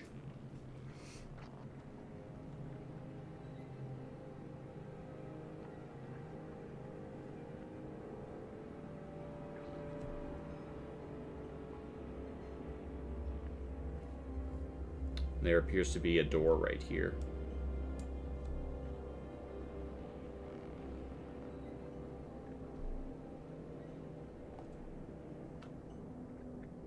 I'll investigate Investigate what? this panel on the floor.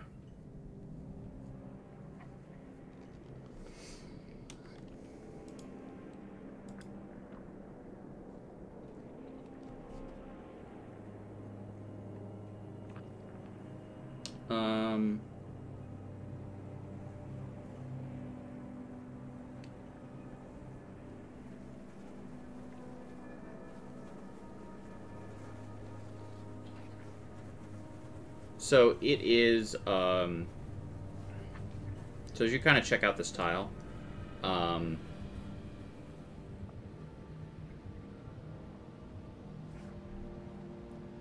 you get the feeling suddenly that you are not, and I'm going to put Venk right up here, that you are not alone, and I will go ahead and roll.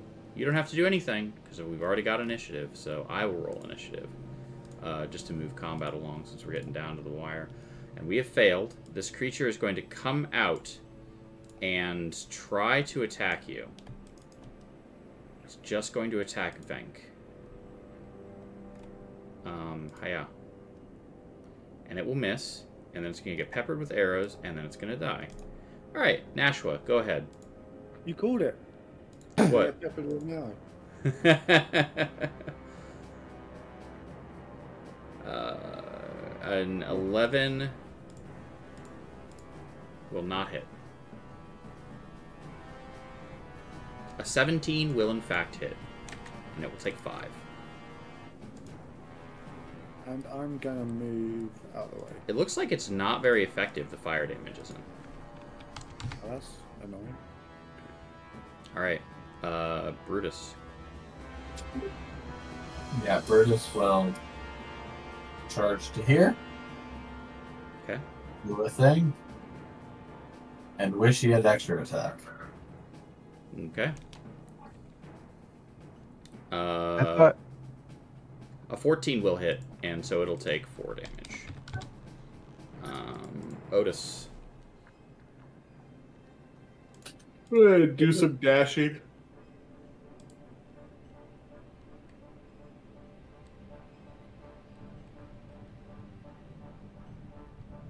That's as far as I can go. Rush, it's your turn.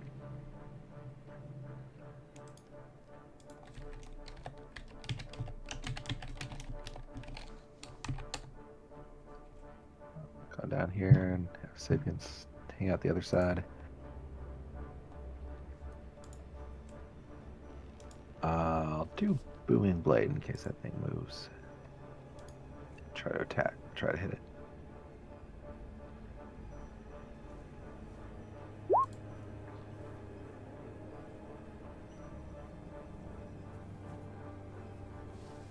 $24.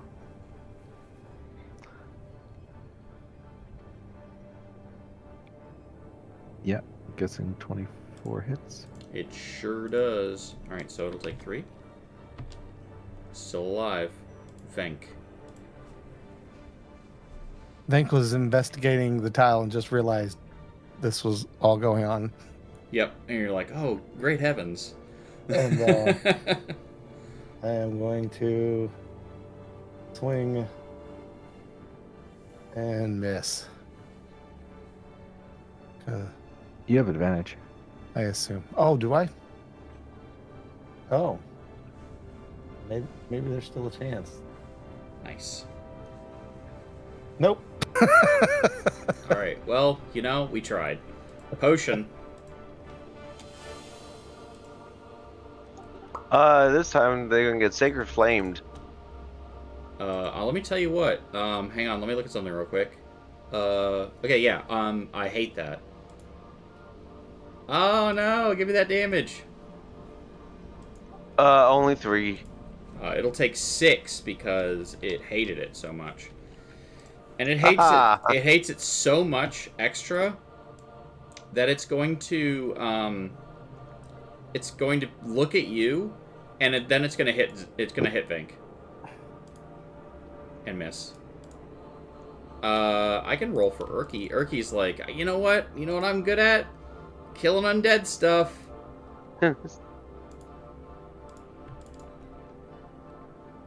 All right, here we go. It fails, which means Urki killed it, which means, you know what that means, everyone, right? That means Urki has to die.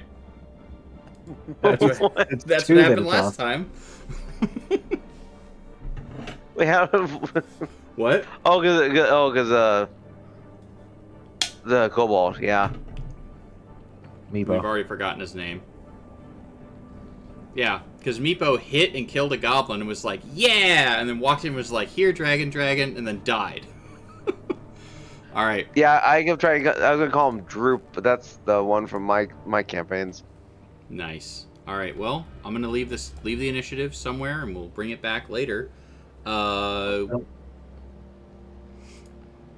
So as we continue, Brutus is a jerk, but he's going to stand in front of Urki. Because he actually likes Meepo. Brutus is going to protect Urki. Because he couldn't protect the other one? Not for his own life, but, you know, well enough. So you notice that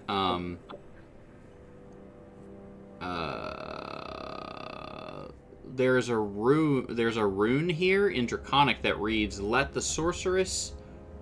I'll just post it. And if you want, you can tell everyone what it says.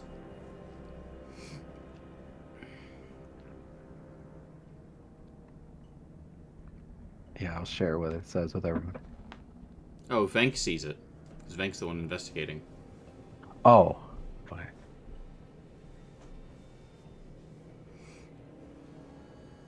Or whoever wants to read it can.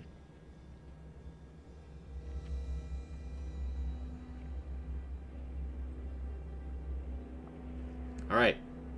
Moving on.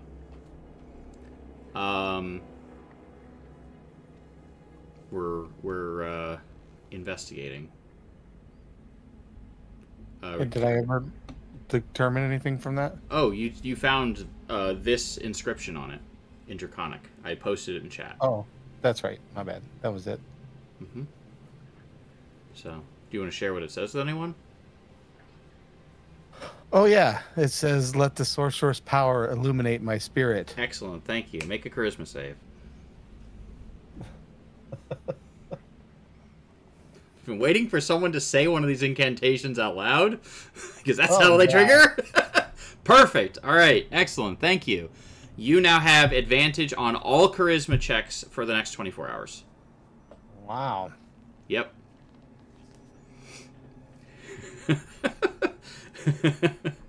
Yeah. The only one that you were just like, when I was just like, here's a riddle, and you were like, stars? And I was just like, nailed it. Perfect. Okay. And then we're going into the next room? Yep. All right. In this area, this is a library. Leaning and fallen stone. Bookshelves fill this chamber through a clear path that connects the shelves to the opposite walls. Torn and burnt pages, bindings, and scrolls are disordered in piles on the corner. Make me perception checks.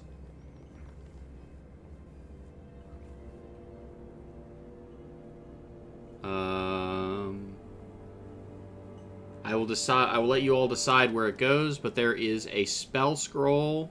There are 2 spell scrolls that you find. A spell scroll of Scorching Ray and a spell scroll of Melf's Acid Arrow. Do not forget these. They will be important because battle and stuff. You have multiple casters. Spell scroll of Scorching Ray and spell scroll of Melf's Acid Arrow. I'll take Scorching Ray. Okay. Yeah, I like fire. Yeah, you do. All right, moving on to the next. As a wizard, a magic initiative, can I do the scrolls too? I don't know. I'll take the acid arrow one. I think the answer is yes. It does not give you the ability to use a spell scroll. You know what? For the kids, you can. That's what I'm going to say. For the kids, you have to know what the rules are so you can break them. All right. And everyone makes their way into this next room, which is exciting, an exciting new room. After you find the... I'm kind of pushing us through because we're getting into the last, like, hour and a half or so. You find a damp and crumbled steps descend sharply. And actually, all of these... I ruined Urki here. Urki grew 3 sizes that day. Yep. All right. My favorite is that they couldn't spring for another token. It's just still him in prison. I'm moving these up.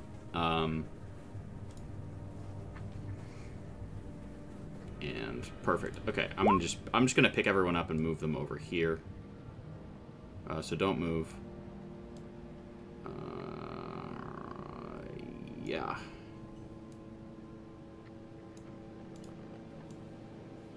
There we go. All right. So what happened? What happened? There's actually a little path that goes underneath the. There's actually a little path that goes underneath everything. I'm gonna get rid of those. I don't need this anymore. Okay.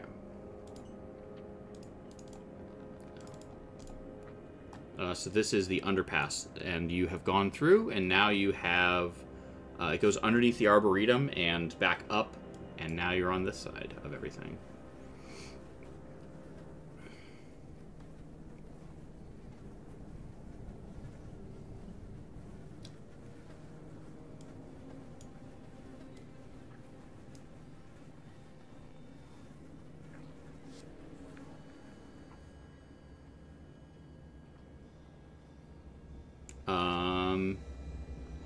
Are we opening any of these doors?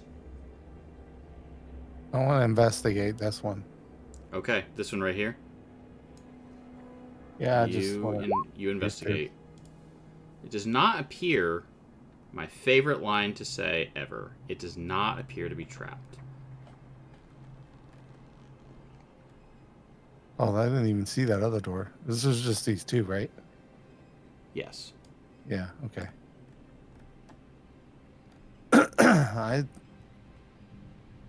I'm interested in this one. Let me see something real quick. On which one? The one that you're in front of you? Yeah, it does not seem to be anything there. All right. I'll open it. All right. Carefully.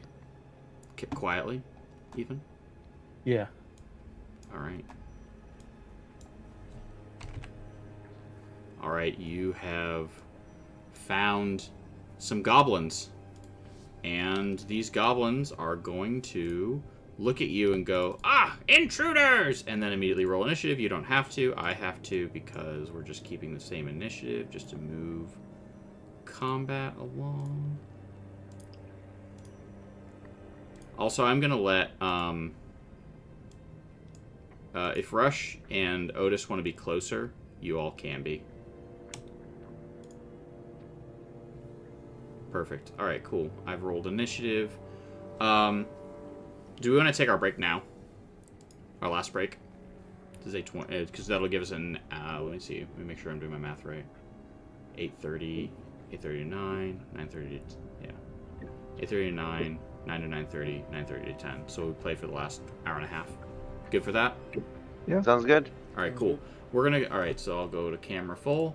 All right, everyone. We're going to take a quick break. We will be back in 10 minutes. Don't go away. We will do the conclusion of our 12-hour marathon.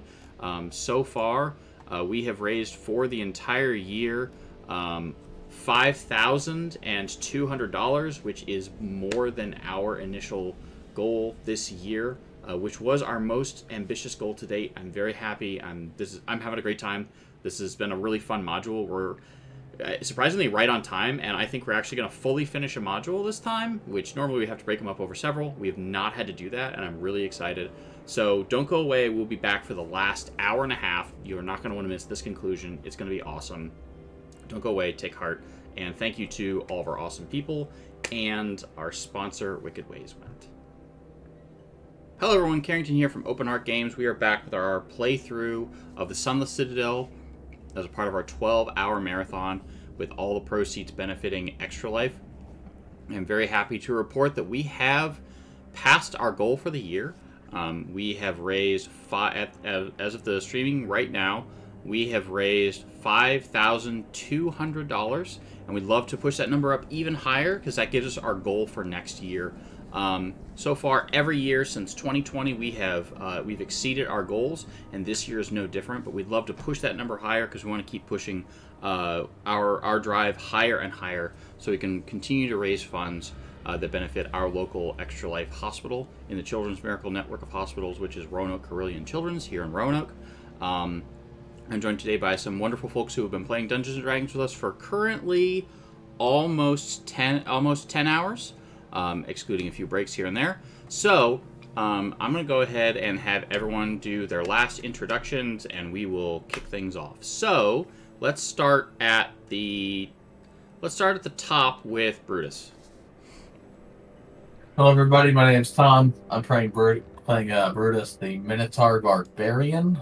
Having a lot of fun. been playing these charity marathons since the beginning, but this is probably the best time I've ever had. Excellent. All right, and Nashwa. Hey everyone, I'm Ryan. I'm playing Nashua the Druid. And yeah, I've only ever missed one of these. Hopefully, I will never miss another. So. Excellent. And Otis.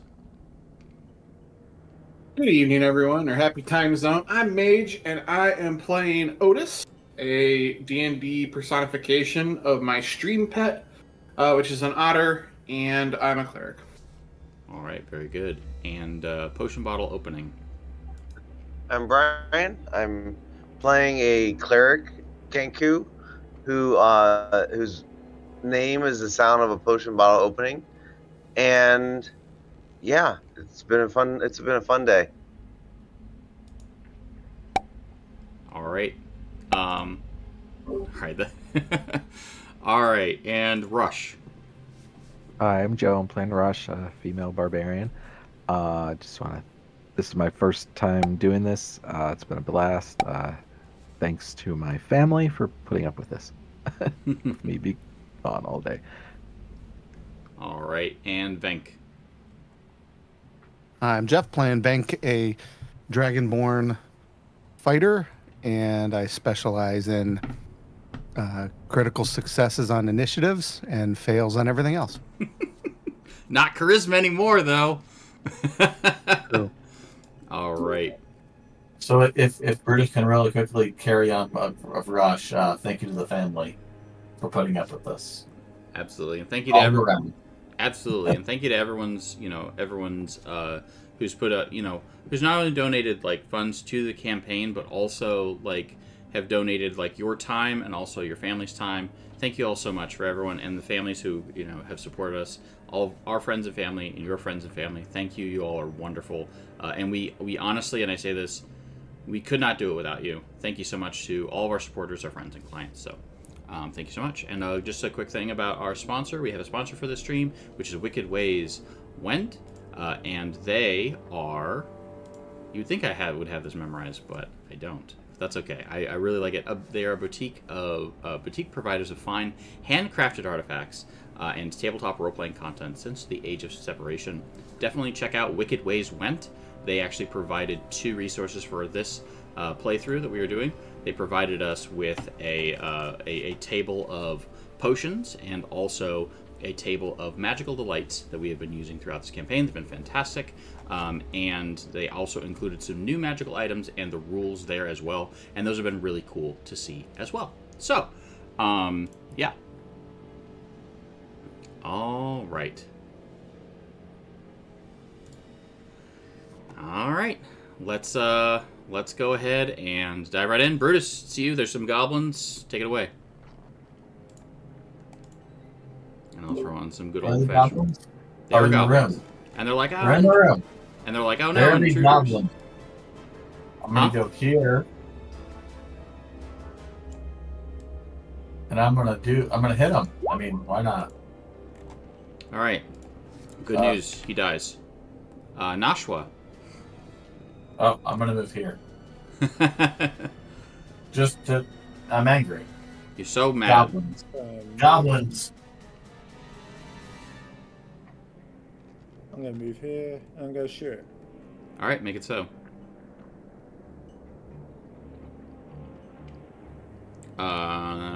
This one that will hit. 10. Oh, because of the gauntlets. Yeah, he just explodes.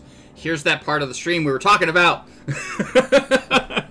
where the rolls come back and everything dies. Absolutely hits. Another one. Yep, hits that guy. He is still alive. Okay, that's me. Otis.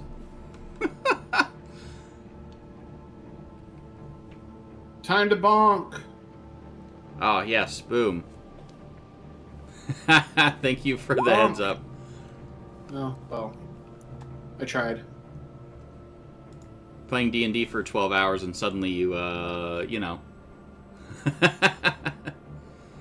Thank you for the compliment on my beard. Appreciate that. That is a miss. Did you want to use any of your things to try and hit them? No. All right. No.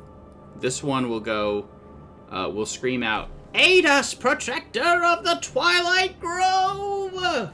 And you're like, what in the world is happening? And we'll roll. It's the devil. Yep.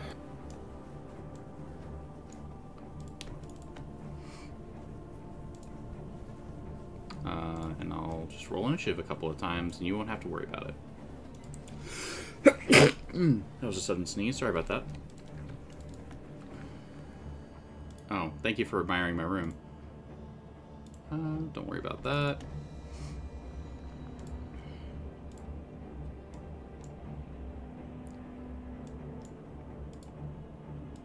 Sorry, I'm having to roll initiative for a bunch of things.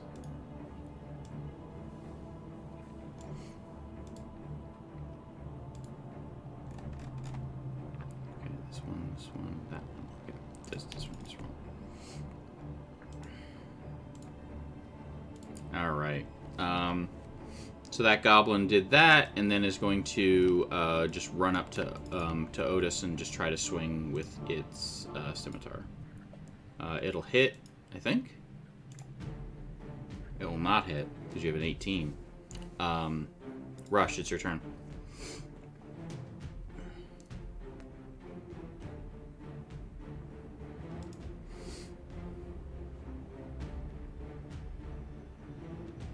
It only gets there, so I am going to pull the one directly across from me.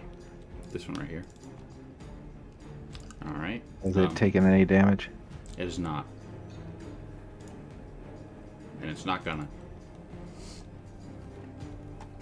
It refuses. It sees your damage and says no. And in fact, this one is gonna go, you know what? I'm gonna attack Otis too. Scimitar. First one hits for 8. It's like max damage, sure is. 8 damage to Otis. And then potion bottle opening.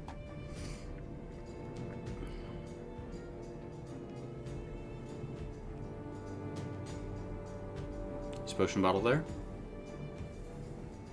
I'm here. Alright, it's your turn. Here you go.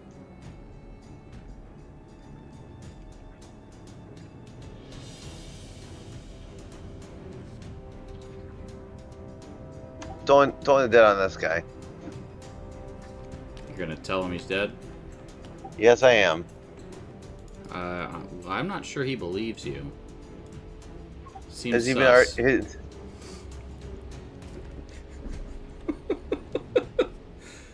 Unreal. Alright. Pretty wise bugbears. Or They're goblins so or wise. Who are you so way? You're so wise. I have failed so many of these rolls. I think I have just succeeded at so many of them. Vank, it's your turn.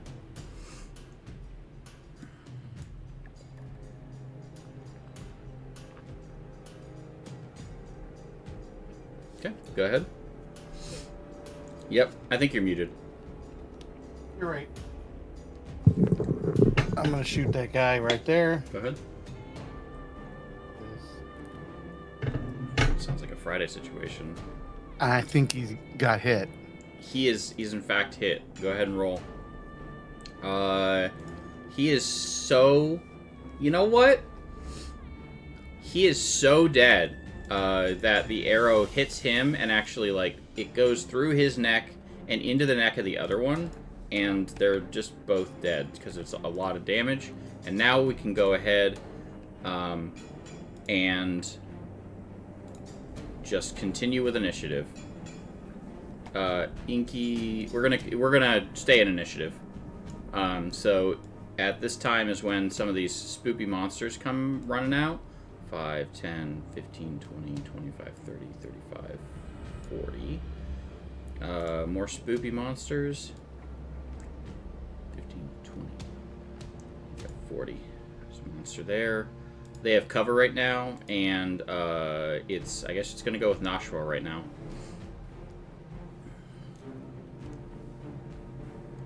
We got time for the devil, don't you worry.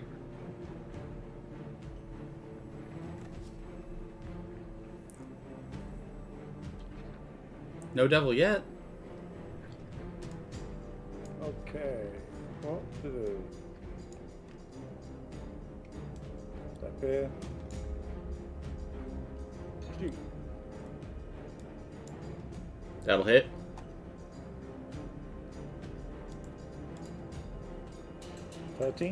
It explodes. There's nothing of it Okay. left. He steps forward and he will shoot fire at the one, this one. Okay. I missed. That is true. He will miss. Brutus. Oops. Brutus. Brutus it is. They're down here? Yeah, there he is. They're down there, yeah. Oh, this is good. Oh, it's too far. Oh no. I'm gonna dash. And hit him. And I'm still gonna hit him. You do it. Because I'm Brutus. And I do. Wait, what do I do? Hang on. I gotta click. Horn attack? I gotta click it. Groin rush. Yeah. One melee attack with your horns is a bonus action.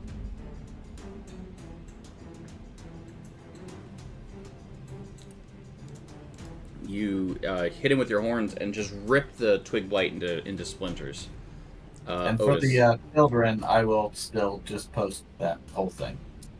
Right. That's how I did it. You're Very welcome. good. He did. I love that one. All right, Otis.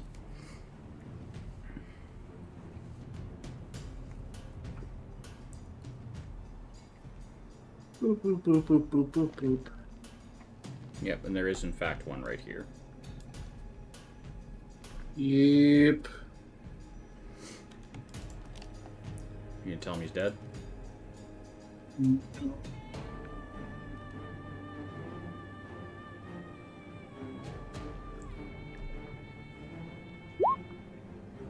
gonna try to light it on fire. Well, fire. It will fail and take 2. And it is unhappy. Perfect. Twig blight.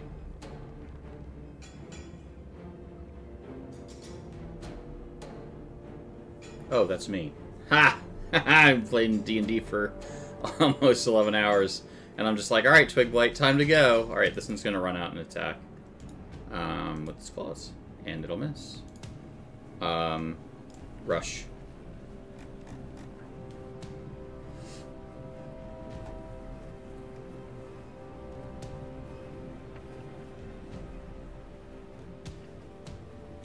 I'm gonna tell the one by Brutus that it's dead. Okay. Go ahead.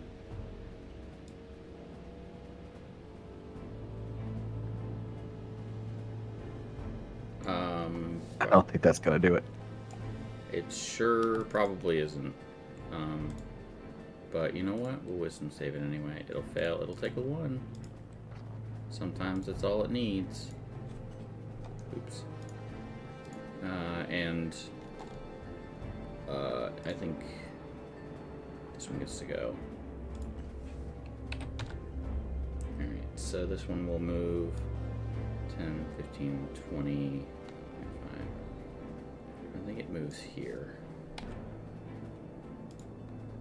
Yeah, that's what it does. That's what it do. Potion bottle. Alright, well, 1, 2. I see a twig blight. He's going to be told. It fails. It explodes. It is just powder. It just is removed on the molecular level. 4, 5, 6. Alright, it's my turn. Alright, Vank, it's your turn.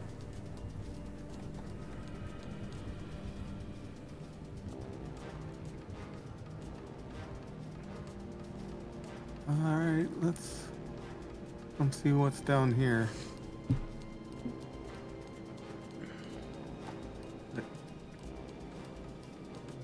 This guy. This one? Wait, there's one right there? No, oh, sorry, there's one right here. Oh, what about this guy down here? Is he too far away for me to shoot with an arrow? You can shoot him with an arrow. Go for it. You got a longbow. I do. Go for it. Oh, You'll miss. so close. Urky. Urky's got a kill. He's feeling cocky. He's got a broken table leg. He's gonna use Sacred Flame. Oh no. Alright, we're gonna roll wisdom. Second kill coming in. Urky's got It's a good thing it's a deck save. I'm just gonna point this out. There's no way Urky's gonna survive this campaign. There's just no way. All right. We're going to face a devil. I hope it die. I hope Urky dies first. Yeah. I'm gonna let everyone go ahead and move up to this area. There's another round of Twig Blights before we get to the last fight. Okay. I'm gonna shoot this one. Yep, go for it. I'll hang on before you. Well, go ahead and do that, and I'm gonna roll initiative for all of them. Yes. Okay, and fire the. Not yet. There's another fight coming up, and then the thing. I'll just roll the stuff, and then we can do it once you're ready. Yep, sounds good.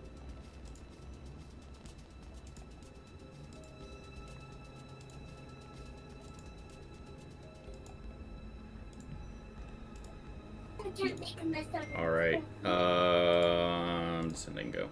Holy moly, I'm actually supposed to go first. This one's gonna run up and hang out next to Otis. This one is gonna run up here. And this one is gonna run 5, 10.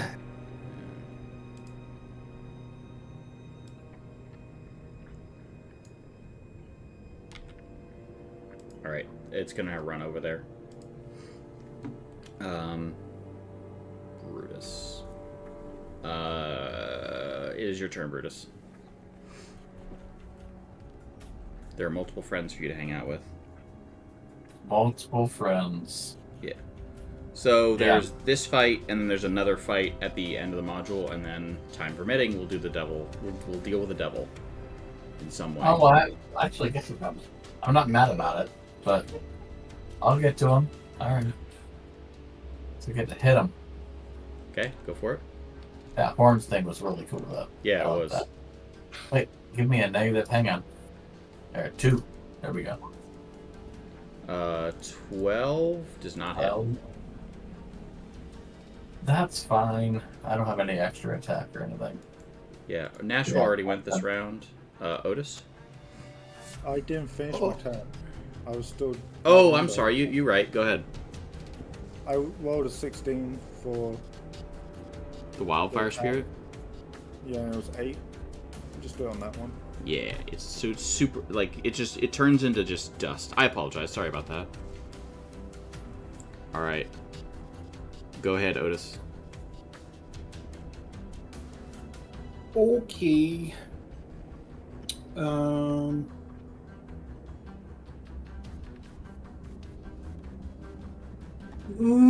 there's one right in front of me. Heck yeah. Let's bonk it. Bonk. It is dead. And they're going to let me roll my damage? Go ahead and roll. Yeah, it's dead. It's dead. Alright, cool. Alright, extra dead. I'm going to walk down here. Alright. Some Twig Blights are going to come get you. Good. I welcome it. This one actually gets to attack. Claws. Heck yeah. Miss. Yep. Oh, also, I forgot to give in one of the previous encounters. The group has a healing potion if someone wants to add that, and someone can take it. And then this one will go 5, 10, 15, here. And Rush, it's your turn. I can get to it. All right.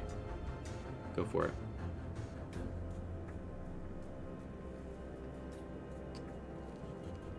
Have a bird fire on here. I'm gonna reckless. Okay, go ahead.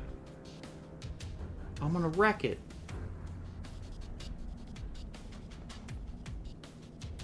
Oh, good lord. Alright. Go ahead and roll the damage. You just like just drive it back into the ground. And it's dead. And that's my turn. Alright, Venk.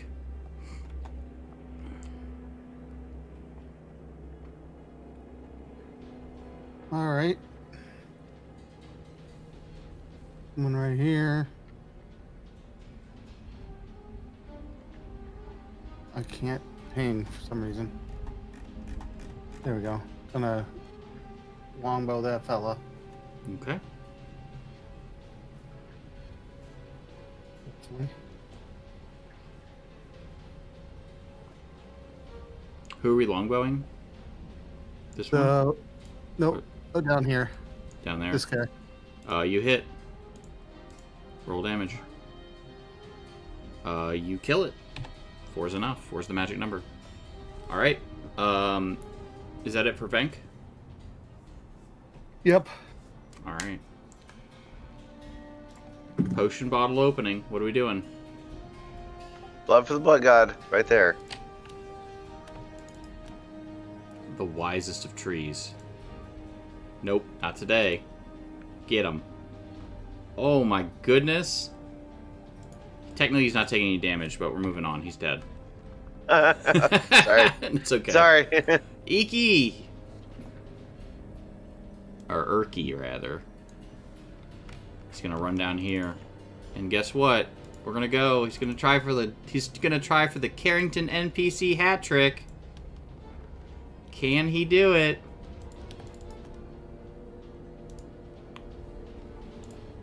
Nope, that's not that. It's this one. And right now, the answer is no. Brutus. Where did Iki just try to kill him?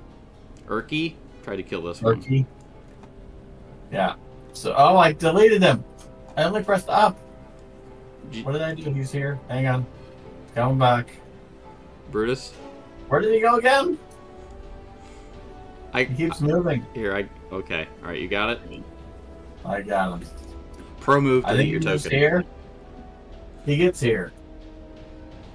He looks at him square in the eye. And he says, "The Iki blind us." Alright. And you delete him from existence. He's dead. Yeah. Alright. I thought it was fun. I don't know. Alright. Iki blind us. You can see in the distance. Let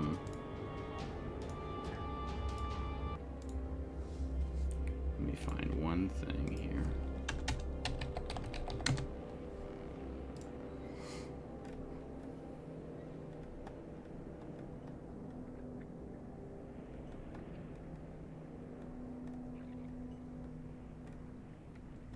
So this is pretty horrifying area. I think this will be good.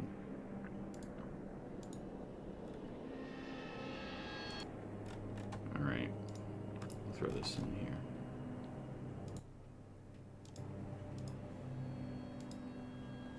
All right, go ahead and move yourselves up into this area over here. Over here. That's a little too far. Let's put you right here. Cillian Murphy told me to. Alright. A walled clearing is here among the briars. The walls are about 20 feet high, which is less than half the height of the cavern's ceiling. 25 was half the height of the cavern ceiling. Several varieties of plants grow around the perimeter of the clearing, including a few suspicious-looking saplings. But their importance pales before what stands at the courtyard's center. Beneath the fungal light grows an evil tree. Its blackened, twisted limbs reach upward like a skeletal hand clawing its way from the earth. Before it stand a few twig blights, which you killed, and a heavily armored young male with a shield and sword, a blonde young human woman with a robe fit for a noble, and a middle-aged bearded male wearing a hooded brown robe and armed with a staff and a sickle. The younger humans have black eyes and gray skin with the texture of bark. What? It's the module image. Weird. It's like we're coming to the end. It's like the boss saying the title of the movie. Yeah, exactly. The Sunless Citadel. The person says loudly to you as you arrive. He says, "Hold for a moment. You know not what you do." Will you talk to him?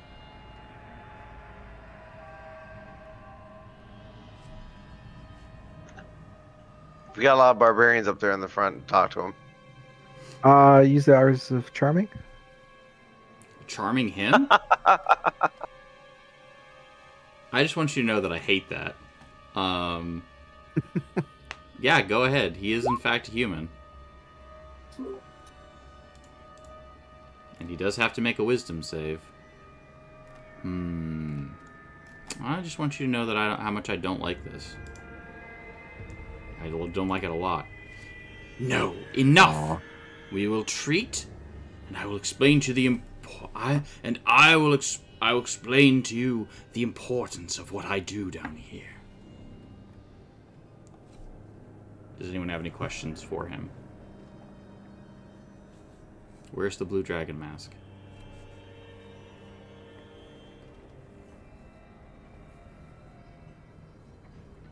I feel like that was a hint. Where's the blue dragon mask? That was a joke. That was a joke. I'm asking it now. I don't know what you're talking about. Okay, where's the evil tree? He looks and says, "Evil? No. The Gulthias tree. It is beautiful. No? It lives, even though it looks dead. In an age long past, someone killed a vampire with a stake upon this very spot, upon this very soil. That stake took root and grew to become the Gulthias tree, reverberating with primal power, begging for one to harness it.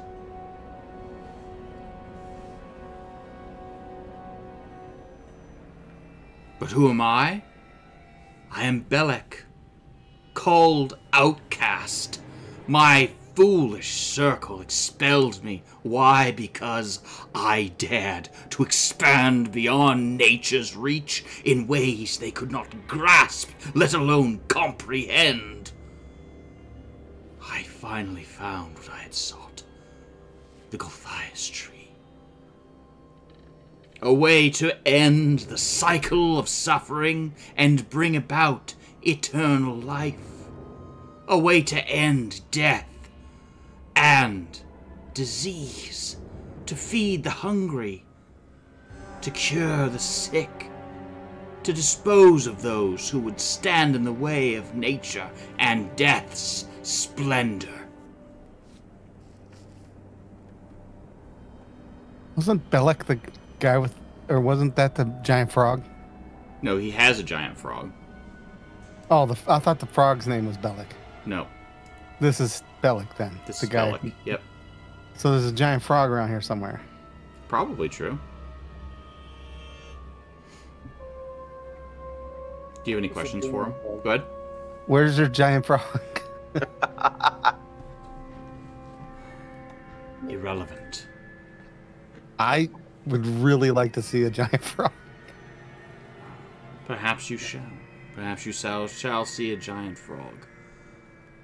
He says. Are we still in turn order?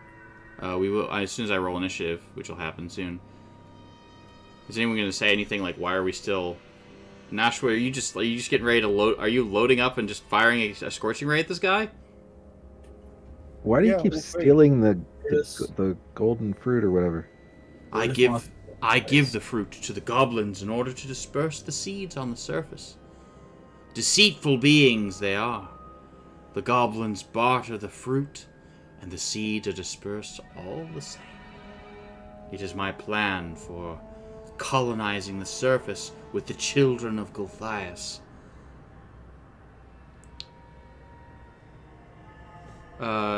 You gotta roll to hit too. Oh, 11. Let me see. 15. My modifier is 15. So 16, 10, 13. Imagine only one of The those. 10 does not hit. The 16 and 13 will hit him. And we'll do that damage here in a minute. Alright, so... 15. Yes, so he'll say... this is where we'll do that. On your turn will be to do that in a second. Alright, so... He says... Though your remains would enrich the compost, you will serve my needs better as supplicants. You shall retain your lives after a fashion, though your free will belong to the Gulthias tree. Surrender and submit peacefully or perish. And at that time he takes 2 scorching rays to the face. Ow, that really hurt. Ah, I hated that! Ah, I will now roll initiative and do things. So that will be Nashua's first turn. So first, I will do this, and that is poor. Do we need to re-roll or we You do not need to do anything. Y'all are great. It really helps to go early. Well. Initiative. Cool. And then... Cool, these are all twig blights.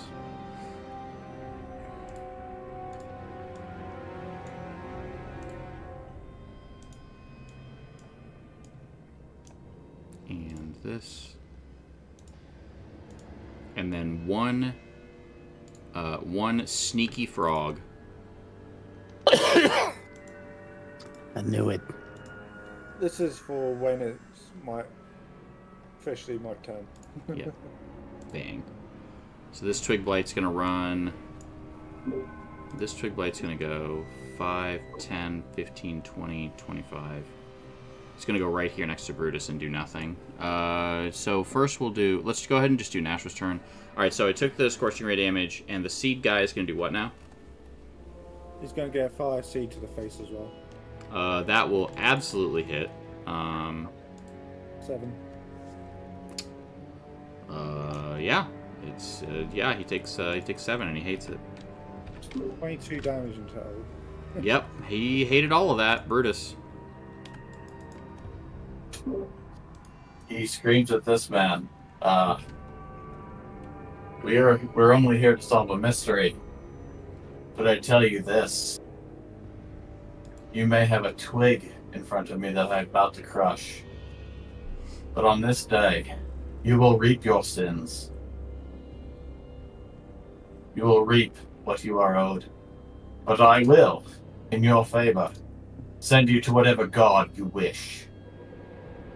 And I actually skipped this guy. I will take my attack of opportunity. So go ahead and hit me. Yeah. Nope. All right. Yeah. Boondock Saints this mother. Yeah. Language. I think myself. I know. I didn't say it. I didn't say it. I'm right. going to do the whole rage and You're savage attack. angry. I'm really mad. Here Whack. we go. Schwack. And miss, right? No. 18. 18 will hit.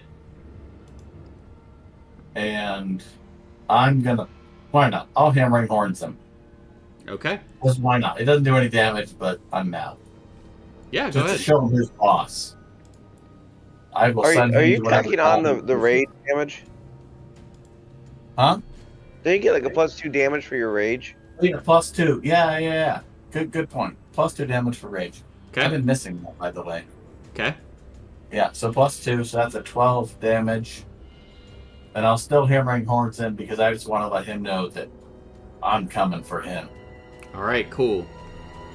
So DC 13 strength, or he gets pushed 5 feet. 10 feet. Actually, right? Yeah, you knock him against the tree. And he is like you hit him so hard that like you spear him through and he lays there like dead against the tree. I think I might still be able to move, but I won't because I don't know where we're going here. Okay. But there we go. All right. Coming out swinging. Otis.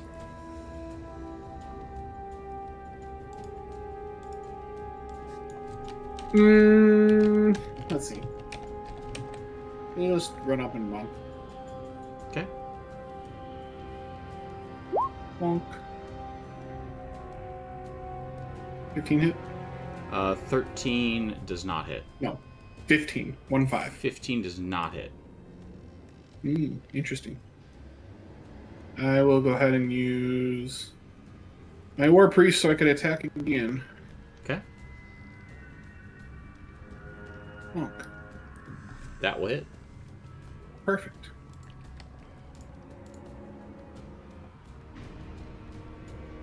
Please hold. I'm going to use my last fire damage one. Take that. Total of 12? Or Plus what's 10. 22. 22, you said? 22, 12 of its fire. He... bonk. He is in fact dead. Yay! Hooray! All right. Cool. Yeah, you hit him and it's almost like chopping wood, and then you like hit him again and you can see like there's actually wood underneath there. And backing up, this one.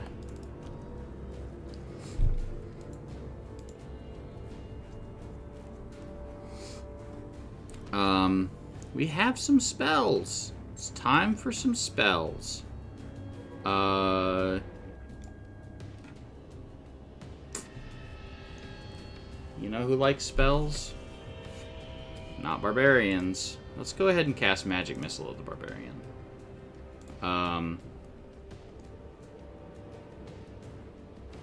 Alright, yeah.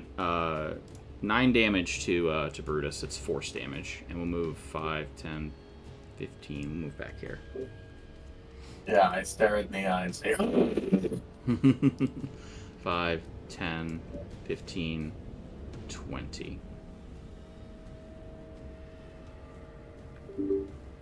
And we'll absolutely attack Brutus.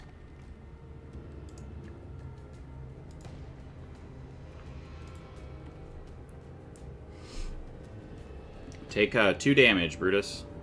Rush, your turn. yeah, you cut it in half. Thank you. Yep, I got it for you. Gonna fly. Sapiens there. Okay. And I am gonna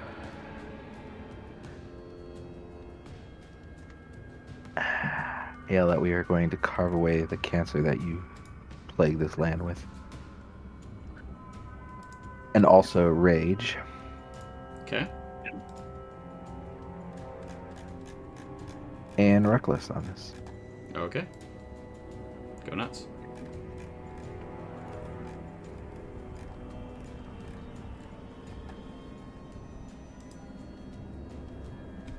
So 11 damage. This one is 100% dead.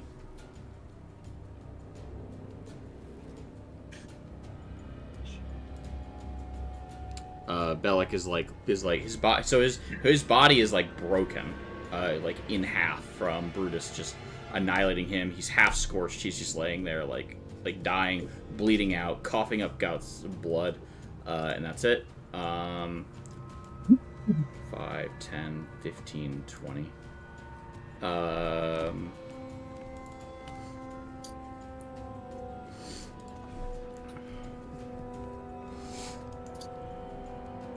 will attack.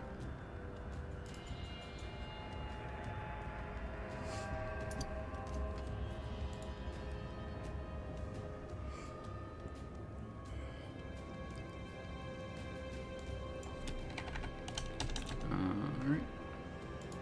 And do nothing, potion bottle.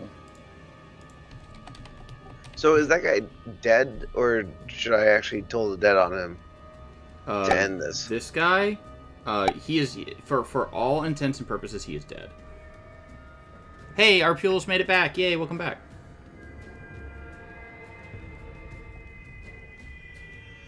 Alright.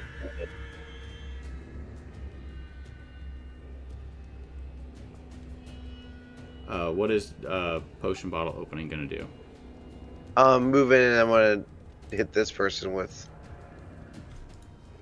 toll the. You got it. I have to make a wisdom save.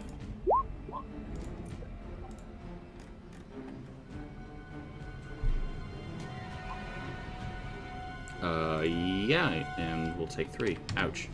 Has taken damage now. Yep. Alright. Vank, it's your turn. Alright.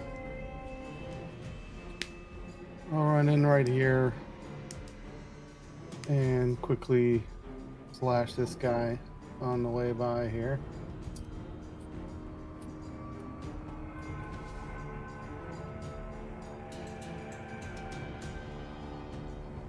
You hit. And you slash it in half. And then can I'm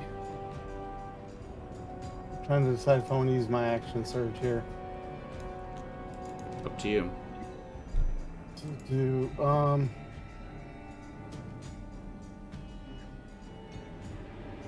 hold on.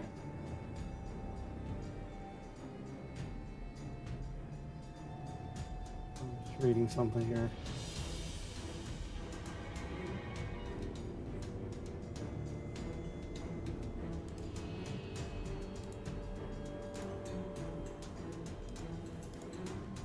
Oh, can I move or no? Can you I do already what moved. now? I moved to get here, to right here. I can't move. You only move like 15 feet so far. So I can keep. That's what I'm saying, though. Can I keep moving after I slash that guy? I'd say so. Because I was here.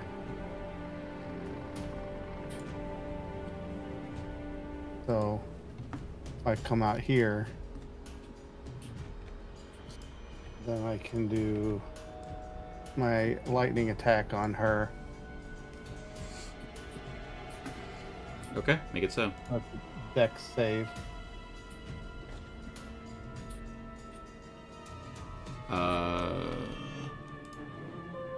So she has to make a dex save. Yeah.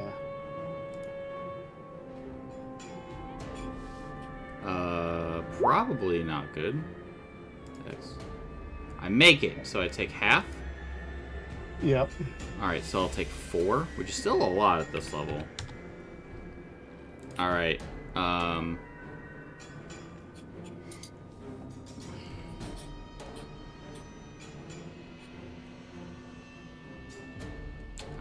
and then I'm really excited about this play because no one saw this coming. And that is that this giant frog is going to appear. But where's it going to appear? I think we all know. Do we? It's right next to Urki, and it has the ability called Swallow. It's grappling. Alright, so first we're going to try to bite him. And fail because of his armor. Good job. Failed. Alright, Urki is just like, this sucks! Help! And is going to go ahead and use Sacred Flame. And then this... 2 bites there, and the first one I think hit. What was that? I see bite there twice. Oh. Yeah, the first bite hit. Oh, yeah, you're right. Alright, well, unfortunately, Urki got hit. And so did the other person. I don't think he can cast spells. Doesn't matter. Alright, so 2 piercing damage against Urki, and bash 2. No, not sure.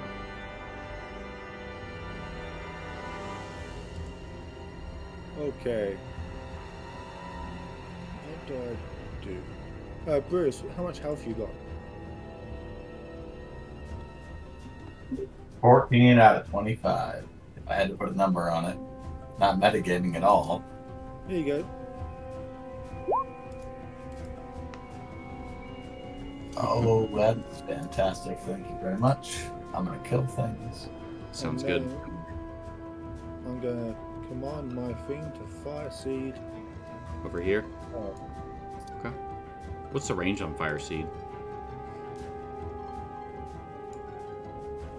I feel like it's 30 feet. Huh? 60. 60? That's so Yep. far. Okay, go for it. I take 11. And 11 does not hit. Oh, nice dodgy. Okay. Sorry about that. Brutus.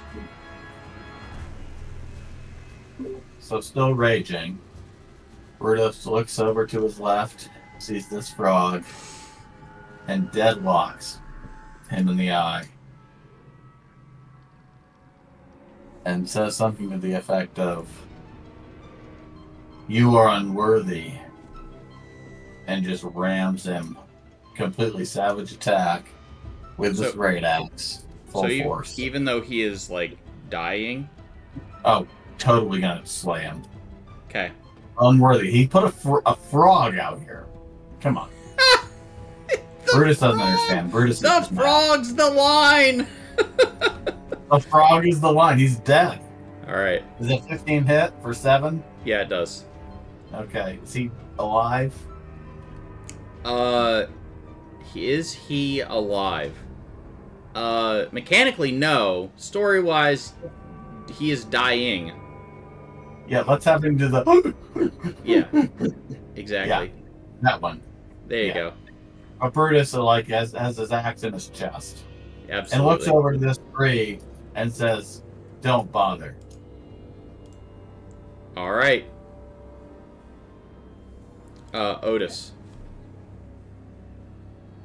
Oh, look, a frog. I'm gonna run over to it and bonk it. With advantage. Bonk. It hits. I'm gonna. Yeah. 5. Okay. I'm gonna use my other. I'm gonna use my other priest and bonk again. Okay.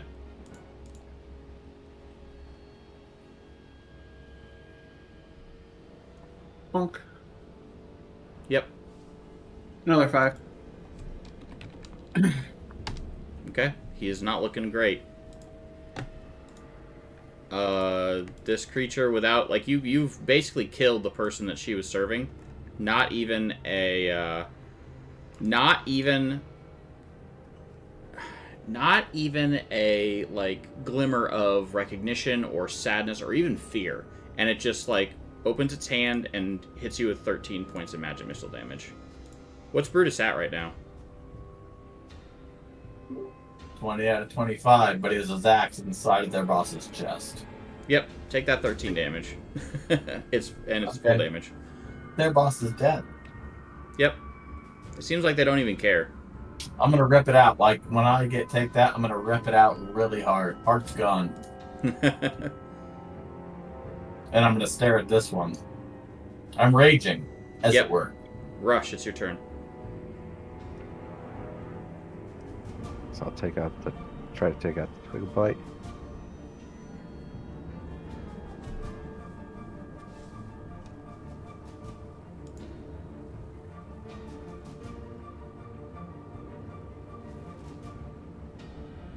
And run over next to this guy. Yeah, you slay this one is just dead. Okay. Balak is like... and just kind of like the life flows from his eyes entirely. Potion bottle opening. So he is dead. I'm just gonna mark him out. so that there's no confusion. I'm going to go ahead and kill the frog.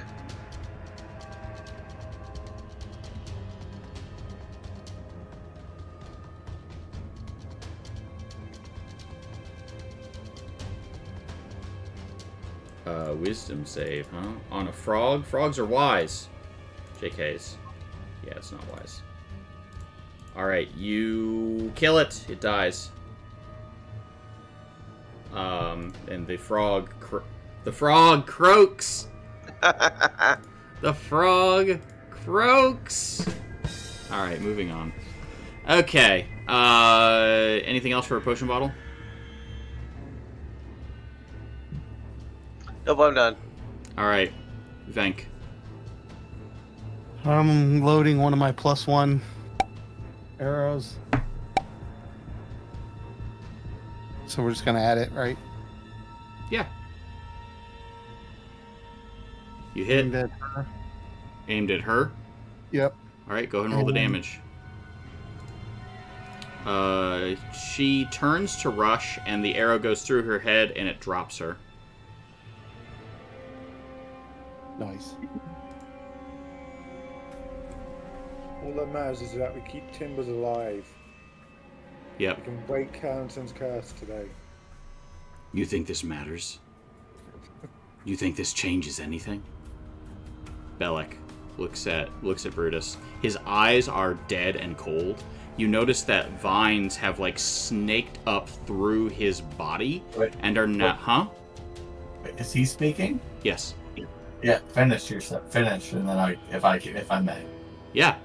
You notice that vines have snaked into his skin and through his body, and are now puppeting him and making him speak. You think this matters? You think this changes anything? You have completed my ritual. And now, I will summon my greatest servant. What better than the devil you fear, than the devil you already know? So right before he finishes that, I think Brutus would say, "What better than your head across the wall?" And hopefully... Oh, okay. So I like rip him entirely off the tree and throw him way the hell over here. Back over here onto the wall. Absolutely. And there's all this blood here, and the blood begins to pool at the base of the Gulthias tree. And as it pools, suddenly a figure slowly rises out of this pool of blood. And as it rises to full height, slicks back its hair. It pulls its clothing. It looks at its mortal form, and it looks at all of you and says, "Good evening. I have been known by many names. The Butcher, the Killer, the Slayer." The Candlestick Maker? It looks over at you, and it says, "But some people call me the Devil Strahd." Alright, you have to survive for the next 25 minutes. Good luck. Holy cow. Against Strahd, let's go. Yep. out of character, which Strahd did you pick? Not the CR-18, just the regular Strahd. Alright. So I feel better also about it. out of character, as soon as you said that was a vampire that was stabbed right here, I was like, if this is Strahd, and it was. Yes, and he's also known as the Devil Strahd, so we got to pull that one in. What's our health potion if we haven't used it yet? I'm gonna actually do y'all. We're gonna see how long we survive against this. Brutus, you chug a health potion. You're like, oh god. A regular one, right? Yes. And he looks That's at all of you and it's just like, I'm cracks his neck. Going to enjoy this. Brutus, you're up first. Jeez. Yeah, hold on. So that's slash R. 2d4 plus 2. 2d4. 2d4 plus 2. Ah, didn't do it. I didn't space it. I can roll for you. R. 2d4 plus 2. I got you. I got you. That's not right. I got you. Roll 2d4 plus 2. 9 damage for you. Healed. You know, my Minotaur got really cocky. Yep. So that was your bonus action. You can still attack Strahd. Yeah. So I'm at 9 plus. I think I was at 7. That was a weird number. 7. I think I'm at 16 total. It's weird. Sorry, my thing's messing up. No worries. There we go. 16 total. So it was 9 plus. I think it was a 7. To hit? I don't know any better than to be me. And run away. I don't see any of your rolls. For what? For to hit or No, I haven't yet. okay. Sorry, I was looking at my stuff. I was trying to heal myself first. Gotcha. That was failing. So I will. I'm probably still raging, right? Yep. Till I hit him. Yeah. Well, crap. All right. Smack. I don't know any better. 11. That's going to be a no.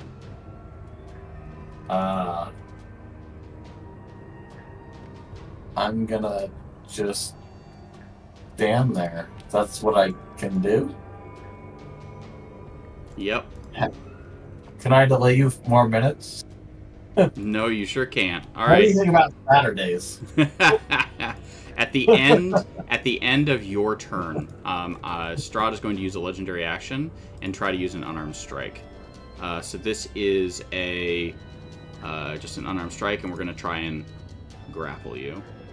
I'm guessing a 12 misses, right? He hisses at you and tries to snatch at you. You didn't reckless attack, did you? Smart. No, not on that one. Good. All right. He tries to snatch at you, and he misses. And Yeah, now it's I Nashua's growl. turn. I growl back though. Okay. I cast Entangle. On Strahd? Yeah. So he's in the top left of my square.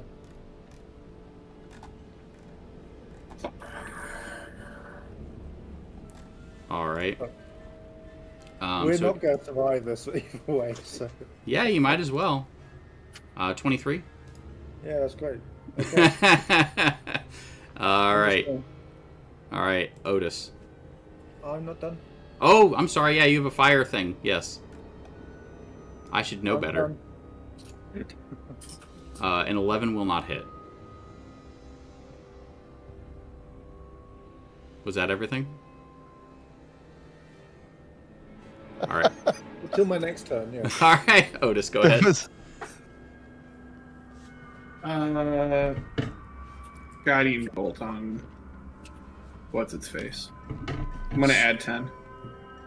That will hit. 16 radiant. Do I have a vulnerability to radiant? No. No, do not. Just gonna take the damage. Minus 16. Nice. All right. Ouch. And then next person to target's got advantage. All right. At the end of your turn, I'm going to try to make an unarmed attack against. Does a 20 hit against Brutus? I think the answer is yes. So 6 damage. Target is a creature struck and grapple it. So I'm not going to deal the damage to you. So now Brutus is grappled, and it's now Strahd's turn. You don't have the holy water and sprinkler system, right? So first what we're going to do is... Instead of dealing the slashing damage, you still take the necrotic. Oh, oh shit. Yeah. So, sorry, language. Did I get hit? Yeah, you're gonna take 18 necrotic damage. I'm not dead. Cause I'm gonna stand up next time. Well, not die next time. All right. So I think grappled gives me advantage, right? No, restrained does. It's not restrained. All right. So you're grappled, which means I can bite you. Who? You. I'm already dead. You're unconscious? Yeah. Oh. But I'm gonna stand. I'm gonna be not dying. Then my turn. Oh. Thank you, Periapt. Anti-vamp. I think we just try to drain you then. So we'll see how that But goes. you don't know that. You don't know that yet. You don't know that yet. Right? Yeah, we did get hit by some radiant. We do have someone down. And I did get hit by a guiding bolt. I think we actually do go over here. And you can ignore the bite. I'm just gonna start the turn. So we're gonna do an unarmed strike. Because we 2 attacks, one of which does a 15 hit. No. No. All right. Again, 27 hits. Yeah. You are grappled, and I'm just going to deal the necrotic to you. 17 necrotic. Cool, I'm down to 2. Okay.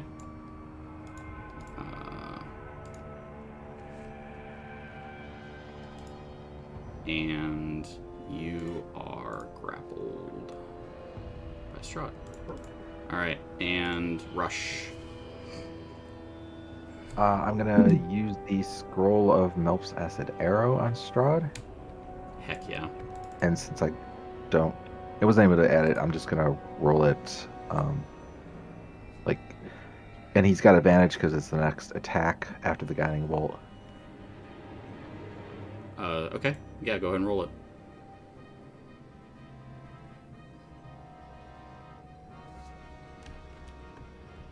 So 22 acid damage? I think it's a 22 attack. Does a 20 hit? A 20 absolutely hits.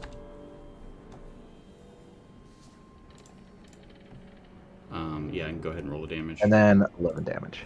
Alright, he takes 11 Acid. damage.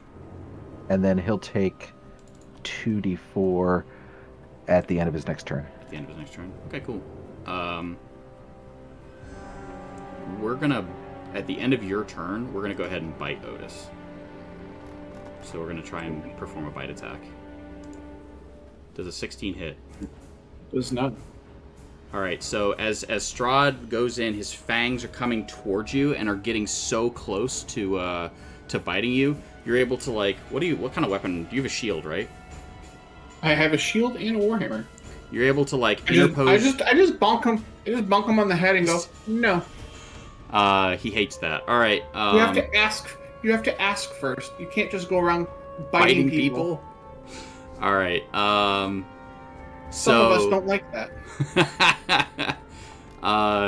Potion bottle opening.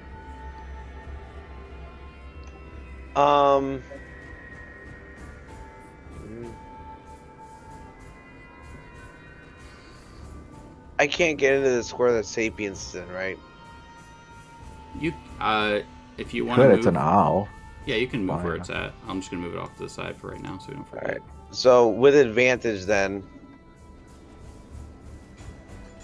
I am going to run up behind Strahd. Okay. And I'm going to try to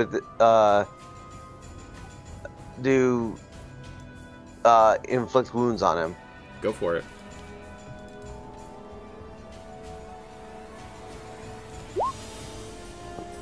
That'll hit. Go ahead and roll the damage. You can just click the pink box and roll 20 if you want. Yeah, I yell out, "Gurgle for Nurgle." Weird. It actually rolls one more d10 because it's at second level. That scroll was. So. No, that was just that wasn't the scroll. That was just me. Was you just doing that? Yeah. All right. So I'll take 10. Not taking all of it. Gurgle for Nurgle. Alright, that was all for potion bottle? You know what? No, I'm also going to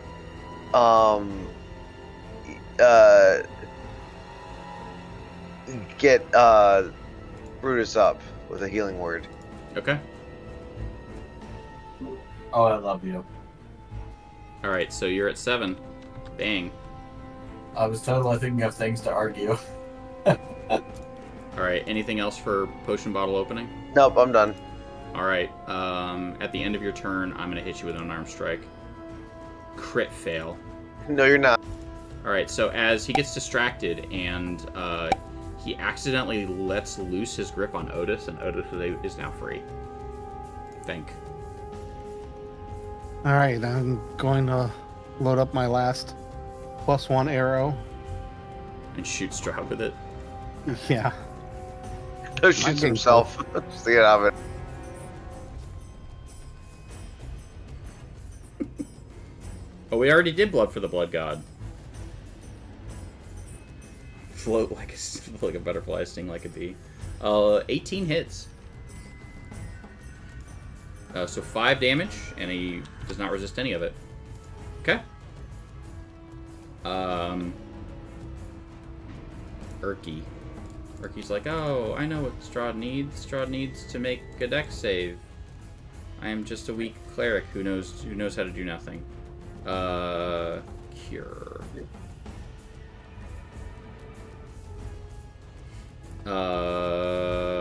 This one.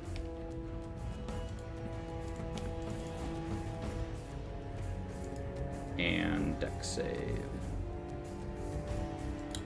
He fails, and he's gonna take 4 radiant damage. Hasn't had a chance to recuperate yet. Brutus, go ahead. So can I assume I don't get advantage from the Sapiens? If you go on the other side, it is a creature that is an ally. It is? Okay. Well, But you're gonna have to spend half your movement to stand up. so 15. 20. Yeah, I can't do that. You So can I'll go reckless. Yeah, you can Savage. reckless attack. Yeah, reckless attack. Well, yeah. Attack. Reckless attack. And I believe I have to say it again. I would like to rage! Alright, you are raging. You hit him for 3 damage. +2. 1 more damage. Alright. Yeah. Alright. And I would like to push him, because it will mess up these guys, but, you know, he deserves to be pushed. You pushed him. Nashua. AC 13. Yeah, Oh, I have to make a save. That's right. I'll make the save, but go ahead, Nashua.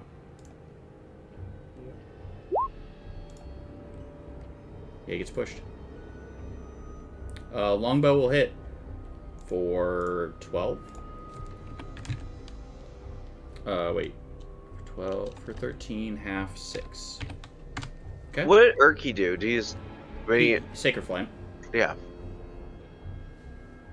And Wildfire Spirit. 15 hits for 4. And that's more or less me. There's no point in me moving. All my attacks are long range.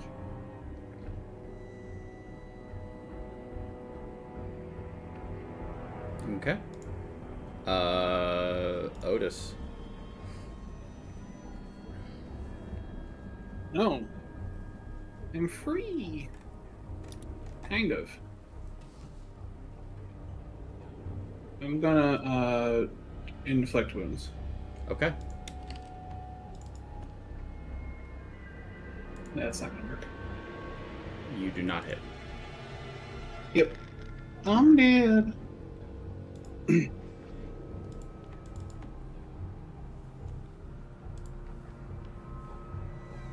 That's it. Alright, Strahd will walk right here. Where he is vulnerable.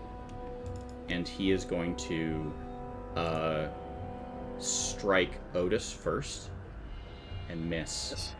And then he's going to strike Brutus.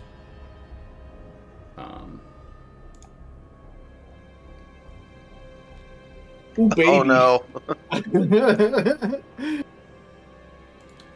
So you will take. So I think you might be dead. Let's find out together. So 38. 38. Yeah, 11 plus. It's just 27 because I think you're going to try to grapple, right? No, we're not trying to bite. We're trying to kill now. Oh well, in that case, it's 38. Is Brutus dead? I think Brutus is dead. You know what? I think it's more interesting if we do grapple. I think we're gonna grapple, and Brutus is at Bagel. That might still kill him though. It. Not outright. No, it won't kill him outright, but he is at 0. But I am gonna bite him at the end of Rush's turn, so that'll be fun. All right, Rush, go ahead.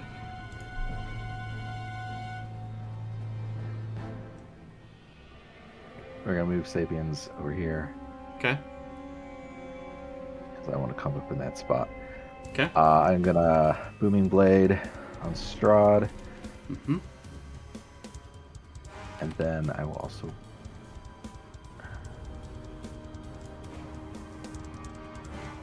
do that. All right, go ahead. That will absolutely hit.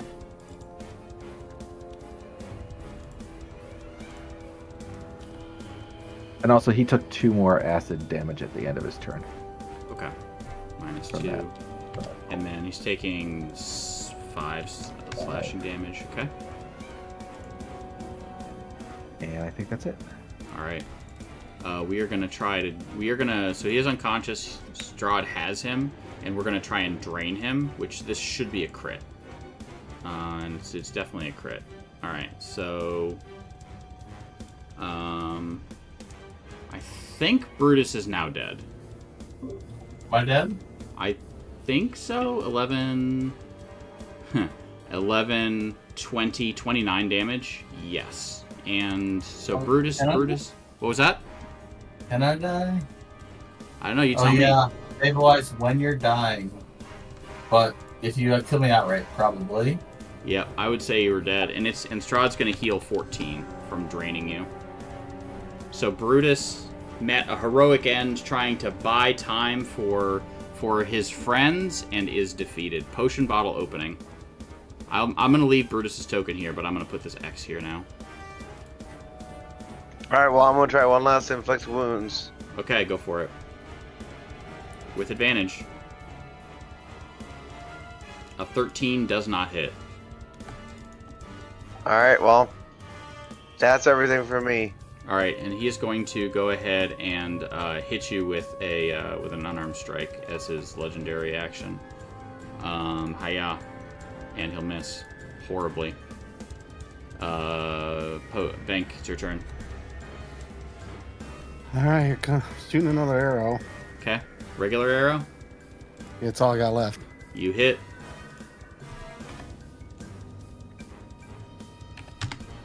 Okay. Thanks, done.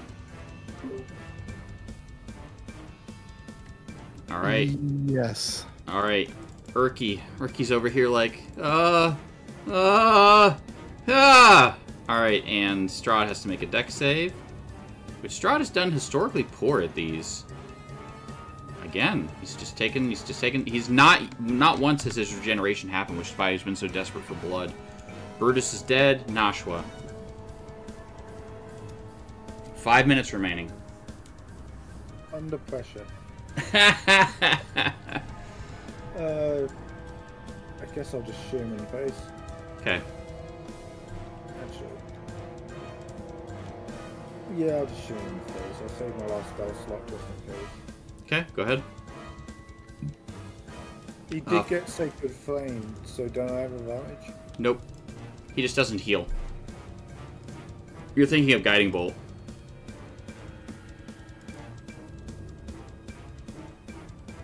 That'll hit. You know, I didn't name my characters Bob because I We didn't anticipate fighting Strahd. I didn't until it came to me. I was like, oh, the Strahd's known as Devil Strahd, and this is the Gulthias tree, which is literally also in Ravenloft, so yeah, this makes sense. Otis. Oh, sorry, did you have anything else, Ashwa? No, that's it. Alright, Otis. He took that damage, though.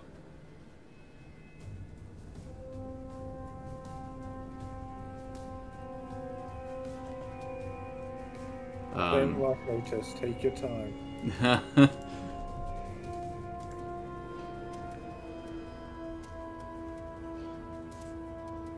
What is Otis doing? Remaining muted. If I inflict wounds, it's with advantage, right? Because we're flanking. Correct. All right, one last time. Neat. All right. Strahd's back at full power.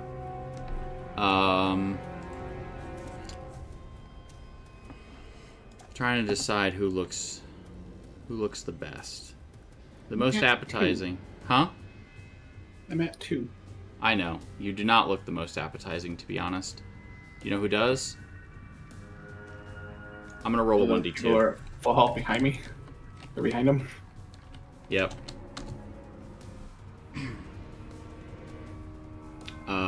Potion bottle opening looks the most good here. Oh man. Oh, his new Strahd 1 to suck down pigeons. It tastes like chicken. Does a 14 doesn't hit, does it? It does not. How about an 18? That does. All right, cool. I need you to take 14 necrotic damage, and you are now grappled by Strahd.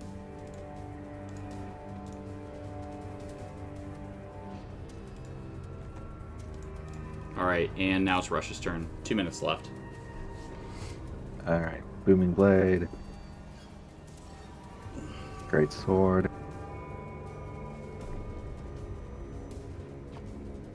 I think a 17 hits. It does. So Take I'll 5. take 5 of that, and anything else for Rush? Nope. Nope.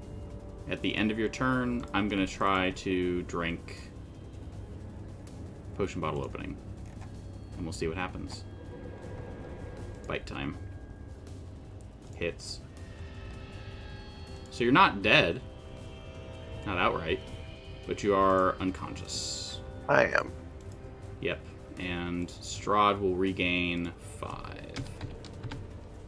Venk. All right. You know what? I'm just gonna grab my long sword with both hands. Step And, over Brutus. Come in swinging. Yeah, do it. Now, are you? Do I get advantage because you're flanked or no? You know what? It's You're the not last. flanking. You're not flanking, but you know what? It's the last attacks for the kids. Go ahead and roll advantage. Well, I meant you had you were surrounded by people. I didn't know how that worked. So it's supposed to be just diagonal or orthogonal, but it doesn't matter right now. Go for Okay. Gotcha. He's standing on top of Brutus. Why not? it. Yeah, Brutus grabs Strahd's I leg. don't even know how to roll. Aerial attack. Oh, just roll twice. Okay, that's what I was gonna say. All right, I got either that.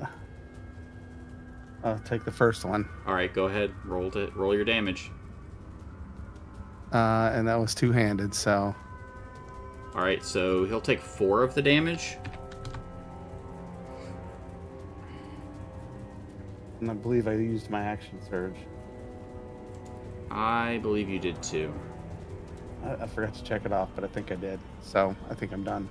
All right, Urki is going to take the last turn here, and then we'll end it. I'll describe the denouement, and we'll go from there. So, Urki is going to run in here and move Sapiens out of the way, and screech wildly, and take his club, and stab Strahd in the chest with it, and almost as if it's like a stake. A stake.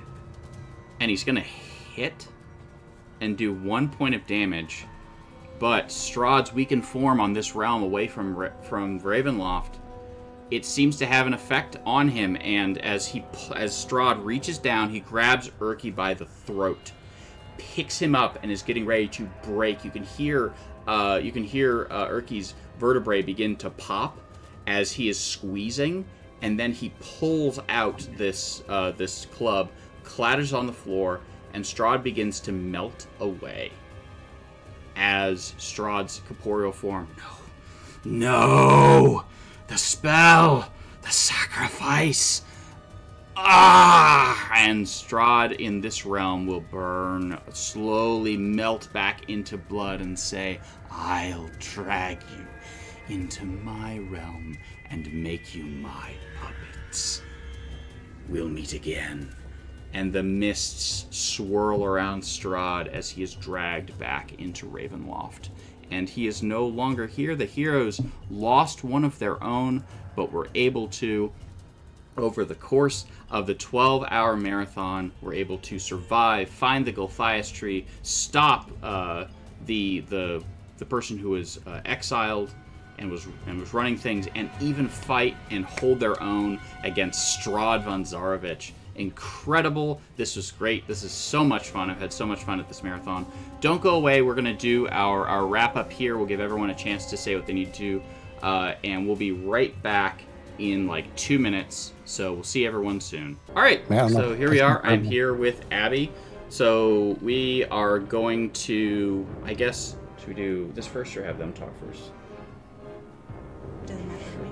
Okay. I guess we'll do real quick, have everyone say, everyone who's played with us, thank you again so much for joining us for this 12-hour marathon. This was an awesome marathon. I had a lot of fun, but I'm going to stop talking and let each of you all say your piece. We'll start at the bottom with Venk this time. Oh, all right. Well, hey, first of all, thanks for inviting me, Carrington. Really great to be back here marathoning with you again. It's been a while, typically because we at World Gone Geek, we do our marathon this weekend as well. But ours is being postponed because my partner in crime couldn't make it this weekend. So it freed me up to do this with you. So I'm very grateful for that opportunity. But it does mean that we are doing our 24-hour video game marathon. There's going to be some Baldur's Gate. There's going to be some Spider-Man, the new Spider-Man 2, little Assassin's Creed, all kinds of fun stuff. Jackbox, Bean Boozled challenges and giveaways. So all you got to do is follow World Gone Geek pretty much at all the socials, also at Twitch. We're raising money for Rainbow here in Cleveland, which is close to my heart because I used to work there for many years, and they also helped my daughter when she was going through chemo, and so it has a very significant place in my heart. So that's another opportunity to keep giving to the kids. If you're interested, come on out. We'd love to see you. All right, awesome. Oh, it's Black Friday. I should say when it is, shouldn't I? There you go. We're Excellent. at noon on Black Friday, so we're trying to get people to trade long lines for longer lives. There you go. Excellent. All right, and Rush. Yeah, thanks everyone. I really appreciated those who made the donations this morning for the extra items and the Wandering Monsters. That was a cool feature. This was my first time doing one of these marathons, so I appreciate seeing all the comments on Twitch when I went over there and looked. Good participation, and love to see it. And yeah, thanks all my co-players here. A great group. Had a really fantastic time today. And thanks Carrington for putting it together and his team. Thank you so much. All right, and potion bottle opening. Yeah, I would just echo what Joe said. I had a blast today, and I appreciate everyone, tuning in and raising money for charity. And Carrington, thanks for inviting me again. It's a blast to be able to be doing one of these games again. Absolutely, my pleasure. Thank you so much for joining. All right, and Otis. Again, echo everyone. Thank you for the support. Thank you for the donations. Thank you, party, for hanging out. You all were awesome. It was a blast. If you enjoyed my voice and you want more of it, I stream pretty much every night except for Sundays at 9 p.m. Eastern. Just click on my username in Twitch. That's mage_07. I'm a Pokemon variety streamer, so you're welcome to come hang out with me anytime you want. Absolutely. And Nashwa. Well, I want to start out thanking you guys, both of you, Thank for you. hosting the event, putting such big effort into, as we always say, for the kids. Absolutely, for the I kids. want to thank everyone that tuned in, donated, and was just here to have fun with us. Absolutely. And Brutus. Hey everyone, thank you very much. Big kudos again to Carrington and Abby. They do so much here. I really enjoyed playing Brutus. It's actually my family game character to protect my son. We do kind of a one-on-one campaign, and I was finally killed by Strahd. Good for Strahd. We'll come back for him in my family campaign. There you go. So I actually told my 9-year-old that he's too young, and so what did he do? He created his own Strahd campaign. So that's what I get. This is what I deserve, obviously. Anyway, love you all. Really thankful for the charity and all the donations. And again, big thank you to Carrington and Abby. You do so much, and thank you. Well, thank you so much for thanking Abby and I. We try, and we're very happy and very thankful for everything. I'm going to let Abby take it away with the donations and the numbers and all that stuff, so take it away, Abby. All right, thank you all so much. We started today's marathon at $4,015 thanks to all of our players and to our sponsor Wicked Ways Went. And we got 2 draws from the deck of many things this time, 4 wandering monsters, a magical weapon, a random magic item, and 2 rerolls. So we ended our marathon past our goal at $5,200. Thank you all so much. And a special shout out to these folks who donated today during the stream. The Haydens, Raghav, Wifey, Beth and Cody, Ryan Pulis, Wellman, Tailored Images, Keith, the Smith family, Tyler Hudak, and our anonymous donor. Thank you all so much. As always, we do this for the kids. Absolutely. And I just want to say just a big shout out to all of our clients. Our sponsor, Wicked Ways Went. Thank you so much for providing, for donating to our and supporting our charity drive here, and also for supporting us with the aids that you created for us. Thank you so much for that. Thank you so much to our players who donated their time and the funds to help us raise this money. You all are also awesome, wonderful beings, and we're humbled by everything they all do, and all the support from all of you just means the world to us. So with that, Abby, do you want to sign us off? This is Open Heart Games. Take heart.